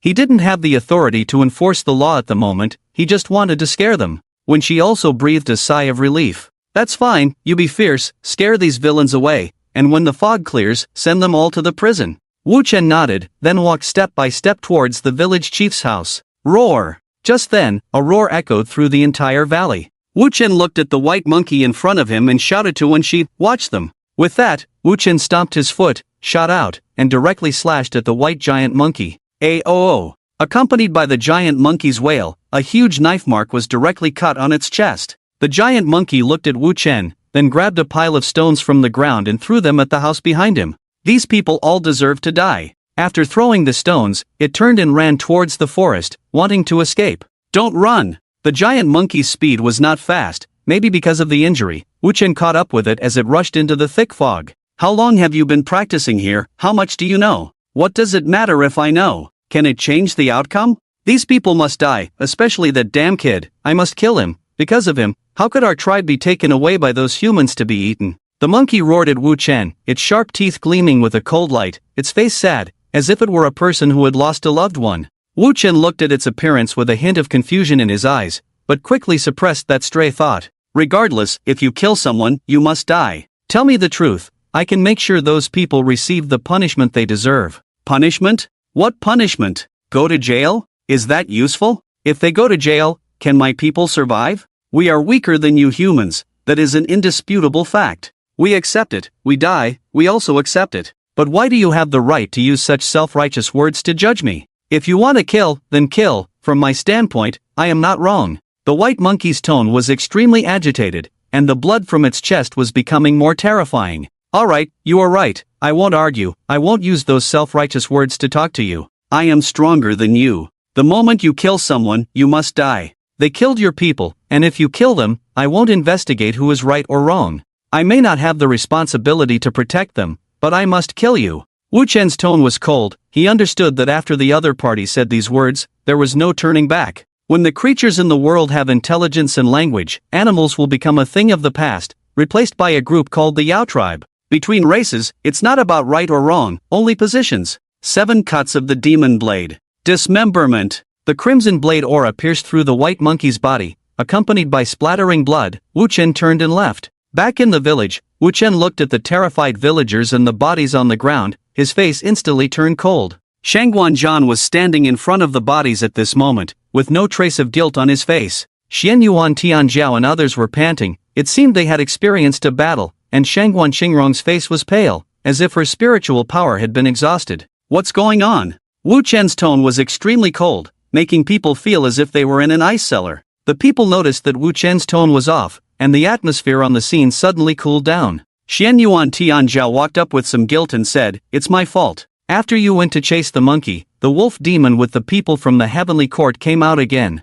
I took Wen Jun, and Shang Wanjian to confront the enemy, letting Qingrong protect the villagers, but unexpectedly, the giant wolf also took the opportunity to rush out. Qingrong's cultivation was not enough, and she was injured. With your strength, it's impossible for all four of you to be restrained by the heavenly court. What's going on? Big brother, it's my fault for not protecting those people. At this moment, Shangguan Qingrong's tone sounded somewhat weak, but Wu Chen locked his gaze firmly on Shangguan Zhan. Among all present, only Shangguan Zhan's breath was steady. Obviously, he was holding back. Wu Chen didn't speak, he looked at the brightly lit village, then back at Shangguan Zhan. Put the villagers to sleep. Shangguan Zhan nodded at the words, then released the Bagua technique. Bagua technique. DUI position. Confused the soul with closed eyes. Accompanied by a white mist rising, the villagers fell to the ground one by one. After Wu Chen saw him finish this, he went up and slapped him. Smack! Big brother. Shangguan Zhan covered his face, looking at Wu Chen incredulously. He opened his mouth, but in the end, he closed it. Do you think you are righteous? Are you kind? Wu Chen rebuked angrily. When she and others were also stunned, Shangguan Qingrong looked at Wu Chen with her mouth wide open. It was the first time she had seen Wu Chen angry. But big brother, these people really don't deserve to be saved. Not deserving to be saved and being killed by outsiders are two different things. They killed people, even if seeking revenge, it should be that child, not you. They killed animals, the law will punish them, not you. Kindness, indignation towards those who do wrong is a good quality, but that is for human society. Kindness, helping others, compassion, innocence, these qualities are good qualities, but they all have a premise, that is, you are not in any danger yourself. Can these qualities save your life in the wild? If it were peacetime, these qualities would be good, but it's not now. They have intelligence, can speak, in a sense, they are a different race. Can humans stand out from the various races because they are kind? Go find a tiger in the wild, be kind, feed it with your flesh, see if it will be grateful to you. Let me tell you, do you know why human nature is inherently evil? It's because only bad people, ruthless people, can survive in the wild. Did our ancestors stand out from the various creatures and become the top of the food chain because they were kind? No, it's because they were evil. They knew how to best kill those wild animals, so they could survive. But, no matter what, these people really did wrong. Shangguan Zhan wanted to struggle, but Wu Chen looked at him with disappointment. Then I ask you, if these monsters evolve first, can the people in this village still survive? Why don't they dare to go up the mountain to pick herbs? Is it because they don't want to, or because there are wolves on the mountain? With these words, Shangguan Zhan instantly froze. It's not you who's being eaten, so you feel sorry for the wolves. They are indeed wrong, but their mistake is killing people, killing protected animals, violating the rules set by humans, not killing monsters. From the perspective of monsters, it's not wrong for them to kill and eat people. From the perspective of humans, it's not wrong for us to kill monsters to protect people. But we are humans, not monsters. Kindness is a good quality, it's our own rule as humans, it only applies to ourselves and our companions, it doesn't apply to monsters who kill people. After Wu Chen finished speaking, he turned and left. Behind him, Shangguan Zhan stood blankly in place, his eyes unfocused. And when Jun and others watched Wu Chen leave, not knowing what to say. Happy New Year, wishing everyone a smooth New Year. Brother, don't be sad. Shangguan Qingrong reached out to comfort Shangguan Zhan, who looked lost. Shangguan Zhan didn't answer, he looked at the several bodies on the ground. At this moment, he suddenly felt like the murderer. When she stepped forward and said, if you know you're wrong, find a way to make it right. Let's focus on the task at hand for now. Pull yourself together, we can't let your big brother handle everything alone. These words did have an effect. Shangguan Zhan's pupils gradually focused, and he reluctantly said, thank you, Shijie, I will go bury these villagers. With that, Shangguan Zhan reached out, and green plants wrapped around the bodies. Then he carried the bodies towards the mountains. Will it be dangerous? Shangguan Qingrong asked with concern. It's fine, nothing will happen. Let him have some quiet time alone. When she helped Shangguan Qingrong up and found a place for them to sit. Brother, you guys stay here and watch, I'll go check on him, when she said to the still-dazed Wen Jun. Oh, you go, I'll stay here. Wen Jun shook himself and nodded after realizing it was his sister. When she walked towards the direction where Wu Chen had left. At this moment, Wu Chen frowned as he looked at the ground stained with blood. The bodies were gone, leaving only drops of blood pointing towards the dense fog in the mountains. Wu Chen, are you okay? When she asked as she approached. I'm fine, just a strange feeling. Wu Chen paused, then looked puzzled. Did you notice something? When she nodded. According to the village chief, everything seems reasonable, and according to Ergo's words, it also makes sense. But there is a big question, why wait until now? When she instantly understood what Wu Chen meant. Both sides make sense, but the timing is off, is that what you mean? Wu Chen nodded. Ergo's cultivation is too low, not even enough to evolve to the first level. Unless there is a terrifying side effect of the ability to suppress the giant wolf, but I didn't see any strange negative effects from him, except for a bit of malnutrition, everything else is normal. After Wu Chen's analysis, when she also felt puzzled. Indeed, with the strength of the giant wolf, wiping out all the villagers would have been an easy task. Could Ergo also be lying? When she speculated, but soon her expression turned puzzled again. But what's the point of him lying? Wu Chen shook his head. Not sure, it just feels strange. It seems like the people from the heavenly court are helping those monsters, as if they are providing cover for them. Wu Chen said, then looked towards the dense forest. I plan to go inside the forest to take a look, you guys stay outside. Currently, there are at least 3 monsters inside, the white monkey, the one-eyed wolf, and the monster maintaining the thick fog. Be careful when you go in, I'll go ask Ergo, when she nodded, and then walked into the thick fog. On the other side, the giant wolf looked at the body of the white monkey with a hint of sadness in its eyes. It's just us now, as long as we make it through tomorrow, everything will be fine. The giant wolf said to the tortoise shell in the cave. Yes, we've planned for so long, there's no reason we should lose. In the tortoise shell, a half-white fox spoke weakly, its eyes gradually losing their luster. The giant wolf nodded, then picked up the body and headed deep into the mountains. It couldn't leave the body here, in case something went wrong and affected the plan. Indeed, at this moment, Wu Chen was following the blood towards this place, daring to walk alone into this mist, then die here. Guanli appeared out of nowhere, wielding a giant axe and striking down towards Wu Chen. Boom! The mountain forest shook again, and the trees beside the two were broken by a powerful force. Wu Chen's pupils flickered with red light as he looked at Guanli and asked coldly, "What are you planning?" He, want to know? Defeat me and I'll tell you. Then start by taking my sword and be dismembered. Seeing Wu Chen instantly strike a move, Guanli's face also changed, wielding his giant axe and chopping towards Wu Chen. Mountain shield. At this moment, Guanli seemed to be wielding not an axe, but a mountain, as the axe smashed into the sword energy, erupting with a strong impact. The impact stirred up a strong wind, and Wu Chen's red long hair danced wildly in the wind, showing a sense of madness. Prepare to die. Wu Chen stomped on the ground and raised his sword to attack, while Guanli, seeing this, gritted his teeth and forcibly took on the sword energy that had already consumed most of his own energy. The sharp sword energy slashed above his left shoulder, blood splattering. Guanli's face twisted in pain as he turned and fled into the deep mountains, and Wu Chen followed closely behind. After chasing for a while, Wu Chen's eyes flashed with a hint of anger as he watched the disappearing Guanli. The white mist was too thick for him to chase too closely, or he might get lost in the mountains, and he couldn't stay away from the village for too long. After weighing the pros and cons, Wu Chen decided to return the way he came. However, Wu Chen also paid attention to the ground. The blood on the ground had disappeared almost completely, leaving only the path he had taken. Damn it! Wu Chen instantly thought of what the other party was covering for, but he had no way to deal with it. Wu Chen sheathed his long sword and started to descend the mountain. On the other side, Guanli, hiding in a cave, grimaced in pain as he covered the wound on his left shoulder. Wu Chen's sword energy was too sharp, cutting a wound deep enough to see the bone, and he hadn't expected the gap to be so wide. What a freak! Guanli muttered, then reproached, "You guys are too careless. My spatial transfer ability is only left with one chance. If you are so careless next time, I won't bother with you anymore." In the cave, the one-eyed wolf was also somewhat frightened. The death of its companion made it too sad, and for a moment it forgot to conceal the blood. "Thank you." Hearing the other party's thanks, Guanli snorted coldly. "If it weren't for the agreement between the Celestial Emperor and them, I wouldn't bother with you." The one-eyed wolf did not retort. It understood that without the people from the heavenly court,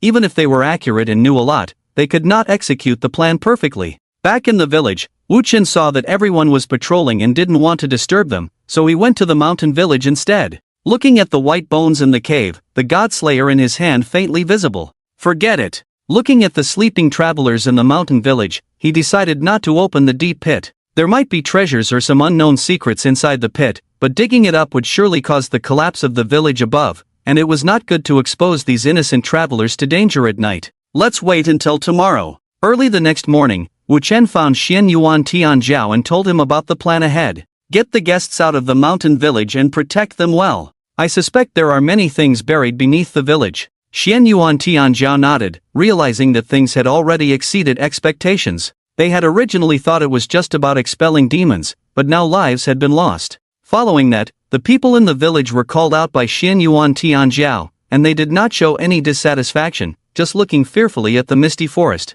Xian Yuan Tianjiao smiled and said, "Don't be afraid, we will protect you," then glanced at Wen Jun and others. Wen Jun and the others understood immediately, using their abilities to surround the travelers, providing them with a sense of security. On the other side, when she found Wu Chen, her face looking a bit unpleasant as she said, "Ergo doesn't speak, and I don't know if he's really stupid or pretending to be. No matter how you ask, he either cries or laughs. I understand. You go protect the passengers first, I'll see what's really under this manor," Wu Chen said as he prepared to take action. "What are you trying to do?" Niu led a large group of villagers charging towards Wu Chen, blocking the way to the manor. The village chief, trembling, also walked over with the support of the villagers.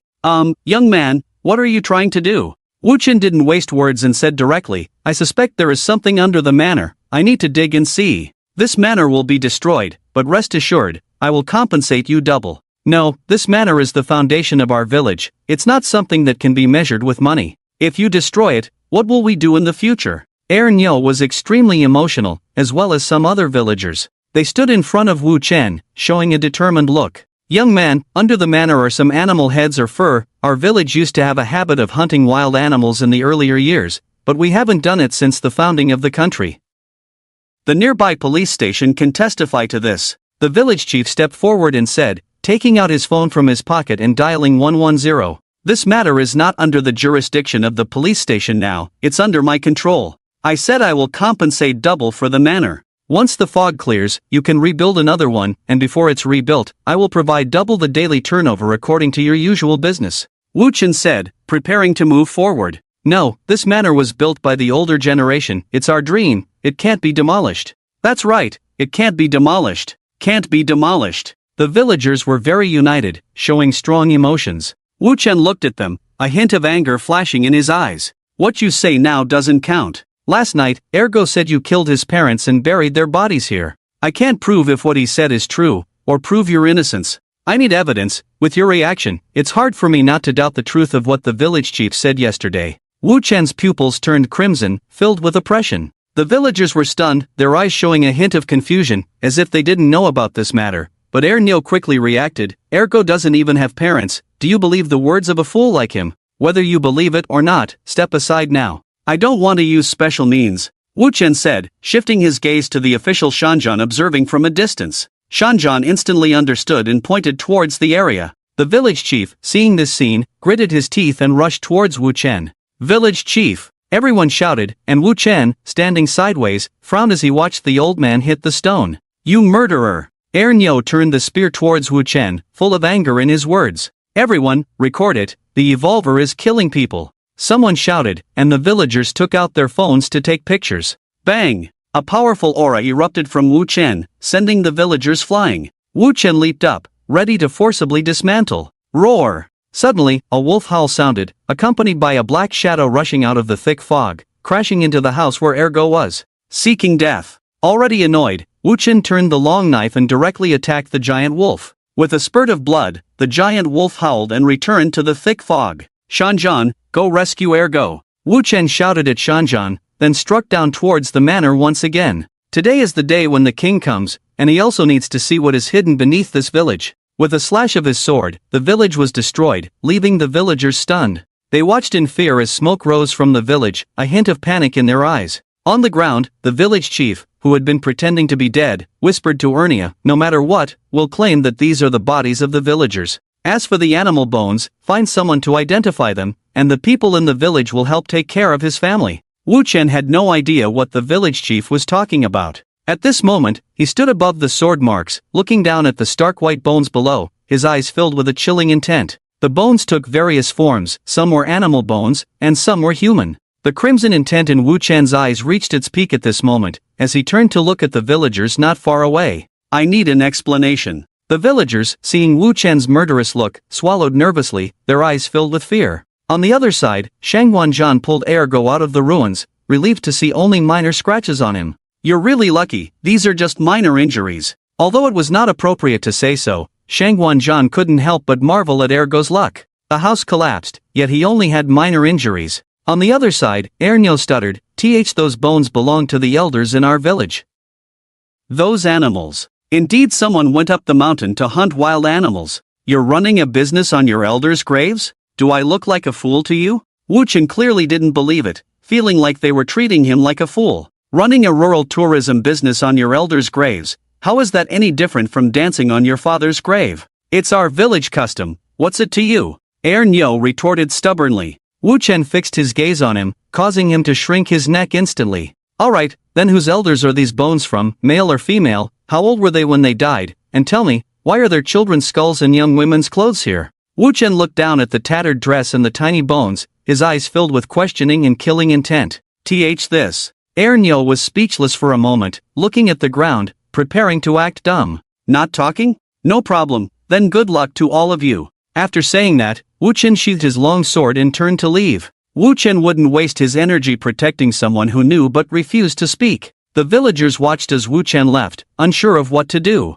What should we do, village chief? Ernyo asked anxiously. The village chief remained calm, saying in a deep voice, no matter what, we can't admit to that matter. Tomorrow is the third day, even if a few people die, gather all the villagers in one house. Alright, I'll do that. Ernyo wanted to say more, but saw Wu Chen had already smashed all the villagers' houses. Wu Chen, what are you doing? When she stepped forward to try to stop him. Don't worry, I have my own way. Since they won't talk, we'll find another way to get the truth out. When she wanted to say more, but after all, Wu Chen was just a student and had no authority. I'll take full responsibility. Wu Chen said loudly, then unleashed several slashes of his sword to destroy all the houses. Since the truth won't come out, we'll find another way to reveal it. If you won't speak, there are others who will. After saying that, Wu Chen returned to the side of the tourists. Regardless, these tourists were innocent, and their safety must be ensured. As for the villagers, Wu Chen had no obligation to protect them. His task is to drive away monsters. It is best if there are no casualties, but if someone does not cooperate, Wu Chen will not waste his life and time on them. Why do you have the right to destroy our houses? The villagers were furious, shouting angrily at Wu Chen. Without houses, casualties in the wilderness would greatly increase. I am now requisitioning your houses in the name of the Dragon Zodiac organization, and you can go to the government to collect money when the time is up. Wu Chen took out his credentials from the domain ring and said without looking back. Ernyo and the others looked at Wu Chen's credentials, and at that moment they finally understood that the evolutionist in front of them was not someone to be trifled with. What should we do, village chief? If we don't have houses, won't we be doomed when the wolves come out? Why are you panicking? His task is to drive away that beast. How could he ignore us? He must be bluffing, and he is also a government official. Do you want the whole village to go in? The village chief scolded, then looked towards the direction of the tourists. Let everyone move towards that group of people. Try to blend in, even if a few people die, we absolutely cannot let it leak out. After the village chief finished speaking, Ernyo calmed down as well. He looked at the panicked villagers and quickly began to organize them, passing on certain information. Soon, a group of villagers arrived near the tourists, sitting on the ground looking uneasy. What are you going to do? Xianyuan Tianjiao looked at Wu Chen, his eyes no longer filled with the confidence and ease of the past. Since its target is the villagers and ergo, then release them all. I want to see how many times it can escape from me. Since these villagers are not talking, let's see if that wolf monster will. Wu Chen's tone was cold. Xianyuan Tianjiao wanted to say something looking at his appearance, but in the end, he closed his mouth. The current situation was beyond his control. Mass graves, suspected animal bones, monsters, villagers, these things were completely connected. On the other side, the wolf monster in the mist also looked restless at the villagers outside, but at this moment its condition was not good either. Although the wound behind it had stopped bleeding, once it engaged in battle again, it would definitely not be able to escape from Wu Chen. Tomorrow, as long as you can hold on until tomorrow,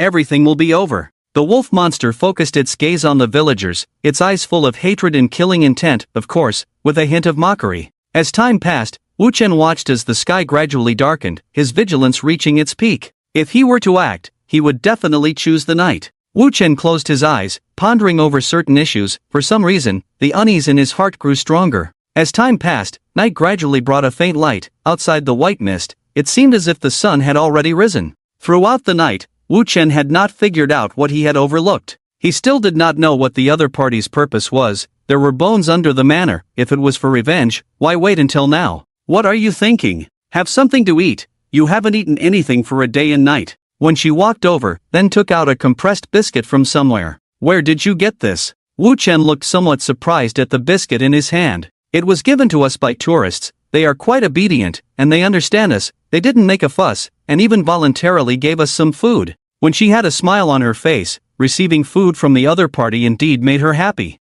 At least they were not protecting ungrateful people. I'm thinking, if it's just for revenge, why wait until now? Is it because something happened in the mountains? When she heard Wu Chen's words and also turned his gaze to the villagers, with a hint of disgust in his eyes. I don't know, there's no way to make these guys talk, but Ergo's condition is a bit strange. Wu Chen was taken aback, as he hadn't paid attention to Ergo since he fell into a coma yesterday. What's wrong with him? Take a look. When she pointed in a certain direction, Ergo was seen at the moment playing with something on the mass grave of the manor, with Shang Wanzhan looking on, full of doubt. What is he doing? Wu Chen asked. Digging bones. Bones? What bones? I didn't pay attention, but maybe his dazed look can see something that others can't. When she looked at Ergo with some sympathy, then said somewhat displeased, really, these villagers must have done something unspeakable, worse than monsters. This wolf demon is really something. Why did they still attack the human race after signing a covenant? Couldn't they just come directly to us? As when she spoke, Wu Chen's pupils dilated instantly. Covenant. Yes, covenant. Covenant between human, demon, and sea tribes. Suddenly, Wu Chen remembered the scene of meeting the wolf for the first time, a detail he had not paid attention to. That was when the wolf, while asking about the covenant, had its tail guarding its belly, a very nervous behavior for a wolf. What's wrong? Is there something wrong with the covenant? When she saw Wu Chen's expression change and quickly asked. Something happened recently, a covenant was signed between the human, demon, and sea tribes, but how could the demons here in Nanjiang know about it? That wolf was probing, it was probing me. They are waiting for the birth of the covenant. Shang Wanzhan, catch that child. Wu Chen suddenly stood up, a terrifying aura bursting out of him. He had been ignoring one thing all along, why this child came out of the mountains and happened to run into Wenxi. It wasn't a coincidence, it was intentional. Even the attack on this child was intentional, just to make them ignore this child. Those demons didn't want to kill this child, and might even be protecting him. Shang Wanzhan was taken aback, but quickly reacted and cast a spell towards the youth. At that moment, the space around him began to distort, and Duo Wen Tianwang suddenly appeared, grabbing Ergo who was about to be trapped by the spell, and then fleeing into the distance. Dissect. Wu Chen reacted quickly, his body turning into a blade of qi slashing towards the appearing Duo Wen Tianwang. Everything erupted in an instant. Meanwhile, in a laboratory, Ouyang Botu was watching a screen, where Wu Chen and the others were displayed. Botu, I don't understand, why do we have to release this child? Wouldn't it be better for us to use him? A researcher looked at Wu Chen wielding a long knife and rushing out with a puzzled expression. It's different, the demons need a leader, only then can they exert their maximum combat power, only then can they jointly deal with our enemies from other realms. If that child is from our side, then the demons won't exert too much effort. The researchers still looked puzzled at Ouyang Botu's words. But if this solves the trouble from the other realms, wouldn't these demons be a trouble as well? Ouyang Botu smiled at the question. No, even if the demons put all their efforts into nurturing him, they won't be our opponents. Why? The researcher asked curiously. How could a sharp knife lose to a seedling forcibly raised high? No matter how strong the talent is, it needs to be honed, and here, we have a magic sword that has been tempered 1,000 times with its own power and talent. With that, Ouyang Botu's gaze fell on Wu Chen on the screen. Those pitch-black pupils carried a hint of complexity. And at this moment, on the other side of the screen, Ergo's photo was placed on top, along with his information, but strangely, the name listed was not Wang Ergo. And in his information, there was a very eye-catching string. Sequence, 003, Ability, Lord of 10,000 Demons, Demon Emperor. Wu Chen's speed was extremely fast, and the sword energy instantly slashed in front of Duo Wen. Duo Wen's face was filled with horror. He used his last ability of spatial shuttle here, but Guanli clearly said he would come to support him. Bring him over. Suddenly, in the space nearby, the growing king also appeared, shouting loudly at Duo Wen. Seeing this, Duo Wen quickly threw Ergo in his hand towards the growing king, and then the pagoda in his hand reappeared, trying to block Wu Chen's attack. This time, the golden pagoda was shattered like fragile paper, and Duo Wen's pupils flashed with crimson swordlight, full of fear in his eyes. Pucci! Duo Wen, without a spatial transfer device, was unable to block this strike and was directly cut in half. I'll kill you! The growing king was completely enraged. It was one thing for Wu Chen to kill his youngest brother helplessly, but now another brother being killed made it unacceptable for him. Throwing Ergo into the dense forest behind him, he drew his long sword and stabbed towards Wu Chen. Boom! Suddenly, a golden dragon with thunder around it rushed towards him, but he, blinded by hatred and anger, didn't react at all and was hit hard. The strong thunder power completely paralyzed his body. Accompanied by high temperature, the growing king instantly fell to the ground. Everything happened too quickly. Wu Chen looked at the murderous intent skyrocketing in Ergo's eyes thrown into the dense forest. This child must not be left alive. 7 slashes of the demon sword, dismemberment. This time, Wu Chen's sword energy slashed straight towards Ergo. Killing intent filled the scene. Bang! Watching Guanli rushing out of the mountains, Wu Chen's eyes were filled with intense killing intent. What are you planning after all? As the smoke cleared, blood overflowed from Guanli's mouth, but a smile appeared on his face. Ask it. Guanli pointed behind Wu Chen. It was not known when, the one-eyed wolf had already rushed into the villagers and started a massacre, the previous battle masking the villagers' screams. And at this moment, when she, who noticed, also made a move instantly. Moon Goddess. Tidal wave. The silver moonlight struck the giant wolf's body, instantly sending it flying. At this moment, everyone also noticed a huge scar on the back of the giant wolf. The situation on the field changed instantly. Wu Chen stood in the middle like a demon with a long knife in hand. The villagers scattered and fled, full of panic in their eyes, while Xian Yuan Tianzhao and others guarded the startled tourists, watching Guanli vigilantly. What's going on? Wu Chen looked at Ernyo, who had escaped to his side, his eyes full of killing intent. I don't know, please save us. Ernyo was still stubborn, unwilling to reveal the truth. Get lost. Wu Chen kicked him away, blood spurted from his mouth, showing how much force Wu Chen used. Cough, cough. Human, do you want to know the truth? The giant wolf, heavily injured nearby, spoke. At this moment, it looked triumphant. Speak. Wu Chen said coldly. Ha ha ha, then let me tell you. The giant wolf laughed heartily, as if everything was under control, and soon, everyone heard another story from the giant wolf. This village was originally a very barren village. Although it was backed by a big mountain, there were wolves in the mountains, and villagers could rarely find a few medicinal herbs because they dared not venture too deep into the mountains. The villagers always dreamed of getting rich overnight, so no one bothered to cultivate the land. With such a village, no girls would marry into it. So, the villagers came up with an idea. Since they couldn't marry in, they would kidnap. Thus, the villagers began selecting elderly people from the village to go out and sell young women. Because the pitiful old people in the mountains could arouse the sympathy of others the most. Of course, these people not only kidnapped women but also children. Innocent women were kidnapped into the village, and to prevent future troubles, after giving birth to a child, the women were killed. Some of the kidnapped children were clever and managed to escape into the mountains. But the villagers were not afraid because there were wolves in the mountains, and as long as they guarded the entrance to the mountain, no one could escape. Until 10 years ago, due to the development of the times, the act of kidnapping became increasingly strict, and the villagers were not as bold as before in mobilizing on a large scale. So, some people carried bows and arrows on their backs to secretly go up the mountain to collect herbs. However, when they entered the mountains, they witnessed an unbelievable scene. They saw the animals in the mountains kneeling before a child, a 6-year-old child. And the person who made this discovery was Ernyo. Ernyo was shocked. He originally wanted to go down the mountain and tell everyone about this horrifying scene, but he was discovered by the wolf pack. Just as his life was in imminent danger, he inadvertently aimed his bow and arrow at the half-grown child.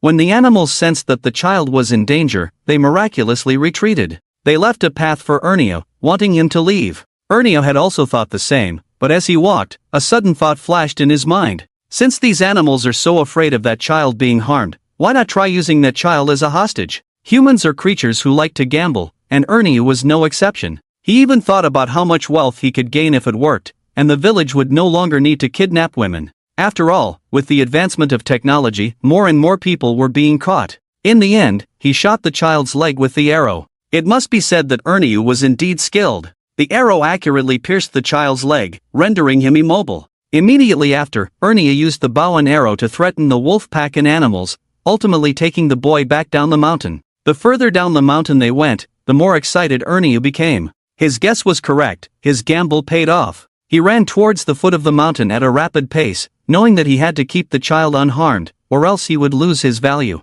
He told the villagers about this incident. Initially, the villagers did not believe him, but Ernyo guaranteed it and had some young and strong men go up the mountain with bows and arrows. In this way, they used the child to threaten the wolves, killing them all, but they also found that even if they killed the wolves, these creatures would find ways to come and see the child. They even picked herbs and helped treat the child's legs. The villagers who noticed this scene began using the child to have the animals pick herbs for them, earning their first bucket of gold, as the meat of wild animals was also very valuable at that time. After the herbs were picked clean, the animals began to suffer from human hands. A farmhouse was built on a pile of bones, and the so-called nourishing soup was made from those animals that were about to become monsters. This is the truth of the whole matter. Are you satisfied? The one-eyed wolf's eyes were full of mockery. It wanted to see how Wu Chen would react, but unfortunately, there was no emotional fluctuation in Wu Chen's eyes. The thick fog in the mountains began to thin out. Apparently, the fox in the tortoise shell could not hold on any longer. The villagers' eyes dodged. Apparently, this incident was true. And not far away, the tourists, and when she stared at them angrily, fists clenched, veins bulging on their foreheads. Trafficking is despicable no matter where it happens. But Wu Chen's gaze was fixed on the one-eyed wolf, and he said coldly, "Your story may explain the villagers' strangeness, but it's too fake. First of all, since you have power, why didn't you kill these people in advance? And you could have cultivated this child to have cultivation, even if it's just one level, it would be enough to leave this place. What's the point of leaving? Where in the world is his home? What do you think we are waiting for?" The giant wolf said, and Wu Chen instantly understood. "You are waiting for the Yao clan. How did you know about this?" A hint of sadness flashed in the giant wolf's eyes. "Do you remember the turtle that you caught? What does it have to do with it? It is also a Yao, and it is the highest in cultivation and the oldest Yao here. It has an ability to predict 3 future events. After predicting, its cultivation returns to 0 and becomes an ordinary old turtle." Wu Chen frowned. He didn't expect such an ability. What did it predict? It predicted 3 times. The first time, it predicted its own fate. The second time, it predicted the fate of the Yao clan, and the third time it predicted the future of that child. Wu Chen looked at Ergo, who was being protected behind Guanli. The only ability that could manipulate these Yao like this, Wu Chen could only think of one supernatural ability. Sequence 003, Yao Emperor. In the distance, Xian Yuan Tianjiao said Ergo's ability word by word, and everyone was shocked to see the handsome young man behind Guanli. At this time, when she was puzzled, "You are predicting fate. How can you be sure that this plan will succeed? Is it difficult? I bet on your human selfishness and greed. I bet that they won't tell you the truth. I bet they will do everything to hide this. I bet your human race will never think of us ugly Yao until the end." The words of the giant wolf made everyone feel ashamed. It held the humanity of these villagers to the extreme, without any mistakes, even calculating that Wu Chen and the others would only try to find it out in the end. Unfortunately, we still found it in the end. Wen Jun said coldly. Now he was also very angry. He really wanted to burn those villagers to death. But now the most important thing was to snatch Ergo back. He was the root of everything. Lose? How could I lose? We have exhausted everything. How could we lose? My son, I will never let myself lose. When the giant wolf said this, everyone was instantly puzzled. But Wu Chen seemed to have figured something out and looked at Ergo. "You are its son?" Wu Chen's tone was full of uncertainty, and of course, some killing intent. "Yes. After I was abducted here, they raised me. I didn't lie, my mother was indeed killed by the villagers, but she was a wolf." Ergo did not deny. "Do you know what you are doing?" A terrifying red light flashed around Wu Chen. If he who saw Wu Chen in this state, he would understand that he was about to fall into darkness. "I know, but my parents have been very good to me. They may be using me, but they have been good to me." When Ergo said this, Wu Chen knew that everything was irretrievable. The contrast was too strong. On one hand, they used him but risked their lives to protect him. On the other hand, they used him but might not even let him have a meal. "I sympathize with your experience, but today, you must die." Since it was possible to become an enemy, Wu Chen could not let the other party return to the Yao clan. Unseal the demonic soul. Wu Chen's left hand, a white long knife appeared out of thin air, and as the white knife appeared, the stones on the ground began to float lightly. Magic knife. Control objects. Wu Chen burst out, and at this moment, the thick fog completely dissipated, revealing a path leading to the outside world. "Send the travelers away." Wu Chen roared at Xin Yuan Tianjiao, then directly slashed towards Guanli with his twin knives. Boom! The twin knives struck the giant axe, accompanied by a huge force coming from the axe. Guanli's face changed drastically and he knelt down directly on the ground. Wu Chen had already used all his strength, and now the situation was no longer just about investigating the villagers and killing the wolf demon, but it involved the protection of the child that Guanli was guarding, and it had escalated to a matter of race. He clearly understood the huge difference between a race with a leader and one without a leader. Even if it meant being drained by the magic knife, he had to leave Ergo here. Guanli knelt on the ground at this moment, his palms split open, his eyes filled with shock. He thought that even if Wu Chen was stronger than him, it was definitely not in terms of strength, but now it seemed that he was wrong, very wrong. Wu Chen completely overwhelmed him in his area of expertise. He didn't expect that Wu Chen hadn't even used his full strength. He wanted to break free, use his last spatial ability to transfer ergo, but Wu Chen's knife was faster than him. Plap! The blade cut off his arm, blood gushing out. Guan Li's idea of escaping was shattered in an instant. Get lost! Wu Chen kicked Guan Li away and slashed at ergo behind him. Suddenly, a black shadow rushed out of the deep mountains, a huge tortoise shell blocking in front of ergo. The one-eyed wolf roared at Guan Li, "Throw the child up to the sky." Guan Li gritted his teeth and rushed to ergo, forcefully throwing him into the sky. Crack! With the shattering of the tortoise shell, the blade directly cut Guan Li in half, leaving behind a faint breath. At this moment, several huge black shadows arrived in the sky. Looking at the figures in the sky, Wu Chen's pupils contracted instantly. Above Wu Chen's head, several monsters were descending towards this place, and at this moment, the one-eyed wolf on the ground also showed a look of joy in its eyes. It opened its blood-stained mouth and muttered, "The plan for the past 10 years has succeeded." At this moment, the light in its eyes gradually dissipated, as if it saw its past self. "Old tortoise, why didn't you let me go down the mountain for revenge?" The one-eyed wolf roared angrily at the giant tortoise. "No, I calculated that after a period of time, only then can the child be taken away by the demon clan, only then can it be safe." "What exactly did you calculate?" The white monkey roared at the old tortoise in anger. "First, I calculated my own fate. My life has two nodes, the first one, to safely spend 1,000 years in this deep mountain, the second, to die in a few years. I calculated the future of the demon clan. One node is that after the alliance between the demon clan and the human clan, they will be suppressed by the human and sea clans, and the other is that the demon clan, human clan, and sea clan will stand in a three-way balance. I calculated the future of ergo. He will stand above the 10,000 demons and unite the demon clan."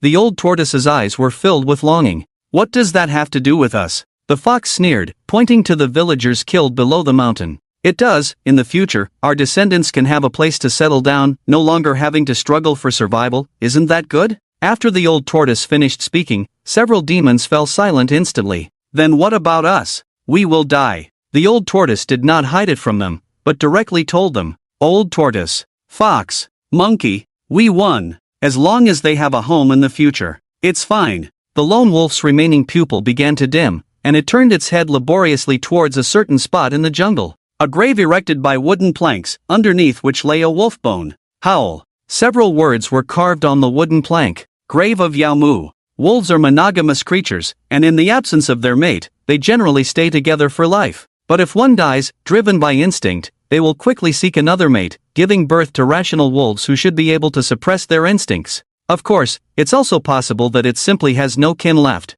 Wu Chen looked at the huge monster blocking ergo's path, his eyes filled with seriousness. The opponent's cultivation was too strong. He was no match. "Kid, we will take the wolf's body with us." A creature resembling a mythical dragon spoke, its entire body silver white, with a dragon's body but with a pair of flesh wings, resembling the legendary Ying Long, giving Wu Chen a strong sense of oppression. Of course, it wasn't just this one. There was also a giant red bird and a snow-white fox. At this moment, several people from Xian Yuan Tianjiao also quickly stood by Wu Chen's side, looking at the three monsters with hostility on their faces. "Alright, we'll exchange the child behind you." Wu Chen showed no fear, pointing his long knife straight at ergo. "You should understand why they died and why we appeared. Kid, are you delusional? Regardless, these monsters have killed, they cannot be allowed to leave. According to the alliance, you cannot harm us either." When she spoke calmly, showing no fear in her eyes. "That's right, you can't take away this wolf monster." Xian Yuan Tianjiao stepped forward, his eyes filled with determination. "Kid, do you think we dare not kill you?" The giant bird spoke in a menacing tone, and after it finished speaking, the surrounding air seemed to heat up. "You can try." Wu Chen looked at the giant bird, his crimson eyes gathering to the extreme at this moment. For some reason, several giant beasts suddenly felt a bit creepy. After they felt this sensation, they looked at each other in shock. "This kid is not right." Ying Long transmitted a message in a special way. "Yeah, I feel it too, there's a very dangerous aura." The tone of the phoenix was also somewhat shocked. After all, the three of them were all beings above the stage of transformation. How could they sense a dangerous aura from a little demon in the evolutionary stage? TSK, don't bully my students, have they done anything wrong?" Suddenly, Shilong appeared not far away, with a slight smile on his face and a playful tone in his voice. Hand over the bodies, they are heroes of the Yao clan and must be taken away. Ying Long spoke after seeing Shilong. Shilong walked to Wu Chen's side, patted his shoulder and said, "Alright, your task is done, leave the rest to the adults, you can go now." Wu Chen also withdrew his divine blade upon hearing this, took a look at Ergo, and turned to leave. "Wait, what's your name?" Suddenly, Ergo, who had been hiding behind Ying Long, spoke up and asked Wu Chen. "Wu Chen." Wu Chen turned his head and answered, "I remember you, one day, I will definitely kill you." The youth's tone carried a hint of resentment. Wu Chen stopped in his tracks, his crimson pupils staring at the other party. The youth looked at Wu Chen's eyes staring at him intently, and unconsciously took a step back. "Protecting you is not your strength, but the rules and these few monsters," Wu Chen said, then turned and left. "I'm not called Ergo, I'm called Yao, I will definitely kill you in the future." Yao roared loudly, unable to remain calm at this moment. The years of restraint, the years of anger erupted completely at this moment. At this moment, Wu Chen didn't want to pay attention to the other party, but the voice of the executioner in his mind spoke. "Let me out, I can't stand it anymore. If someone wasn't protecting him, I would have scattered his ashes and exposed him for what he is.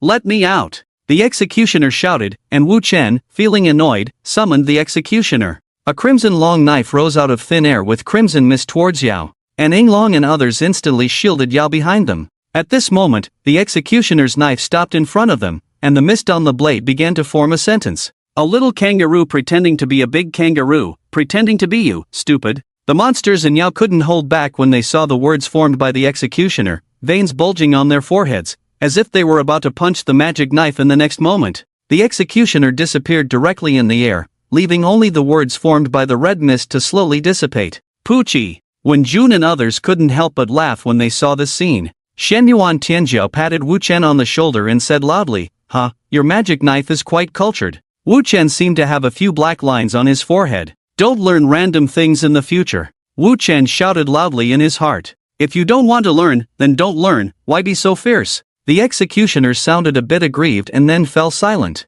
When she smiled and approached Wu Chen, saying, "I didn't expect you to have this side to you." Wu Chen quickened his pace and walked towards the village. "Don't walk so fast, isn't this nice? Teach me when you have time." When she chuckled, covering her mouth, then caught up. This time, except for the villagers, the tourists were not injured, and the villagers themselves were not good people, so when she was not saddened by their deaths, everyone looked at each other and then followed behind Wu Chen with smiles on their faces. The sudden appearance of the executioner did indeed relax their mood a bit, but of course, it might also be that they no longer needed to intervene in this matter, and their tense nerves could finally rest for a while. On the other side, on the throne of the Heavenly Court organization, the man seemed to sense something, a smile appeared on his lips. Only in a chaotic world can a new order be established. When the old laws are destroyed, a new king can rise above the corpses. After the man finished speaking, he reached out his hand, and in front of him, a few lambs wearing bracelets began to shuttle through space following the movement of his hands. Wu Chen returned to the inn, unaware of what had happened next, focusing on elevating his own realm. However, those damn villagers were all sent to prison for murder and trafficking. The lowest of them wouldn't be coming out anytime soon. Because of the many people he had killed this time, he, who was already on the edge of a breakthrough, could advance once again. When she and the others returned to Anqing first, as there needed to be a follow-up settlement for this operation, Wu Chen also had no intention of letting those who neglected their tasks to go play off the hook. They would be punished, at the very least with a beating. However, it was said that not all of those people had gone to play. One person had reportedly encountered something on the way and got involved in another matter, ultimately failing to show up for the gathering. After a day and night, Wu Chen successfully advanced from Evolution Stage 8 to Evolution Stage 9. His realm was also very stable. After all, he had fought his way up, and because he had also killed 2 heavenly kings, his spiritual energy was also very abundant. According to his current calculations, he might be able to break through to the shedding stage after killing 2 Evolution Stage 9 beings. The cultivation speed is not too slow. Wu Chen skillfully opened his phone and saw the message sent by Inhu. "Inhu, come to the Zodiac Organization base in Anqing after returning, there is a new mission." Wu Chen, received. After that, Wu Chen began to reply to messages from others one by one, and then checked out of the hotel with his belongings. At this moment, a meeting was being held in the Zodiac Organization. Ouyang Bota stood at the front speaking. "Alright, this time's mission is to protect these children. The 12 Zodiac signs need to ensure that these children are not bullied by shameless adults." The 12 Zodiac signs nodded. Ouyang Bota then left the place as he had other matters to attend to. Another day passed, and the plain Wu Chen was unsuccessfully arrived in Ancheng. He first went home to reassure his uncle, as the elders would worry if they didn't see him.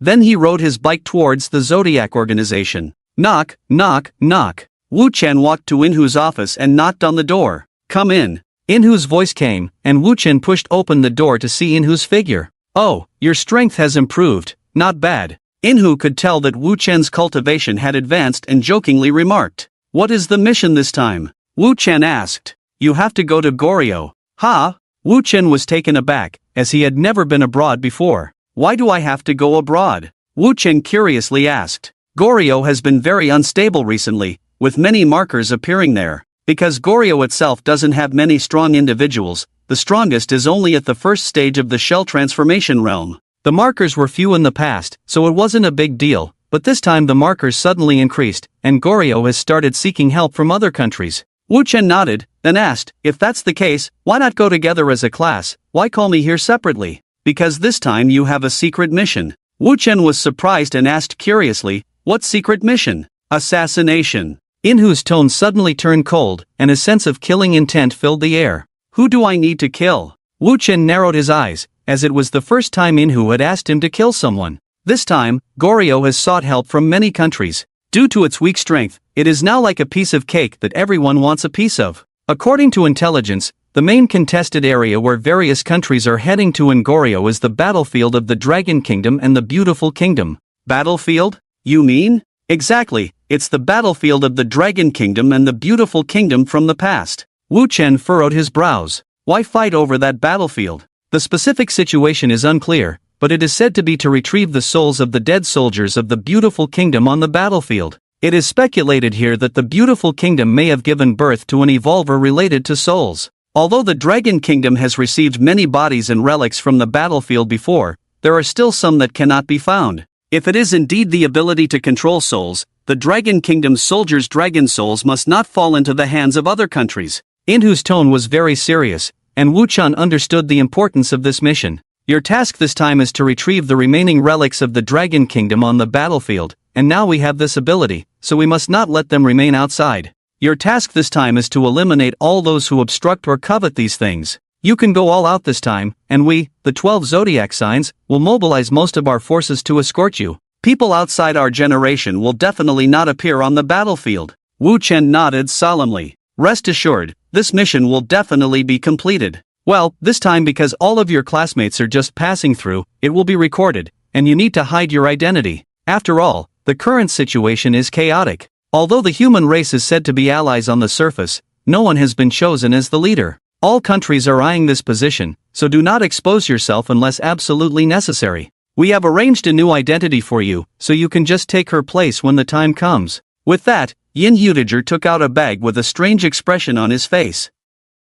Wu Chen saw what was inside and took out the contents from it. However, soon after seeing the arranged identity, his mouth twitched. What is this all about? Yin Hutiger forced a smile and said, there's no other way. This guy looks too much like you, in terms of body shape, appearance, and even identity. Besides, he went missing a few days ago, and he's an orphan, so. Wu Chen looked at Yin Hutiger, who was trying to hold back his laughter, and felt that this guy was definitely doing it on purpose. At this moment, the god of slaughter in Wu Chen's mind burst into laughter. Ha ha, what is this? It's so funny, it's too similar. In Wu Chen's hand, a cold-looking woman with long hair was printed on the ID card. And Wu Chen's identity this time is a member of a third-rate girl group in South Korea, Kim Ju-soo. In other words, he needs to cross-dress as a woman to enter it, but fortunately, this mission will only last for a week. However, Wu Chen still found it hard to accept. The god of slaughter in his mind was about to burst into laughter. Wu Chen listened to the laughter of the god of slaughter, and his forehead veins bulged.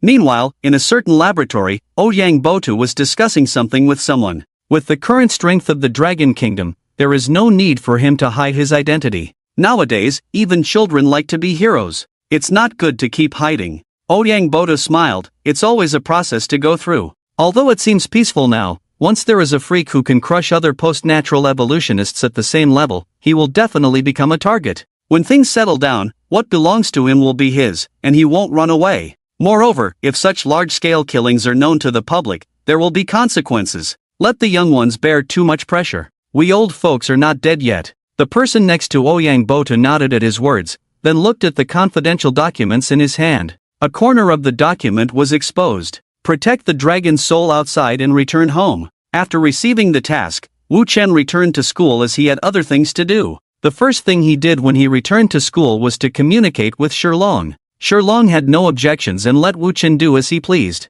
Wu Chen nodded, then walked into the classroom and raised the platform. Walking onto the platform, Wu Chen looked down at the somewhat confused crowd below. Why didn't you come to carry out the mission when I called you, and why did you all run away? Wu Chen's words stunned the crowd, who then looked at each other. Finally, someone casually said, "You and Tianjiao big brother have gone over, what do we need to do? If your strength is not enough, it's useless for us to go over. We would just be sending food." The others also agreed. Wu Chen's expression became colder as he heard this. In that case, can I kill you all and plunder your spiritual energy and abilities? Since even we can't accomplish the task, there's no use for you. It's better to let me fulfill it. With that, Wu Chen drew out the god of slaughter, his eyes filled with killing intent. The person instantly dared not speak. He was not a fool. If even Xianyuan Tianjia was not Wu Chen's opponent, he stood no chance. Since you all think of yourselves as useless, why not leave the opportunity to become stronger to others? Are you worthy of the chance to become stronger?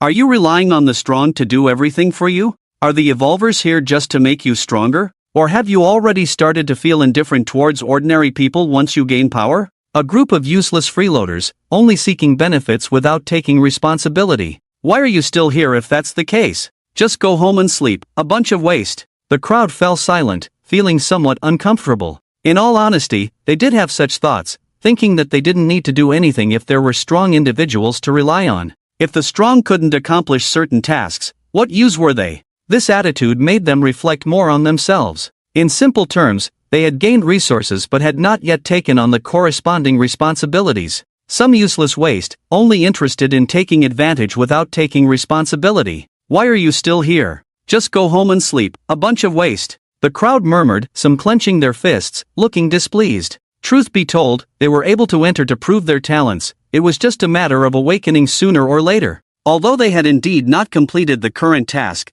they didn't consider themselves waste. When she and others below were also surprised by Wu Chen's words. After all, they had spent quite some time with Wu Chen, especially when she, who was hearing him speak so much for the first time, and in such a loud voice. What gives you the right to call us waste? It's just one task we didn't go to, you weren't injured either, is it necessary to go this far? We can just follow along next time. Someone retorted, and Wu Chen instantly appeared in front of the person and kicked them. Bang! The person was instantly kicked away. Stop the nonsense, I came here this time to give you a beating. Whether you are waste or not, I don't care. After Wu Chen finished speaking, he drew his sword and charged into the crowd. The people reacted by resisting directly. After all, they were not fools. Even if their strength was lacking, they couldn't just stand there and take a beating. Half an hour later, everyone present, including Wen Shi and others, were all pressed to the ground and rubbed over, including the girls. Wu Chen sheathed his magic sword and glanced at the fallen people, saying, "A group of powerless and irresponsible waste."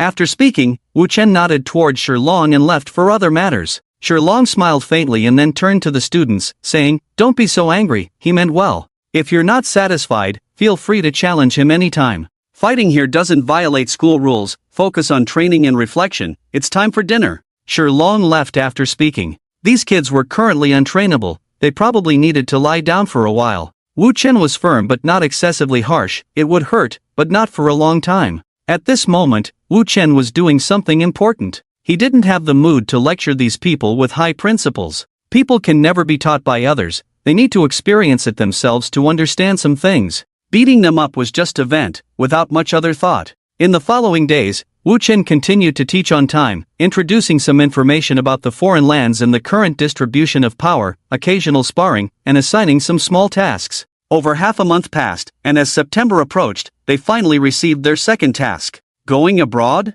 The crowd looked surprised at Shilong. Yes, go to Goryeo. It's been quite turbulent there recently, they say even zombies have appeared, it's really out of hand. Shilong shook his head in disbelief. Evolvers evolve based on their cultural heritage. The more powerful a person's psychic abilities, the more likely their thoughts will manifest. But the ability to turn people into zombies left Shilong speechless. He didn't know what to say, except that Goryeo was truly a genius. Of course, awakened individuals were exceptions. These beings were all based on choices. while Shilong was speaking, when she's gaze was fixed on Wu Chen. I don't know why, but she recently felt that Wu Chen was not right. During the day in class, he would often close his eyes and fall asleep. She quietly approached Wu Chen. Hey, what have you been up to lately? Why do you seem so out of it? When she reached out and touched Wu Chen with her finger. When Wu Chen heard Wenxi's words, he also recalled the past half-month of his life, his expression instantly becoming unnatural, his mouth twitching involuntarily. Nothing's wrong. Really? How about you join my group when we go to Goryeo? When she smiled and spoke. No need, I was given a secret mission from above, so I won't be with you guys. Just follow Tian Zhao's orders. When she was stunned upon hearing this, and Tian Zhao, who was beside her, also looked at Wu Chen with some curiosity. What mission do you have? Tell me about it. Tian Zhao asked with a smile.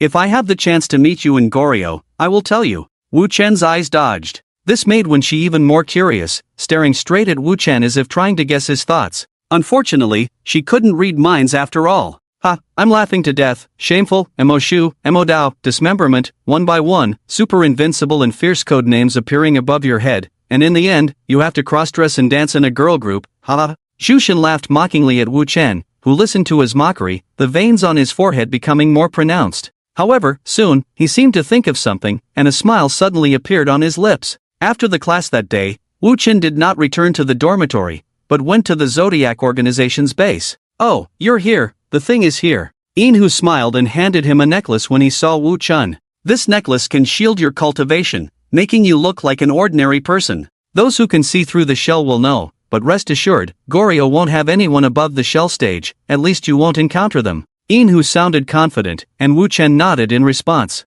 Meanwhile, Jushin in Wu Chen's mind mocked, does this have a gender-changing function? Wu Chen looked at Inhu and asked, can this change the appearance of weapons? Inhu nodded. Don't worry, Ouyang Botu has arranged everything. Speaking of which, this is also your capital for going to the exotic lands in the future. This is for trial, and there will be improvements in the future. Wu Chen nodded, and Jushin in his mind suddenly had a bad feeling. Wait, you're not thinking, Jushin tentatively said. Don't worry, you guessed right. Wu Chen smiled as he walked out of the office with the necklace. Later, when he appeared outside the base, he drew out Jushin. I think there are some things that can be discussed, Jushin said in a pleasing manner. Discuss my foot. Wu Chen put on the necklace, and a white light flashed. The crimson magic sword in Wu Chen's hand had completely changed its appearance. The pink sword body full of girlish hearts, paired with a handle like a big red flower, looked full of girlish hearts.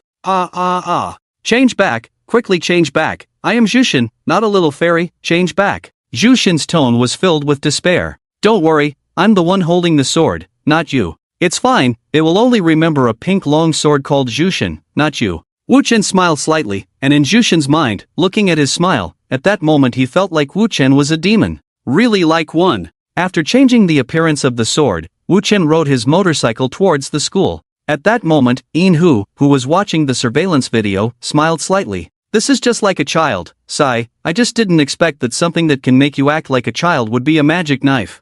Tiger sighed, a hint of melancholy flashing in his eyes. What a pity. Back in the dormitory, Wu Chen began to pack his things, he had to leave tonight. He looked at the women's clothing on the bed and twitched his mouth. He really didn't want to wear it, but it was indeed a task, and the reasons were very sufficient. When Jin Jishio went missing after traveling abroad, Longbo found him, so they informed the management company over there. Wu Chen sighed and then put the clothes into the domain ring. Nothing, it's better not to let acquaintances know. Wu Chen could only comfort himself like this. He had to put on makeup, and during this time, he had to learn about women's knowledge when he came back at night, and also study Jin Jishio's personality, which is why he kept his eyes closed during the day. But he wasn't sleeping. He was avoiding reality. Wu Chen walked towards the location given by Tiger. Finally, he arrived in a room. Oh, why are you here? Wenxi looked at Wu Chen curiously. She received a notice from Shilong to come here and do makeup for someone, and she was very confused because any girl in the school could do makeup.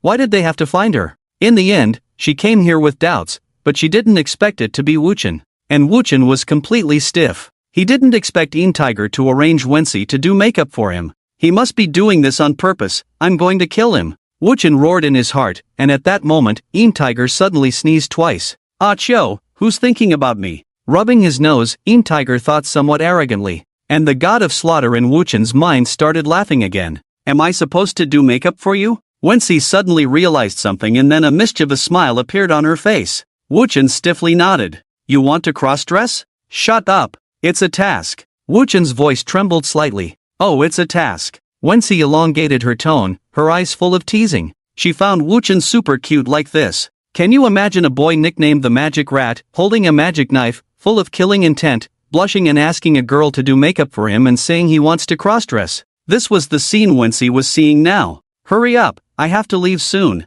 Wuchen urged quietly. Okay, faster. Seeing Wuchen's appearance, Wensi didn't joke around but took out the special preparations given by Shilong to do makeup for Wuchen. Come and sit. Wensi patted the chair, signaling Wuchen to sit down. Wuchen followed suit. Come, let's take a picture first, record your handsome face now. Wensi took out her phone, then leaned her face close to Wuchen's, with a sweet smile on her lips. Smile, Wensi said. Wuchen didn't refuse, it wasn't a big deal. Wuchen's lips slightly curled up, the girl was very close, a faint fragrance entered Wuchen's nostrils, smelling the scent, his body also stiffened slightly. Not bad, very handsome, come on, I'll do your makeup. Saying that, Wensi put away her smile and became serious. Soon, the lines on Wuchen's face softened slightly, making him look like a cold goddess. Wensi looked at Wuchen's appearance and touched her smooth chin. Okay, that's it. Teacher Shilong said this can last a long time, it's okay to wash your face, and when you come back, you can use something special to remove it, there won't be any side effects. If you have to disguise yourself for your tasks, you must be careful, Wensi earnestly reminded. Okay, I'll be careful. Because Wensi didn't have a smile on her face, Wuchen also felt a bit more relaxed. Well, come on, we're also in Goryeo. If anything happens, give us a call and we'll come support you. When she said before packing up her cosmetics and leaving. She didn't want Wuchen to feel uncomfortable, it's better to pretend not to know at this time. Seeing when she leave, Wuchen also took out the women's clothing from the ring. He looked at the pink dress and his mouth twitched. Damn Goryeo, just wait. Wuchen blamed Goryeo's damn entertainment culture for the reason he had to cross-dress. Without any surprises, the enemies Wuchen would encounter next would be in for a tough time. After changing into the dress, Wuchen completely transformed into a cold and beautiful woman. Although he looked completely like a woman, his aura couldn't be changed. And maybe because of his bad mood, with a black face, even if makeup covered the masculine lines on his face, he still looked a bit fierce.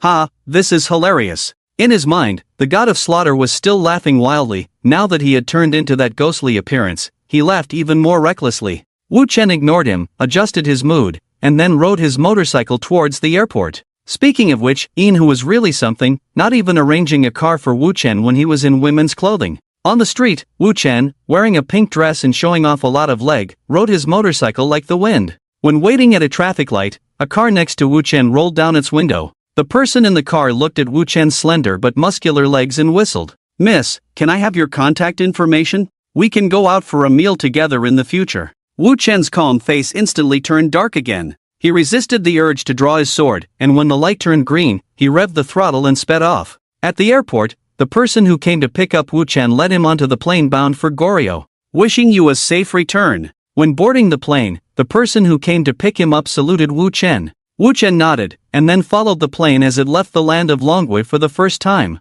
Goryeo was not far from Longwa, and a few hours later, Wuchen safely arrived at the airport. Just as he got off the plane and walked out of the airport, Wuchen saw several girls waving at him. Wuchen instantly recognized them as being from the same team as Jin Jishio. This third-rate girl group had only 3 members. Their names were quite similar. Jishio, Jia, Jime, and the name of the girl group was also called triplets. They had no representative works and were not well received. Jime and Jia were both beautiful, but their styles were different. Jime looked like a girl next door, full of youthful vitality, wearing a JK uniform, like a schoolgirl. Jia looked more like an older sister, appearing much gentler. Being in a girl group in Goryeo, their looks must be passable, and both of them were not short, standing at 176 centimeters, but still a bit shorter than Wuchen.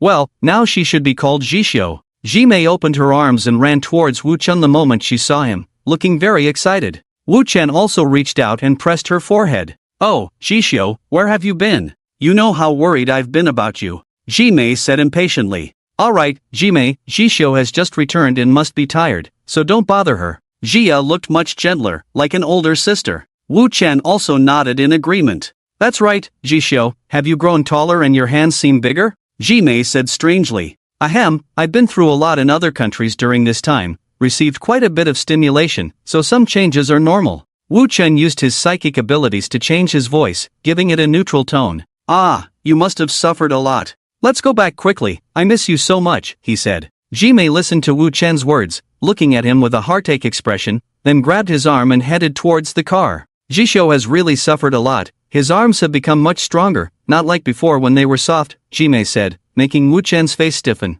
Yeah, during this time he often runs away. Wu Chen could only start making up stories. Fortunately, Jisho himself had a cold demeanor, so there weren't many flaws. Soon, the three of them arrived at a residential area. After parking the car, Jia put on a mask and led Wu Chen upstairs. Jisho, you should rest first. You must not have had a good night's sleep in these past few days. Rest well tomorrow, but the day after tomorrow we will start preparing for the competition, Jia said gently after opening the door. Wu Chen nodded and then headed towards the room with the information. Jia watched Wu Chen's departing figure with some concern. I wonder what Jisho has been through, he looks so worn out. Yes, and his body is so stiff, I don't know if he can dance the day after tomorrow, Jimei also expressed her worries. Let's take it step by step. Although we have signed up, there is so much competition, we probably won't be selected, Jia comforted. Jimei also agreed. At this moment, Wu Chen looked at the room filled with girlish decorations, his mouth involuntarily twitched. Although he was mentally prepared, this was too girly. Wu Chen sighed helplessly.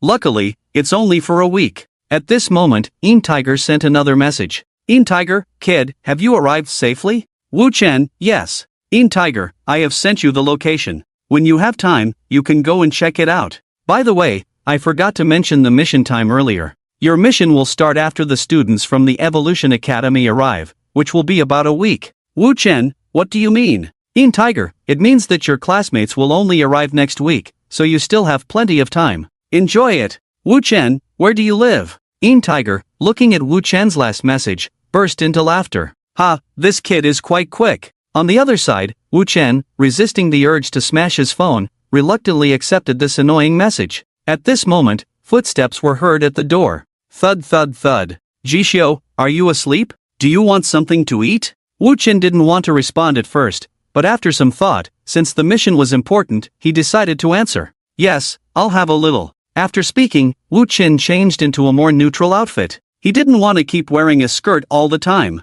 Opening the door, Wu Chen paused for a second, a hint of embarrassment flashing in his eyes, but he quickly suppressed this emotion. Because Jimei and Jia were dressed in revealing clothes, with hollowed-out pajamas, it was easy to see inside, but fortunately, both of them were wearing underwear, so Wu Chen treated it as if they were at the beach. Why are you still wearing clothes at home? Jimei looked at Wu Chen in casual attire with some curiosity. I'm not used to wearing pajamas anymore. Wu Chen said lightly, then found a place to sit. That's true, you probably haven't rested well during this time, so it's normal not to be used to wearing pajamas. Jimei nodded, her tone tinged with concern. The three of them sat around a small table, eating kimchi. Wu Chen's mind was not on the food, but on listening to the two of them chatting, occasionally responding. He is very confident in his makeup and emotional control, and it is almost impossible for two ordinary people to see any clues. They chatted for quite a long time, mostly gossip, nothing special. It's just about the competition on the day after tomorrow, which Wu Chen also knows about. It is said that the best female dance group will be selected in the audition to perform a dance. Wu Chen doesn't have much obstacles in dancing. Apart from possibly not being too graceful, he has learned almost everything under the ridicule of the god of slaughter. Most of the dances in Goryeo are mainly modern dances, not like the Dragon Kingdom dance that requires cultivating temperament from a young age. After dinner, the three of them each went back to their rooms to prepare for bed. Wu Chen did not go to explore the terrain. After all, he has everything he needs now, and he may just need to wait for the evolutionists from other countries to come and hunt on that battlefield. The next day, Wu Chen was awakened by Jimei and the other two, saying they were going to the talent agency to practice dancing for a while and asked Wu Chen to rest well. However, at noon, Wu Chen was unexpectedly visited by an uninvited guest. Jisho, are you home? A man's voice came from outside the door, causing Wu Chen to furrow his brow. Opening the door, a middle-aged man stood at the door, wearing a suit and looking somewhat displeased. Upon seeing Wu Chen, he was momentarily stunned, then immediately frowned. Jisho, what's the matter with you? Why didn't you tell me when you came back? Do you still have me, your agent, in your eyes? The man's tone was full of dissatisfaction, and he wore glasses with a condescending look. But this was normal. In Goryeo, unknown female groups are even inferior to ordinary people. Jia said I could rest at home today. Rest for what? Come with me. The boss's son heard that you're back and specifically asked for you. Come with me. As he spoke, he reached out to grab Wu Chen's hand. Bang! A hint of hostility flashed in Wu Chen's eyes as he extended his leg and kicked the man away. Watch your tone, if you don't want to die. Wu Chen's tone was extremely cold, his pitch-black pupils turning red at this moment. Even without using psychic abilities, his physical abilities far exceeded those of ordinary people. He was already in a bad mood to carry out this task, and now he was being asked to accompany someone else. They really treated him like a woman. Wu Chen had heard a lot about the talent agencies in Goryeo. Cough. How dare you? Dare to treat me like this? Do you want to compensate for breach of contract? Bang! Wu Chen grabbed the man with one hand and kicked him again. Repeat what you just said. Wu Chen's words were filled with a cold killing intent. The agent looked at Wu Chen, not knowing why, as there seemed to be no change in Wu Chen's eyes. With fair skin, black long hair, and a beautiful face, but the aura emanating from him made the agent extremely fearful. Trembling, the agent looked at Wu Chen, feeling as if he might be dismembered by Wu Chen in the next second. I'm just a messenger. The boss's son wants to see you. The agent's voice trembled, and upon hearing this, Wu Chen seemed to suddenly realize something, then a smile curved his lips. Alright, take me to see him. Since he was now a member of the Goryeo girl group, Wu Chen didn't need to worry too much. The agent looked at Wu Chen's smile, feeling that the usually charming smile now seemed sinister. He had a feeling that trouble would arise if he took Wu Chen there. But if he didn't, he might lose his life today. Okay. The agent nodded, wiped the blood from his mouth, and with a fearful expression, stood up and walked towards the door. Sitting in the agent's car, Wu Chen was taken to the company by the other party. After entering the company, the two passed through the lobby and headed towards the elevator. Ji Xiu, you might need to change your outfit. Wu Chen turned to look at him upon hearing this. What do you mean? The boss's son wants you to wear a maid outfit. Wu Chen raised an eyebrow, suppressing the displeasure in his heart. Then let's change. Hearing Wu Chen's words, the agent breathed a sigh of relief, but also felt that Wu Chen's agreement was too simple.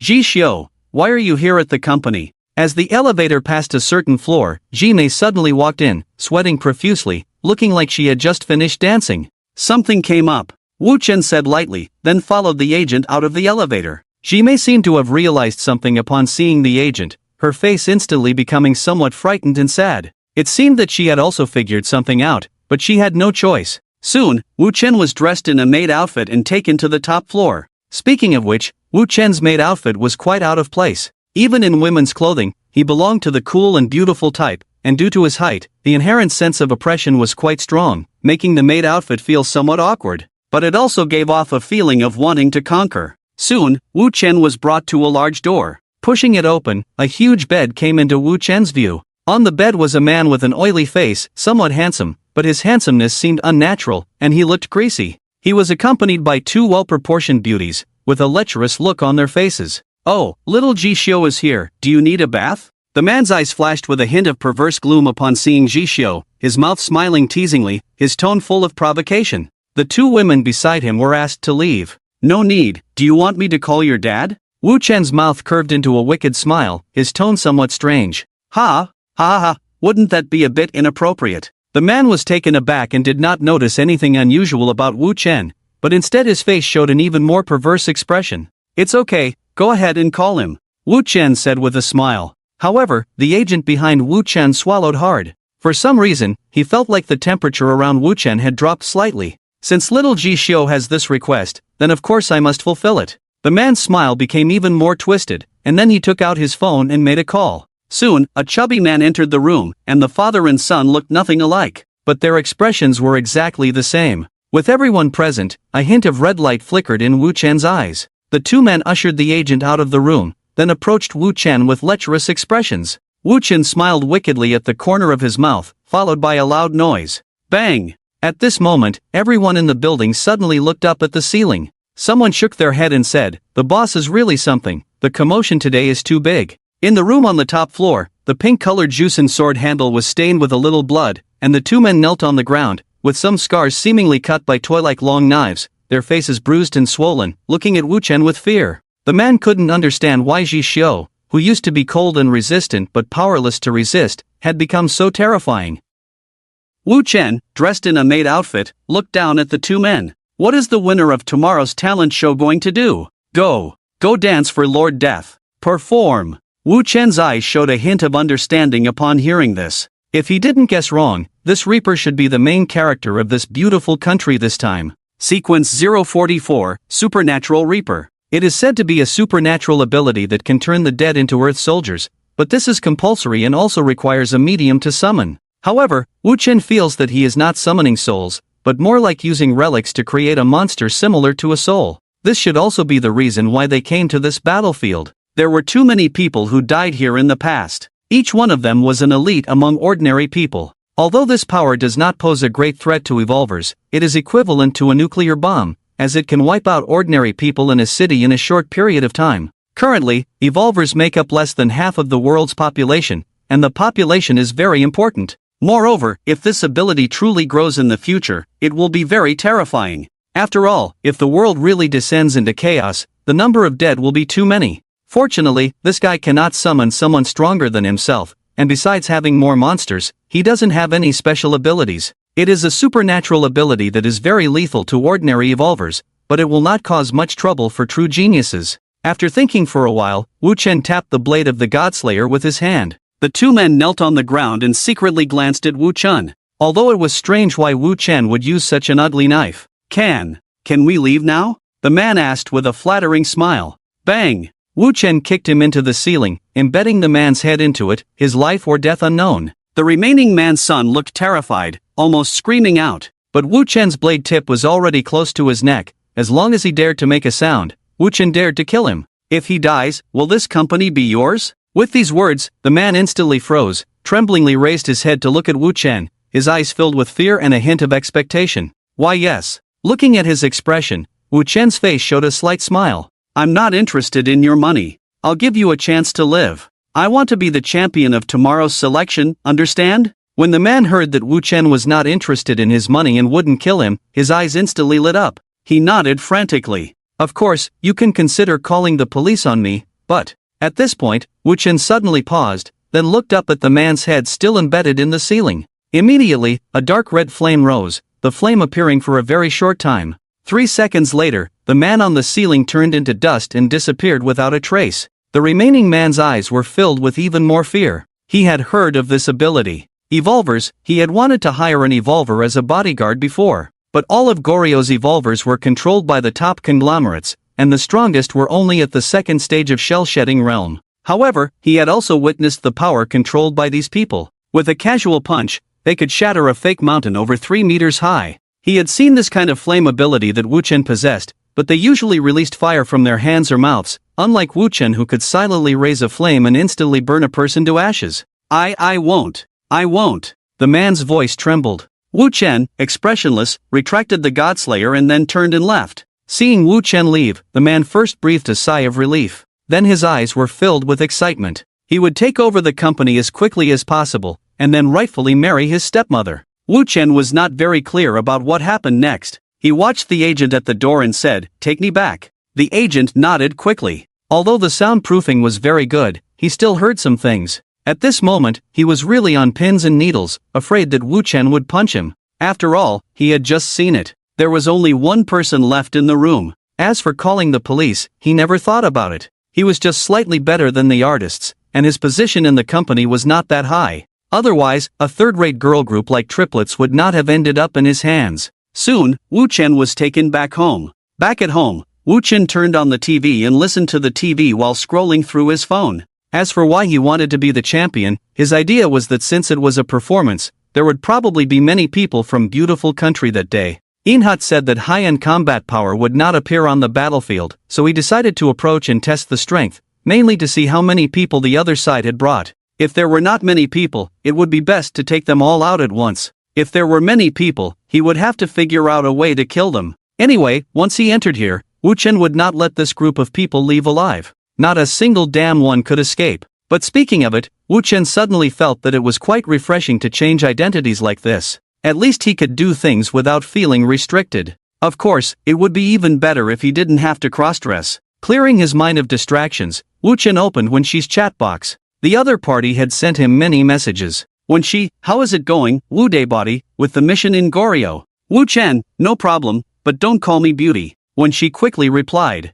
When she, okay, won't call you that, we will be there next week, to provide support and help mark a point. Wu Chen, well, I observed it on my first day here, the intensity of the marked point is not high, just a large quantity, there won't be any danger, just a bit troublesome due to the wide distribution. When she, I see, then is it possible for me to see you then, you dress up like a star, will you perform on stage? Wu Chen looked at the message when she sent, his expression stiffened. Wu Chen, don't worry about it. On the other side, when she looked at the message Wu Chen sent and burst out laughing, she felt that Wu Chen was really cute. I'm looking forward to meeting you in Goryeo more and more, little Wu Beauty, when she smiled to herself. At night, Jia and Jimei returned home. Seeing that Wu Chen's face was fine, they seemed to breathe a sigh of relief. Jishio, are you okay? Jimei's tone carried a hint of concern, her eyes full of pity. Wu Chen didn't react to her appearance for a moment, shaking his head. I'm fine, what's wrong? But soon, Wu Chen suddenly thought of something, his eyes showing a hint of strangeness.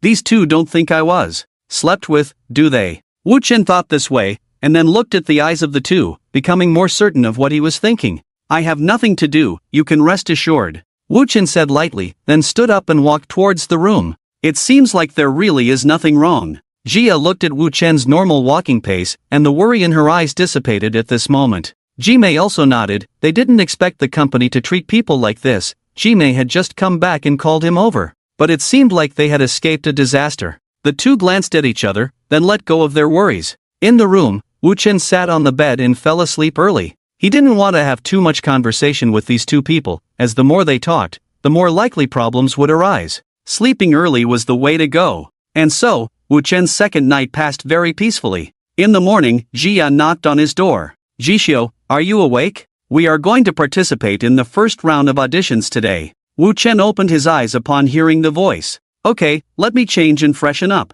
After Wu Chen replied, he changed into casual clothes. There was a dedicated wardrobe stylist there, so Wu Chen didn't need to worry too much. The three of them walked together towards the company. Later, they were taken to the audition venue by their agent. Upon arriving at the venue, the three of them, due to their lack of fame, were quickly sent to the backstage to wait for their turn. Jia and Jimei were a bit nervous, while Wu Chen remained calm. Soon, a girl came to the backstage to do their makeup and select outfits for them. Wu Chen twitched his mouth. Beside him, Jia looked at him enviously and said, Jishio, I noticed that you've become much more beautiful after going out. Look at those shoulders, those long legs, that skin, just a bit small in the chest, maybe due to lack of nutrition. Jimei also nodded frantically beside her, even wanting to reach out and pinch Wu Chen. But Wu Chen definitely wouldn't let her touch him. Alright, let's get ready to go on stage. After Wu Chen finished speaking, he walked straight out of the backstage. Wearing a dress, there was no other emotion in Wu Chen's eyes, as he had prepared himself mentally these days. If there was something uncomfortable, it was that the clothes were too tight. It made him very uncomfortable. Fortunately, the style was neutral, not too revealing, just a short top and shorts.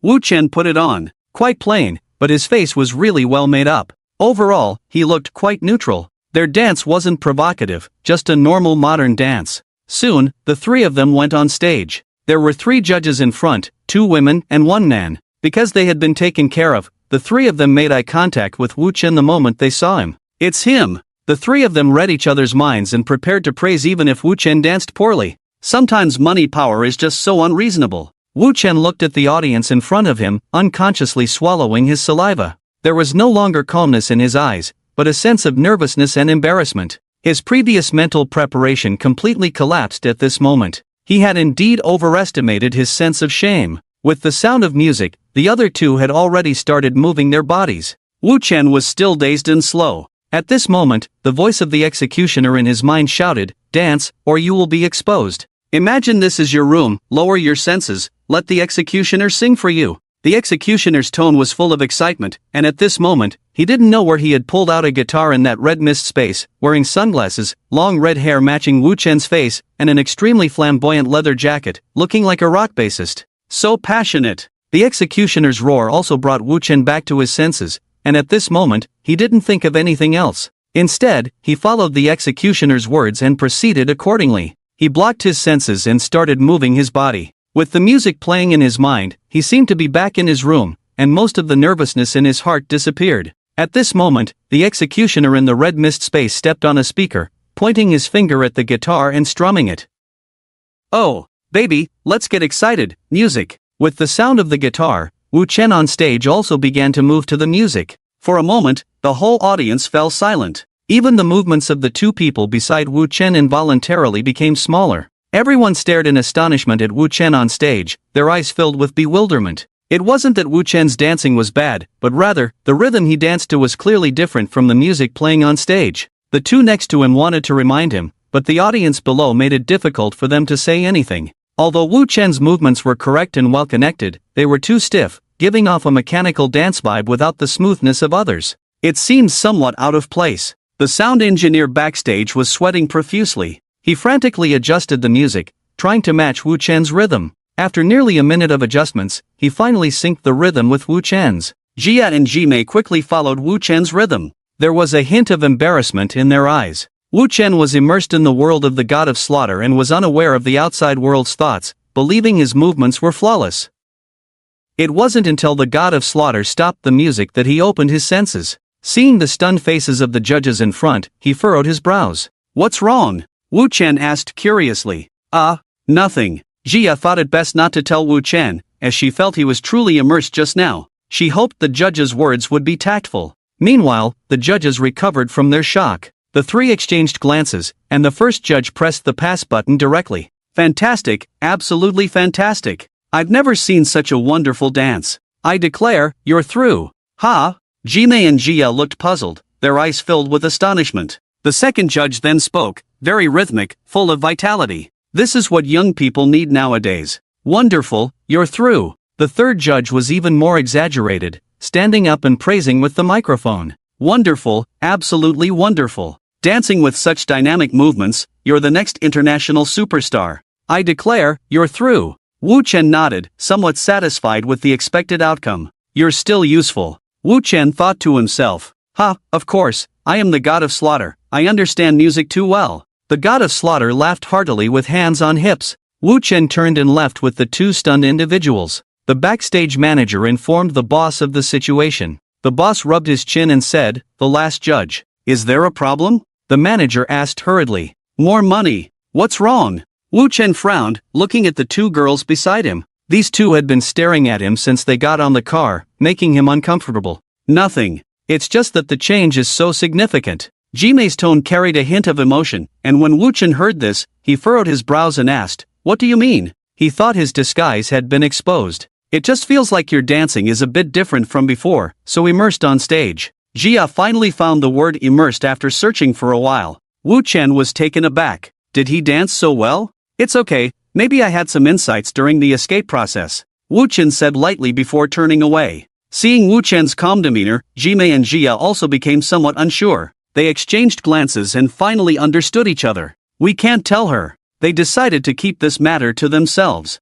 As for the broadcast of the show, they trusted the editing capabilities in post-production. However, advancing to the next round was a good thing. They were still happy. Wu Chen touched his chin and then asked the driver, "Do we still have a competition?" The driver shook his head and said, "If we advance, we will automatically enter the dance performance next week. The order may be poor, but it is still a large stage performance." Wu Chen nodded. He wasn't concerned about the performance, but rather the audience. He wanted to see how many people had come. Soon, the three of them returned home. Wu Chen said he was tired and headed straight to his room. The other two didn't say much. The original Ji Xiu also had this personality, not fond of talking. After returning to his room, Wu Chen took out his phone and started watching videos. In the following days, Wu Chen didn't have much communication with Jia and Jimei. They only met in the morning or had meals together. Of course, they also practiced dancing together. Speaking of which, Wu Chen had been criticized many times for his stiffening bones.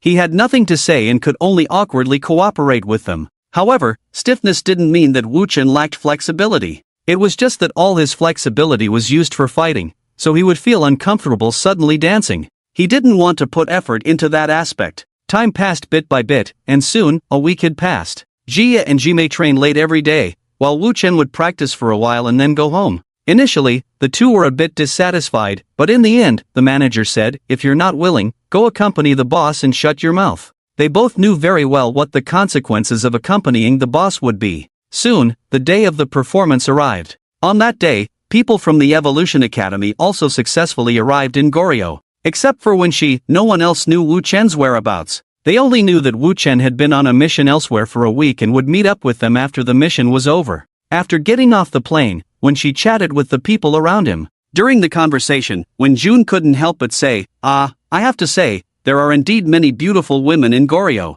It's a pity that kid Wu Chen is missing out on it, not enjoying the blessings. Brother, not everyone is like you, Wen-shi said somewhat reproachfully. On the side, Shangguan Qingrong also spoke up. My brother would never do those things. Shang Guanzhan nodded in agreement. In his impression, Wu Chen was a very rational, strong, and wise man. However, he might soon have to break that idea. They were taken away by the Goryeo delegation for hospitality, and Goryeo said they had invited their country's most outstanding male and female groups to perform. The emotions of the crowd varied, some were excited, some were down, and some expressed disdain. Using male and female groups for hospitality, truly worthy of Goryeo.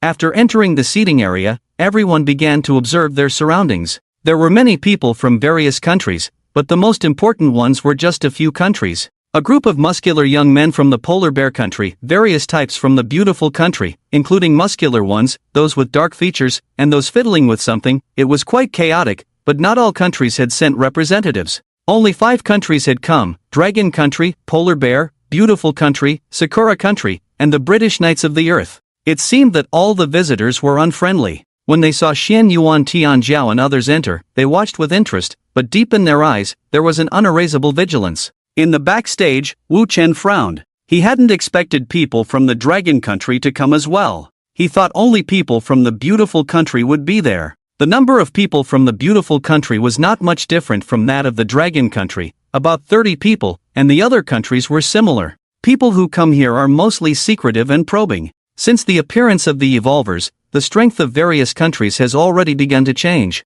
Undoubtedly, in countries like Dragon Country and Beautiful Country, there are definitely powerful evolvers among the top nations. At least all 12 zodiac signs are. The number of evolvers in other major countries is also similar, with countries like Goryeo being emptied by Beautiful Country, which is normal. There are not many cherry blossoms, and while there are many evolvers among them, there are not many top-tier strong ones. Wu Chen, behind the scenes, is calculating the strength of both sides. The strongest among them is Xian Yuan Tianjiao, an 8th-order revolver, while the strongest in other countries are only 7th-order revolvers. Normally, Wu Chen could leave everyone here, but he doesn't plan to do so. Firstly, if everyone stays here, the chaos caused would be too great, and since the strength of the other side is already known, Wu Chen is confident in taking them all out. All that is needed now is time. As for Goryeo, it's none of his business. Alliances in peacetime are like waste paper at this time. If it weren't for the threats from foreign lands and other races, humans would have started fighting each other long ago. Now, except for the people from Dragon Country, everyone else is an enemy. Being identified as a person from Goryeo at this time, what else is there to wait for? And there is an even more important reason not to act now. There are too many acquaintances, and it's easier to recognize someone's face. Once the knives are drawn, it's no different from exposing oneself. Such a thing absolutely cannot happen to him. Soon, one after another, male and female groups went up to perform, and the audience was initially interested. After a while, it became boring. Soon it was Wu Chen's turn. As the few people went on stage, the people from Dragon Country were instantly shocked. When she's mouth couldn't help but curve up, her eyes shining brightly, she had taken out her phone at some point and quickly took a photo. Damn, what's going on? When Jun rubbed his eyes in shock as he looked at the woman on stage wearing hot pants who looked extremely similar to Wu Chen. Big brother? Shang Guanzhan unconsciously called out, while Wu Chen on stage remained calm. He knew that the more critical the situation, the less room for any flaws. Not even a little bit. Shangguan Qingrong also pinched her thigh, her eyes full of disbelief. This is too similar, right? When she watched with interest as Wu Chen danced below, while people around were discussing. Girl, this person looks too much like Wu Chen, right? If I didn't know that Wu Chen was on a mission and didn't sense any psychic energy from her, I would have thought she was Wu Chen in disguise. When Jun approached Wen-shi in surprise. When she nodded with a smile, indeed, I was also taken aback. But whether to say it or not, if it weren't for Wu Chen, this beauty does look good. While there was a lot of discussion going on, Wu Chen on stage had already finished his performance silently. Wu Chen walked off the stage calmly, while the two people beside him looked nervous. Obviously, they were still excited to go on stage this time. After all, They had never dreamed of being on such a big stage. The two of them discussed on the side, while Wu Chen had already called his agent over. "Take me back," Wu Chen said lightly. Since the audience was all here, he didn't need to stay with Jia and Ji Mei anymore. He was ready to change places and also investigate the battleground of the others. The agent hurriedly led the three of them outside. "Take me to the company," Wu Chen said lightly. The agent nodded quickly. Ji Mei and Jia looked puzzled. They had noticed a few days ago. The agent suddenly seemed particularly afraid of Jishio. The car quickly arrived downstairs at the company. Wu Chen opened the door and said, "Take them home, I have something to do." With that, Wu Chen walked into the company building and headed straight for the elevator. Ji Mei and Jia watched Wu Chen's back and started discussing. Could Jishio have caught the boss's son's eye? It's possible. However, their discussion was soon interrupted by the agent. Meanwhile, Wu Chen had already kicked open the door to the boss's office. Thud! The man knelt down on the ground, looking at Wu Chen with fear. Do you have any orders?" He was afraid that Wu Chen had come to kill him. After all, he had been very happy these days. After marrying Xioma, he had no interest in other women, mainly because Xioma was enough for him. It was really moist. With full control of the company, his power had reached the top of this company, and this kind of life was too intoxicating. He was truly afraid that Wu Chen would take it all away with one stroke. "Arrange a house for me, I want to live alone, any problem?" No problem, I'll arrange it right away." The man became excited the moment he realized Wu Chen wasn't there to kill him. He quickly made arrangements over the phone. "It's all set, you can move in, rest assured, this house will only be yours in the future." "No need, I will leave soon, you don't have to worry so much." After Wu Chen finished speaking, he turned and left. The man was also excited to hear Wu Chen's words. No one wants a sword hanging over their head, and he didn't either. To be honest, he had already started thinking about how to get rid of Wu Chen.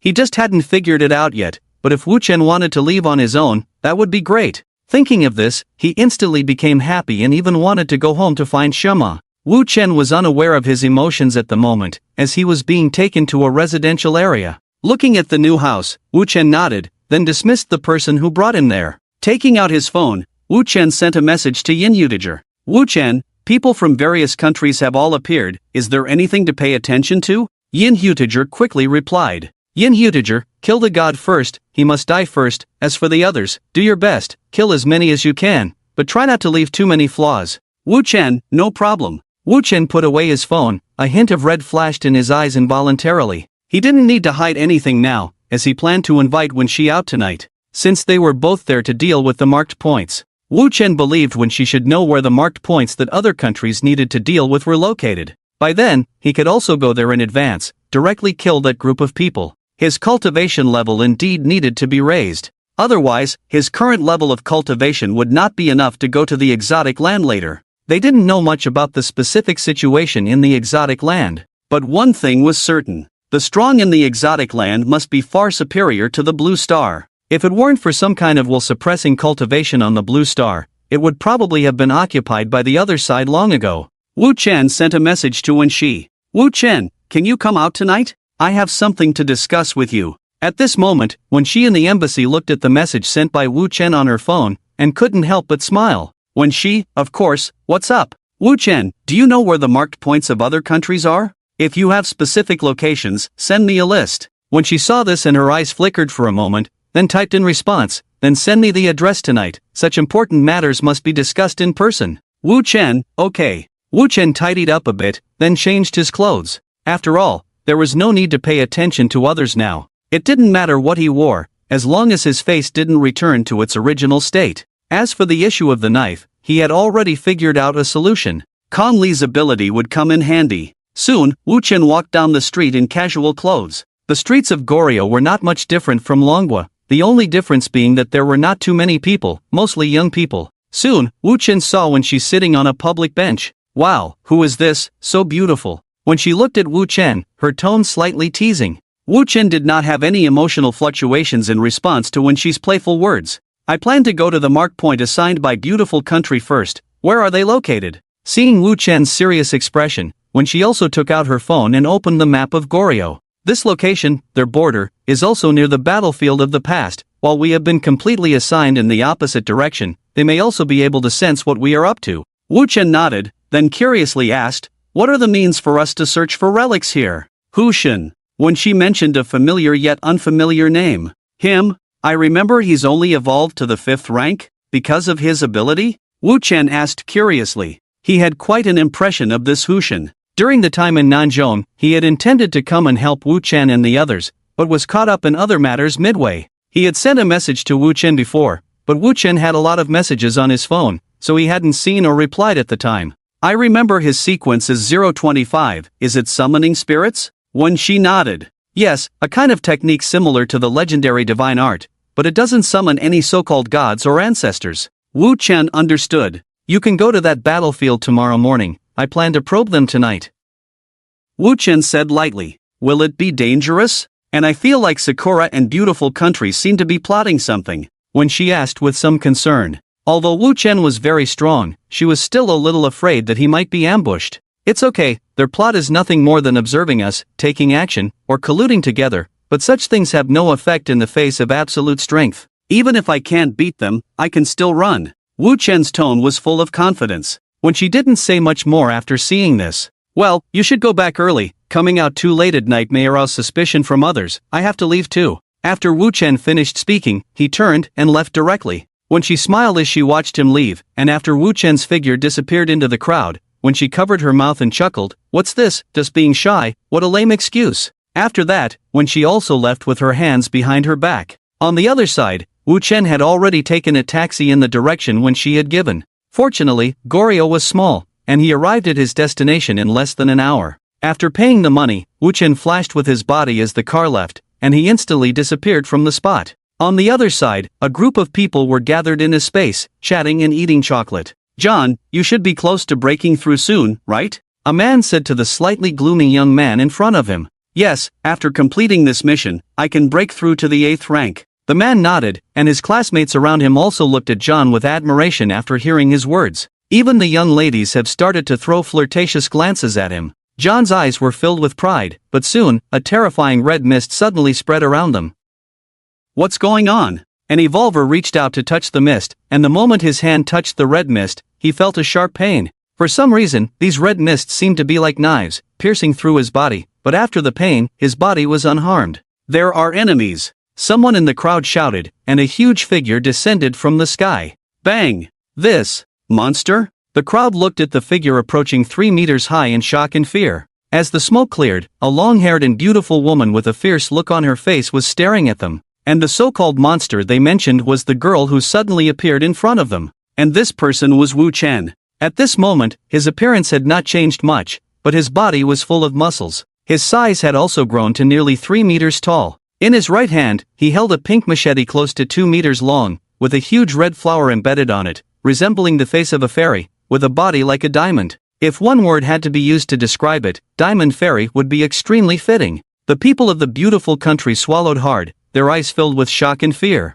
Who are you? Wu Chen also knew the language of the beautiful country, so he spoke fluently in Sakura language, saying, enough talk, who's the Grim Reaper, come and face death. Everyone present was instantly stunned, their eyes fixed on John. Wu Chen also locked eyes with John, with his golden hair and blue eyes, a handsome but sinister face, now looking at Wu Chen with fear.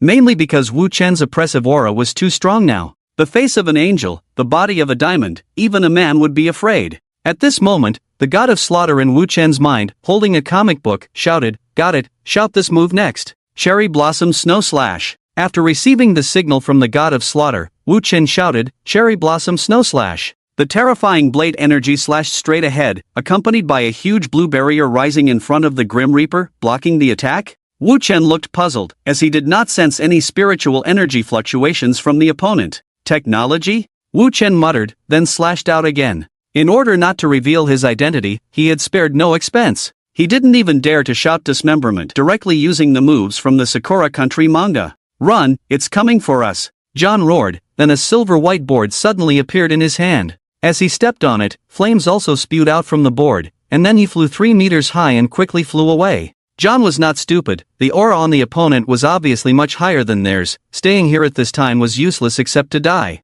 Wu Chen frowned, the situation was more tricky than he had imagined. At this speed, unless the opponent used his own ability to run, he couldn't catch up with other people's abilities. Kill the people around you first, advance to the second level of the shell-shedding realm, and you can use it. That guy will definitely die as long as he can't leave here. The god of slaughter shouted, pulling Wu Chen's thoughts back. Wu Chen looked at the people fleeing in all directions, a hint of red light flashing in his eyes. It seems that your country doesn't care much about you, you are just some cannon fodder. After Wu Chen finished speaking, he picked up a machete over 2 meters long and began to wildly swing the blade energy. Some people tried to resist, but their attacks on Wu Chen were completely ineffective. At this moment, his muscles were like the toughest barrier, blocking all attacks from the crowd. The terrifying machete was like a meat grinder, one slash at a time, anyone caught by him would be killed instantly. Soon, the place turned into a mess, surrounded by bones. 10 ran away. Out of a total of 30 people, 10 ran away. There was no way. This giant spirit leaned towards strength and defense, but was still too slow in speed. Wu Chen sent a message to Wenxi on his phone. Let 20 of our people leave, hide, and if people from other countries ask, say they died, killed by A. Wu Chen hesitated for a moment, not knowing whether to send it or not. But in the end, he gritted his teeth for the mission. A diamond fairy. After sending the message, Wu Chen didn't even look at his phone, but took advantage of the lingering effect of the giant spirit's power and flew towards the direction where people from other countries were. On the other side, when she looked at the message sent by Wu Chen with a smile on her face. But she didn't just laugh. She told everyone about this matter. What? Other countries were attacked? And most of them are dead or injured? Someone said in surprise. When she nodded, then said, it is said that a guy named Diamond Fairy made a move, very terrifying, extremely powerful, only 10 people left from the beautiful country, and we can only leave 10 people here too. Hearing Wenxi's words, Xian Yuan Tianjiao also understood something. He turned to the crowd and said seriously, listen to Wenxi, since it was arranged from above,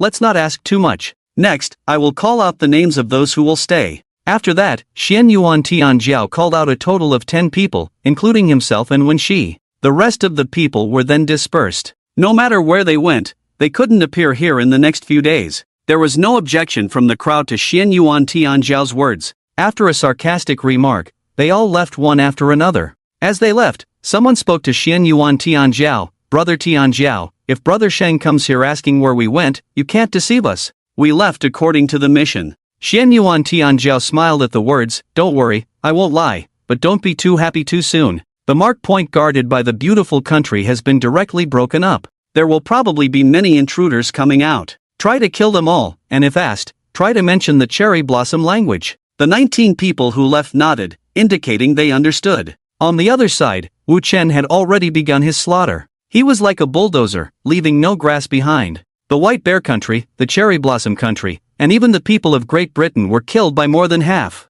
And Wu Chen targeted the key figures. Although not the top geniuses of each country, it was enough to make them suffer. And this was not the end. After crushing the people of the Cherry Blossom Country under his feet, Wu Chen looked at the increasingly terrifying space ahead, his eyes filled with contemplation. Forget it, the foreign lands are also common enemies of the human race, let's consider this as a way to advance. After thinking for a moment, Wu Chen took a deep breath in place. He condensed half of the remaining spiritual energy in his body onto the executioner's blade. Crimson mist began to emanate from his body, as if his killing intent, surrounding him, looked extremely fierce. Soon, huge monsters walked out from the front space, and what awaited them was not a new world, but Wu Chen's full force strike. The first move of the demon blade 7 slashes, dismemberment. The several meter high blade energy slashed towards the many intruders in front. A group of intruders were directly killed in half before they could react, and Wu Chen's figure completely disappeared from the spot. He was ready to break through.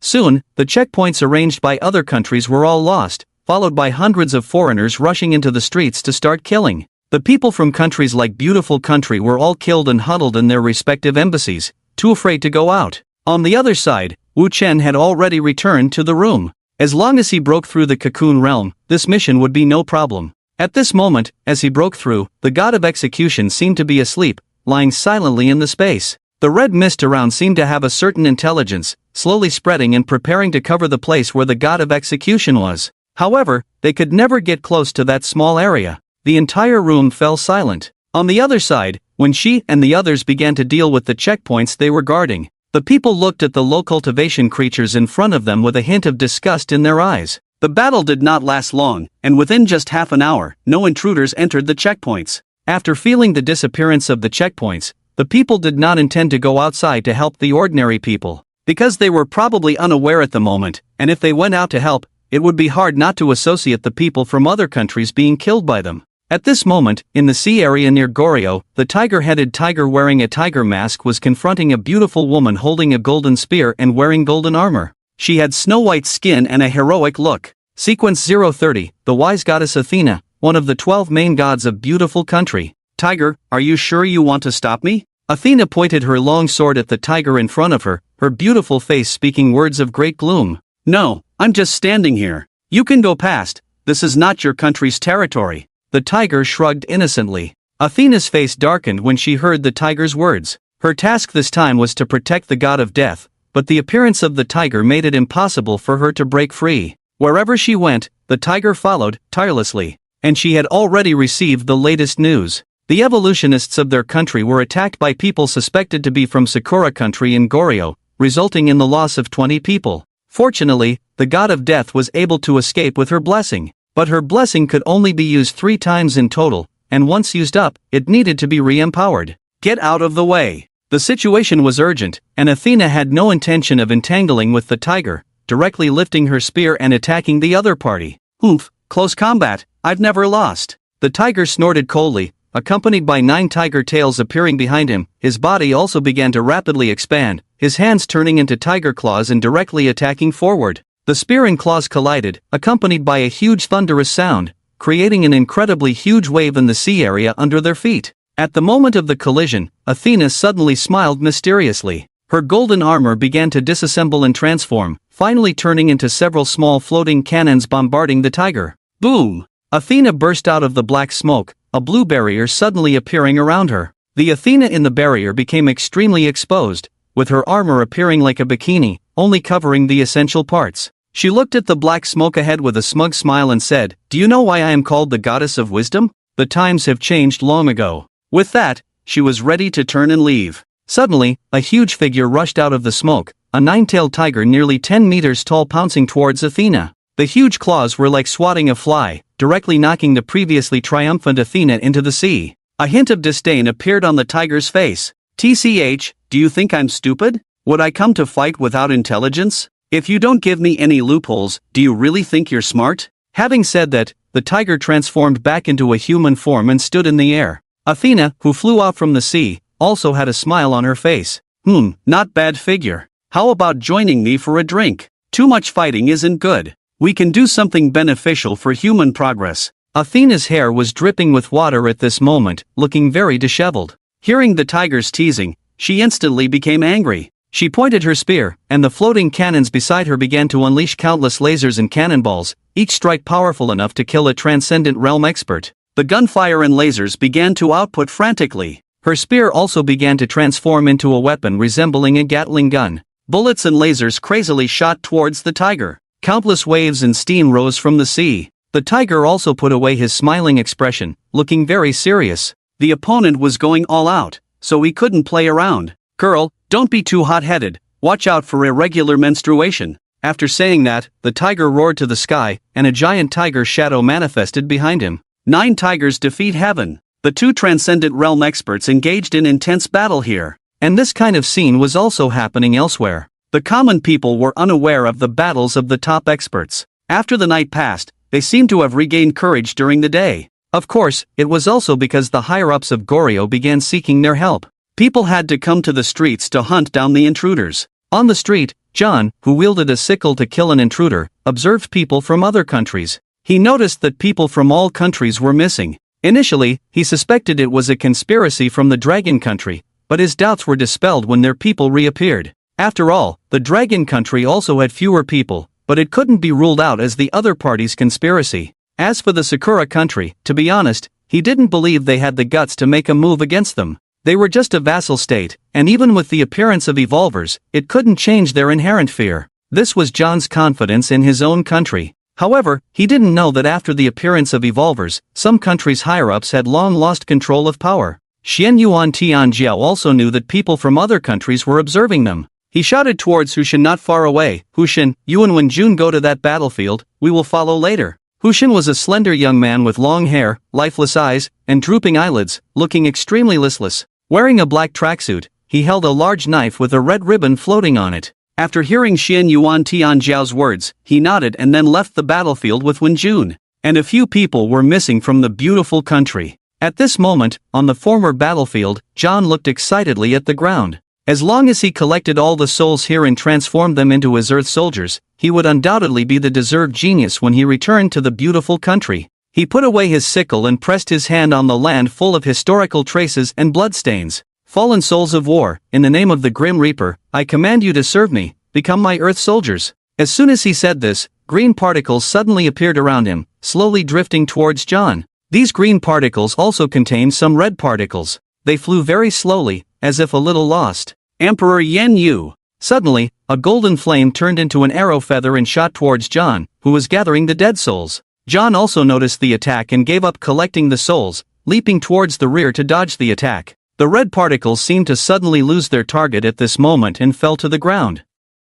Above the sky, with a pair of golden eyes, Wen Jun held the witch demon sword and looked at John, saying, I have no objection to you collecting the souls of those beautiful soldiers of your country, but there are still many dragon soldiers' bones and relics on this battlefield. Wait until we have taken them away before you take action. Humph, I am here for these soldiers. I don't care which country you are from. Whoever blocks me, I will kill them. The opportunity to become the first genius was within reach, and John would not give up. The sickle in his hand turned into a monster appearing in this place. The monster was equivalent to his cultivation level, with a handsome human face and wearing a military uniform, but with a vacant expression, like a soul, holding a sickle. Hushin, I will stop him, you collect the souls first. Hushin nodded, then placed one hand on the ground. Summoning. No way, stop him. John shouted to the people beside him, and the people around him also reacted at this moment, rushing towards Hushin directly. Hushin looked at the fifth-order evolutionists charging towards him, his face darkening.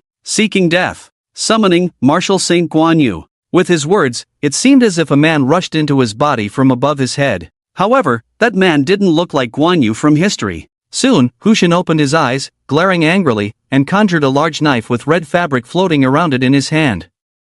Hey! The foreigner dares to harm my dragon descendants. This big knife will cut off his neck. A majestic male voice emanated from Hushin's throat, as he directly swung the large knife towards the evolutionist charging towards him. The heavy knife carried an extremely powerful force as it slashed towards the man's neck, and the two began a life and death struggle. At the moment when Hushin used his abilities, the land seemed to undergo some changes. Did you hear that? I heard it. That is. Yes, that's right, it's the dragon's roar.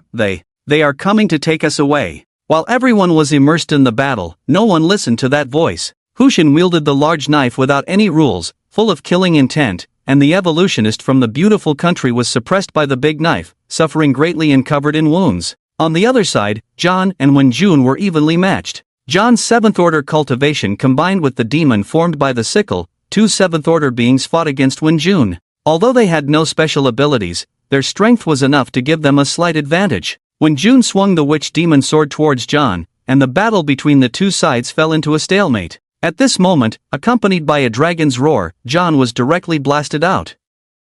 When Jun turned his head and saw Xian Yuan Tianjiao looking at John with a serious expression, his black pupils filled with dissatisfaction. Emperor! John had naturally heard of Xian Yuan Tianjiao's name, his eyes full of unwillingness. This guy, like the others on their side, was one of the country's most outstanding geniuses and the most eye-catching. This time, he had finally obtained this opportunity, and as long as he succeeded, he could also stand at the top of the world in the future. On the other side, Hushin injured the opponent's arm, then returned to Xian Yuan Tianjiao's side. What's going on? Xian Yuan Tianjiao pretended to ask innocently. We came here to find the relics of our ancestors, and this Reaper wants to turn them into undead for his use. When Jun's tone was filled with anger. Reaper, is this your personal choice, or is someone behind you instructing you? The Reaper's face darkened. Of course, he wouldn't say someone was instructing him. It's my own idea. So, do you want to take action against me? You know the answer. Xian Yuan Tianjiao waved his hand, and a thunderbolt struck towards the Reaper in front of him.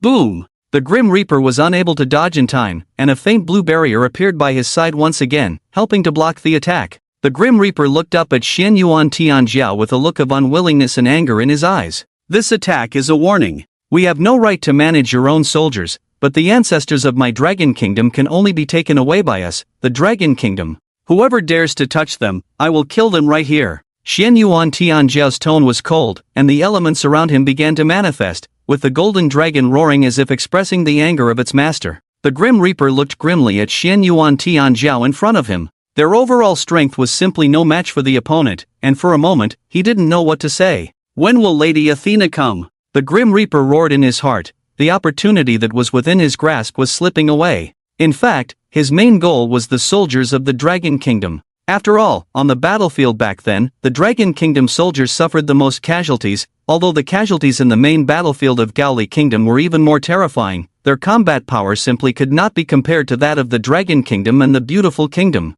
He had never intended to collect those weak undead. Just as John was about to leave, suddenly people from other countries also came over. John's eyes lit up when he saw the people from Great Britain and the Sakura Kingdom. Great Britain and his country were both from the west, so it was definitely no problem to help block the Dragon Kingdom. As for the Sakura Kingdom, they were originally dogs of the Beautiful Kingdom. People of the Sakura Kingdom, come and help me. John shouted towards the people of the Sakura Kingdom. Those people were a bit stunned after hearing John's words. Gong Dao, the people of the Beautiful Kingdom are calling us, what should we do? The people of the Sakura Kingdom were led by a man wearing a kimono with a katana at his waist. Let's go see what's going on. It's not time to tear our faces apart yet. Gong Dao pondered for a moment before speaking. The group of people walked towards John's direction. The people from Great Britain were also approaching. John told them everything, and both sides were stunned. However, they quickly decided to help John. They were willing to make the Dragon Kingdom uncomfortable.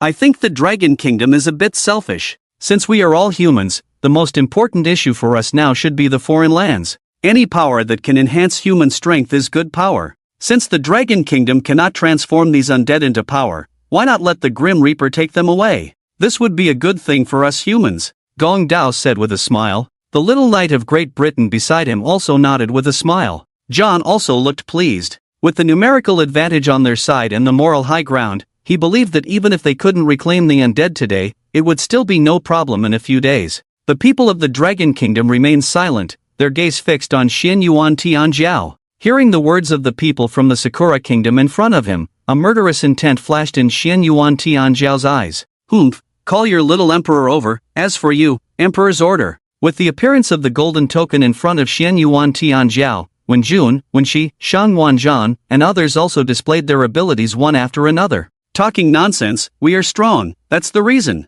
Wen Jun said, then rose into the air, surrounded by endless golden flames. A terrifying flame formed a three-legged golden crow behind him, clearly indicating that he was about to go all out. Prepare to die. Xian Yuan Tianjiao snorted coldly, the golden dragon roared, the ground trembled, and a giant made of yellow soil tens of meters tall rose from the ground. Seal the god. Earth spirit, obey. Legend has it that the emperor of the human world possesses the power to command everything in the world. As the emperor of the human race, disrespecting heaven and earth, he himself is the heaven and earth of the human race. The faces of John and the others in front instantly turned ugly. Emperor, what do you want? According to the alliance, we should be allies. Do you want to attack us? John's words made Xian Yuan Tianjiao sneer. What alliance? I don't hear it. I only see a group of beasts who seem to want to taint the souls of my dragon country ancestors. As the words fell, the earth spirit in front of Xian Yuan Tianjiao leaped up and threw a punch towards the crowd in front.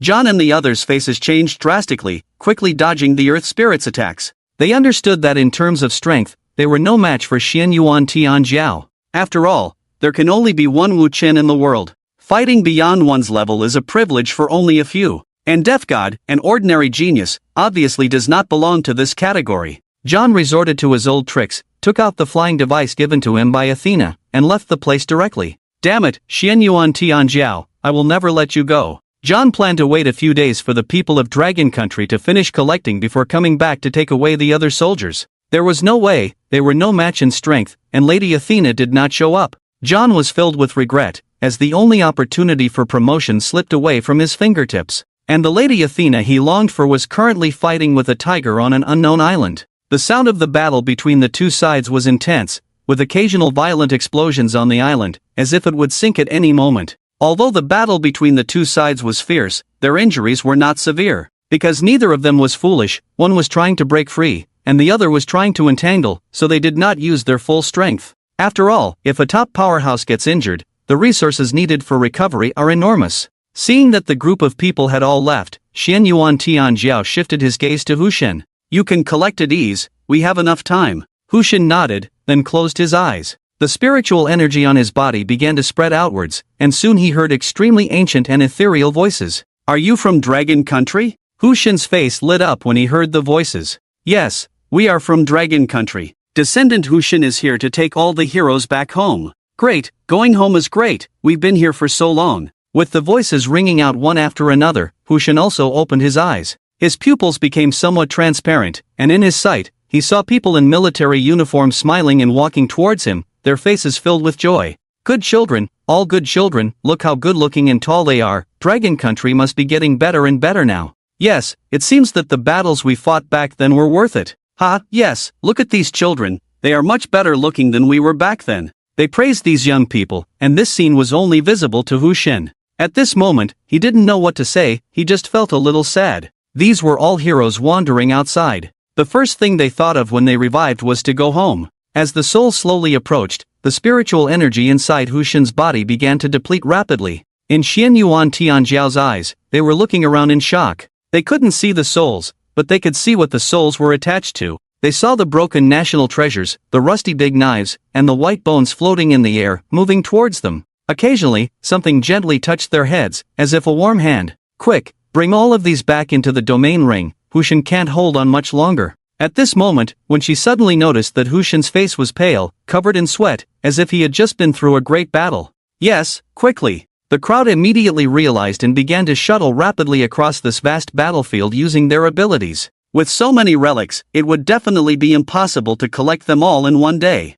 The group continued to collect for several days in a row, only taking breaks when their spiritual energy needed to recover. They worked tirelessly day and night. However, not a single person complained or felt tired, as this was what they should do. On the other side, Wu Chen's breakthrough was also coming to an end. The shedding shell realm, in simple terms, meant shedding the human body and obtaining a new, stronger and more resilient body. At this level, one could be considered completely beyond the realm of ordinary humans. Without activating their spiritual energy, ordinary bullets hitting them felt no different than scratching an itch. Armor-piercing bullets might cause some damage, but the strongest aspect of these evolved beings at this level was not their defense. Not only was Wu Chen undergoing changes, but within his body, the god of slaughter was also dormant, and even the spatial red mist began to change towards a certain shape. As time passed, with the recovery of the final relic, smiles appeared on the faces of Xian Yuan Tianjiao and the others. Let's go home. We can't keep them waiting too long. I'm sure they are anxious too.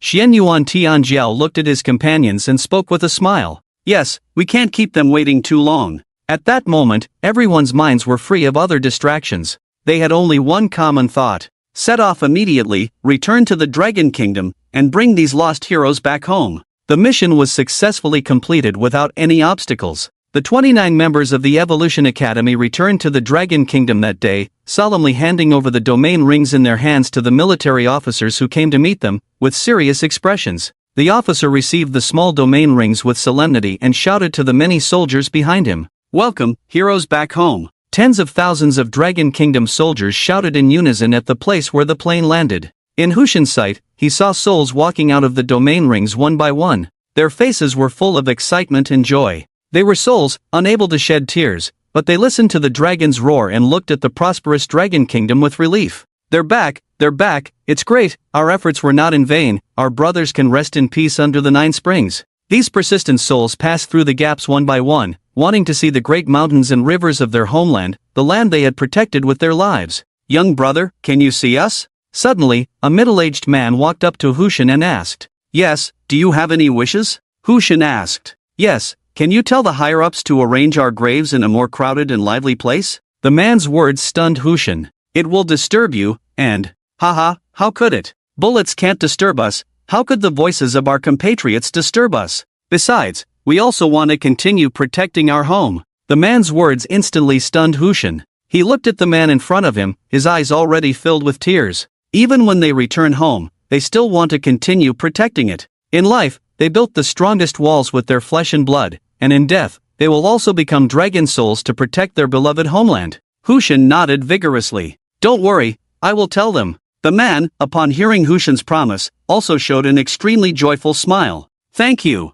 With that, he turned and left. Can you tell me your name? Hushan suddenly shouted. We are collectively known as the Dragon Kingdom Volunteers. After the man finished speaking, he slowly dissipated into the land. He will not disappear, he will coexist with the Dragon Kingdom forever. On the other side, Wu Chen has completely broken through the shell realm. He opened his eyes, and the killing intent in his eyes became more terrifying and intense. A strange red mist lingered around him. Is this the shedding of the shell? Wu Chen looked at his hands, which had turned as white as jade at this moment, extremely beautiful, but possessed extremely powerful strength. He stood up and walked to the mirror. The previous makeup had long disappeared, and his own face was reflected in the mirror, extremely handsome. His pupils looked incredibly deep. At this moment, in the space filled with red mist, the god of execution also awakened. There was a hint of confusion in the god of execution's eyes. After he woke up, the red mist in the space dispersed towards all directions, leaving behind a larger space than before. In the red mist, it seemed like there was something. The god of execution looked at his hands and murmured to himself, "My name is Xu Xin?" Wu Chen took a bath and then opened his phone. There were many unread messages on the phone, most of them from Wenxi. When she told Wu Chen everything that had happened to them, and reminded Wu Chen every day of how many days had passed since he started sleeping. Wenxi, today, our dragon soul has all returned home. The mission is successfully completed. It is the 4th day. This was the last message. Wu Chen replied, I know, everything is going smoothly on my end, and if nothing unexpected happens, I will return tomorrow. After sending the message, Wu Chen put away his phone. Since the people of the Dragon Kingdom had already left, there should still be people on the battlefield today. He planned to go and take a look. According to his calculations, Xian Yuan Tianjiao could definitely crush those people, and the guys from the beautiful country would probably not give up on the souls on the battlefield. After all, there were also many soldiers from the beautiful country. After Wu Chen walked out of the house, he disappeared in place like a ghost and rushed towards the battlefield. As Wu Chen expected, after the people of the Dragon Kingdom left, John from the beautiful country did come here, but he also ran into trouble. Because he had exposed his information to the Sakura country and the Great Britain country, the guys from these two countries, along with the Polar Bear country, joined forces to stop John from collecting the undead on the battlefield. John was now having a hard time defending himself. He thought he could relax after the guys from the Dragon Kingdom left, but he didn't expect to be betrayed by his former allies. You guys from Sakura country, how dare you attack me? Aren't you afraid that I will hold you accountable when I return to Sakura country? The palace knife wielded the katana with disdain. Who will know if you die, and do you think our Sakura country is still the same as before? The world's situation has long changed. Do you still think your beautiful country is the former hegemon? The British cavalryman held a long spear and thrust it towards John. Bang! Just as John blocked the attack on one side, another person from the Polar Bear country punched him. The palace knife on the other side also slashed at him. The blue barrier appeared again, blocking this fatal blow. But after this last chance was used, it also meant that if he did not leave now, he would definitely perish here. Retreat! John shouted, then repeated his previous actions, stepping on the flying chess piece under his feet and fleeing into the distance. We can't let him go, otherwise we'll all be in trouble. The palace knife shouted, then quickly followed. Others also understood that if this matter was exposed, it would be bad luck for them all. After all, sacrificing a few ordinary geniuses for the greater good was a trivial matter. John looked back at the people chasing him on the flying device, his eyes filled with hatred. I will definitely avenge this grudge. When he turned his head to look ahead, there was a hint of astonishment in his eyes. Who is that? Several miles ahead, a figure was standing there. Holding something in both hands above his chest, the whole person was facing him in a bow stance. This person was Wu Chen. Wu Chen had seen their battle early on and had been waiting here for quite some time. He wore a black mask, with crimson long hair fluttering in the wind, holding the handle of the Godslayer sword horizontally above his chest, the tip of the sword pointing forward. Who? Wu Chen exhaled, the spiritual energy in his body began to condense towards the Godslayer sword, crimson mist began to spread and slowly gather on the sword. Dissection is not possible, but to slay the heart, block the mind, crush the spirit, gather killing intent into a sword, focus the tip of the sword in form. Meanwhile, John and others who were close to Wu Chen saw a different scene at this moment. In front of them was filled with red mist, as if there were monsters roaring in the mist. After hearing the roar, they were scared stiff in place, as if they were locked in place and unable to move, with no other thoughts in their minds at the moment. Only fear. Unparalleled and pure fear. Ahead, as if someone was standing on endless piles of bones looking down on them, like a higher being looking down on lower beings, it was a pressure from the level of life. And the source of this pressure was Wu Chen. At this moment, his whole body was filled with crimson mist, all poured into the Godslayer. Endless negative emotions erupted from it, firmly suppressing the enemies in front. 7 cuts of the Demon Blade. Second form. Heartslayer. With Wu Chen's words, his body instantly disappeared from the spot, stabbing forward at an incredible speed. From a distance, a bloodline over a meter long instantly crossed hundreds of meters, passing through the crowd. In less than 3 seconds, Wu Chen appeared behind the evolutionists of various countries. There was no blood on his sword, it was even clean to an unbelievable extent. The evolutionists behind him stood dumbfounded in place, as if nothing had happened. Wu Chen put away the Godslayer and left the place directly. After Wu Chen left, a clear light suddenly flashed in the eyes of the crowd. Their fear faded away, because the extremely strong killing intent from before had disappeared, and the mist ahead also disappeared without a trace, as if it had never appeared. So cold, someone said, and the others instantly felt a chill. John suddenly felt itchy in his chest. He looked down and suddenly widened his eyes, filled with fear and disbelief. My heart? In John's chest, a fist-sized hole appeared, piercing through his body, and his heart was already gone.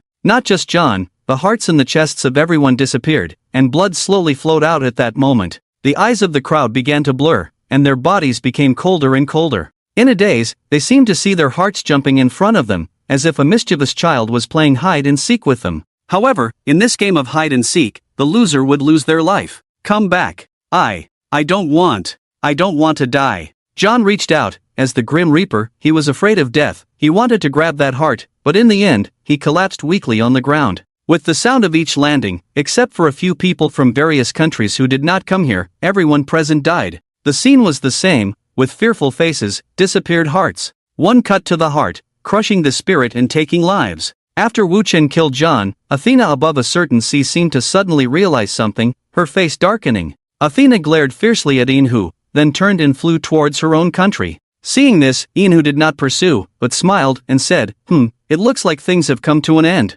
After speaking, Inhu also returned the way he came. On the other side, Wu Chen also set out on the journey back to his country. Since those people had all been killed, he had no reason to stay here. Early the next morning, Wu Chen returned to the airport in Ancheng. First, he went home to report his safety to his uncle, then he went to the base of the Zodiac organization. Oh, you're here, long time no see, how did the mission go? Ian, who was sitting in the office, looking at something, and when he saw Wu Chen come in, he smiled and spoke. They're all dead, but judging by the numbers, some of them should have returned to their countries. Ian, who waved his hand and chuckled, it's not a big deal, as long as that little death god is dead. By the way, remember to visit Ouyang Botu, he has something to discuss with you. Wu Chen was taken aback. Ouyang Botu? Looking for me? Ian, who nodded. I'm not sure what the situation is, but he specifically asked for you by name. Go to the base and check it out. Okay. Wu Chen suppressed his doubts and then left. Ouyang Botu was located in the special small house near the ancient palace in Ancheng.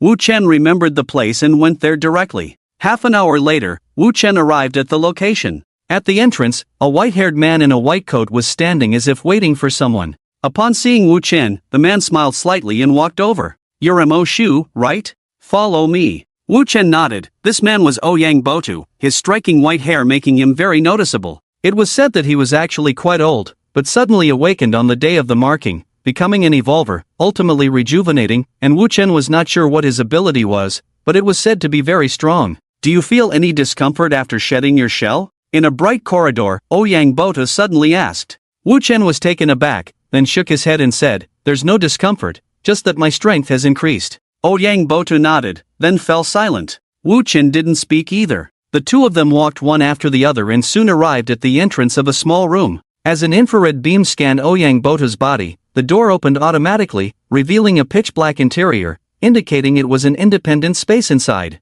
Let's go, you should be familiar with this kind of technology, it's just a simple creation of a space by cutting. Wu Chen nodded, realizing that a domain was created in a similar manner, utilizing a space node as a medium during a moment of spatial vulnerability, then cutting to create a new spatial connection point. Wu Chen followed Ouyang Botu into it, and as the scene flashed before his eyes, a pristine white room appeared in front of them. What is this? Wu Chen looked at the completely enclosed space, feeling puzzled. Test your strength in a normal state, attack at will, it will be your opponent. Saying this, Ouyang Botu clapped his hands. Suddenly, a humanoid creature condensed from the white wall in front of them. It gradually emerged from the wall and transformed into a creature resembling a model. The creature wielded a long knife, exuding a powerful aura. "Go ahead and attack, I'll be fine," Ouyang Bota said with a smile as Wu Chen looked at him. Wu Chen nodded in response, then drew out the Godslayer. Dismember. After shedding his shell, Wu Chen's spiritual energy became more abundant, and the range and power of dismemberment became even more terrifying.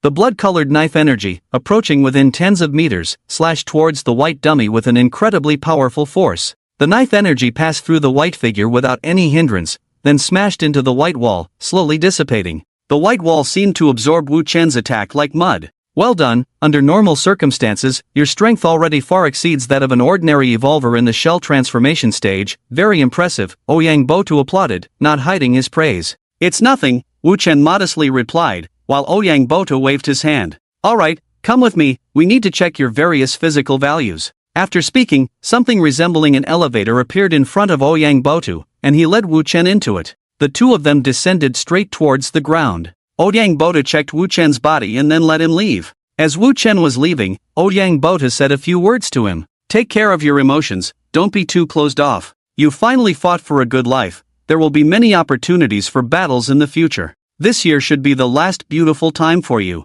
It won't be easy for you once you enter the foreign domain." Wu Chen understood the latter part of his words, but the former part was a bit unclear to him. Ouyang Bota didn't elaborate and just smiled as he saw Wu Chen off. After Wu Chen left, Ouyang Bota returned to the laboratory. Looking at Wu Chen's various values on the large screen in front of him, he nodded in satisfaction. Strength, speed, defense are all top-notch choices, and the mentality is also excellent, especially the soul. Ouyang Bota looked at the awakening in the soul, his smile deepening. On the other side, Wu Chen returned to the Evolution Academy. As he returned to the classroom, Wu Chen immediately saw Wen Shi. Waved at him, and Wu Chen walked over. "How did the mission go?" Wen Shi asked curiously. "It went smoothly," Wu Chen nodded. "Smoothly, but why did you change back? You were so beautiful before." Wu Chen sensed the teasing tone in Wen Shi's words and twitched his mouth. "Let's not talk about it anymore, let's pretend that it never happened," Wen Shi chuckled at his words. "All right."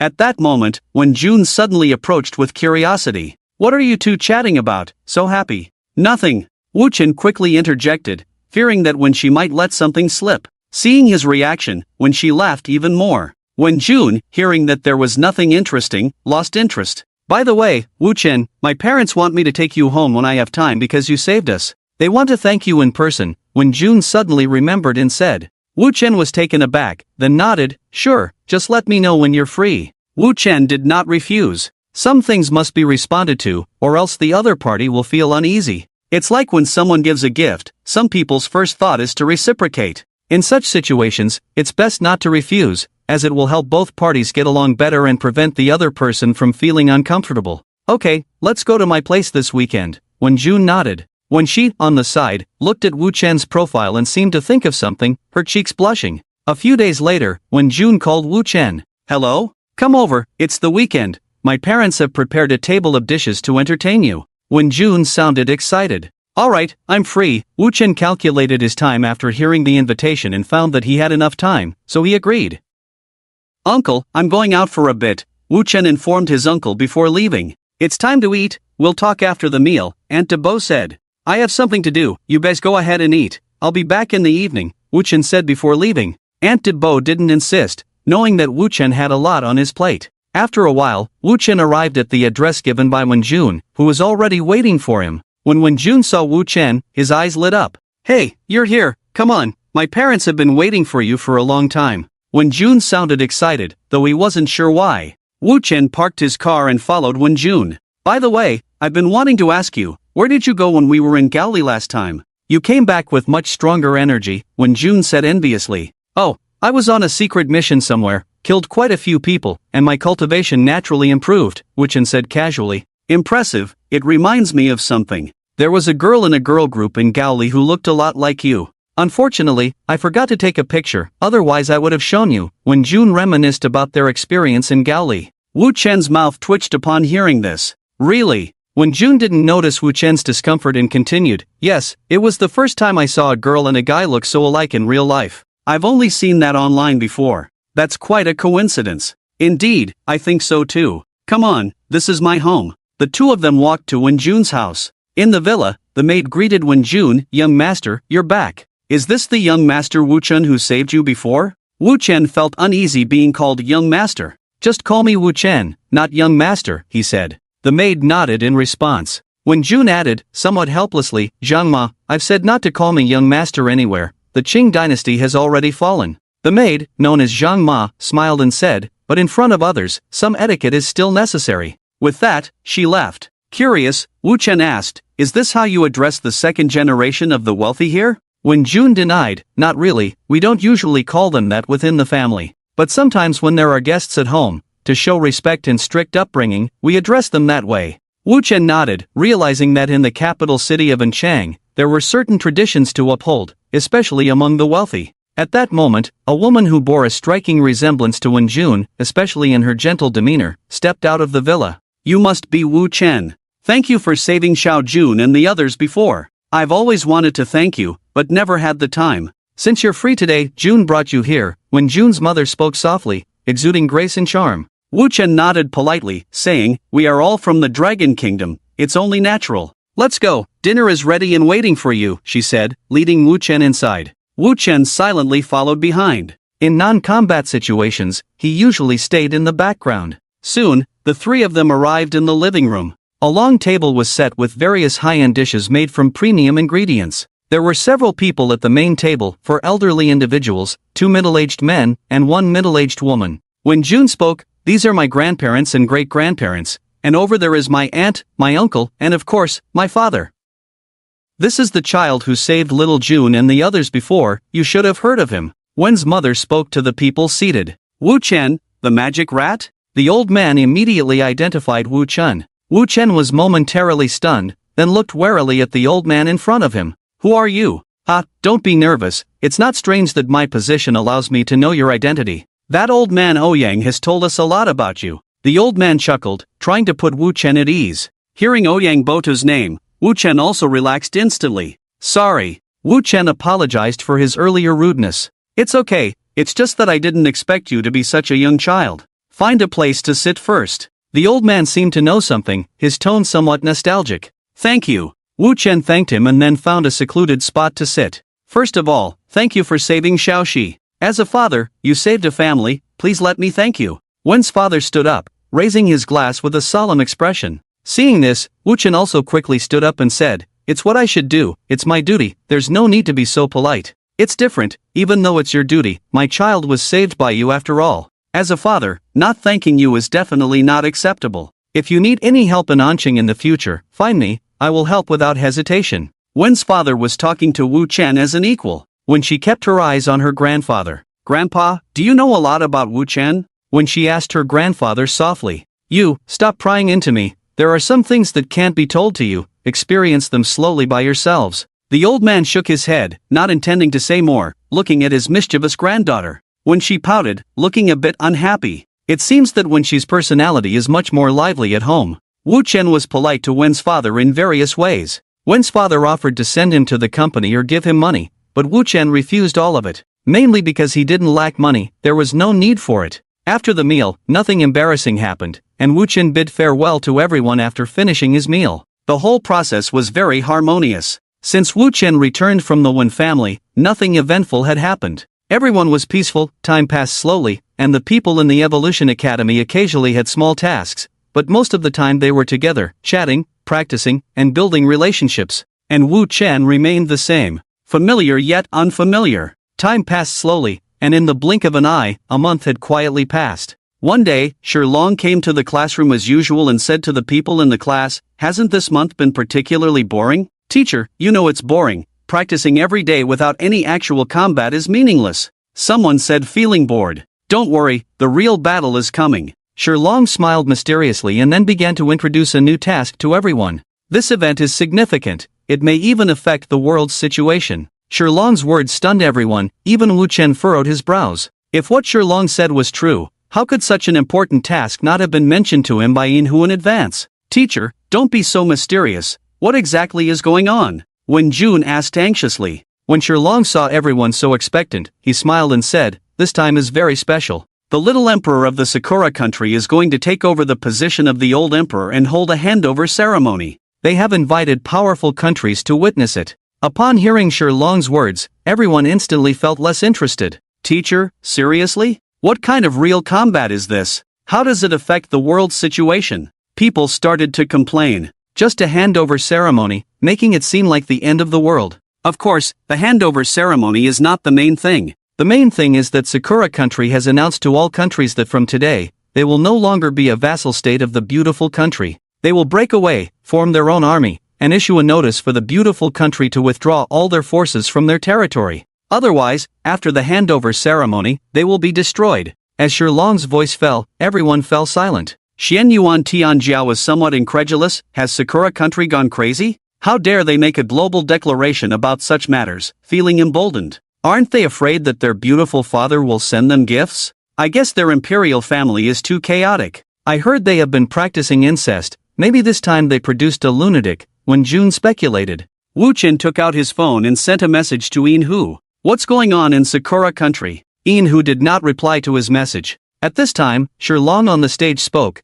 We don't know what Sakura country is thinking, but this time many countries will attend. We are also preparing to send a group of people there. The most important thing is that Sakura country indicates that their little emperor is extremely powerful and may become one of the future leaders of the human race to resist foreign territories. Humph, him? A useless fellow. When he was 8, I pinned him to the ground and rubbed his face in the dirt. What's he going to do? Grow up and lose his memory? Xian Yuan Tianjiao sneered. He had fought with that little emperor when they were young, and even though they were both young, he still managed to pin the other down and give him a beating. Not sure, but it is said that their little emperor has broken through evolution and entered the shedding realm, and they seem to have produced a yin-yang goddess who can control the monstrous beast from their ancient mythology, the eight-forked serpent. Sherlong's words stunned everyone, and Xian Yuan Tianjiao furrowed his brow. Although he had been practicing diligently these days, he had only advanced one level. If that little emperor had truly broken through the evolution stage, he couldn't be sure of winning against him. After all, that little emperor seemed to be a postnatal evolutionist.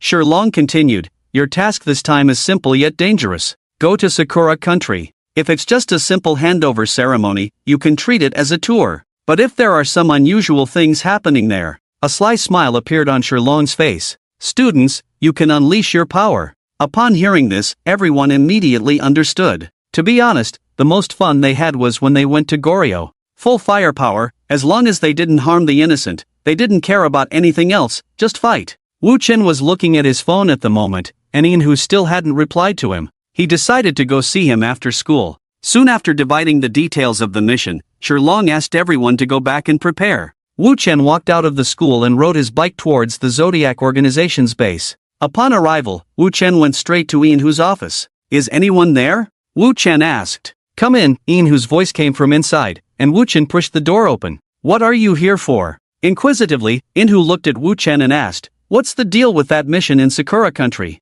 Are there no special tasks this time? Wu Chen asked directly, your teacher should have told you, there are no other tasks for you this time, a special individual will be chosen to carry it out. Yin Hu paused for a moment, then curiously asked, who? With a mysterious smile, Yin Hu replied, the disciple of your principal, also your future comrade in arms. When the opportunity arises in Sakura country, you will meet him. He will also become a member of the Zodiac organization. Upon hearing this, Wu Chen became even more puzzled. What's going on in Sakura country? Do you remember the most primitive way of cultivation for revolvers? Yin Hu's expression turned unusually serious. You mean plundering? Sakura country wants to plunder abilities? From us? Wu Chen guessed. Not exactly, mainly because the promotion path of their little emperor in Sakura country is a bit twisted. What do you mean? Wu Chen asked curiously. Sakura country has a small population, and due to their proximity to the sea, they have been struggling since the emergence of the Sea Clan. Although their little emperor's talent is decent, there will always be bottlenecks for people. Resources cannot support his cultivation, so their higher-ups came up with a solution, which is plundering.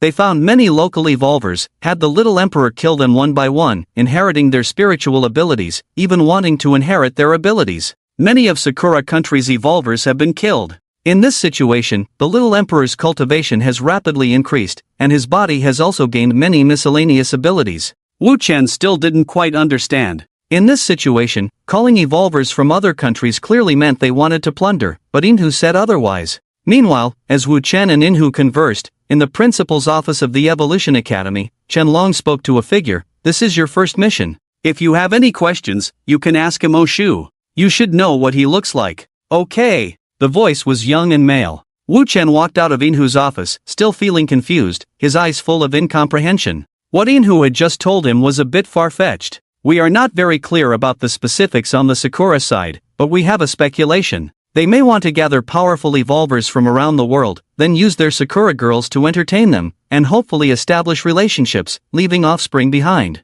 After all, Sakura values bloodlines. They may believe that the children of evolvers are likely to be evolvers. This was what Inhu said. Inhu also mentioned that the reason Sakura wanted to do this was to cultivate their little emperor. By nurturing new evolvers and having them killed by their little emperor, they could potentially seize more abilities, making their little emperor's talent and strength even more formidable. This made Wu Chen completely unable to understand the thought process of Sakura country. They have strong native men, even if they don't have top-notch ones, they should have quite a few first-class ones. So why do they have to collect from other countries? Wu Chen couldn't quite figure it out. In the end, he could only come to one conclusion, that perhaps Sakura felt that the bloodlines born with other countries were not pure Sakura people, so killing them would not be a psychological burden. After all, Sakura country itself is a bit twisted. Inhu also told Wu Chen something important. By the way, from today onwards, whatever decisions you make, don't keep coming to ask me. You have been in the Zodiac organization for so many years, you can judge between good and evil yourself, you don't need to keep asking me. In the future, you will have to make decisions on your own. Inhu's words also left Wu Chen stunned. In theory, shouldn't it be the human emperor giving orders? His superpowers are also suitable for these tasks. Yin Yutager laughed immediately upon hearing Wu Chen's words. Both you and him are giving orders, but the areas you two take charge of are different. In the Zodiac, the rat comes first, and as the magic rat, you will likely lead the 12 Zodiac organization in the future. As for Xianyuan Tianjiao, he is more suitable for dealing with ordinary people. Yin Yutager said a lot to Wu Chen. Wu Chen didn't quite understand, but the general idea was that in the future, he should make decisions without consulting him, and he wouldn't respond anymore. Whether it's good or bad, the consequences will be his own responsibility. However, if he really does something he shouldn't do, Yin Yutager will still take responsibility. Anyway, Wu Chen was a bit confused, and Yin Yutager's words seemed to suggest that he was not far from making decisions on his own. Meanwhile, on Kunlun Mountain at this moment, Yao, who had been taken away by monsters like Yinglong before, was discussing something with many other Yao tribes. Yao Emperor, let me go with you. It's too dangerous for one person to go abroad, Yinglong said with some concern, but Yao waved his hand and said, no need. Let Xianqi go with me. With its speed, it is enough to keep me safe anywhere. And the main purpose this time is to find the Yamata no Orochi, so try to gather all the Yao tribes from other places. Yao's face at this moment was not as thin as before, looking fuller and more spirited, with a pair of clear yellow pupils showing a hint of majesty. Even though the Yao tribes around him far surpassed him in cultivation, he remained steadfast, issuing his orders with great authority. At this moment, not far away, a creature resembling a tiger with long golden dragon horns on its forehead, a beak like an eagle, and a pair of black wings behind it walked out. Yinglong, I will protect the Yao Emperor. Nothing will happen, Xianqi said confidently, controlling storms and possessing extremely fast speed in the sky. With white fur, it looked heroic. Seeing this, Yinglong nodded and said, in that case, I won't stop you. I and a few other colleagues will go see if there are any Yao tribes scattered outside. Xianqi must protect the Yao Emperor. If that Yamata no Orochi doesn't know what's good for it, then kill it to make up for the Yao Emperor. With a strong killing intent in his eyes, Yinglong said, no problem, with me here, no one can harm the Yao Emperor in the slightest. Xianqi said confidently, his confidence stemming from his strength. As one of the first creatures born in the Yao tribe, his talent was comparable to top geniuses, and most importantly, he had possessed the cultivation of shedding his shell since birth, and now he had broken through the shell and reached the stage of transformation. His entire body and demeanor were increasingly transforming into the ancient records of fierce beasts. It's unclear what's going on. These creatures have appeared for a relatively short time compared to humans, but they possess strength that can rival humans. And this kind of thing is also happening in the ocean. In the deep sea at this moment, a young man stood within it. His figure and appearance looked like a human no matter how you looked at it. But he stood in the deep sea, seemingly unaffected by the immense water pressure, with endless deep sea creatures before him.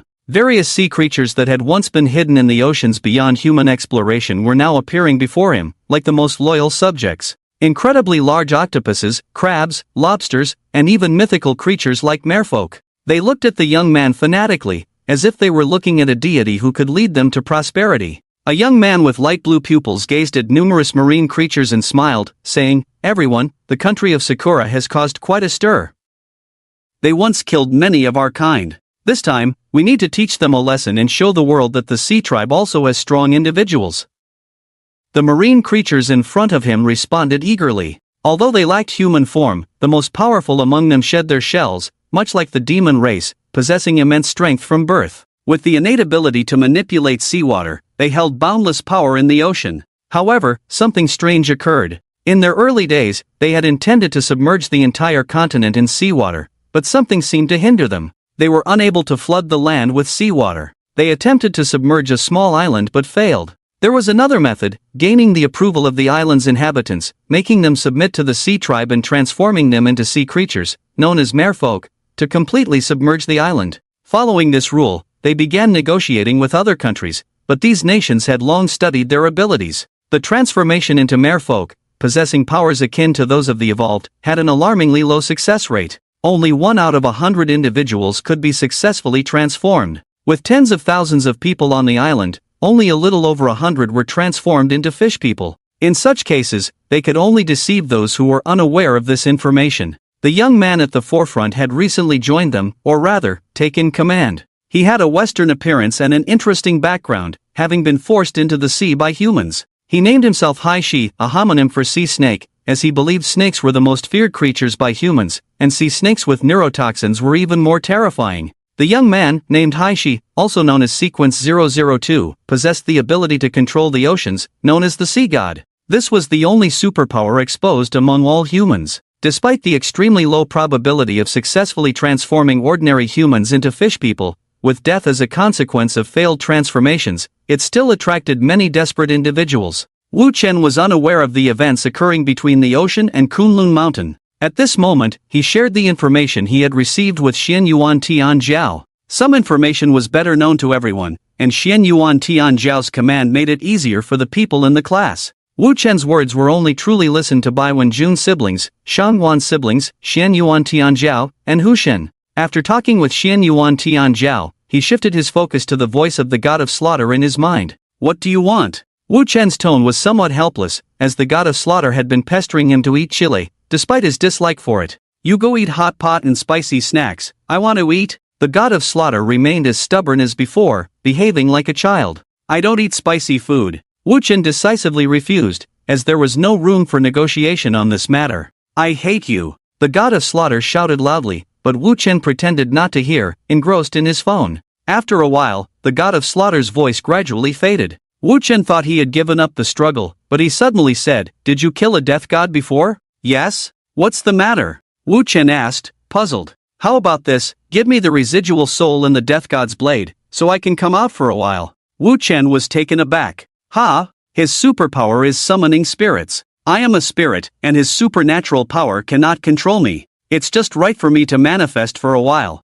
Take me out to play." Wu Chen heard this and rubbed his chin. He felt a bit cheated that the god of death had revealed this as his trump card. "What do you mean? I've been following you for so many years, and you can't even give me a bit of your power. Are you even human? Have you forgotten who was with you through thick and thin, who gave you your powers when you were in your most difficult times? Who?" The tone of the god of slaughter was extremely aggrieved, like a bullied little wife. All right, I'll let you out, I'll let you out." Wu Chen also felt a headache coming on. He felt that if he didn't agree, the god of slaughter could shout for a day and night. "How long do you want to come out for? With that bit of supernatural power, at most an hour. Take me to a hot pot restaurant first, find the most delicious one. I want to eat to my heart's content." The god of slaughter's tone was full of anticipation, and you could even hear the sound of him swallowing saliva. Wu Chen twitched his mouth. He really had no way with this knife spirit. Helplessly shaking his head, he got up, changed his clothes, and then took out his phone to search for the best hot pot restaurant in the city,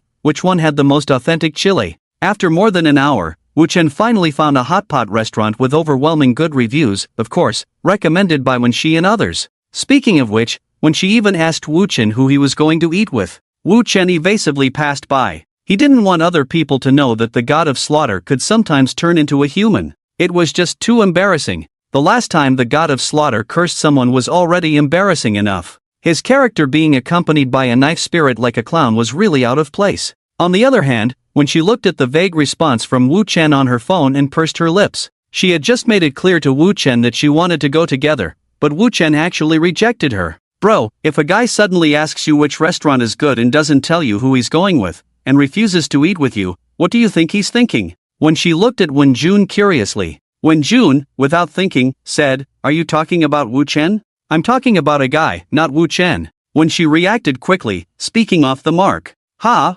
Wen Jun wrinkled his face in confusion. "Well, based on your thoughts, guess the reason for this situation." When she pushed her older brother and interrupted his thoughts. "In my opinion, if I don't want to tell others what I'm doing, most likely I'm going out to have fun with beautiful girls." Wen Jun, recalling his past experiences, said unabashedly. "Then what about you saying before that you needed to pay various fees at school?" "Oh, that was just fooling mom and dad. They control my pocket money so strictly, and all those girls say I'm a fake rich second generation. I can't stand it. Don't you know about this? Why are you asking about this?" Wen Jun answered the question without much thought, then looked up at Wen Shi in front of him. But there was no sign of Wen Shi in front of him, and he suddenly felt a chill all over his body. Trembling, he turned his head, only to see his parents standing behind him. His mother was smiling at him, while his father had already pulled out his belt. "I'll go get the red flower oil for you. Don't hurt him, he still has a mission to carry out in a few days." "Okay." Wen's father nasalized,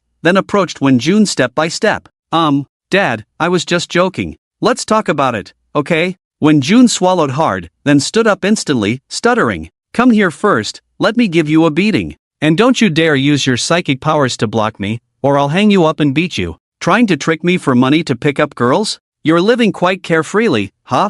You don't even look at all the young ladies I've introduced to you. You dare to fool around outside, huh? Good job, kid. You're even better at playing than your old man." "Mister." Wen's tone became increasingly cold, and the fear in Wen Jun's eyes grew stronger. Wen Jun forced a smile and said, "Hee. Dad, if you want to go next time, I'll take you with me. Old one, put some effort into it." At this moment, Mrs. Wen also walked out of the room. After hearing Wen Jun's words, she threw the bottle of red flower oil into the trash can. The once gentle expression on her face disappeared, replaced by a cold indifference. Mom, don't throw it away, it's useful." Wen Jun instantly felt even worse, how to deal with offending both of them. "It's okay, I'll go get you some alcohol. Oh, I heard that salt also has disinfectant properties." Although Mrs. Wen's tone remained gentle, Wen Jun felt very strange. He stared at his once gentle mother with eyes full of disbelief. That day, cries and howls echoed from the Wen family villa. It was truly heart-wrenching and sorrowful to hear.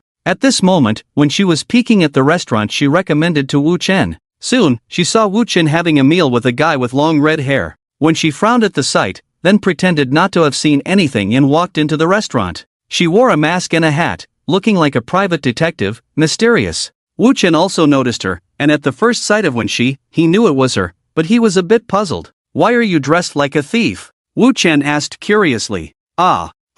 You can recognize me like this?" When she responded without hesitation when she saw Wu Chen talking to her. Wu Chen looked puzzled. "I could sense your psychic energy from several meters away." When she was stunned, then embarrassedly scratched her head. "Oh, I forgot. What are you doing?" At this moment, a teasing voice sounded, "Hey, what a lousy way to change the subject." When she then shifted her gaze to the guy with long red hair she had just seen, seeing the other person's eyes widen in an instant. This is? It turned out that the guy with long red hair was a man, and he looked exactly like Wu Chen, although their temperaments were quite different. "This, blade spirit of the god of slaughter," Wu Chen said somewhat helplessly, as if introducing something very embarrassing. "Hey, what's with your tone? I'd been with you for the first half of your life. What's the meaning of introducing your wife at home in such a way that it's not presentable? Are you tired of the old and in love with the new?" The god of slaughter was a bit dissatisfied, but of course, he didn't forget to eat the crayfish, hot pot, various snacks,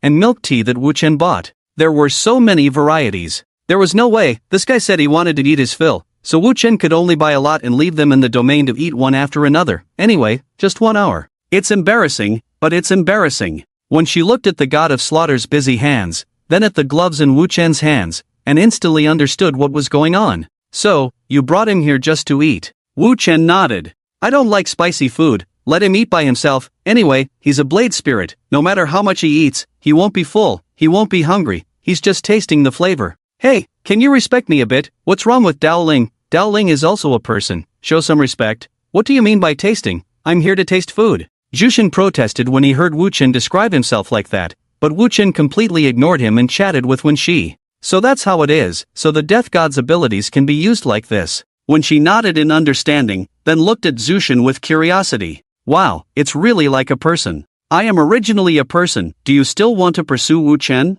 I live in his body, believe me, I can badmouth you and make him stop playing with you in the future. Jushin threatened Wen Shi fiercely. Wen Shi blushed when she heard this, then muttered softly, it's none of my business. Wu Chen didn't hesitate to walk up and slap Jushin on the head. Eat your food, stop talking. I'll eat. After saying that, Jushin continued to eat his food, while Wu Chen curiously asked Wen Shi, why are you here? To eat? Dressed like this? He also looked strangely at her hat and mask. Ah, yes. I'm here to eat. Hot pot is messy, easy to get on hair and clothes, so I thought I'd dress more warmly. Wen Shi mumbled, while Jushin clicked his tongue as if he saw through everything. Wu Chen nodded understandingly. Oh, I see, do you want to eat together? Since the other party had come, Wu Chen invited. No need, I suddenly don't feel like eating hot pot, I'll go outside to take a look. When she wished she could find a hole to hide in now, because although she appeared bold in front of Wu Chen, she was just a little girl. With Jushin, the super awkward third wheel, there, she couldn't help but feel embarrassed. Wu Chen nodded, alright, see you tomorrow. See you tomorrow. After quickly saying this, when she ran towards the door as if she were being chased by a flood or a beast, Wu Chen looked puzzled. Jushin continued to eat hot pot, smiling as he watched Wen Shi flee, occasionally making a clicking sound. Wu Chen noticed Jushin's sound and frowned at him. Don't smack your lips while eating. Oh. Jushin fell silent at Wu Chen's words and obediently enjoyed the food in front of him. By the way, can you come out later? Wu Chen suddenly asked with curiosity, since Jushin could use the death god's abilities to come out, maybe he could come out in the future too. Sure, I remember. I think I can come out when you reach the summoning god realm. After Jushin finished speaking, Wu Chen furrowed his brow. The summoning god realm is the 5th realm, and there are no creatures from the 5th realm on Blue Star yet, not even the 4th realm, so it's probably too early for him to reach the summoning god realm. Practice well, or see if you can defeat someone with the ability to summon souls next time and get me out. As the time approached, Jushin stretched and said to Wu Chen,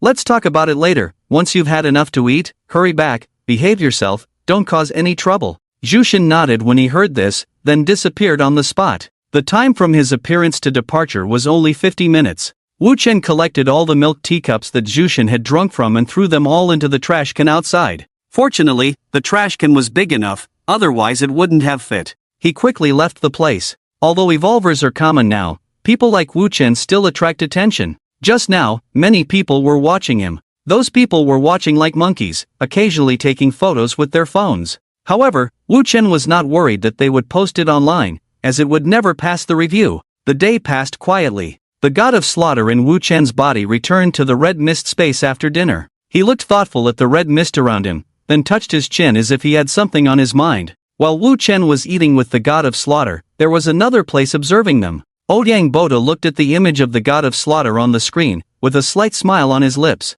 They seem to have a good relationship, that's nice. There was also someone standing beside Ouyang Botu. Zishu looked at the god of slaughter and Wu Chen on the screen and asked, can he control it? Ouyang Botu nodded, of course, all the chips are on him, whether he can control it or not, the bet has been placed. Zishu also felt a bit emotional looking at Wu Chen, is it not too good, after all, he is just a child. The pressure is high, but there is no other way, not everyone can become a hero. After Ouyang Botu finished speaking, Zishu fell silent. It's about time, the first plan can begin. After a moment of silence, Ouyang Botu said another sentence and then left. Zishu was left alone, standing there, lost in thought. The plan was called the gods. A few days later, Wu Chen and the others were sent to the Sakura country again. They boarded the plane and arrived in Tokyo, Sakura country, after a few hours. Looking at the festive Tokyo city, the group was a bit stunned. They were not the only ones at the airport. There were people from other countries, all looking proud, especially the evolved individuals from the beautiful country, who arrogantly said as soon as they got off the plane, it seems that Sakura country is a bit too proud, today let us teach them a lesson.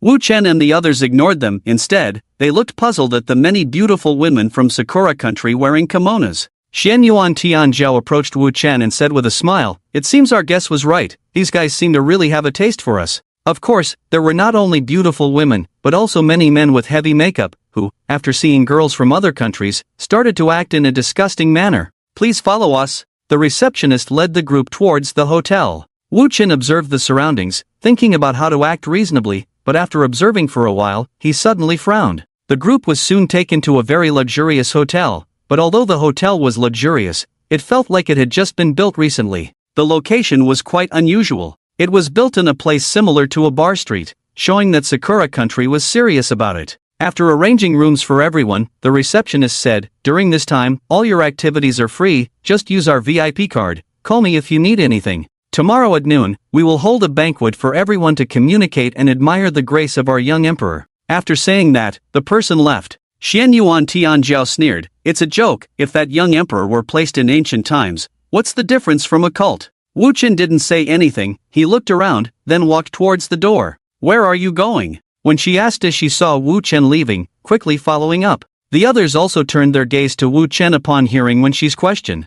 "I have something to do, don't follow me." With that, Wu Chen disappeared on the spot. He just felt a strange breath and decided to take a look around. Someone in the hotel also saw Wu Chen leaving. They glanced at each other, and then left the hotel. "What should we do? Should we go help?" Wen Jun asked Xian Yuan Tianjiao. "No, he should have his own arrangements. Let's put away our luggage first, and then go to other places later to see what's going on. Keep a low profile on causing trouble." Everyone nodded at the words. When Shi and Shangguan's siblings looked worriedly at Wu Chen's departing figure, but did not follow. After all, they were too weak now, and if they really encountered something they couldn't handle, they would definitely be a burden. After Wu Chen went out, he frowned and leaped to the highest point. For some reason, he had been feeling like he was being spied on just now, very strongly, and could even sense a little breath. Soon, the space around Wu Chen suddenly shattered, and the surrounding space began to flip like a mirror, and Wu Chen suddenly appeared in a white jade palace. Wu Chen took out the Divine Slayer and looked at the man at the top with hostility in his eyes.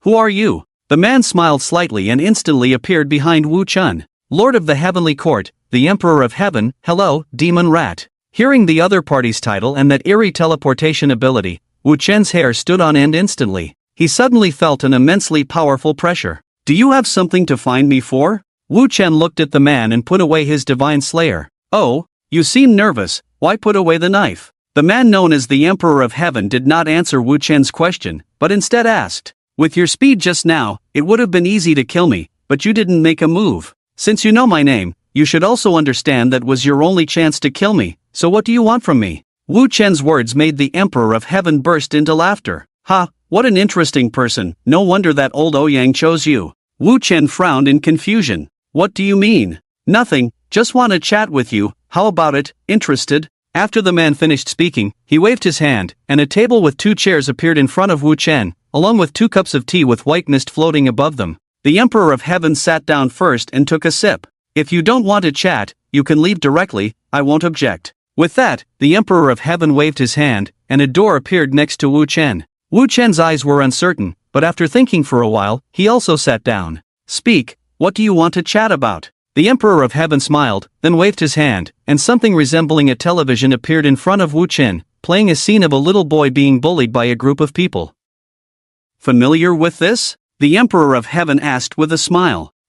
Familiar, so what? Are you here to recruit me?" Wu Chen said lightly, as if he never took these things to heart. The Emperor of Heaven smiled and said, "Of course not, actually what I want to tell you is, I have been paying attention to you since a long time ago. You could say that you were someone that both I and that old Ouyang have watched grow up." The Emperor of Heaven's tone was somewhat nostalgic, as if reminiscing about something. Wu Chen also frowned at his words. "I know about this." The Emperor of Heaven smiled mysteriously upon hearing this. "Do you know why we have been observing you?" With this statement, Wu Chen fell silent. He had actually thought of many reasons, among which he felt the most likely reason was his extremely high talent. "Because of your identity." Wu Chen was stunned, then somewhat puzzled, said, "What do you mean? Do I have some hidden identity?" "Not really," the Emperor of Heaven said casually, and Wu Chen rolled his eyes. "Because your identity is that of a criminal's son." As soon as this was said, Wu Chen didn't say anything, but instead turned his gaze to the Heavenly Emperor, wanting to see what he would say.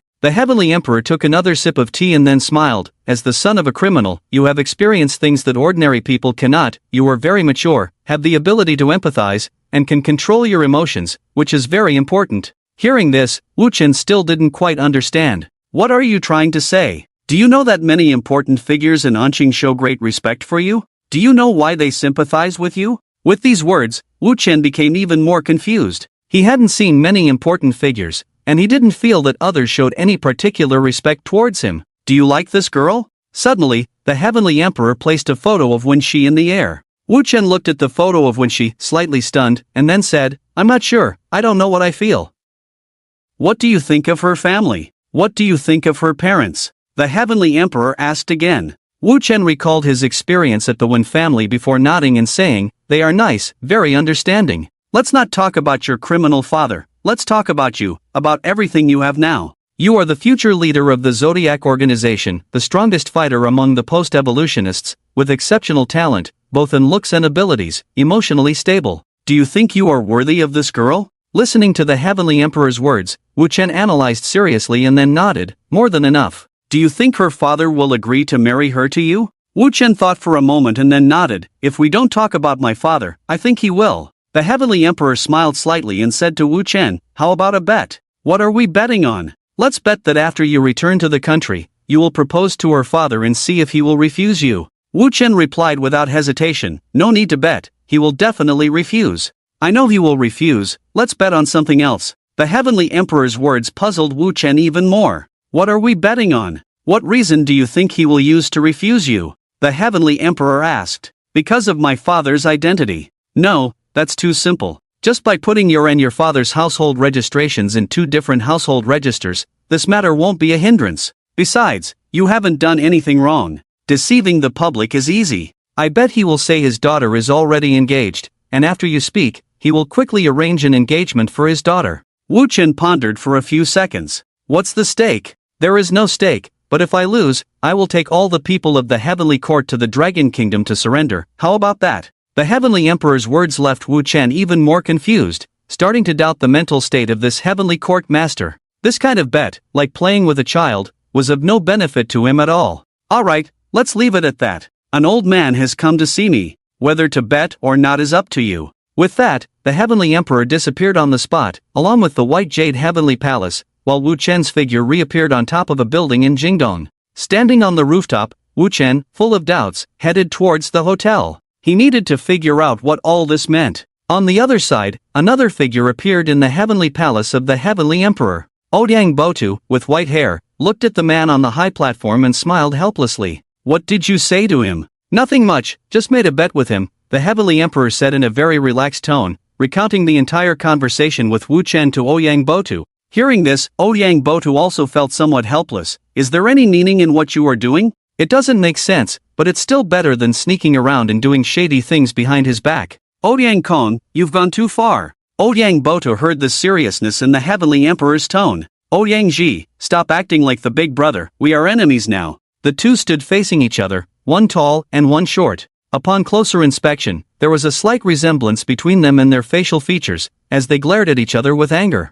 I said, this is not shady business, this is the best outcome, this is the result of calculation. Ouyang Botu suddenly became agitated, shouting loudly at his defected younger brother. Outcome? What outcome? Your result is using a child who grew up in tragedy from a young age? The Heavenly Emperor also became agitated, his face full of anger. If it weren't for us, do you think he could have survived and grown up to this age? Mo Dao, the ancient times, do you not understand what happened? If we follow the previous development, he would be alone. Do you think that's good for him? What's wrong with that? It's done according to his own thoughts. Regardless of whether he will regret it in the future, it's his will. What right do you have to meddle in other people's lives? When have we intervened in his life? Is guiding him onto the right path also wrong? Is letting him experience everything he should experience also wrong? What's the use? In the end, he will still be deprived. This kind of experience will only deepen his future pain.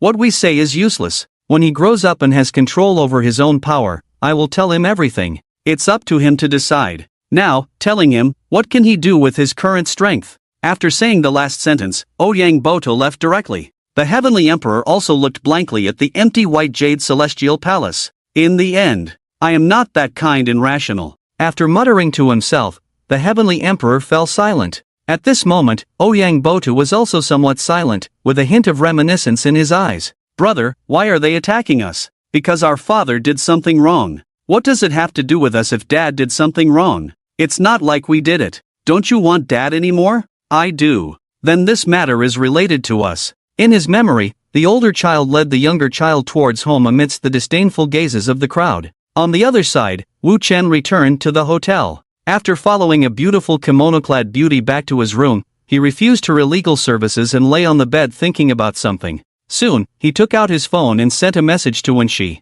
"Want to go out for a walk?" Soon, Wenxi replied, "Sure." Seeing the response, Wu Chen stood up and walked towards the mirror in the bathroom. For some reason, he felt a bit nervous. He looked at himself in the mirror, finding nothing strange on his hair or face, then walked towards the hotel door. "How long have you been waiting?" Wenxi smiled slightly when she saw Wu Chen standing at the hotel door, then ran up and patted his shoulder. "Not long." Seeing Wenxi approaching, Wu Chen also spoke. He was a bit stunned looking at Wenxi. She had obviously put on some light makeup, making her already stunning appearance even more radiant. Why are you staring at me?" Wenxi felt a bit shy when she noticed Wu Chen staring at her. "Nothing, let's go. I have something to tell you." "Okay." Wenxi nodded, then walked to Wu Chen's side. The two of them walked through the night in Tokyo like this. The city lights of various colors flickered around, while Wenxi occasionally looked around to see if she could find something interesting. I want to ask, do you hate me?" After walking for a while, Wu Chen suddenly spoke to Wenxi. "Ha? No, why would you ask that?" Wenxi was first stunned, then shook her head and said, "Can you marry me?" Wu Chen sorted out the nervousness in his heart, then directly asked, "Well, what? What did you say? March, marry? It's too early." Wenxi didn't respond at first, then suddenly widened her eyes and looked at Wu Chen, her face instantly turning red. Seeing the other party so reserved, Wu Chen realized he might have been too direct with his words, and quickly explained, "It's not a big deal, I just want to ask your father for permission, to see if you dislike me. If you don't want to, I won't mention it again." When she blushed and remained silent with her head down, Wu Chen, feeling awkward, stood still. It was the first time he had dealt with such a situation, and it was originally just a bet. He had planned to tell Wenxi directly, but for some reason, he suddenly didn't want to say it. "Then, you can try." Wenxi suddenly spoke softly. Wu Chen didn't hear clearly. "I said, you can try." After Wenxi finished speaking, she raised her head to look at Wu Chen, a smile on her face, her blushing cheeks revealing the emotions of a young girl at that moment, surpassing 1,000 words. Wu Chen was suddenly stunned by Wenxi's smile. For some reason, he suddenly felt that Wenxi was very beautiful. He had felt this way before, but this time it was particularly strong. He could clearly feel his heart starting to beat faster. "Then, let me go back to ask." After Wu Chen finished speaking, he turned around and prepared to return to the hotel. Wenxi, seeing this, also lowered her head and followed beside Wu Chen. The two remained silent, but the corners of their mouths inexplicably curved upwards. At this moment, a figure suddenly blocked their way. "Is it the Dragon Kingdom's magic sword?" A female voice sounded, and in front of them, a girl in a kimono appeared. The girl was extremely beautiful, slender, with long and captivating eyes, like a seductive beauty snake. Wu Chen was stunned at the sight of the woman in front of him, then asked, "Do you know me?" "Of course, what's your name?" The girl's eyes were full of desire as if she wanted to devour Wu Chen. When she noticed this, walked out, and stood in front of Wu Chen. "It's none of your business, move aside, we're going back to the hotel to rest." The girl ignored Wenxi and stared straight at Wu Chen. "Find out for yourself." Wu Chen responded, then left with Wenxi. The girl did not stop them but stepped aside. Watching the two getting further away, the girl licked her lips and muttered to herself, "What a fascinating guy, with such powerful strength and terrifying aura, I really want to devour you." After speaking, the girl turned and left. She moved with a grace and figure that contradicted her appearance, like a courtesan in a brothel. Back at the hotel, Wenxi and Wu Chen didn't pay much attention to the sudden appearance of the girl. After bidding farewell, they returned to their rooms. In the room, Wenxi could no longer suppress her shyness and quickly lay down on the bed, covering her face with a blanket. "Why did he suddenly say that? Why did I agree? This is too indiscreet." The girl was talking to herself in the room, while Wu Chen on the other side was also a bit at a loss. It was his first time experiencing such a thing, and he thought he wouldn't be nervous. But for some reason, there was a sudden sense of tension in his heart. At this moment, a conflict that could happen at any time was also unfolding on a coast in the Sakura country. A man wearing a dragon-shaped mask stood in front of Haishur. "Who are you? Are you from the Sakura country?" Haishur asked, not daring to act rashly, as the person in front of him had a strong aura, not weaker than his. "I am not from the Sakura country, I am not here to stop you, just to give you a warning." "Oh, what warning?" The man with the dragon-shaped mask said, "Now that you come ashore, you may encounter countless people's attacks. My advice is to observe for a few days first, and then make a move when the Sakura country is in chaos." Haishir smiled slightly at the other's words. "Why should I believe you? You don't have to believe me, I'm just here to give you a warning."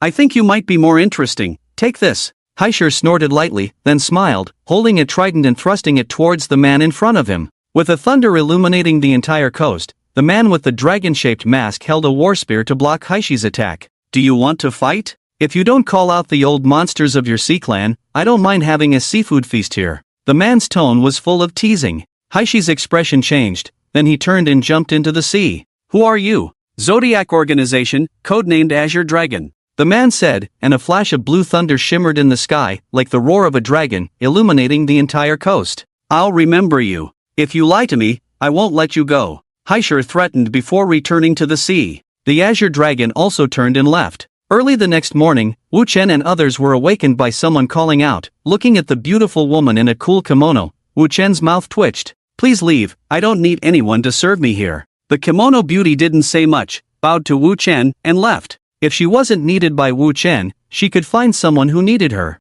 After all, these people came to try to conceive children of the evolvers. There were many evolvers in this hotel, and the target was not important at all. It has to be said that the Sakura country is simply unmatched in this regard. After having breakfast prepared by the kimono woman, Wu Chen received a message from Xian Yuan Tianjiao. "Xian Yuan Tianjiao, do we need any action here?" Wu Chen looked at the message sent by the other party and pondered for a moment. Let's wait and see what they plan to do after the noon banquet. Those who act first are easy targets for encirclement. After sending the message to Xian Yuan Tianjiao, a person appeared in Wu Chen's room. "Zodiac Organization?" Wu Chen looked at the dragon-headed masked man who suddenly broke into his room and asked. "Yes, one of the Zodiacs, Azure Dragon, here to report to Lord Mouse." The blue dragon-headed mask carried a hint of ferocity and majesty, and the blue pupils under the mask flickered with thunder. Wu Chen was a little dazed by the other's address, feeling a bit uncomfortable being called that way suddenly. "Please have a seat." Wu Chen fetched a chair for the other person, and after the person sat down,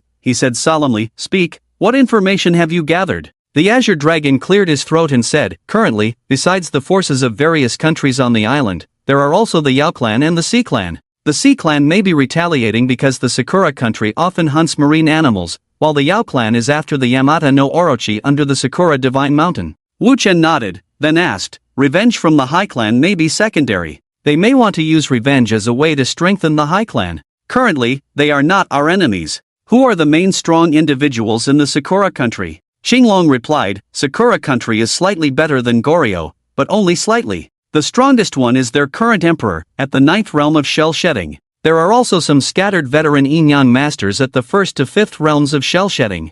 After all, those with talent have mostly been assassinated by them due to being constrained by the beautiful country." Wu Chen nodded. No wonder these people from Sakura country were eager to become independent after finding a new rapid promotion method. Their inherent confidence may have made their minds a bit dull. However, it is true that the little emperor is said to be a product of close relatives, with the relationship between his old man and old lady being extremely messy. Is there any important intelligence? And when do you plan to take action? I will wait for your orders to act. In terms of importance, pay attention to the yin-yang goddess of Sakura country this time. It seems like she has set her sights on you. As for their little emperor, at the 1st realm of shell shedding, he is very strong in power but also quite chaotic in abilities, lacking intelligence. He's like a bomb, easy to kill when not controlled. After informing Wu Chen of all the information, Xinglong left, indicating that he would continue to gather information near Sakura country during this period. If Wu Chen wanted to take any action, he could contact him through the domain ring.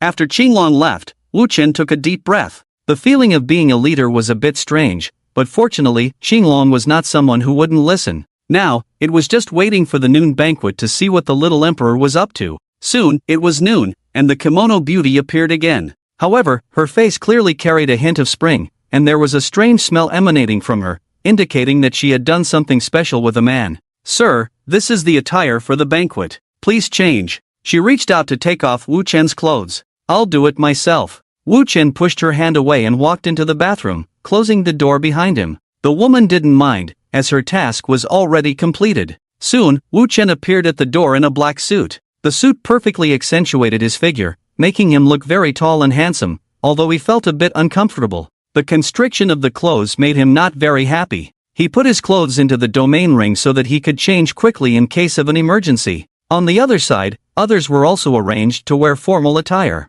Sakura country seemed to be quite self-aware, not providing their traditional kimono for everyone, probably to avoid any awkward situations. Everyone walked out of the hotel and was taken by a private car to the venue of the banquet. The so-called banquet venue was the emperor's residence, where everyone was invited in, while Wu Chen stood at the back with Wen Shi and others. Wu Chen frowned as he looked at the empty arena, his eyes revealing his contemplation. On the other side, the girl who had confronted Wu Chen last night also noticed his arrival at this moment. She stood in the crowd, her gaze fixed on Wu Chen. Such a terrifying aura, but it seems like there's more than just that. The girl murmured, her eyes showing even more infatuation. Dressed in a gorgeous kimono, although her figure was not visible, her face alone attracted the attention of many. Wu Chen also noticed her gaze, and the god of slaughter inside him teased, "Is this woman interested in you? Be careful, I feel like something's off about her. Shut up and go read your comics. TCH, I'll read them." Ignoring Wu Chen's scolding, the god of slaughter rolled his eyes and returned to that space once again. "Hey, Aishan, that girl is giving you a strange look. She's not bad looking, why don't you give it a try?" When June also noticed the girl's gaze, approached Wu Chen and teased, "My big brother would never be interested in that kind of person." Shangwan Qingrong said unhappily on the side. Shangwan Zhan also nodded, "Indeed, that girl gives me a bad feeling. Isn't she that yin and yang goddess? What was her name again?" Xian Yuan Tianjiao recognized the other party, frowned and a hint of reminiscence flashed in his eyes. "I think her name is Abe's wife, but she's the wife of that little emperor." Xian Yuan Tianjiao remembered and then spoke with a strange expression. "Forget it, I haven't inherited the ambitions of the prime minister." When June instantly lost interest and shrugged. "She's not interested in you either, obviously she's looking at Wu Chen." Xian Yuan Tianjiao's sister Xian Yuan Rong rolled her eyes. "Hee, you never know." When June was very confident. Everyone rolled their eyes at him and then followed the crowd inside. A scheming banquet is about to begin at this moment. As the banquet is about to begin,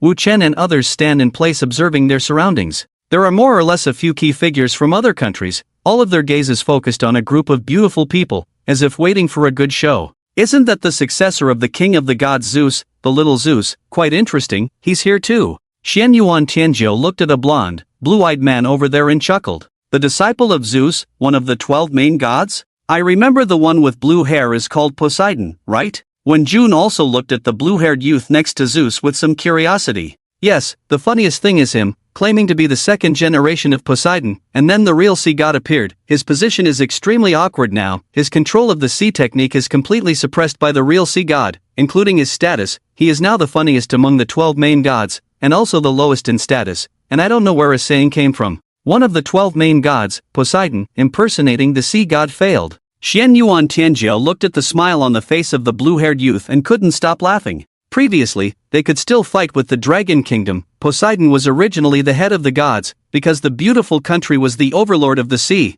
but after the appearance of the real sea god, Poseidon went from being the man who controlled the entire sea to the man who did not control the sea god's territory. Coincidentally, the leader of the sea tribe happened to be near their beautiful country. After this incident, Poseidon quickly went from the strongest to the weakest, extremely embarrassing. Wu Chen looked at Zeus and said, "I remember their god King Zeus is known as the god of magic, right?" Xian Yuan Tianjiao nodded. "That's right, he's a bit of everything, maybe not top-notch, but versatile. What about the abilities of this little Zeus?" Wu Chen asked curiously. "Not sure, but it seems to be similar to the abilities of that god King Zeus. Their Western abilities seem to be more about inheritance and succession, hard to understand." Wu Chen nodded at the words. The post-evolutionists rely on inheritance, and there is indeed one thing that cannot be denied. The beautiful country was indeed stronger in technology than the Dragon Kingdom. After all, the Dragon Kingdom did not develop as early as they did. There was no arguing about this. Maybe after the emergence of abilities, they found some strange things.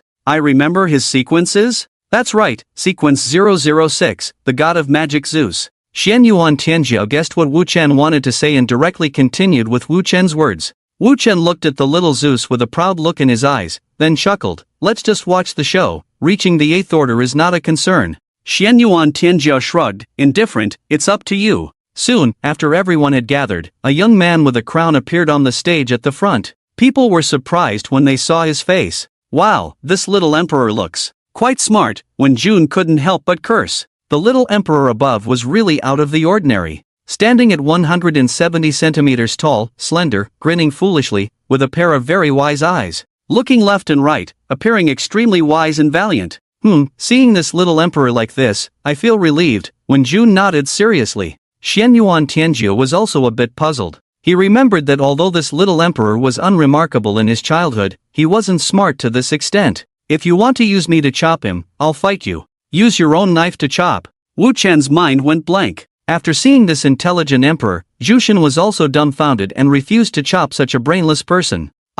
Wu Chen didn't know what to say. It was hard to understand how the Sakura Kingdom could produce such a weird thing. The people on the scene were also dumbfounded, but soon, the people from the beautiful country were the first to laugh. They looked at the little emperor in front of them with disdain. At this moment, the yin and yang goddess Abe Chi walked to the side of the little emperor. She elegantly picked up the microphone and said, "Everyone, today we are gathered here not only for the enthronement ceremony of our little emperor but also for the title of the strongest." As soon as these words were spoken, everyone instantly fell silent. Our little emperor is currently at the first stage of the shedding realm. In our Sakura Kingdom, he is currently the strongest among the younger generation. Of course, if anyone disagrees, they can come up and fight. Rest assured, there are rewards for the battle. The winner will be supported by our Sakura Kingdom, and may even receive me. Of course, the loser must admit that our little emperor is the strongest and cannot take action against our Sakura Kingdom. After these words were spoken, Wu Chen frowned.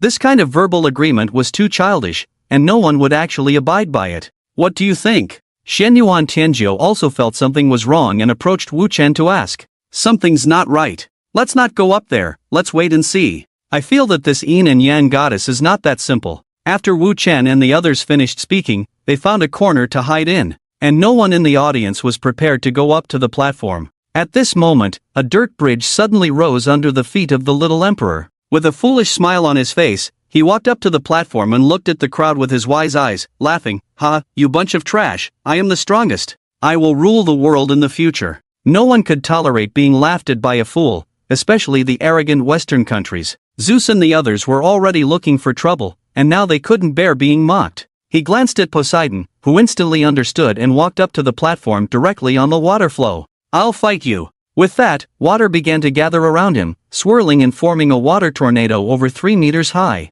Die! He swung the tornado towards the little emperor in front, wanting to drown him directly. The little emperor seemed to sense the danger and conjured up a pale blue flame around him. Hee, I'll burn you to death. The blue flames condensed into a huge fireball, rushing towards the water tornado. The two sides collided instantly, filling the entire venue with a lot of mist, causing everyone to squint. Soon, after the mist cleared, everyone saw an incredibly unbelievable scene. The second generation was knocked off the platform. At this moment, his blue hair was slightly singed, and his eyes towards the emperor were filled with anger and astonishment. On the other side, Wu Chen watched the whole process clearly. Crushing, it's purely a crushing of spiritual power and realm. This guy seems to have too many different abilities in his body, and they are too diverse. It's possible that he overused his mental power when controlling these abilities before, causing damage to his brain. But he does have remarkable combat instincts. Wu Chen's words surprised everyone as they looked at the little emperor on the stage.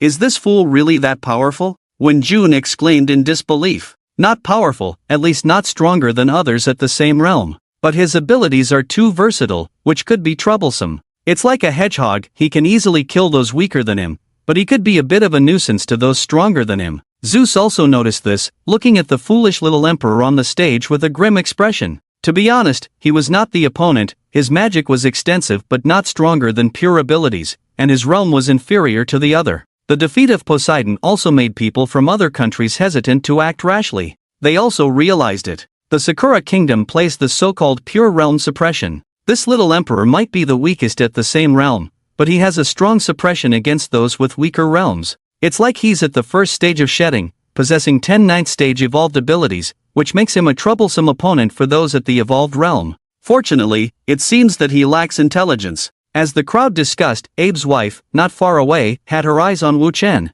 I've heard early on that there is a young generation's strongest magic rat in the Dragon Kingdom. Are you here? Although Abe's wife said so, her gaze remained on Wu Chen. The people on the scene followed Abe's wife's gaze and noticed Wu Chen and his group in the corner. Other countries had also heard of the title of the magic rat, but at that time, each country was developing, and no one paid attention to such titles, as there were plenty of them before. The handsome Poseidon of the beautiful country was once known as the god of the sea, but now even the weakest of the gods. At this moment, Wu Chen frowned, not knowing what the other party was up to. Mr. Magic Rat, would you like to come up and give it a try? Abe's wife shouted towards Wu Chen. He's strong. After Wu Chen finished speaking, he turned and left. He didn't want to bother with a fool, especially since this place might not even exist in a few days. Xian Yuan Tianjiu and others smiled and said nothing at Wu Chen's attitude. They didn't want to bother with a fool either. Meanwhile, the little emperor on the stage was ranting madly. He.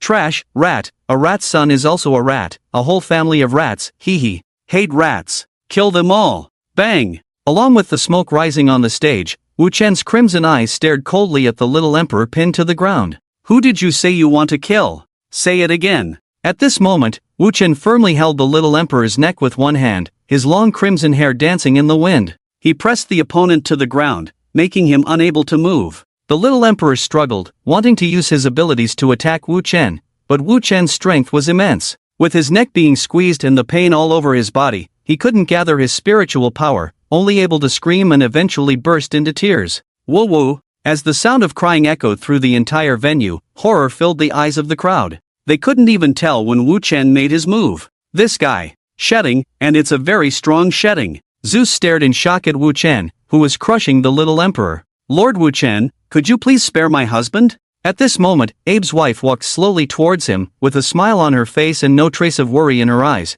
but rather filled with obsession. Okay, if you insult someone, you have to pay the price. Let me give you a taste of my blade. Wu Chensheng was angry for no particular reason, just annoyed that people from this country of cherry blossoms were pointing fingers at him. Demon Sword 7 slashes, first form, dismemberment. Throwing the little emperor into the air, Wu Chen slashed with his sword. The blood-red blade energy, several meters high, slashed towards the sky. The little emperor's eyes were filled with fear as he gathered various elements to counter the blade energy, but he still took the hit solidly. Your Majesty, are you satisfied? Abe's wife smiled, completely unconcerned about the barely breathing little emperor. It's all right. Wu Chen said lightly, then sheathed his sword and walked out of the venue. Abe's wife watched Wu Chen leave, then clapped her hands. A green light emanated from her, and the injuries on the little emperor's body began to slowly heal. After Wu Chen left, when she walked to his side with a worried tone, "Are you okay?" Wu Chen glanced at her, then shook his head. It's very strange. I know, the little emperor was attacked like that and no one stepped in to protect him.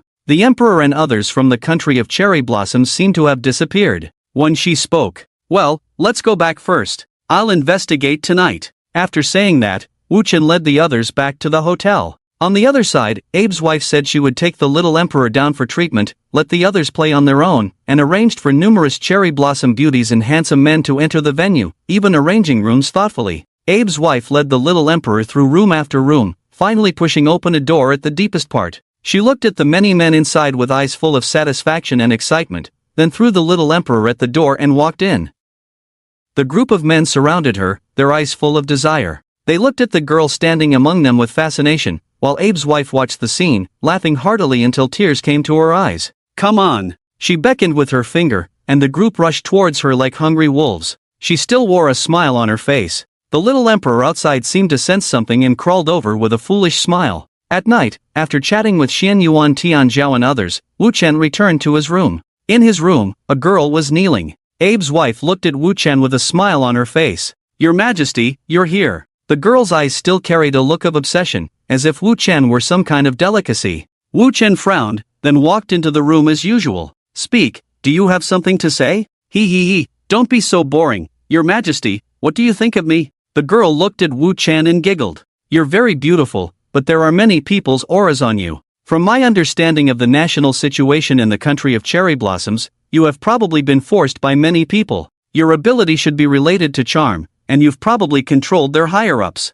As Wu Chen spoke, Abe's wife instantly froze. There was a hint of disbelief in her eyes, but she quickly calmed down. You guessed right. Do you want to try it? Abe's wife said, then took off her clothes, revealing her perfect body. You should know that this kind of thing is not very realistic. Since I know about your ability, I won't fall for your tricks. Tell me, what do you want? Wu Chen didn't stare or avoid her, as if he were looking at an ordinary person, his eyes showing no ripples. Seeing Wu Chen's demeanor, Abe's wife's smile on her face deepened. My lord, would you like to join me in burying all these evolvers on this island, or perhaps destroying the entire Sakura country? With the number of evolvers in the city, you could directly advance to the realm of transformation. By then, you will be among the top elite. I don't seek to be your queen, but I am willing to be your servant. Abe's wife's eyes were filled with excitement and madness. You should understand that from the moment you said those words, you could not walk out of this hotel. What gives you the confidence to think I would cooperate with you? Wu Chen's executioner was placed on the young girl's delicate neck,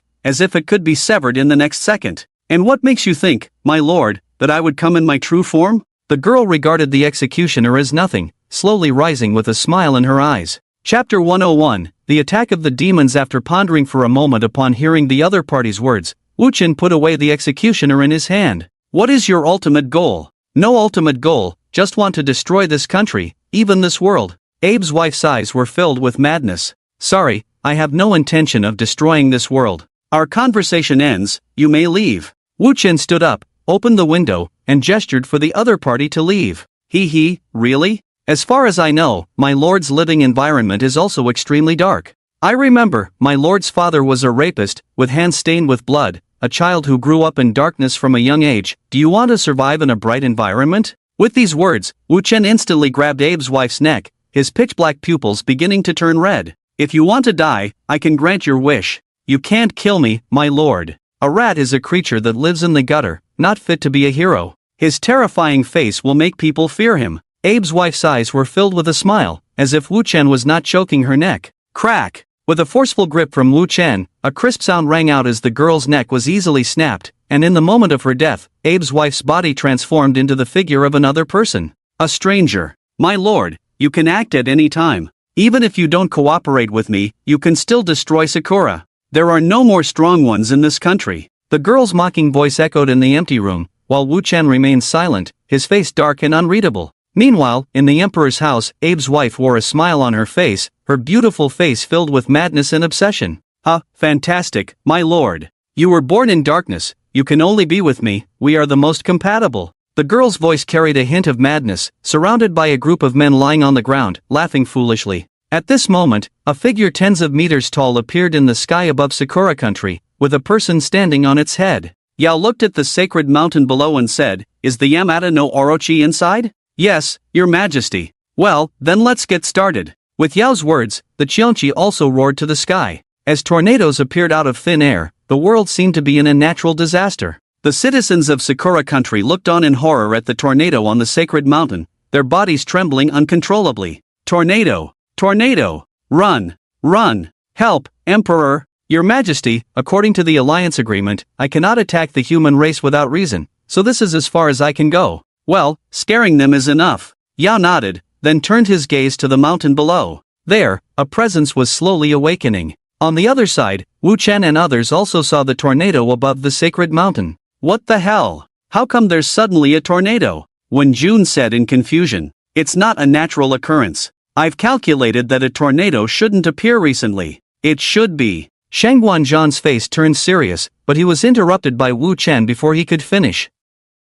The Demon Clan. After Wu Chen said this with a serious expression, he turned around and said sternly, "Notify everyone from the Evolution Academy. Groups of 5-6th rank stick together, those above 7th rank can take action, the looting begins." Yes. Xian Yuan Tianjiao and others quickly nodded in agreement with Wu Chen's seriousness. Just as Wu Chen was about to leave, a pair of hands suddenly grabbed his clothes. What's wrong? Wu Chen looked at Wen Shi in confusion. Be safe. When she looked at him, her beautiful face showing a hint of worry and determination. You two, this battle is unavoidable. If there's danger, let me know. Wu Chen didn't let Wen Shi hide. He knew that once they embarked on the path of evolution, peace would be a thing of the past. Okay. Wen Shi nodded, then turned and left. In the moment she turned around, her black hair turned silver. Azure Dragon, where are you? Wu Chen contacted the Azure Dragon. Near the coast, the Sea Clan also saw the tornado and is preparing to take action. Don't mind the Sea Clan, come to me. After Wu Chen finished speaking, he leaped up, standing at the highest point in the dark night, and took out the old mouse mask.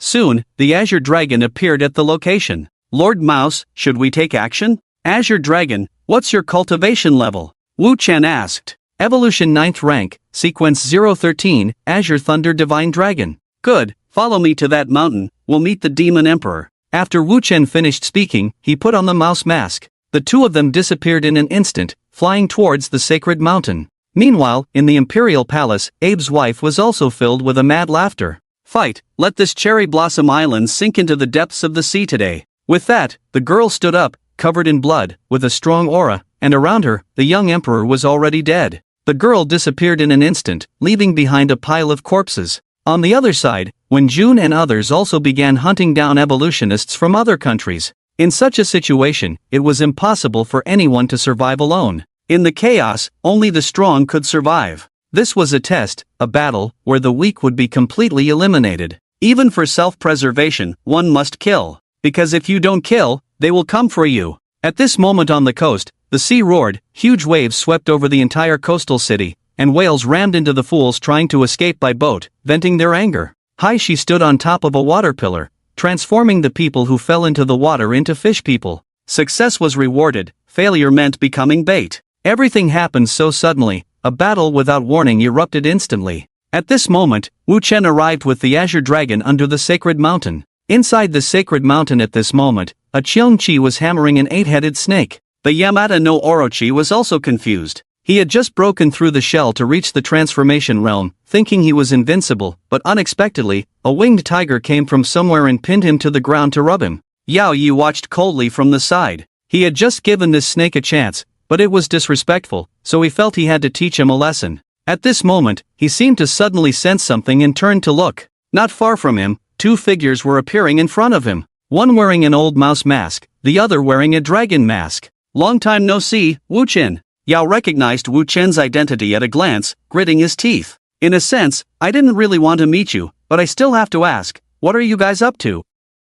Wu Chen curiously asked. However, Yao did not answer Wu Chen's question, only to see his hand turn into a dragon claw and directly attack Wu Chen. Bang! Accompanied by a flash of lightning, the azure dragon held a war spear in front of Wu Chen. The demon emperor of the Yao clan is quite rude, evolving to the 6th rank, and you want to fight? With that, thunder flashed around the azure dragon, accompanied by a loud roar. Yao was directly blasted away. However, there were no visible injuries on him. TSK, the demon emperor is indeed the demon emperor, with amazing defense and resistance to elements. The azure dragon's tone carried a hint of playfulness, then retreated behind Wu Chen. Yamata no Orochi? Are you here for it? Looking at the Yamata no Orochi being crushed in the distance, Wu Chen couldn't help but feel something strange about it. So what if I am? Are you, this little mouse, trying to stop me? Xiongqi had long been displeased with Wu Chen and spoke before Yao. Looking at the appearance of the Yamata no Orochi, Wu Chen frowned. None of my business, just a piece of trash.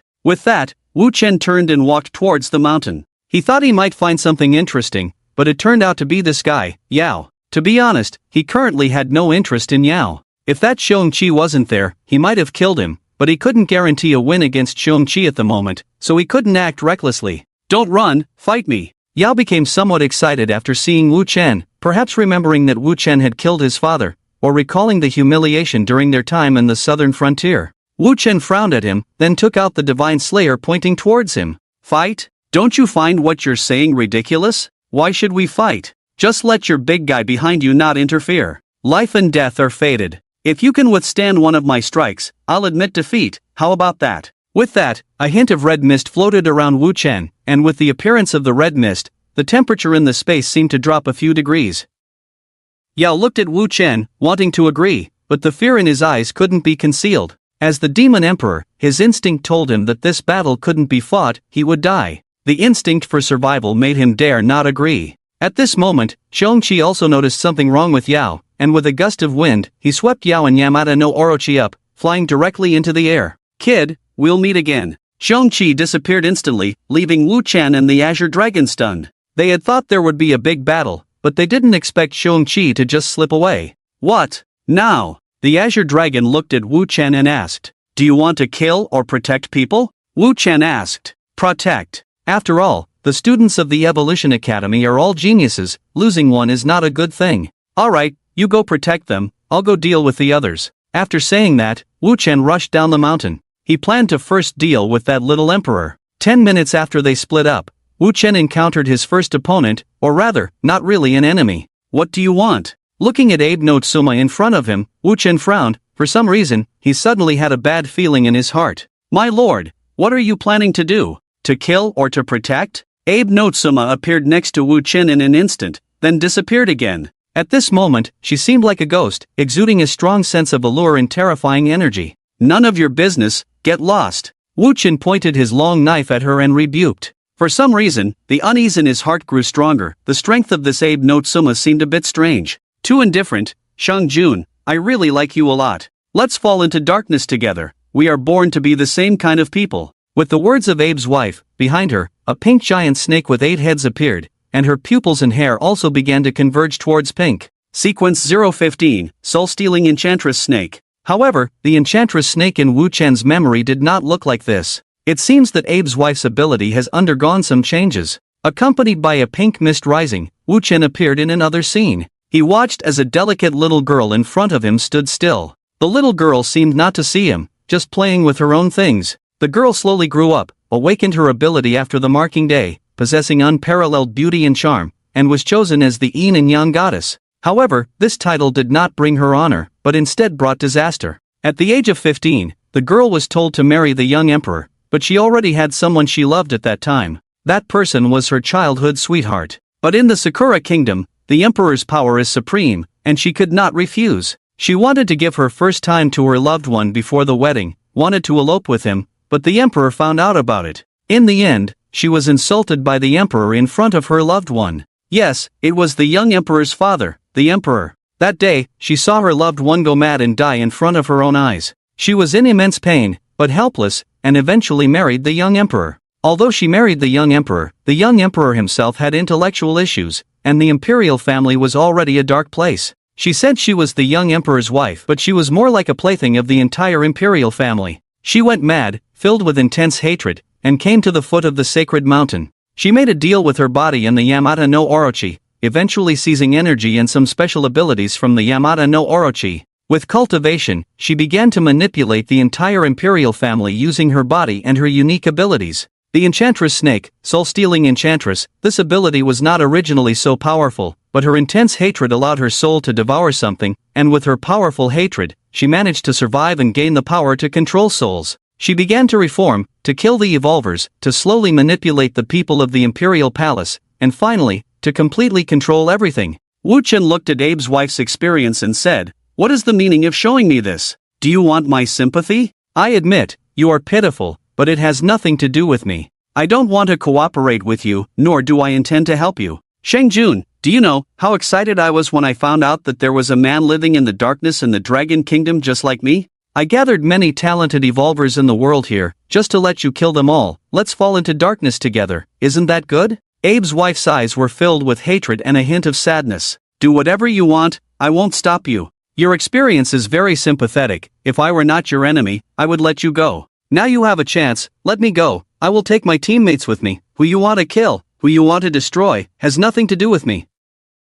Wu Chen's tone was trembling. According to Wu Chen's character, he wouldn't have said so much to this guy. But for some reason, the seal loosened. Abe's wife seemed to have sensed something. She ignored Wu Chen and said to herself, "Shang Jun, destroy this place with me. How long do you need to seal the energy inside you?" Wu Chen looked at the woman in front of him and drew out the god-slaying sword. "Get lost." Wu Chen was a bit anxious at this moment. The terrifying sword energy directly threatened Abe's wife. "Shang Jun, don't waste your effort. You should know that you are no match for me now." Abe's wife's face was filled with a smile and madness, and Wu Chen understood that Abe's wife probably killed all the people in the imperial palace. This surge of cultivation energy caused her cultivation to skyrocket. Wu Chen was now in a state of confusion and could not perceive the limit of that spiritual power, but it would definitely be stronger than him. Meanwhile, on the other side, when she, who was in battle, suddenly felt a panic in her heart. Of course, there were also Shangguan Zhan and Shangguan Qingrong. The three of them looked towards the direction of the divine mountain at the same time,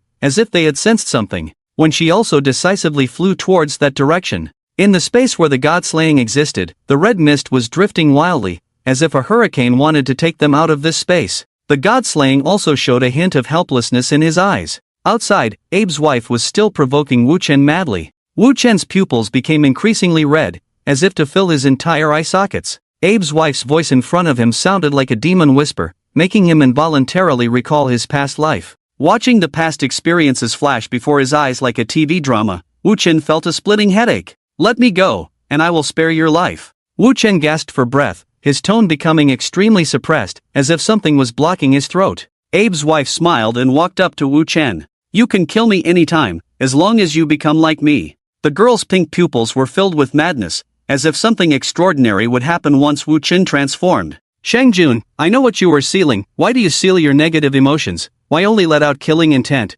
Clearly pain and sadness are the most intense emotions in you, why suppress them?" Abe's wife approached Wu Chen's ear, whispering like a demon. "Look at your past, and then look at your present. You have been suffering since birth. You think you are very mature, you consider everyone, but who considers you? What is the meaning of your existence? Your father died, your mother has a new family, your grandparents have passed away, you can't even hold a decent funeral." Wu Chen seemed to be controlled, and a slight red mist began to emanate from him, carrying a sense of killing intent, like a long knife. "That's my business, it has nothing to do with you. But it's very pitiful, clearly you have done so many good things, you were so outstanding, but you hide in the dark like a mouse, calling yourself a mouse, yet you have qualities far superior to those people, always thinking for others, who thinks for you." Abe's wife took off Wu Chen's mask, then reached out and touched his face. "Follow me into the darkness, stop suppressing yourself, if you want to be a mouse, then do what a mouse should do. Let him go." Suddenly, a silver-white moonlight struck Abe's wife.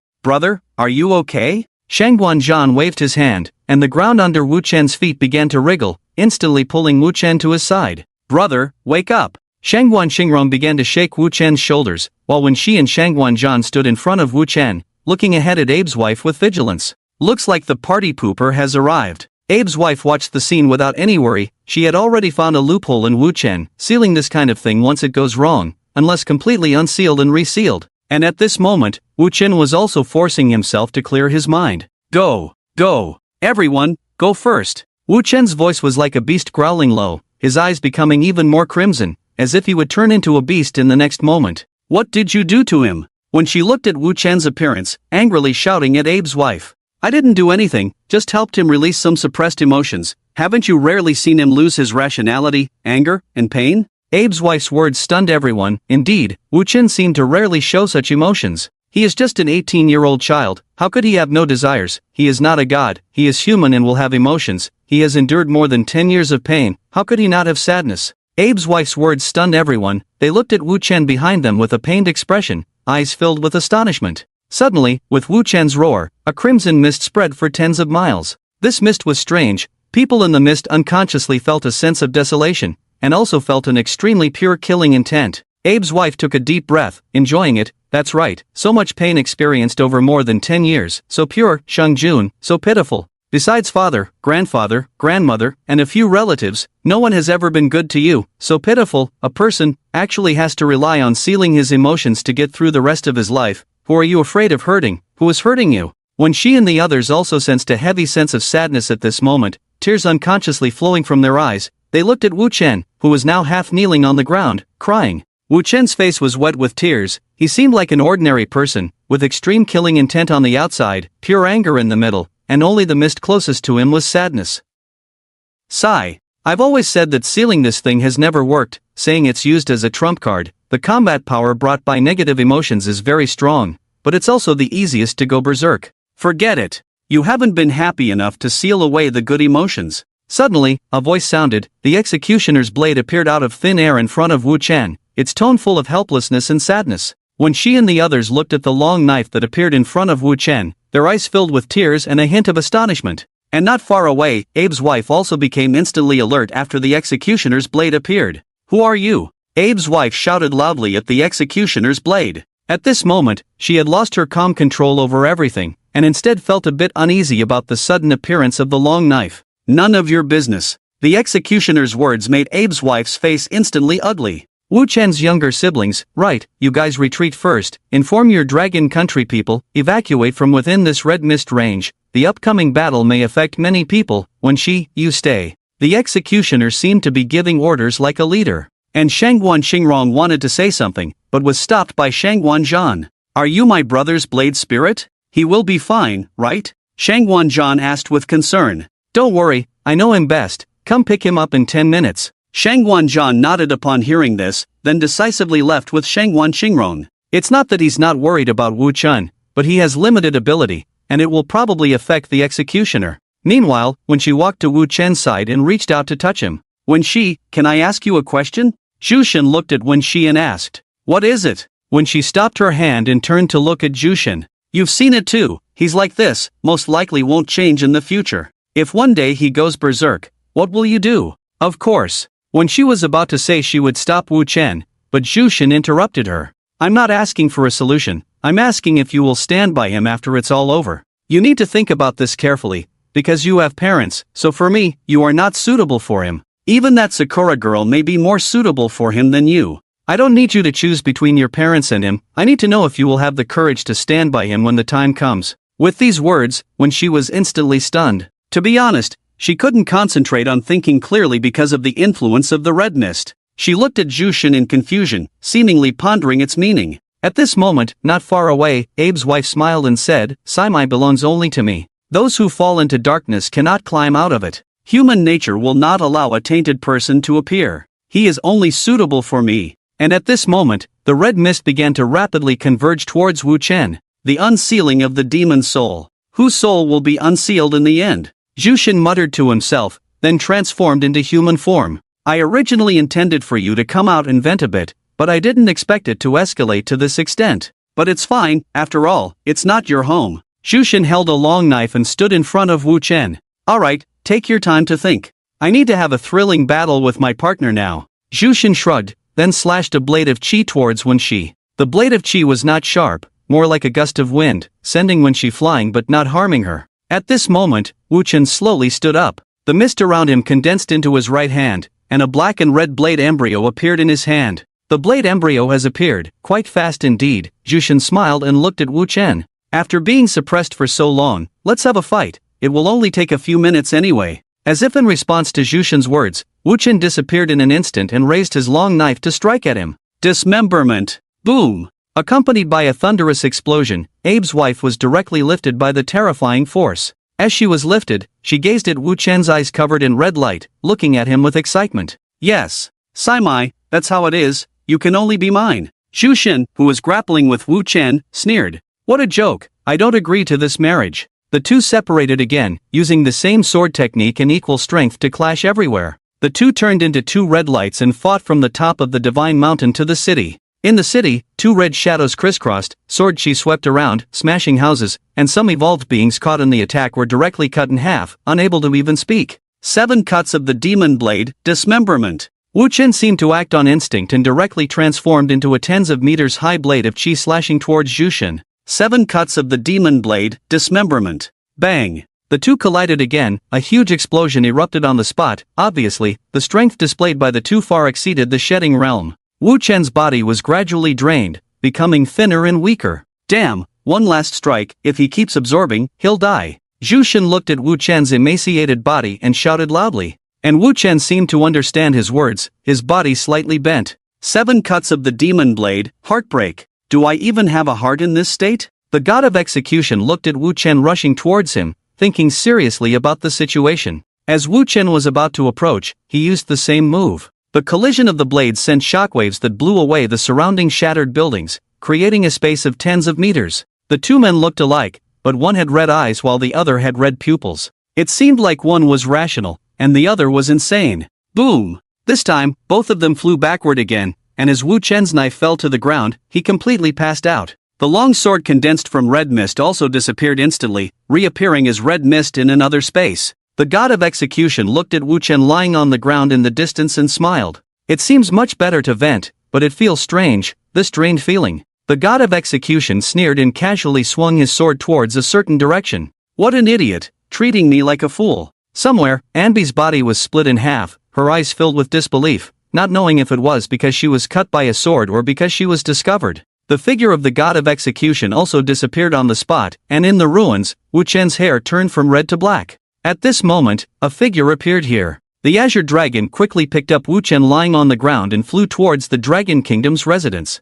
He had just received orders from above to come here to assist Wu Chen. Initially, he thought some powerful being was fighting here, causing such a terrifying disturbance, but he never expected it to be Wu Chen. Of course, many people were paying attention to the battle here, but they were not sure who was involved, only knowing that a powerful being had erupted in an extremely terrifying battle. On the coast, Tsunamis began to rush into the city, and many people fled to the emperor's residence, but only corpses remained there. At this moment, as the god of execution looked at the red mist within Wu Chen's body, he murmured, Jushin, Wu Chen. God of execution, Wuxing. All gods, Wuxing. Subsequently, all the evolved individuals from various countries were taken away, and the Sakura Island was also invaded by the Sea Tribe. Many people from the Sakura Kingdom began to emigrate and flee to other countries. The Sakura Kingdom began to disintegrate. On the other side near Mount Kunlun, the Porchi and others who had returned with the eight-forked serpent had just encountered an attack. Yao looked at the body of the eight-forked serpent with a hint of anger in his eyes.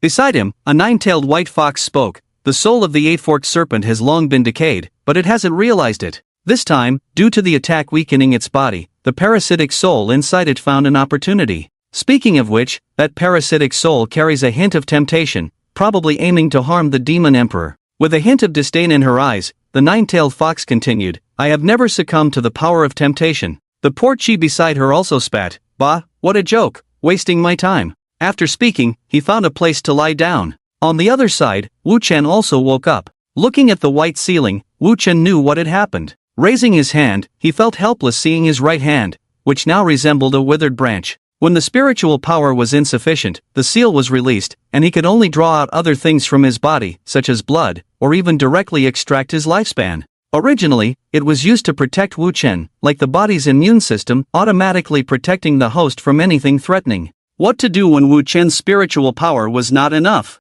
Extract blood, essence, lifespan, just eliminate the threats first, and deal with the consequences later. In simple terms, ensure Wu Chen's survival and release everything to the maximum extent possible. After waking up, Wu Chen observed his surroundings and realized that he had returned to the Dragon Kingdom. He tried to get up but found that something was weighing down his blanket. Lowering his head, Wu Chen saw Wenxi lying on his bed, pressing down on his blanket. It seemed like she had been sleeping for quite a while. Wu Chen reached out and gently patted her head. Wake up. Wenxi rubbed her eyes sleepily, then lifted her head to see Wu Chen looking at her calmly. Surprised, Wenxi suddenly sat up, rubbed her eyes vigorously, and then reached out to pinch Wu Chen's cheek. Does it hurt? Wu Chen rolled his eyes and swatted her hand away. Pinch yourself and you'll know. Perhaps due to just waking up, Wenxi actually pinched her own thigh. Feeling the sharp pain, her eyes instantly filled with joy. You're awake. Are you okay? Do you feel any discomfort in your body? Excited, Wenxi bombarded him with questions. I'm fine. How long have I been asleep? Curious, Wu Chen asked. You've been sleeping for a total of 3 days since returning from the Sakura Kingdom. I didn't tell uncle to avoid worrying them. Wu Chen nodded in response. Thank you. Wu Chen sincerely thanked Wenxi. You're welcome. Wenxi felt a bit shy under Wu Chen's gaze and then asked, Are you hungry? Do you want something to eat? Wu Chen nodded. Let's check out of the hospital first. I'm fine, just lacking some nutrition. I'll rest for a few days, and then I need to report to the Zodiac organization. Wenxi nodded. This time, she didn't persuade Wu Chen to stay longer. After all, once awakened, the self-healing ability of an evolver was much stronger than that of ordinary medical facilities. Soon after completing the discharge procedures, Wu Chen and Wenxi went to a buffet restaurant for a meal. Leaving the owner with a tearful look, Wu Chen burped and headed towards the Evolution Academy. Walking down the street, Wenxi smiled and said, Look at the expression on that owner's face. You might end up on his blacklist in the future. Wu Chen paused, then calmly said, Then I'll just go to a different place in the future. Wenxi chuckled upon hearing this. By the way, what happened to you in the Sakura Kingdom? Well, it was just that the negative emotions accumulated since childhood were sealed. My concept of good and evil wasn't firmly established in childhood. Once these negative emotions appeared, they were very pure. After gaining abilities, they were directly sealed, which also serves as a trump card. Wu Chen didn't hide anything and told Wenxi directly. It wasn't something worth concealing, as the sealing was to maintain rationality, and Abe's words didn't affect him much. And now, will you still seal them? Wenxi suddenly asked. The killing intent may rise, but there won't be many negative emotions. As people grow older, emotions become more complex, without pure anger or joy. Have you already released those negative emotions? Wenxi asked again. Not sure, maybe they've been released, maybe not. But essentially, they are a form of energy. Killing intent and negative emotions can enhance combat power as the energy of the god of slaughter. These energies are strong but can also cloud the mind. It's complicated to explain, and I'm not entirely sure, but you can understand it as the blade controlling me at that time. Wu Chen explained, leaving Wenxi somewhat puzzled. However, she didn't delve too deeply into the matter and instead asked, "Do you know that your god of slaughter has turned into a human again?" Yes, those negative emotions exist to target him, but they are usually sealed. The two chatted as they walked towards the Evolution Academy. "You go back first, I'll go to the base of the Chinese Zodiac organization." Wu Chen sent Wenxi to the school gate and then took out his motorcycle, heading towards the Chinese Zodiac organization base. Upon entering the base, Wu Chen went straight to the office of Tiger, but this time he missed him. Tiger was not in the office. Instead, another person with a smile on his face was looking at him as if he knew he would come. "Ouyang Botu, what are you doing here?" Wu Chen was a bit stunned, then spoke with some confusion. Ouyang Botu smiled, "I was waiting for you, come in and have a seat, Tiger is out." "Waiting for me?" Wu Chen closed the door casually, then found a seat and sat down, looking puzzled. "Yes, I have something to discuss with you. Before that, tell me, what business do you have with Tiger?" Upon hearing the question, Wu Chen replied seriously, "I met the leader of the Celestial Organization in the Sakura country, he is called the Celestial Emperor." Wu Chen told Ouyang Botu everything that happened in Sakura country in great detail, even mentioning his own rampage. Ouyang Botu listened with a smile as Wu Chen finished, then handed him a cup of tea. "Have some water." Wu Chen quickly took the water glass and thanked him. After drinking the water, Wu Chen looked at Ouyang Botu curiously and asked, "Botu, what do you want from me?" Ouyang Botu smiled slightly and said, "I just wanted to ask, what do you think of the Celestial Emperor's bet?" Wu Chen was taken aback, then asked tentatively, "Botu, do you know about these things?" Ouyang Botu nodded, then said, "That Celestial Emperor is an old acquaintance of mine. After you left, I found him and had a chat with him." "An old acquaintance? I see." Wu Chen nodded. "He used to be an evolver in our dragon country, a person with extraordinary talent. However, due to differences in ideology, he eventually chose to defect." "Differences in ideology?" Wu Chen asked curiously. "Yes, his ideology was too extreme. I'll tell you more about it later. How about you, have you thought about trying his bet?" Ouyang Botu changed the subject and asked with a smile. "I want to try." Wu Chen nodded without hesitation. Wu Chen is a human, not a god. To be honest, after Wu Jianjun's death, he had thought about giving his grandparents a grand funeral, but due to his own identity issues, he was afraid of causing trouble. In short, after Wu Jianjun's death, Wu Chen had started to become more like a normal person, leaning towards someone with desires and emotions. "Do you want to lose or win?" Ouyang Botu asked with a smile. "I want to win." "Then let's go." After hearing Wu Chen's answer, Ouyang Botu stood up directly. Wu Chen was also stunned. "Go where?" "To propose marriage." Ouyang Botu smiled slightly, and after a while, Wu Chen was brought to the entrance of the Wen family's villa. At this moment, Wu Chen was a bit confused, as Ouyang Botu had brought him here directly. Ding dong! Along with the sound of the doorbell, Wu Chen's heart suddenly raced. For some reason, he felt nervous. Beside him, Ouyang Botu looked at his appearance, and a smile unconsciously appeared on his lips. "Here he comes." With the sound from inside, the maid opened the door. The maid was also surprised to see the figure outside the door. "Botu, why are you here? Is Mr. One at home? I have something to discuss with him." Ouyang Botu smiled and said. The maid nodded and said, "Yes, the master is at home, I'll go call him." Soon, Wu Chen appeared in the living room of the Wen family with Ouyang Botu. Wen Fu poured a few cups of tea and handed them to Ouyang Botu and Wu Chen, then smiled and said, "Ouyang Botu, is there something you came for today? And you brought the magic rat. You can say it yourself." Ouyang Botu looked at Wu Chen, indicating for him to speak. Wu Chen was taken aback, while Wen Fu and Wen Mu also looked at Wu Chen with curiosity. Being stared at by three pairs of eyes, Wu Chen felt extremely nervous for some reason. He stammered, I want to propose to you, I want to marry your daughter." After speaking, Wu Chen lowered his head, with a hint of uneasiness in his eyes. His heart was pounding, experiencing this kind of nervousness for the first time. The smiles on Wen Fu and Wen Mu's faces slowly faded away. The two exchanged a glance, and instead of answering Wu Chen's question, they shifted their gaze to Ouyang Botu. "Ouyang Ji, are you here to force a marriage?" Wen Fu's tone changed instantly, his expression cold as if Wu Chen had said something particularly strange. However, Ouyang Ji smiled and said, "Not at all. You can refuse. I just brought him here. The child is still young, and his uncle is not quite suitable to come here." Wen Mu's expression also turned unpleasant as she looked at Wu Chen and then walked up to him. "Your name is Wu Chen, right?" "Yes." Wu Chen was a bit confused at this moment. He was mentally prepared for rejection, but the situation was obviously not right. The other party's eyes were no longer kind but filled with indifference. "Give up. I will not marry my daughter to you." There's no room for negotiation in this matter. Wu Chen was stunned. He stood up, looked at the Wen family, his eyes showing some confusion and incomprehension. May I ask why? Wu Chen asked. My daughter is already engaged. It's not suitable for her to be engaged to another man. This matter ends here. You once saved them, and I will find a way to repay you. Wen Fu said lightly, then looked at the nanny not far away. See the guest out. With that, he prepared to leave with Wen Mu. However, Wu Chen was puzzled. He grabbed Wen Fu's arm.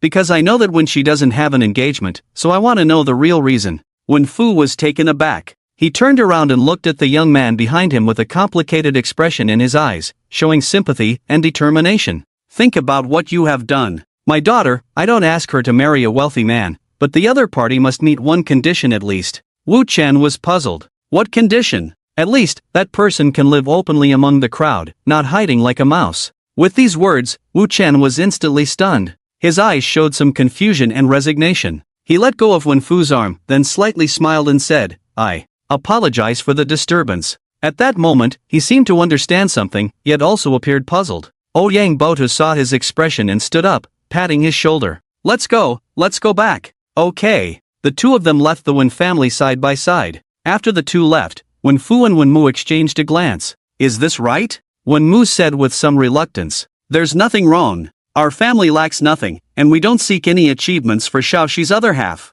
At least, they should be able to live openly in the sun with her. His identity and experiences are destined not to live well in this era of technological advancement and evolution. Wen Fu said lightly. Did he make a mistake in this matter? There is nothing wrong. As a father, what he needs to consider is his daughter's future and happiness. No one wants to entrust their child to someone who may face public criticism in the future. In this chaotic world, what heroes need more is protection, not slaughter. After all, the majority in this world are the weak. Ouyang Botu led Wu Chen to a park. Wu Chen's face was calm, as if he didn't take what just happened to heart. How do you feel? Ouyang Botu suddenly asked. I'm fine, I don't feel much, just suddenly feel a bit lost. Wu Chen's eyes revealed a hint of confusion, seeming somewhat puzzled. Do you want to be a hero? Ouyang Botu suddenly asked. I guess so. At least I feel a bit lost. Wu Chen didn't hide his emotions, but rather said somewhat confusedly. Ouyang Botu found a place to sit down. Looking up at the sky, he smiled and said, Do you know what the philosophy of the Heavenly Emperor is?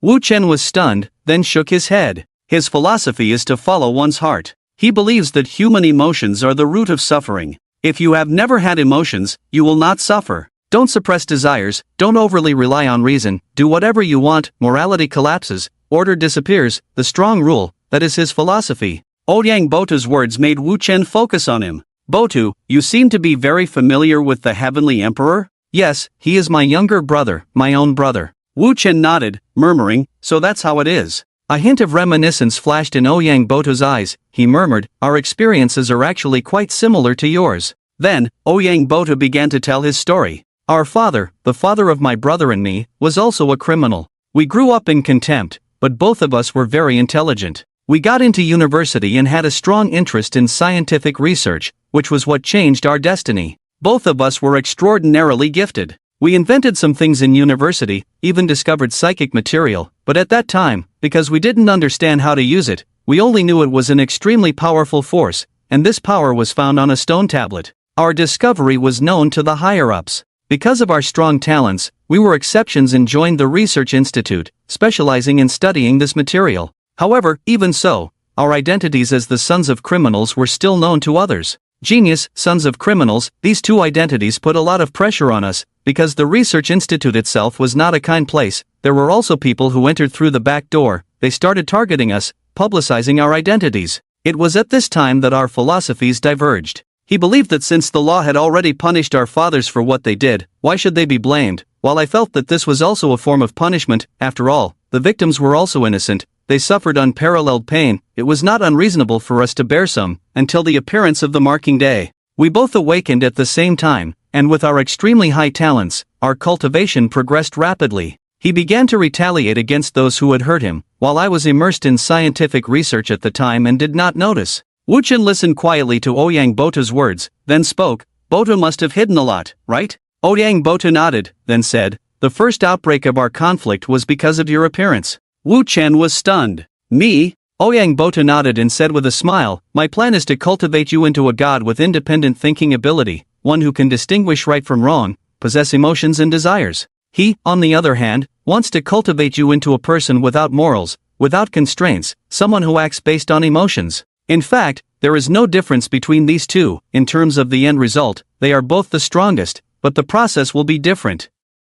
I always believe that those who act based on emotions will ultimately be called beasts. These creatures will have no place to belong, no matter how strong or terrifying they may be. There will always come a day when they will tire of it, and at that time, they will be the loneliest." Ouyang Boto said with a smile. Wu Chen fell into contemplation upon hearing this, unsure of what to say. "I am not sure of the future outcome, but at least you can experience everything as a human. You may lack some things, but you can also gain some things. People are never perfect." After saying this, Ouyang Boto suddenly turned his head to look at him. "Do you feel it's not worth it?" Wu Chen nodded, then shook his head. "Whether this path is right or wrong, it's up to you to choose. You are suffering now because you lack strength. When you surpass me in strength, what kind of person you want to become is entirely up to you. Whether you want to kill me or destroy the world, it's your own judgment. But for now, just be honest, you are too weak." Ouyang Boto patted Wu Chen's shoulder with a smile. He could see the past and predict the future. He had never calculated the future because the outcome for humans is always predetermined.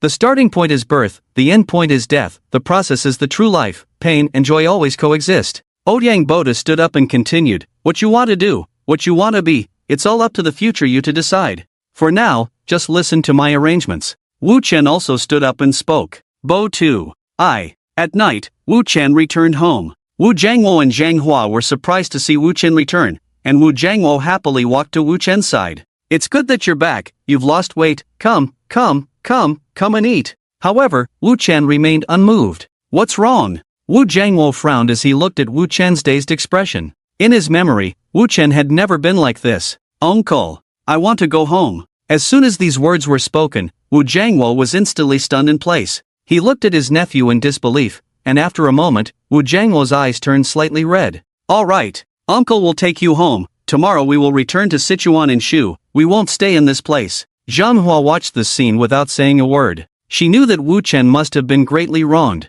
The next day, Wu Chen and Wu Jiangwo boarded the plane back to Sichuan in Shu. Zhang Hua had wanted to go back as well, but was stopped by Wu Chen. Wu Chen felt that Zhang Wei would be better off here, so he lied about having a task to return. Zhang Hua didn't say much after hearing this. She would respect Wu Chen's decision. Moreover, constantly moving back and forth would not be good for Zhang Wei. Making friends here and then leaving would have a negative impact on the child. It would be better to study here and return to Sichuan in Shu during the holidays. Wu Chen returned to Sichuan in Shu, and Ouyang Boto had already informed the school about his withdrawal. Wu Chen followed Wu Jiangwo back to their original residence. Looking at the tablet on the spiritual altar, Wu Chen silently lit the candles again, paid his respects, and then tidied up his room as before. He has talked to Yin Tiger, who did not refuse and expressed that he would guard the area of the ancient city of Chuanshu. He did not refuse either, and that place in Anqing may not be suitable for him. When they returned here, many people also recognized Wu Chen, but they didn't say much when they saw him, just greeted him.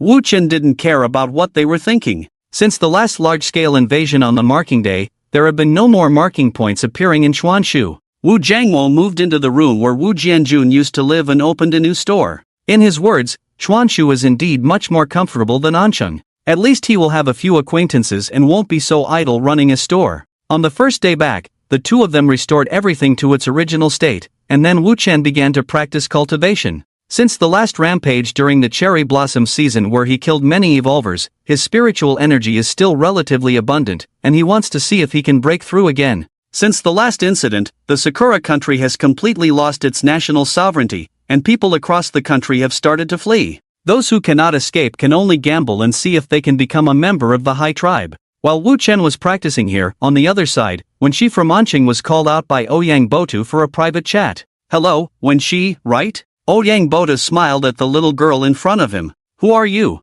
When she looked at the white-haired man in front of her with some confusion. He looked familiar, but she couldn't remember where she had seen him before. "I am Ouyang Ji, you can call me Boto. I am here to talk to you about Wu Chen." When she was taken aback, thinking that something had happened to Wu Chen again, and quickly asked, "What happened to Wu Chen?" Ouyang Ji smiled and recounted everything that happened yesterday to Wen Shi. After finishing, Ouyang Ji said, "From today, Wu Chen will no longer appear at the Evolution Academy, and he has officially been included in the 12 zodiacs. After Ouyangji finished speaking, he left, leaving when she feeling confused. The first thing she heard about Wu Chen proposing to her was joy, but after hearing her parents' refusal, she instinctively thought that her parents found Wu Chen too abrupt. However, Ouyangji told her about the matter of the Heavenly Emperor, and now she is feeling confused. Blame her parents? She didn't want to because she knew her parents were doing it for her own good. No matter what others think, she at least didn't have the right to blame her parents. She took out her phone and looked at the message she sent to Wu Chen.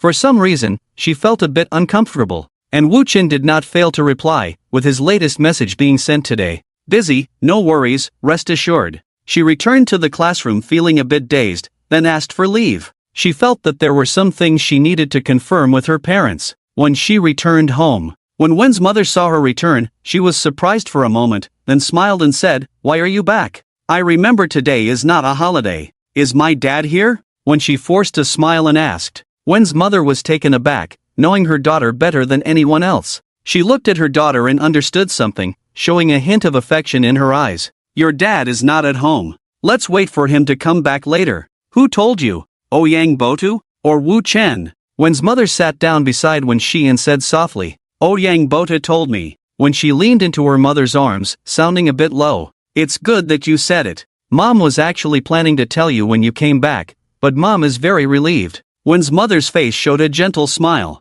"Relieved about what?" When she raised her head and asked her mother, "You didn't come back and argue with us, you understood us. It seems like you have really grown up."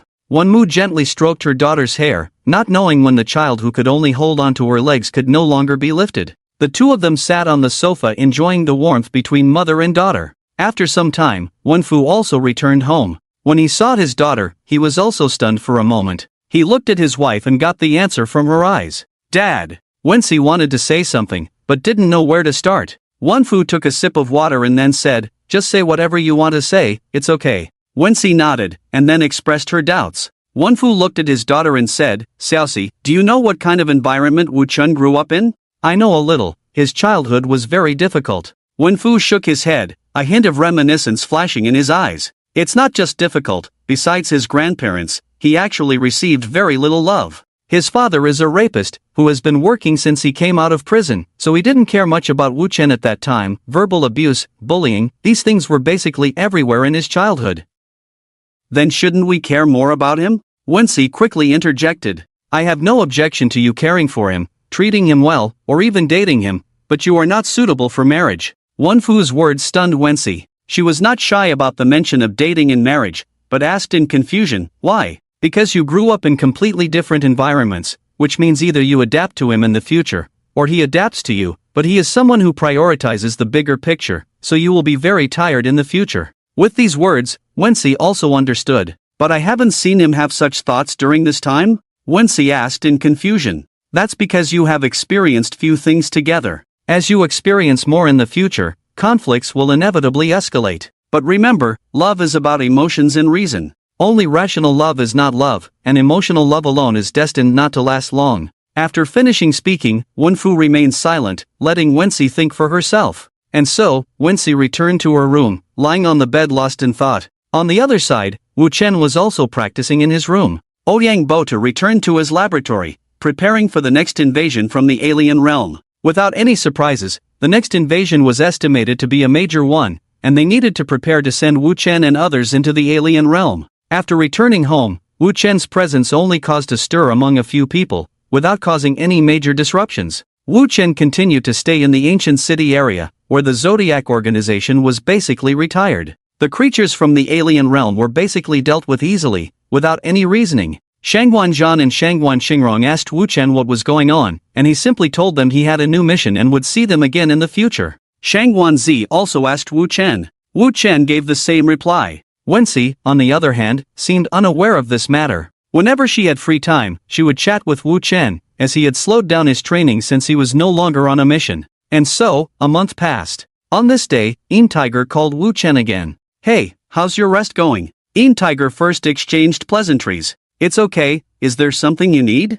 Wu Chen asked casually. On the other side, the tiger in the Een position also felt somewhat helpless hearing Wu Chen's tone. He had originally planned to call Wu Chen back to the School of Chemistry, but now it seemed unlikely. There is a new mission. It's time for you to lead your future team to take the initiative. Wu Chen was taken aback. What mission? Go to the exotic land. That day, Wu Chen said goodbye to Wu Jiangmo and left. Because this was a trial run, Wu Chen didn't know when he would return. That day, Wu Chen was taken to Anqing and then to Ouyang Bota's laboratory. At this moment, there were 4 people standing in the laboratory, 2 of whom Wu Chen knew, and the other 2 he did not. Ouyang Bota smiled when he saw Wu Chen come in and said, "Here you are, how was your month of rest?" Wu Chen nodded, "No problem." Ouyang Bota nodded and then began to introduce, "These 3 are your teammates, Xinglong, Yutu, Baihu. Their cultivation levels are different. Xinglong and Baihu are about to break through their shells. Yutu is at the 7th stage of evolution. She is a healer and also a strategist." Wu Chen then looked at the 3 people. 3 people, 2 men and 1 woman. The girl had short hair, a cold complexion, and an ordinary appearance. Xinglong and Baihu were 2 young men about the same age as Wu Chen. Baihu had a crew cut, his eyes filled with a fierce aura, while Xinglong was a handsome young man. "Hello, I didn't get a chance to introduce myself last time. My code name is Xinglong. My name is Longyu." Longyu stepped forward with a smile and extended his hand. Wu Chen. Wu Chen reached out and shook hands with him. Baihu and Yutu on the other side also introduced themselves. "My name is Cui Sha. Wu Yu." Wu Chen was surprised. He looked at Wu Yu with some curiosity. "What's wrong?" Wu Yu felt a bit uncomfortable being looked at by him. "Nothing, just didn't expect to meet someone with the same name." Wu Chen's words made Wu Yu breathe a sigh of relief. At this moment, Ouyang Bota smiled and said, "Alright, let me explain the task this time." Wu Chen and the other 3 turned to look at him, their eyes filled with curiosity and seriousness. "Your task this time is to go to the exotic land to find out when they are planning to attack Blue Star. Of course, it is also to test whether this device can deceive the people of the exotic land. You will be equipped with the space teleportation system we made. You need to find a relatively hidden place to set up a teleportation point, preferably near a spatial channel to ensure your safety." Ouyang Bota's words made the 4 nod, understanding the situation of this task. Overall, it was not very dangerous, but there was still a certain level of risk. "By the way, Wu Chen, it's best not to bring out your Godslayer sword this time." Wu Chen was puzzled. "Why?" Ouyang Bota smiled and didn't say anything. Then he looked at everyone and said, "This time your task is not for fighting, but for investigation and cultivation. Because the spiritual energy concentration in the exotic land is much stronger than ours, your cultivation speed will be much faster. Also, if possible, you can try to establish your own base there, which will be useful in the future." Wu Chen looked puzzled, and in his mind he called out to the Godslayer sword, "Godslayer, do you know why?" The Godslayer inside him was indifferent. "How would I know? If they don't want you to use it, then don't use it, just use your own sword. I'll hide for a few days."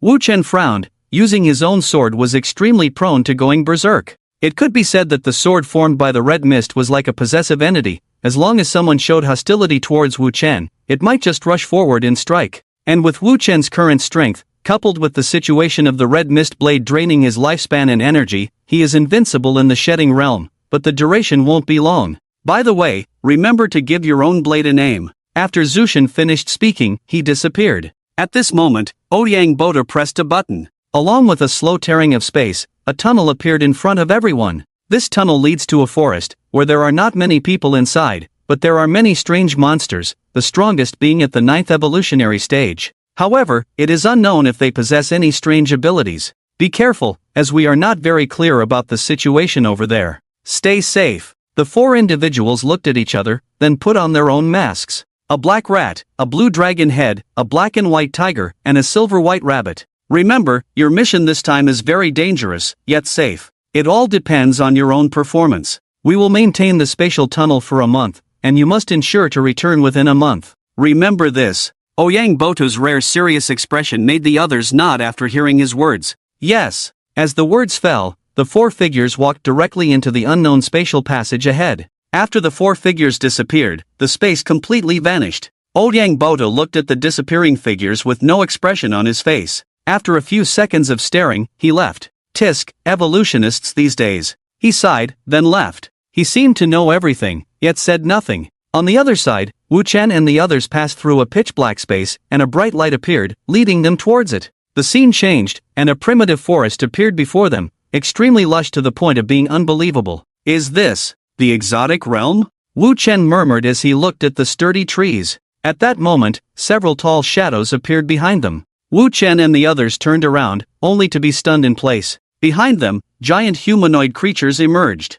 Standing over 3 meters tall, with pig heads and clear eyes, as if they were looking at prey, Wu Chen was certain that these guys had their own thoughts. Oink oink oink. The lead pig-headed creature let out a few grunts, and the other pig-headed creatures rushed towards them. They pulled out huge bone clubs from somewhere and swung them towards Wu Chen and the others. Retreat! Wu Chen shouted, and the 4 of them immediately stepped back. You two, hide at the back. Xinglong, Baihu, and I will take the front. After Wu Chen finished speaking, he wielded the Zushin blade and struck directly. Whether it was an illusion or not, after Zushin appeared, strong fear flickered in the eyes of the pigs. On the other side, Xinglong and Baihu also displayed their abilities. Xinglong wielded the Fantiango halberd, surrounded by blue thunder, looking extremely magnificent. Baihu held a tiger head broadsword with 2 blood grooves on it. Around him, a terrifying magnetic force and killing intent began to emanate. Dissection. Thunder flash. Star shatter. 3 terrifying attacks struck towards the pig-headed creatures, who were only at the 5th evolutionary stage. With one strike, they were all killed. This was the first time Wu Chen and the others had appeared here, so they went all out, fearing any potential problems. As they looked at the numerous dismembered bodies, before they could catch their breath, the surrounding trees began to move. With branches twisting and turning, the tree branches of the big trees pierced through the bodies on the ground like arrows. In the shocked eyes of the group, the bodies were instantly sucked dry and turned into dried corpses, falling to the ground. The trees gradually calmed down after absorbing the bodies, as if nothing had happened. Is this a foreign land? You two stammered. Wu Chen looked around and then came up with a solution. He approached the big tree step by step with the Divine Slayer in his hand, and the trees did not attack them. They looked like ordinary trees. Wu Chen reached out his hand and touched the trunk. Hey, be careful, you two reminded from a distance. Wu Chen nodded, then pressed his hand against the tree. Seeing that the trees remained still, Wu Chen looked at everyone and said, these trees seem to have evolved like this. Maybe the spatial device is placed on the trees. It seems like no one would touch it. Everyone nodded in agreement after hearing this, and one person selected a large tree and installed their spatial positioning device on it. The so-called spatial positioning device was a silver-white metal disc, which automatically adhered to the tree branch after being placed on it, then disappeared without a trace, as if it had never appeared. Alright, let's discuss and decide which direction to go. Wu Chen said, looking at the others. Do you have any ideas? Xinglong and Baihu shook their heads. Not many ideas, you decide. Wu Chen then looked at you two. Yu pondered for a moment and said, according to the habits of animals, those monsters should be here for hunting. Generally, hunters tend to avoid places where strong beings exist. I suggest we continue in the direction where they appeared, it might be less dangerous. Wu Chen nodded upon hearing this. I think it's feasible, it's just a guess anyway. Let's go according to your suggestion. Everyone agreed, and then continued walking towards the direction of the pig-headed people. The 4 of them remained vigilant as they looked around, but fortunately, apart from a few creatures resembling rats appearing along the way, there were no other strange creatures. After walking for about 2 hours, the 4 finally saw not a dense forest, but a huge lake, with a vast open space near the lake. The 4 approached the lake, and Wu Chen squatted down to look at the clear water, his eyes filled with some doubt. This water is too clear. Wu Chen's words were echoed by the others. Long Yu picked up a handful of water and sniffed it. It doesn't smell strange, it's really clean. Suddenly, a huge black shadow appeared on the water's surface. What is that? Cui Sha shouted, and as the shadow grew larger, a huge crocodile emerged from the water. It was more like an ancient creature, covered in scales, nearly 10 meters long, with a slightly shorter mouth than a typical crocodile, powerful and muscular limbs, looking extremely fierce. Its copper bell-like pupils stared at Wu Chen and the others, filled with greed and suspicion. Humans, it's neither hunting nor drinking time now, what are you doing here? The crocodile spoke, its voice deep but without any intention of attack. Wu Chen and the others were stunned, then Wu Chen and a few others exchanged glances and tentatively asked, we were attacked in this forest, so we couldn't find our way out. Can you tell us how to get out? The crocodile was surprised, then crawled out of the water, making Wu Chen and the others instantly alert. The crocodile stood up on its 4 limbs, casting a shadow that seemed to cover the sky, exuding a sense of oppression like a dinosaur. Wu Chen sensed it was at the 9th evolutionary stage, not particularly strong. Who attacked you? Wu Chen didn't know the name of the pig-headed man, his eyes turned cold, preparing to use violence since the other party could speak. It doesn't matter who attacked us, just tell us how to get out. Otherwise, if we go missing, you'll be in trouble. Suddenly, Wu Yu stepped forward and reprimanded. The crocodile was stunned after hearing Wu Yu's words, then looked at the 4 people and finally pointed in a direction with its mouth open, saying, just keep going that way to get out. Next time, don't appear here during the non-hunting season. With that, it crawled back into the water, and Wu Chen also breathed a sigh of relief.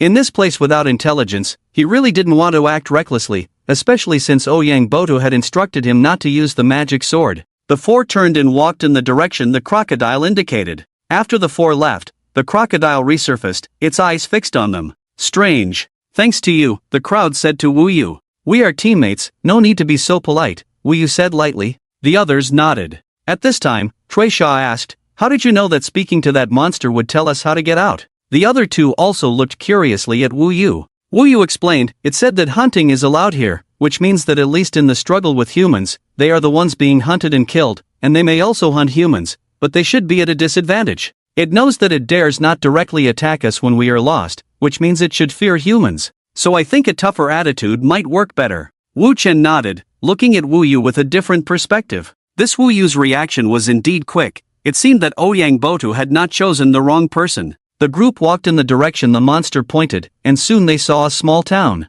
Looking at the buildings ahead, everyone was stunned. The buildings ahead were somewhat ancient, not like the steel cities of Blue Star, but filled with an atmosphere similar to ancient architecture. However, strangely, these buildings had very modern cars driving through them, and even the people inside did not look ancient but modern. It was like a tourist attraction in an ancient city, full of a discordant atmosphere. Not strong. Why do they all seem like ordinary people? Long Yu said in confusion. Wu Chen and the others nodded. The people inside didn't have the aura of evolved beings at all, but rather seemed like ordinary people, their faces looking normal with nothing particularly different.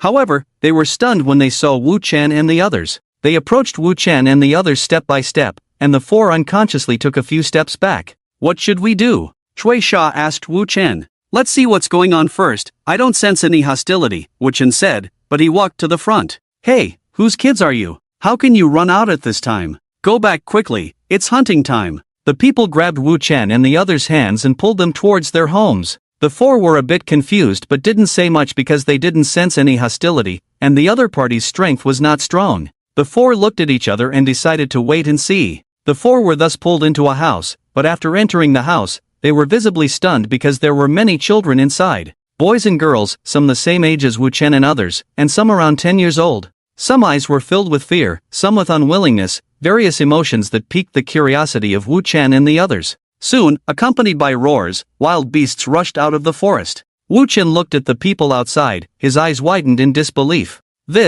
Long Yu and others also looked shocked at the outside. Outside, people spontaneously walked into the streets, many people, too many to count, with smiles on their faces, and then, blood splattered, countless people were devoured by wild beasts, and after each beast finished eating, they turned and left. This group of wild beasts was very orderly, they did not destroy anything, nor did they do anything strange. Eat and leave, without any attachment. The entire street, the city at this moment turned into a purgatory on earth, but strangely, these people did not scream in agony, they calmly met their deaths, without a trace of fear. In the room, Wu Chen and others glanced at each other, wanting to say something, but in the end, they said nothing. At this moment, a little boy in the room looked angry. He looked at the tragic scene outside, not with sadness, but with anger. Bastards, I will definitely kill you. As soon as the boy said this, the people behind him quickly covered his mouth. Wu Chen and the others were somewhat surprised as they looked at the teenager. The slaughter continued for about an hour, as the beasts slowly faded away, leaving only blood on the streets.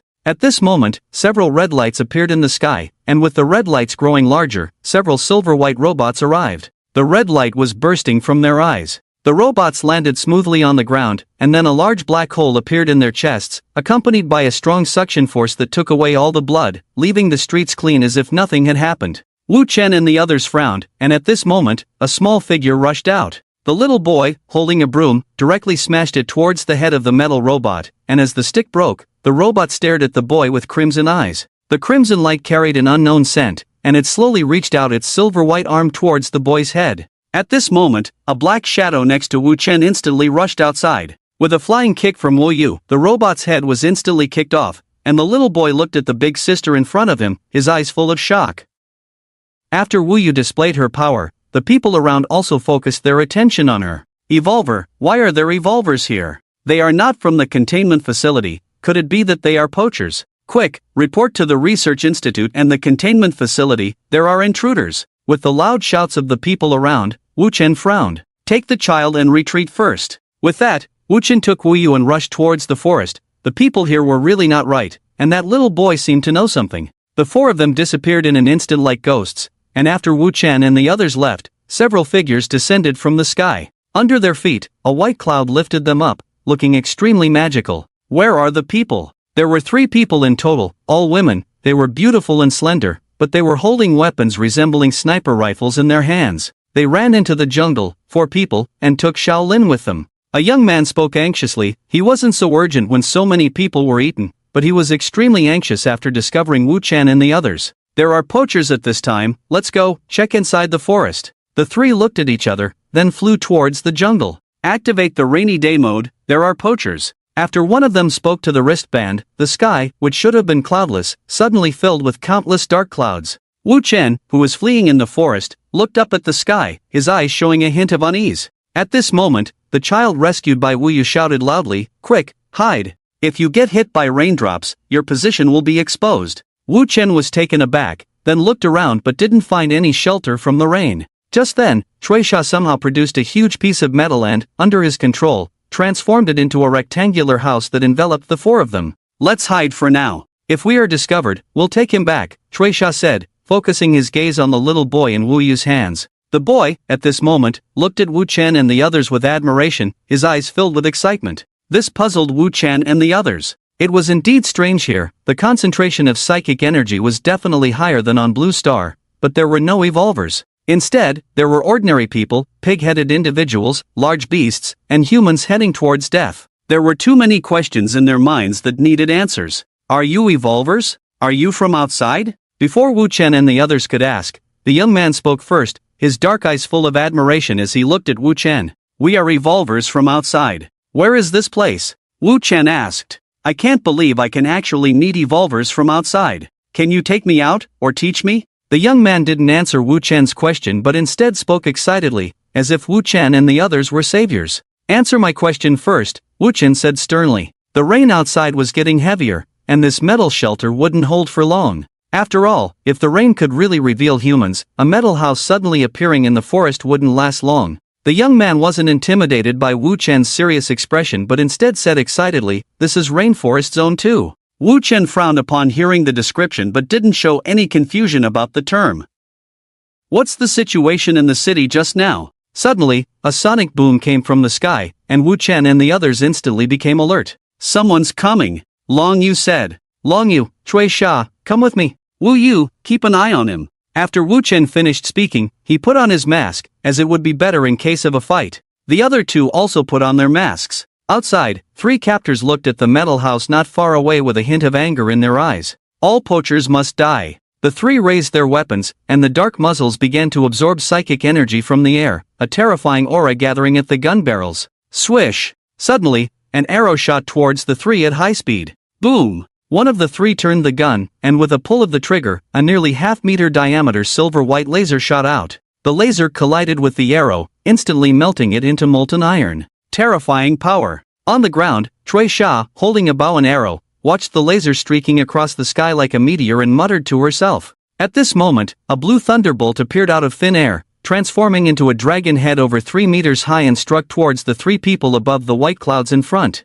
Magic Rat, attack! While the attention of the 3 was drawn by the thunderbolt, above their heads, a figure holding a long knife suddenly appeared. Dissect! A crimson blade beam shot out, slashing towards the 3. At this moment, the white clouds under the feet of the 3 instantly turned into a white protective shield, tightly protecting them. Wu Chen frowned. The hardness of this shield was not low. "Let's attack together." Wu Chen roared, then raised his psychic energy again. The killing intent began to spread. The azure dragon and white tiger leaped up in an instant, accompanied by thunder, killing intent, and magnetic force spreading. 3 attacks directly hit the protective shield. As the white spherical ball was blasted into the ground, Wu Chen and others followed suit. The 3 surrounded the huge ball, their eyes full of vigilance. With the sound of electric currents, the spherical protective shield instantly disintegrated, and the 3 women had fainted. Wu Chen and the others glanced at each other, feeling relieved. The cultivation base of the 3 was not strong, only at the 7th stage of evolution, but Wu Chen might not be able to withstand the attack power unleashed by their weapons, and the strength of this protective shield was not low.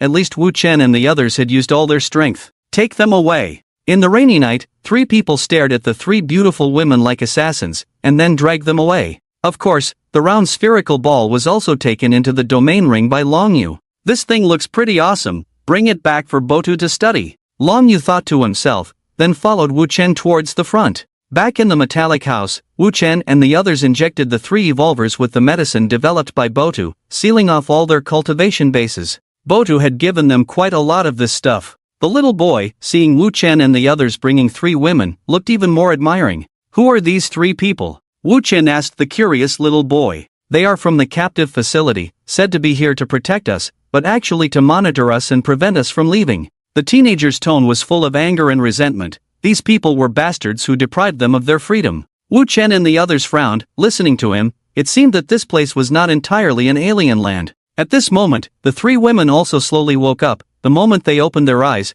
they wanted to reach for their weapons, but Wu Chen's long knife was already at their necks.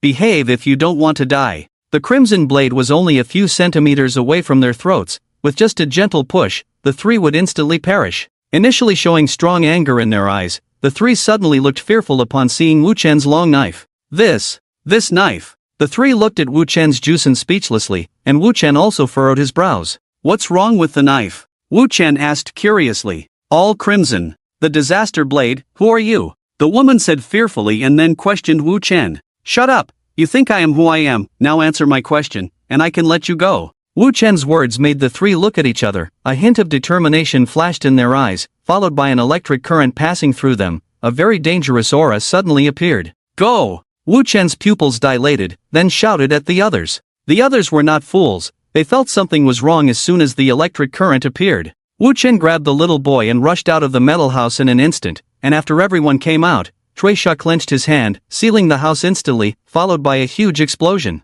The 4 were directly blown away by the impact. At this moment, in the sky, a house floating in the air sounded an alarm, and as the house opened, dozens of people rushed out, their strength not strong, but all carrying the weapons from before. Most importantly, their appearances were exactly the same. A group of identical people rushed towards the site of the explosion, looking extremely terrifying. Inside the floating house at this moment, a figure was operating an extremely sophisticated device. Behind him were numerous things resembling nutrient tanks. Mutants detected, prepare for expulsion. On the other side, Wu Chen climbed up from the ground, leaving behind a huge empty space where the explosion had occurred, but there was no smoke, only a terrifying impact. The area at the center of the explosion seemed as if a piece had been forcibly removed. Wow! So powerful! Beside Wu Chen, the young boy looked at him with admiration, his desire to leave growing stronger. What on earth is this? Wu Chen looked at the humans in the sky, his eyes filled with shock. All the humans in the sky looked exactly the same, just like the 3 individuals from before, identical in height, physique, and appearance, as if they were all cut from the same mold.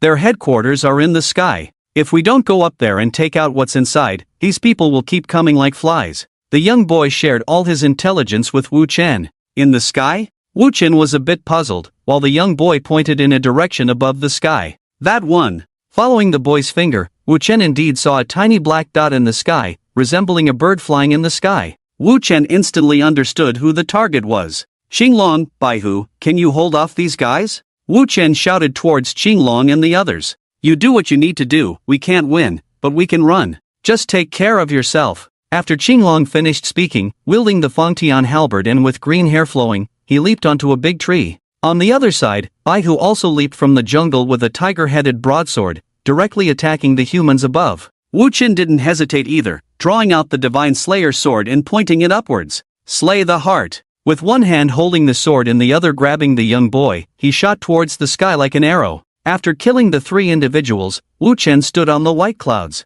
Can you use this thing? Wu Chen asked the young boy as he looked at him. I can. The young boy replied confidently and began to explore on the white clouds. Soon, he seemed to have found something, and the white clouds instantly flew towards the sky. Others had intended to attack Wu Chen, but they were intercepted by Qinglong and Baihu. As a result, Qinglong and Baihu were forced to flee from the laser cannon. The power of this thing was too terrifying, and the 2 dared not confront it head-on, only dodging back and forth in the jungle to avoid being targeted. On the other side, Wu Chen followed the young boy all the way up and arrived in front of the floating house in the sky. Wu Chen looked at the tower-like building with curiosity. Charge in. Wu Chen said to the young man, who then rushed in. The two drove the white clouds into the open tower entrance. After passing through a dark passage, they arrived in a spacious area where the white cloud aircraft seemed to be placed. Ahead was a very bright corridor, surrounded by silver-white color, giving a somewhat oppressive feeling. Wu Chen jumped off the white cloud, and the ground was no different from a regular cement road.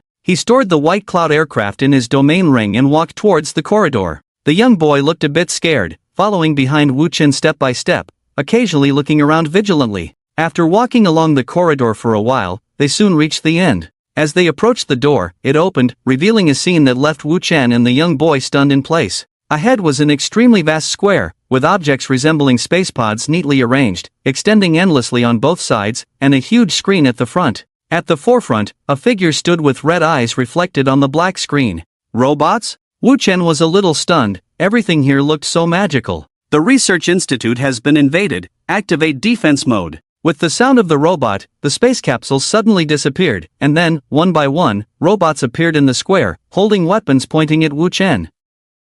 At this moment, the little boy behind Wu Chen suddenly screamed and hugged Wu Chen's thigh. Forest area human, mutant, not allowed to attack. Before its command was issued, Wu Chen had already appeared in front of it in an instant, and the long knife in his hand severed its mechanical head, accompanied by sparks flashing. The surrounding robots also instantly stopped their movements. Wu Chen looked around, then walked to the huge blue screen. There were many options on it, but Wu Chen focused on 3. Cloning. Energy detection. Introduction. After checking the introduction, a long paragraph of text appeared on the screen, and as more and more content appeared, Wu Chen became more and more shocked. When he saw the end, he widened his eyes in disbelief. Big brother, what's wrong? The little boy looked at Wu Chen curiously, but the words were too compact and he was too short to see clearly. Wu Chen looked down at the little boy in front of him, paused for a few seconds, and a hint of killing intent flashed in his eyes. After a while, Wu Chen checked the cloning option again, and then, a dense list of human names and professions appeared on the screen, each with an introduction. There were a total of 10,000 people, each with different ages, professions, and genders, but each person had an option next to them. Cloning quantity. Everyone was like this, and Wu Chen finally understood why those who attacked them all looked exactly the same. They were all clones. These clones could also implant personalities, programs, knowledge, just like robots. The only difference was that they could think for themselves, have emotions, and reproduce. After looking at a few more options, Wu Chen had a better understanding of the place. He looked at the humans lying in the space capsules around him, pondered for a while, and then turned and left. As Wu Chen turned around, a body lay in place. He widened his eyes, seeming puzzled. On the other side, Xinglong and others were still fighting the clones, looking extremely embarrassed, but not seriously injured. These guys were not as agile as the initial 3, their movements were quite stiff, and their attacks were synchronized, making them easier to dodge. Although the attacks were scary, they were mostly single-target attacks, and for some reason, these clones were also avoiding harming the large trees. Their attacks were directed towards the open space. Apart from the previous explosions, there were no large-scale attacks. The 3 pondered countermeasures, but at this moment, Xinglong also noticed that the frequency of attacks suddenly decreased. Xinglong cautiously peeked out and saw that the red blood mist in the sky was spreading, and sword energy was reaping the lives of these clones. Baihu, take action! Xinglong shouted to Baihu, then leaped up with thunder. Baihu also noticed the blood mist in the sky at this moment, reacted quickly, and followed suit. With the cover of the blood mist and the fact that the clones were only armed with weapons, the battle situation became one-sided. Yu-Tu was observing the battle from below. Her abilities were not suitable for combat at the moment, so she couldn't help. Soon, as people in the sky fell to the ground like raindrops, Wu Chen and the others also returned to the ground. Only white clouds remained in the sky, and the clone people above had all died. The 3 landed on the ground, and Yu-Tu quickly ran over. Are you all okay? Wu Chen and the others shook their heads. No injuries, these guys are not strong, just their weapons are intimidating. That's good. Wu Yu breathed a sigh of relief. The dark clouds in the sky also disappeared at this moment, turning into a clear sky without a cloud. How are you? Did you find out any information? What about the child? Long Yu looked at Wu Chen curiously and asked. I found out, how should I put it? This place is like a different realm, but not a different realm. Wu Chen's words were vague, leaving Long Yu and the others puzzled. What do you mean by a different realm, but not a different realm? Wu Chen looked up at the heavenly palace in the sky and said, this place is a new world created by a different realm, imitating the season of the rainforest. There are many such worlds created by a different realm. The crowd was stunned to hear this, and Cui Sha asked in confusion, What's the point of creating this? Protection, or you could say containment. What do you mean? Wu Chen continued, it's like a zoo, imitating the season of the rainforest. The people here are all clone people. The clone people produce offspring here and gradually develop. When the people here reach a certain age, they will be implanted with a chip that informs them of everything and erases their sense of pain. Isn't that cruel? Wu Yu said with some anger. No, on the contrary, it's not cruel, it's actually kind. Wu Chen looked at Wu Yu and said lightly, how can that be kind? What's the difference between treating people as animals? Wu Yu said in confusion, the clone people here are animals. Let me put it this way, because the technology in the different realm is too advanced, there are no ordinary creatures there, only evolved creatures with intelligence. These creatures have been fighting for resources and land for a long time, until one day, they found that the concentration of spiritual energy was getting higher, and the edible plants and animals were getting fewer. Can't they eat those mutated creatures? Cui Sha asked in confusion. They can, but they will perish. Why? The crowd was puzzled. Because if they eat each other, it will only bring hatred and war. Without peace, one side will eventually be completely wiped out, because their strengths are equal, and no new creatures will emerge from the stones. When all creatures are at the same level of intelligence, there will be either absolute chaos or absolute order. So you mean, this area is a habitat they created, where humans and ordinary wild animals are contained, they consume each other, develop, and then gradually grow stronger? After listening to Wu Yu's words, Wu Chen nodded. Exactly. At this moment, Long Yu on the side was puzzled again. If that's the case, why do they need to invade the Blue Star? They have land, they have resources, what's the invasion for? I'm not sure about that. The computer over there doesn't show the reason. We can only wait to explore when we go to the different realm in the future. The future? Aren't we going now? Long Yu asked curiously. We can't go now. I'm not sure how to activate the spatial channel on that machine, or whether it can be activated. I don't know if we can cross two spaces and return here after going there. Wu Chen shook his head and expressed his concerns. After this statement, the others fell silent. Indeed, all of this is a problem. What about that child? Killed, Wu Chen said lightly. Ha? Why kill him? Isn't he just an ordinary clone? Wu Yu's tone became somewhat agitated, and the other two also looked at Wu Chen in confusion. If the other party was an evolver, it would be fine, but from Wu Chen's description, it was obviously just an ordinary child. Although all the people here are clones, clones can also reproduce among themselves. Sometimes, under genetic mutations, evolvers may be born. That's the reason why the child is different. The concentration of psychic energy in his body is very high, so he can control his brain. Such children who can become evolvers will be sent back to the exotic domain for cultivation. But, even if he is an evolver. At this moment, Long Yu wanted to say something, but Wu Chen looked at him. If such a high intensity of psychic energy can be produced in this place, it probably means that this child is likely to be a talented individual. I don't care how talented he is, I only know that if we send him back to the exotic domain, he will turn against us Blue Star people. I don't have the time to cultivate him, we can't even properly cultivate the people on our own planet. Wu Chen's words stunned the others, who then lowered their heads. Pay attention to your position. If you show mercy in such matters, don't appear in this organization, or don't follow my team. With that, Wu Chen walked off in a certain direction. Where are you going? Seeing Wu Chen leave, everyone quickly followed and asked. Apart from humans, that 9th level crocodile needs to be killed, as well as those pig-headed people. They are the ones protecting the beasts in this place and need to be eliminated together. This place can temporarily serve as our base. Upon hearing Wu Chen's words, Long Yu and the others exchanged glances before following. In any case, they now needed to obey Wu Chen's orders and deal with everything after the tasks were completed. Later, Wu Chen led the three to a huge pool of water. Along the way, perhaps because of Wu Chen's previous words, the four did not communicate much,